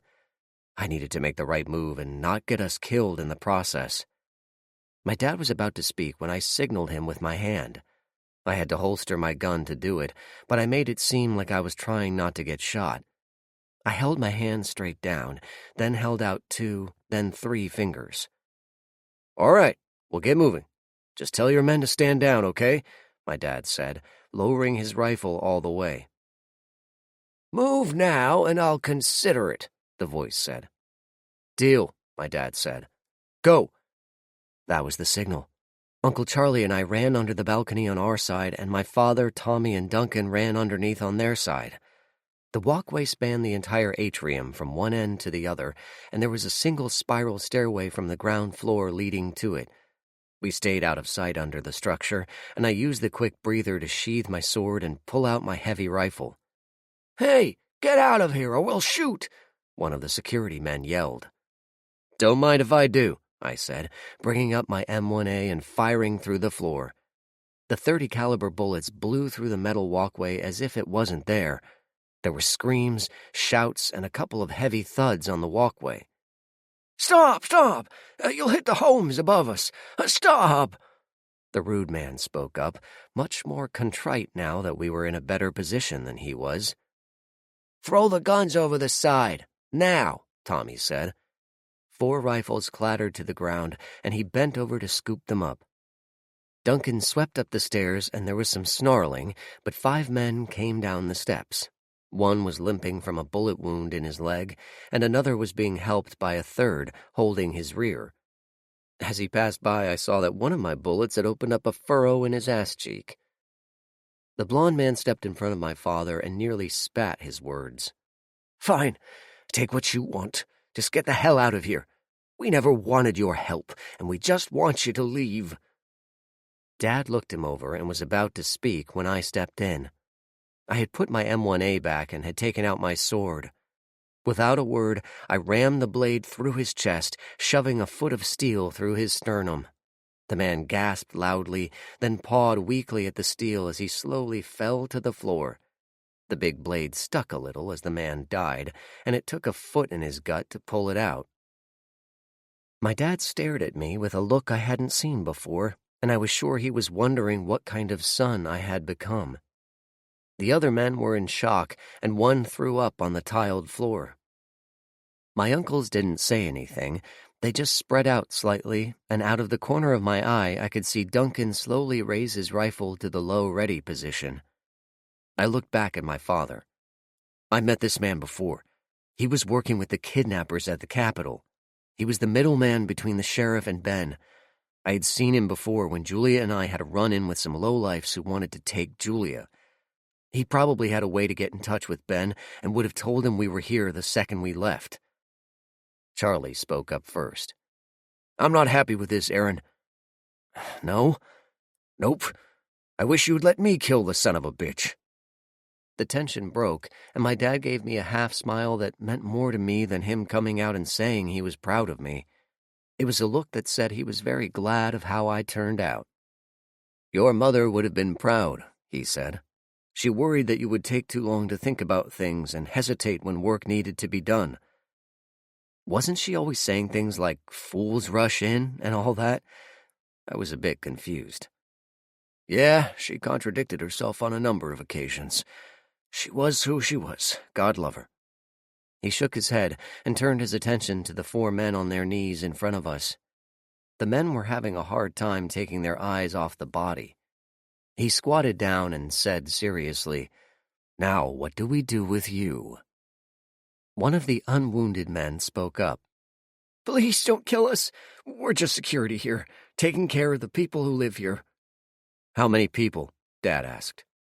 "About 200. I was stunned.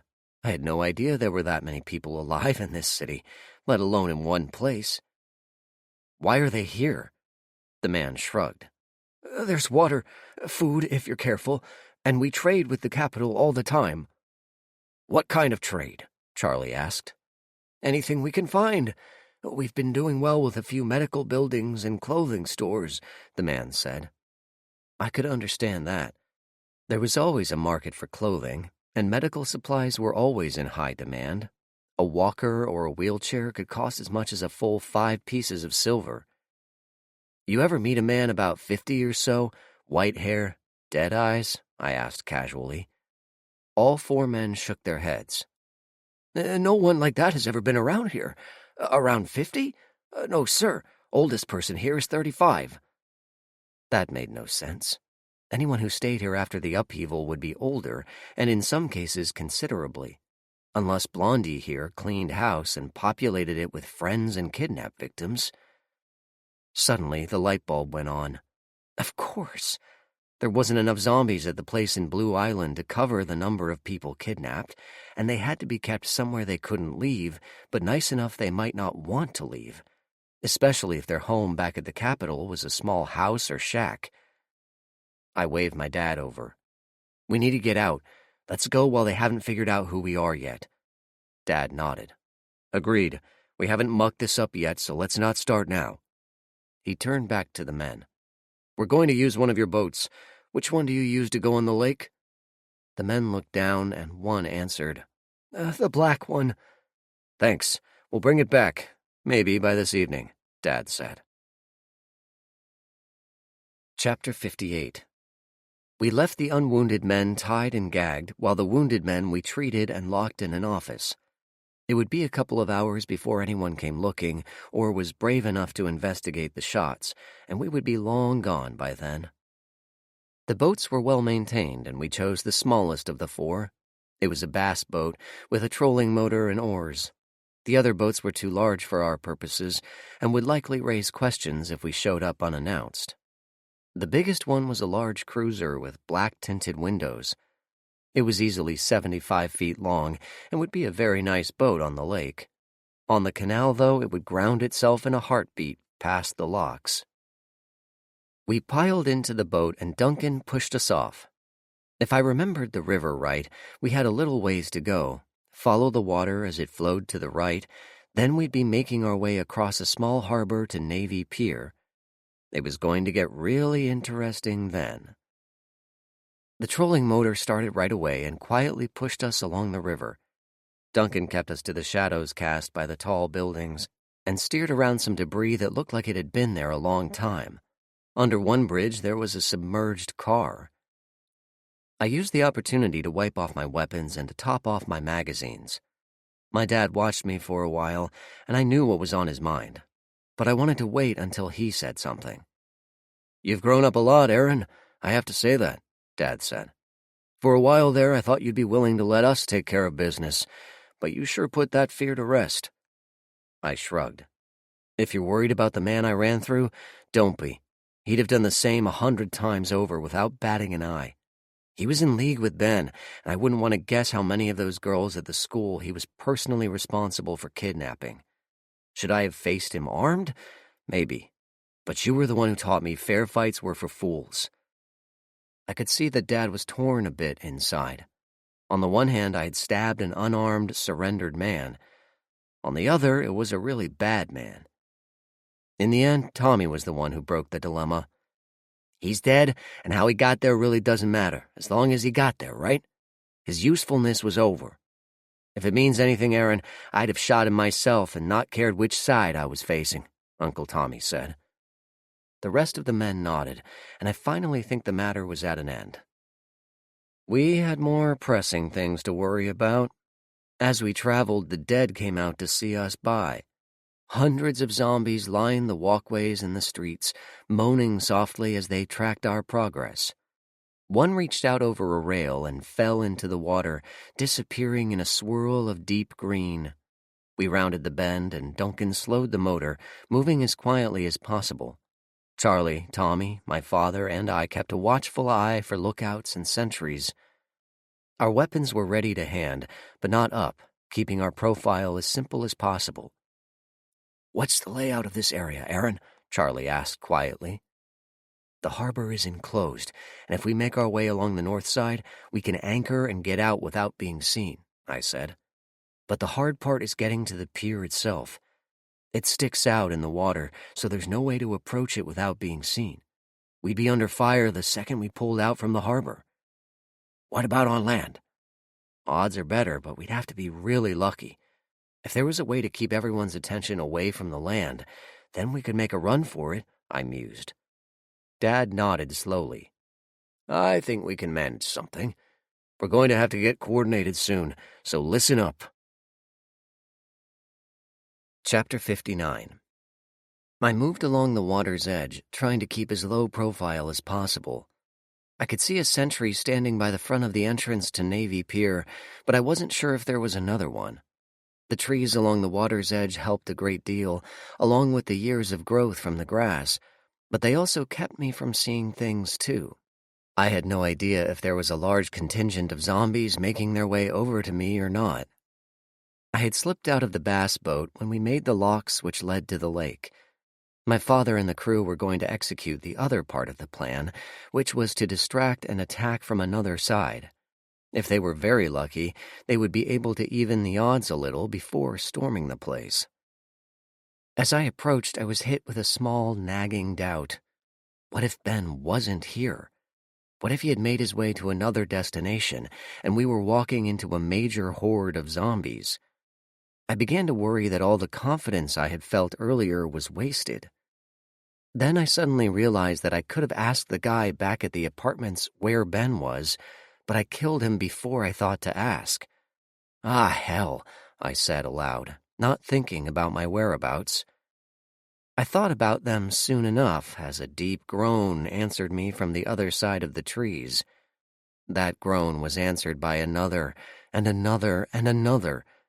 I didn't wait for them to come exploring. I kept low and ran for all I was worth, trying to get some distance between me and the spot where they would come looking.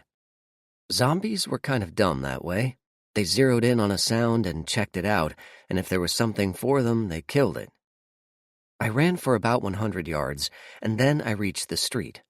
I kept to the overgrown bushes that lined a small U-shaped turnabout in front of Navy Pier. Then, without worrying about a sentry, I crossed the road and made my way over to the gate that closed the area off. 10 seconds later, I was inside the gate, hiding behind a small bush, where I tried to catch my breath. I held my breath, though, when a voice above me said very clearly, "What the hell has stirred up Zeke out there?" Another voice answered, "What are you talking about? They always make noise over here." The first voice sounded skeptical. "No, this is something different. They got wind of something. Think one of those stupid collectors is sniffing around again? Well, likely. I'll call it in, then we'll see if the dumb fuckers want to come over and have their asses saved." The first voice chuckled. "That was funny, waving them to the gate, then slamming it shut while the zombies are on their tails. Man, they screamed when the zombies started ripping into them. What did that one girl say? 'It's not fair, you're not fair,' the first voice said sotto voce in a mockery of the victim's voice. Yeah, she fought pretty good, but they ripped her apart. Had nice tits, if I recall correctly. Right up to the point where that big zombie bit them off. She was still alive when he did that, right? She lived a long time. Her hands were still trying to push them off when they were eating her insides." I had heard enough. Obviously, I was in the right place. How the hell they didn't see me come over the gate is a damn mystery, but it worked for me. I looked at the wall and saw there was a window about 15 feet above me. A large sill underneath it blocked a good part of the view of the gate, which explained why they missed me. A door was further down the wall, and I slipped over to it, trying to keep quiet as I moved through the brush. I didn't know if there were more guard posts, but I began to doubt it. This place was about as secure as you could find in Chicago. The door opened easily, and I moved up the stairs. What I needed was on the second floor. The corridor I was in was dark, save for a single bulb burning at the top of the stairs.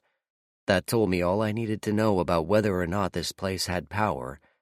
Given the weakness of the light, there wasn't much, but they had enough for their needs. I listened at the door for a moment and heard one of the guards talking on the phone. He did a lot of "yes, sir," and "no, sir," and finally I heard, "okay, sir." I knew then it was time to move. I turned the knob quickly and quietly, drawing my pistol as I did so. I was carrying a Beretta 92 again, mostly because it was big and carried a lot of bullets. I opened the door and stepped in, bringing my gun up.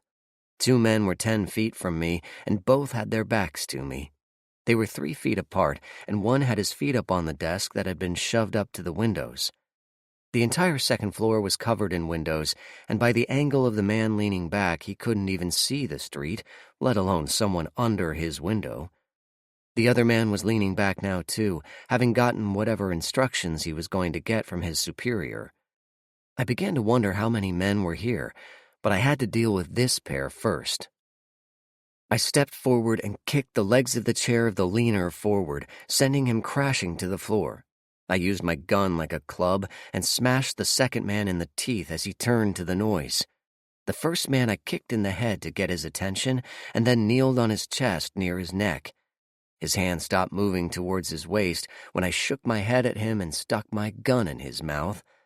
I pulled a second gun from my waist, my father's stainless old .45. The big gun must have looked huge to the man holding his bloody mouth, since his eyes got very large. I wasted no time. Cooperate, and I won't kill you right away. Don't, and I will. Decide now.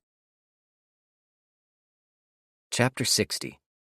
Both men looked at each other and nodded slightly. I got off the man on the floor and put away the 1911. Stepping back, I held the gun on both men as I signaled them to their feet. Put those chairs back up. Weapons on the floor. Slowly. Now back up to the window. I gathered the guns and put them in my vest. Now, who's got the key to the gate outside? I asked, keeping an eye on both men. The man I had upended pulled a ring of keys from his belt and held up one. I waved my gun at the stairwell, and both men started down. I waited a second to make some space between us, and then followed.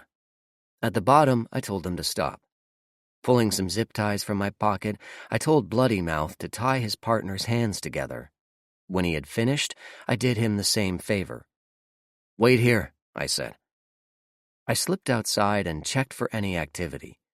There were several zombies wandering the trees over by the traffic circle, and I could see dozens more in the grassy area just beyond it. That would do. I unlocked the gate and opened it slightly. Hurrying back to the stairwell, I found the men had used their time wisely. One of them was trying to chew through the zip tie of the other, making for a very compromising situation. I kicked the man doing the biting in the ribs and slammed an elbow into the head of the one getting bit. I was suddenly very mad, and the words of the two came back to me about letting that collector die. You like to bite things? Then I think you should go where they bite back, I snarled, grabbing the men by their hair and dragging them outside. I didn't give them a chance to shout or raise an alarm. I just threw them outside the gate, shutting it behind them. I gave them a final piece of advice. You might have a chance if you run along the water. Maybe. I wasn't feeling very positive about their chances, but then sometimes I just never knew. The men stood up, looked at their approaching doom, and decided it might be worth it to run. They took off for the lake and disappeared out of sight. The fact that they didn't scream told me several things. One, there weren't that many people here. If there were a sizable force with decent firepower that could have rescued their asses, then they would have stayed and yelled their fool heads off. It also told me that the nearest buildings to the city were likely empty. I wouldn't have much to worry about if I was careful. Lastly, they ran exactly where I wanted them to, which would signal to my father and his crew that I had done my job and the sentries on this end of the pier were taken care of. That would get us to the next stage of the assault, which was to get everyone to the south side, allowing me to scout and make recommendations for a landing. I thought about going up top to the Ferris wheel, but I had an aversion to being shot out of the sky. Not sure why that bothered me, but it did. I moved around to the nearest building and checked the door. It was a parking garage, and I was hoping to see plenty from the top side. I didn't bother with the parking area. It would be faster just to take the stairs. I didn't know how long I had before the men I had released were discovered to be missing, but I figured I had an hour at the most. On top of the garage, I could see most of Navy Pier. It was a massive complex with restaurants, a shopping center, an amusement park, and a miniature golf place. Along the south side, 2 huge boats were tied up. One was labeled the Spirit of Chicago, and the other was unknown, the name being hidden. However, the Spirit was enormous, easily 150 feet long.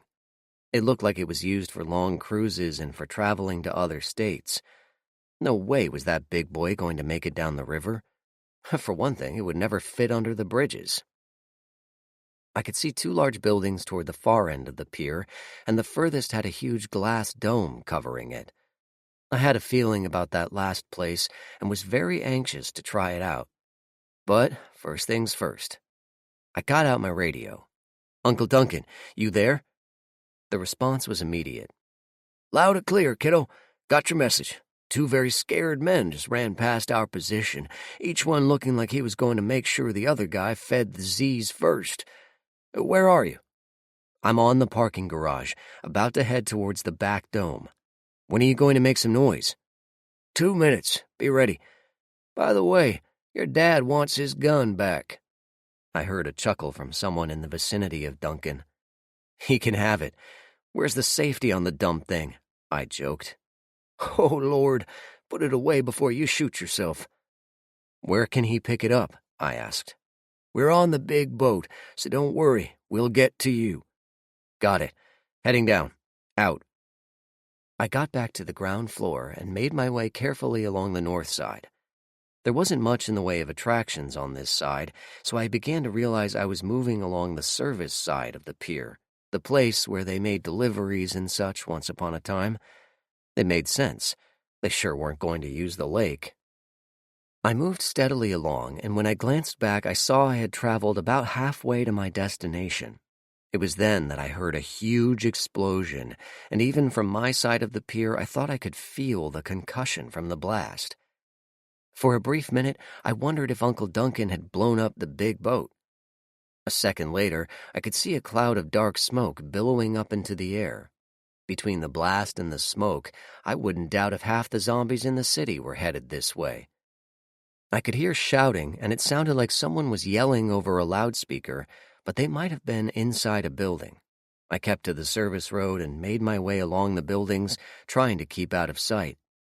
I was crossing another service entrance when a voice behind me shouted out, "Don't move! Stop where you are and put your hands in the air!" Chapter 61. Damn, so much for surprise. I complied with the order and put my hands about ear-high, turning around slowly. About 3 feet away from me was a man about my height, although he was a little shorter. He was thin, but looked to have a wiry kind of strength. He had a knife at his belt and a big rifle he was pointing right at my face. That last part was a little disconcerting, I'm not going to lie. "Who are you? What are you doing here?" the man asked, stepping closer. I could see he was nervous, likely never having to deal with something like this before. "Don't shoot me, don't shoot me," I said, averting my eyes and ducking my head away. An idea popped into my head, and I decided to run with it. "I was collecting in the city, and I heard the explosion. All of a sudden, the zombies are all over the place, and I barely made it to the lake before they chased me this way. I climbed the fence and was looking for a place to be safe until the zombies went home." My words came out in a rush, and I wanted them to be overwhelming. All right, just shut up for a second. I have to take you in, and we'll see what they have to say about you," the sentry said. "Oh, thanks, man. I got separated from my group, and I don't know where they are or even if they're alive, but I'm real glad someone is here to—" I didn't finish my sentence as I used my little speech to step closer to the man. His gun had stopped pointing at me, and I grabbed it, jerking it away from him and then shoving it back into his face. His hands came loose, and I threw the rifle into the lake. The man scrambled to his feet. "Son of a bitch! You're gonna regret that," he said, putting himself into what he must have thought was a threatening pose. His hands were up and his feet were apart, obviously expecting me to attack in some preconceived way. Trouble was, my teachers had one rule when it came to fights and zombies: win. So without much build-up, I wound up and kicked him in the shin of his foremost leg as hard as I could. His eyes bulged, and he instinctively leaned forward to grab his leg. As he came up, I used the forward motion of his head to increase the impact of the punch I had aimed at his face. His head snapped sideways, and I brought the other fist I had waiting into his collarbone, right below his throat. That punch threw him backward and left him gasping for air on his back. I grabbed him by the ankles and dragged him over to the edge of the pier where I threw him in the water. I ran from there, trying to put some distance between me and the eventual yelling that would likely erupt from the man in the water. The first person to find him would know I was here, and I wanted to be further away and hidden by that time. I reached the end of the big building, and I was wondering how the heck I was going to get inside, when a small door opened from where the big glass part was and the long brick building. I slid towards the building, trying to seep into the bricks and not get seen. 2 men came outside, and both were carrying guns. One propped the door open with a small stick. "Steve's not checked in. Think something happened to him," the first one said, a red-headed gent wearing all black. I thought back to the encounter with the all-black females up in St. Charles and wondered if there was a dress code. "That dope could drown for all I care. Damn fool always going on about how he sees things or something's breaking over the barriers. Stupid fuck. Probably thought that exploding propane tank was an attack." The second man was huge, with broad shoulders and massive hands. Taking him on would suck. "Yeah, that's what, the third one? Thank God we put them on that small boat when they looked like they were dangerous." They walked away and towards where I left the other man. Not wasting an opportunity, I slipped inside the open door and pulled the stick away, letting the door close slowly. I eased the door shut as quietly as I could, as I wanted some more time. In the back of my head, I wondered where my dad was and what they were doing. It seemed like there wasn't as much pandemonium as we had hoped for, and things were back to normal. I needed to find Ben and finish this. I moved down a long corridor and decided the time was right for getting serious. I was irritated at not finding Ben, scared about Jake, relieved at finding my father, worried about what Uncle Charlie was going to do to me for having a relationship with his daughter, and frustrated that our big plans were pretty worthless since they were used to things blowing up around here. I unslung my rifle and remembered the words I once read about the American Revolution. At the opening shots of the war, Captain Parker of the militia told his men, "Don't fire unless fired upon. If they mean to have a war, let it begin here." Ben started this little fracas, and I was done with nice. Chapter 62. I approached a larger hallway, and I could hear voices coming my way. 2 men rounded the corner and suddenly stopped, their eyes going wide at the sight of me. Their reflexes were pretty good, as they both reached for the guns on their belts.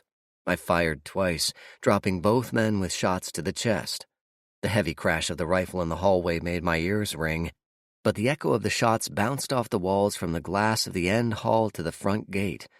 For a second, all was still, but then all hell broke loose. Bullets started searching down the hallway, but since I controlled the entrance and no one could flank me, I was in a decent spot. Anyone coming in the front was meat, and if someone tried to come through the back, it was locked. However, that didn't stop some people from shooting down the hallway. I think they were trying for some kind of luck with a ricochet, but that wasn't going to happen with drywall. I crept forward, and when the occasional shot stopped, I peeked around very quickly. A barrage of firing sent bullets thudding into the wall on the opposite side of the hallway, and I had to chuckle at the attempt. I pulled one of the guard's guns and stuck it around the corner, shooting it randomly until it ran out of bullets. I heard some cursing and shouting before the shooting started again, so maybe I nicked someone. Suddenly there was shouting. "Cease fire! Cease fire!" The shooting stopped, and the voice continued. "Who the hell is in that hallway? What do you want?" I wasn't inclined to make things easy, so I stuck the other guard's gun around the corner and shot it empty, renewing the cursing and sound of scrambling to get out of the way of the flying bullets. "Stop shooting, you asshole!" the voice yelled. "What the fuck is wrong with you? What do you want?" I went over to the 2 dead men, pulled the guns off of them, and with a heave, threw one into view of the others. There was a collective gasp and more swearing, and at the pivotal moment, I stuck the dead man's gun around the corner and fired some more. I had to be seriously pissing off everybody. "Son of a bitch! You'll pay for that!" The man was clearly agitated. You can't stay in that hallway forever." I tossed the second man out and waited. There was no response, which was a concern. I slowly eased away from the wall, keeping an eye on the corner, trying to see them before they saw me. The cold barrel of a gun on the back of my neck stopped me in my tracks. I raised my hands and was relieved of my rifle. My Beretta was taken from me, and my knife and tomahawk were taken as well. My sword was removed, and through all this my captor didn't say a word. However, the gun on my neck never left for an instant. I kept my hands up, but my mind was a flurry of calculations about how fast I could move and how long it took for a finger to pull a trigger. Every equation I tried had a single answer. I was fucked. Chapter 63. Suddenly, the barrel was lifted, and I heard my captor laugh to himself. I turned around and saw 3 people standing in front of me. 2 who were obviously women were pointing rifles at me, and they were the flanking bodyguards of the man who held a small stainless pistol at his side. His white hair looked slightly unkempt, but he was well-dressed and well-fed. "Hello, Ben," I said. "Hello, Aaron," Ben said. "How's your family doing?" I nearly risked it right then. I calculated the odds, and they were really close. If the 2 guards blinked at the same time, I was going to give it a go. Trouble was, Ben knew it. He backed up out of reach, and the guards did the same. Ben smirked at me and waved the gun in the direction of a service door that had been cleverly painted to match the wall. I shrugged and walked behind him, still flanked by the guards. They walked behind me and aimed their guns in a cross pattern. They could shoot me and miss Ben, so that opportunity was gone. Since I wasn't already dead, every moment was an opportunity. I just had to choose the right one. We walked down a dark corridor, past service doors and rear entrances to shops with their names on the doors. At one point the corridor darkened, and I slowed slightly, but one of the guards jammed the muzzle of her gun into my neck, so that opportunity was wasted. At the end of the corridor, Ben opened a door without looking back and walked through it. I followed and raised my eyes to what must have once been a magnificent sight. The room was huge, easily the size of a few houses. A gigantic dome rose above 2 stories of windows, creating a massive space. Outside the windows I could see the lake, and there were a couple of boats tied to the end of the pier. Ben led me up onto a stage and directed me to a single chair sitting in the middle of it. I sat down and put my hands in my lap. The guards flanked me again, and Ben went over to a small switch on the far wall. He put down my guns, knives, and sword. From my vantage point, I could see nearly 180 degrees of the lake. In its day, it must have been beautiful. The sun was getting higher, and the glass was lighting up with multiple hues of blue and green. Ben walked over to stand in front of me. He still held his gun and dismissed his guards with a slight turn of his head. "You've been a pain in the ass, you know that," he said. I shrugged. "Likewise. Why did you want to restart the upheaval?" I asked. It was Ben's turn to shrug. "It seemed like the thing to do. The original was such a beautiful thing to see, watching society fall apart. I could do anything I wanted and to anyone I wanted. There were no repercussions."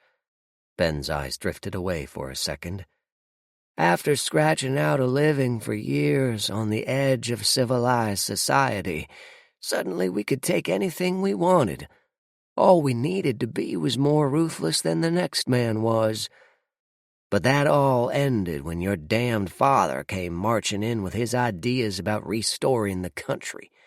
Damned fools were so desperate for a leader they took anyone, including that self-righteous bastard Talon." Ben practically spit that last out. I didn't say anything, as another door on the far side of the stage opened up. Dozens of men and women streamed in, looking about as normal as can be, except they all were wearing a gun and a knife. In addition, they each carried a small pouch on their belts. The pouches looked familiar, and I had a feeling I might know what was in them. We never found any syringes at the zombie factory, so it made sense that they were all stored here. The people kept coming, and when the stream finally slowed, there had to be at least 150 people here. 150 with a gun and knife on each, and likely a way to infect people with refined anilovirus. If I thought I was screwed before, I was in for some serious pain now. Everyone sat down in chairs in front of the stage, and they all sat quietly, looking up to their leader. I didn't see a way out of this one, except for the small ace in the hole I still held. In their relieving me of my weapons, they didn't bother to check my vest, thinking the Beretta was the only gun I had. I still had my dad's .45 in my vest, tucked away out of sight. With my hands on my knees, I could get it out in a second, but would it be enough of a surprise to beat the bullets from the guards that I knew would be coming? I was afraid I was going to have to find out. A second concern was where the hell was my father? Chapter 64. As the assembled people settled in, Ben spoke. His voice was quiet but powerful and easily carried to the corners of the ballroom. The man sitting here is Aaron. He is the son of my enemy. He has collected from our city without our permission, and he has killed our brothers and sisters. He has thwarted our efforts to return the world to its natural state, and he has destroyed our factory in the south. What shall we do with him?" A small chorus of "Kill him!" rose from the crowd, but it died away as Ben raised his hands. "I thought so, but this one's death must be a message. It must be taken with as much care as my brother's was so many years ago." Ben bowed his head, and the rest of the people did too. I had no clue what he was talking about, and wouldn't care if I did. I did know that I saw movement at the back of the hall, and that movement was manifesting itself as two men walking out of the shadows. Both were tall and walked deliberately, holding powerful rifles at the ready. Other weapons sprouted at various spots on their frames, and even from this distance I could feel the air change at their approach. Ben must have too. He looked up and took a breath to speak, but was cut off. "Shut the fuck up, Ben," Dad said. Over 150 heads turned, and 150 hands reached for guns. However, everyone froze when my Uncle Charlie raised his rifle and shook his head. My dad continued. "My name is John Talon. This serious-looking gent is Charlie James. We're here for my son, Aaron. Hand him over unharmed and we'll leave. Cause a fuss, and we'll kill every one of you sons of bitches." The door by the stage banged open, and Tommy walked through. He was holding what looked to be a belt-fed weapon, and there was a lot of ammo hanging off his shoulder, disappearing into a heavy bag. He walked around the stage and positioned himself to the side of the assembly before he spoke. "Full auto, kiddies. Don't even think about it." Tommy spoke with a half-smirk on his face, practically daring the assembled people to try something. Ben stared at the men who had appeared like ghosts in his very hall. I was sure his mind was racing with possible solutions, and I knew he was going to try something. "You don't have the power you once did, John. You don't get to call the shots this time. Drop your weapons, or by the time I count to 3, my guards will shoot your son." 1! Ben shouted the number, and all heads swiveled back to my father and his crew. I leaned forward as if I was intently watching my father, but I was trying to mask the movement of my hand into my vest for the other gun. 2! Ben shouted, raising his gun to point it at my dad. I braced my feet, and a second later launched myself backwards, drawing the .45 at the same time. My movement carried me behind the guards, and I swung the gun up just as Ben shouted again. 3! 2 shots rang out over the ballroom, deep, booming shots that ended Ben's countdown. Ben never bothered to turn around. He didn't realize something was wrong until I jammed the warm muzzle of the 1911 into the back of his neck. "My name is Aaron Talon," I said into his ear. "My father is John Talon. Congratulations. You've managed to piss us both off. I tore Ben's gun out of his hand and backhanded him with the .45, knocking him to the floor. I grabbed a handful of his shirt and heaved him to his feet, shaking him like a rag doll. His head rolled around and his shoulders slumped, but I knew he was still plotting. I wanted to kill him so badly that I could taste it. I raised the gun, but my dad called out, "Stop, Aaron!" He came walking over, still keeping his gun on the now angry faces of the assembled people. He stepped up to the stage and spoke to the crowd. "I meant what I said. We're leaving. You might want to as well. The front gate is broken, and there's a shitload of hungry zombies headed this way. If you're lucky, you might make it to the large boat and get out of here. Try a shot at us, and we'll open fire.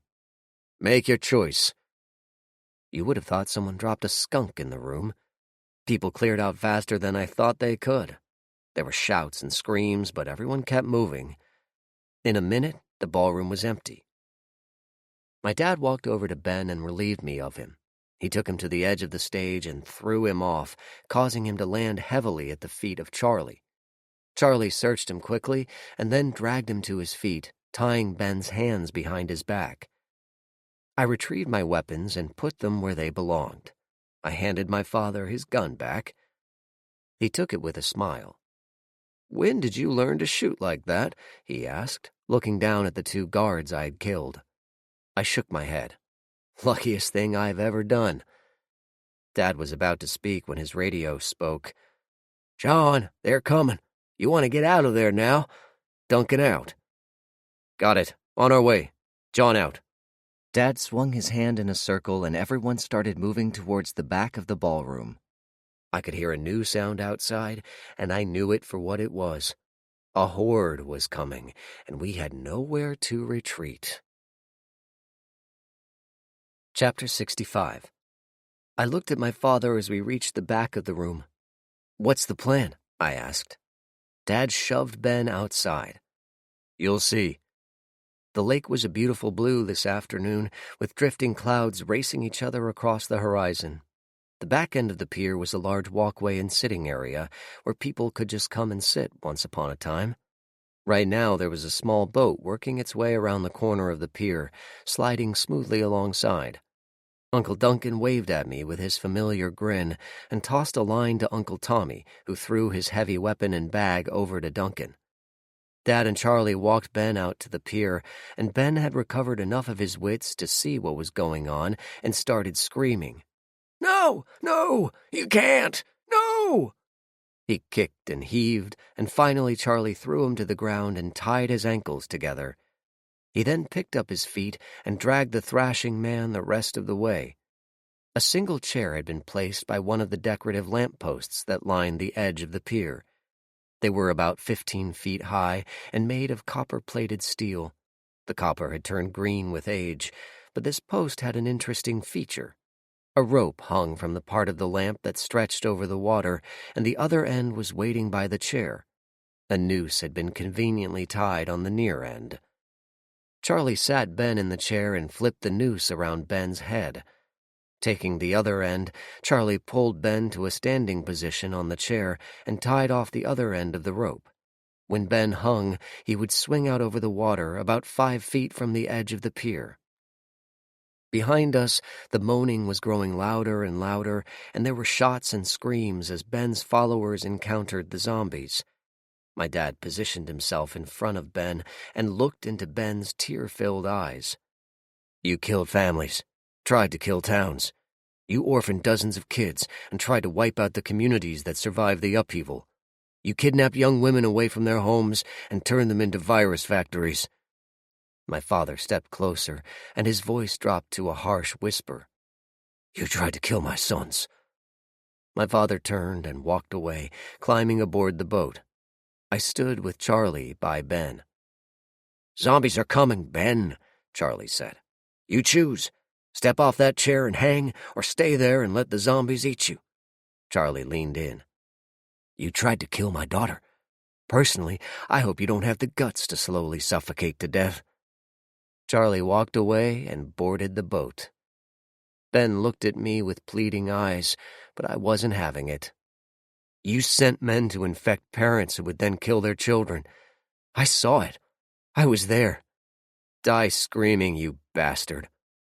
I walked away and got on the boat myself. Chapter 66. As soon as I boarded, Duncan slipped the lines and we pulled away. We moved about 20 yards away from the pier and waited. Ben twisted a bit, and it looked like he was trying to slip his hands under his feet, but the noose around his neck wouldn't let him. The first zombies appeared around the corner, and Ben shrieked at the sight. The ghouls locked on to the meat hanging at the ready and lumbered forward, reaching and grasping. Ben twisted and screamed, and more zombies came around the corner. Just as the first ones were about to reach him, Ben fell off the chair and swung out over the water. His feet kicked and his neck stretched, but he wasn't dead yet. His momentum swung him out and then back towards the pier. The undead reached out, and a smaller one of them managed to grab Ben's shirt. The zombie hung on as Ben swung out again, this time with additional weight. The zombie hung on, facing Ben, as he slowly turned purple. The undead leech crawled up Ben, grabbing him by the hair and ear. The zombie reared its head back and took a huge bite out of Ben's face.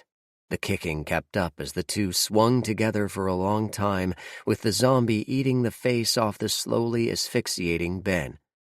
Blood poured into the waters below. Finally, Ben stopped moving, and the zombie continued to feed, tearing off chunks of cheek and face. After a while, the virus reanimated Ben's corpse, and it turned slowly on its leash, swinging with its partner. The extra zombie let go, dropping into the lake and vanishing below the waves. My father and I watched the whole thing, and when Ben finally turned, Dad shot him in the head. The zombie's head drooped, and the whole body swayed slowly back and forth. Holstering his gun, my dad signaled to Duncan. Let's get to the Capitol. My boy is hurt and I want to see him. This job is done. I settled in for the long ride home. The last thing I saw of the pier was the corpse of Ben swinging in the breeze. Chapter 67.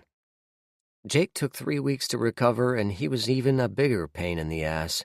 He complained about the pain, and then he complained he couldn't move. Then he complained he moved too much. Dad stayed with him for a solid week until he was certain Jake was going to recover. Then the complaining got to him, too. We stayed at the hotel, and to pass the time, my father and I sparred. I didn't see much of my Uncle Charlie, but I spent my nights with a very grateful Julia, who I finally got around to proposing to. She accepted, and all was good, but for the one day, Charlie came around. The day before we were to leave, I was on the back porch of the hotel room, getting a little sun in the chill air, when someone knocked on the door. Julia was out at the market looking at dresses with Kayla, whom Jake had surprisingly proposed to, and my father was at the president's house as he had been for a few days. So I had no idea who was knocking. When I opened the door, a huge hand hit my chest and shoved me backwards, sending me across the room. I lost my footing but rolled over, getting to my feet to meet the giant who streaked across the room after me. Uncle Charlie slammed into me and knocked me into a wall. His left hand was on my throat, and his right was holding one of his tomahawks. His hand was high up on the handle, a good grip for precision cutting and punching with the blade. I knew this because Charlie had taught it to me. "Going to marry my daughter, are you? Think you're good enough?" Charlie asked, glaring into my eyes. I didn't see any sign that he was kidding around, so I did what I thought was best. I grabbed his right hand and twisted towards the wall, slamming his shoulder into it and loosening his grip on my throat. I leaned to the side to slam an elbow back into his forehead and then jumped forward to avoid the downstroke of his hawk. I spun around and faced my Uncle Charlie. "I don't plan on doing anything but loving your daughter, you damn fool. Knock this off before someone gets hurt," I said, circling around to where my pack and weapons were. "Yeah, you were loving her all the while I was gone, not waiting to face me," Charlie snarled. "You were gone," I shouted. Dad was gone. We had no one but each other. You want to fight, fine, but by God, you aren't going to get it for free. I was mad now and pulled my own tomahawk out of my pack. I held it back in my right hand, keeping my left out in front to wait for his attack. Charlie stepped forward and pulled his second hawk out. It's about time. He took a step, then the axes dropped to his side. He started laughing, and I stood there waiting for some trick. When he looked at me again, he laughed some more, then fell over on his side, laughing harder. I straightened up and frowned as my dad walked through the door, laughing hard himself. What the hell? I asked no one in particular. Dad helped Charlie to his feet and explained as he wiped away a tear. Charlie and I couldn't be happier, Aaron. We knew you two would likely get together at some point. It was just natural. Charlie was worried Julia would fall for some townie and want to settle in a community. It's all right. Charlie rubbed his forehead and thumped my dad on the arm. The things I have to go through to get a good son-in-law. You're lucky. He would have taken you to school, Dad said. Charlie nodded. That's for sure. Chapter 68. Julia and I were married in town with her father giving her away. Kayla was the maid of honor, and Jake was my best man.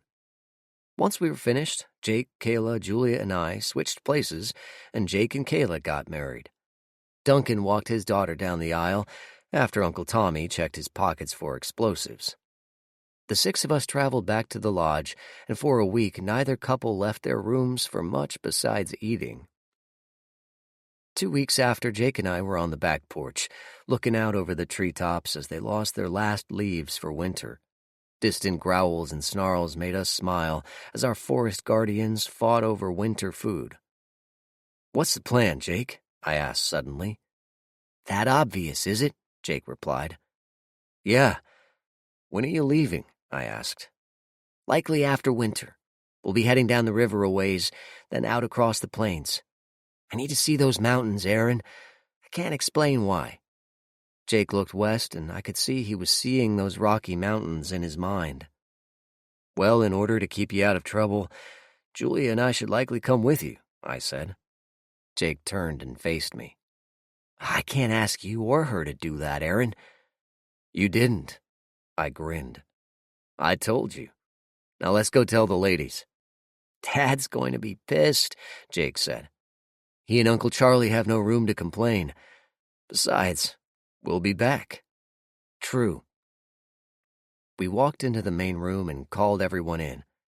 When we broke the news, Julia and Kayla hugged, and our fathers looked thoughtful.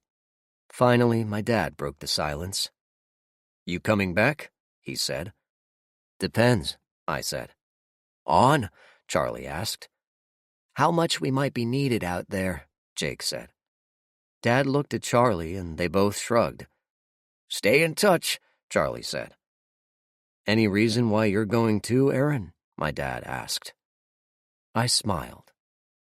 It's what I do.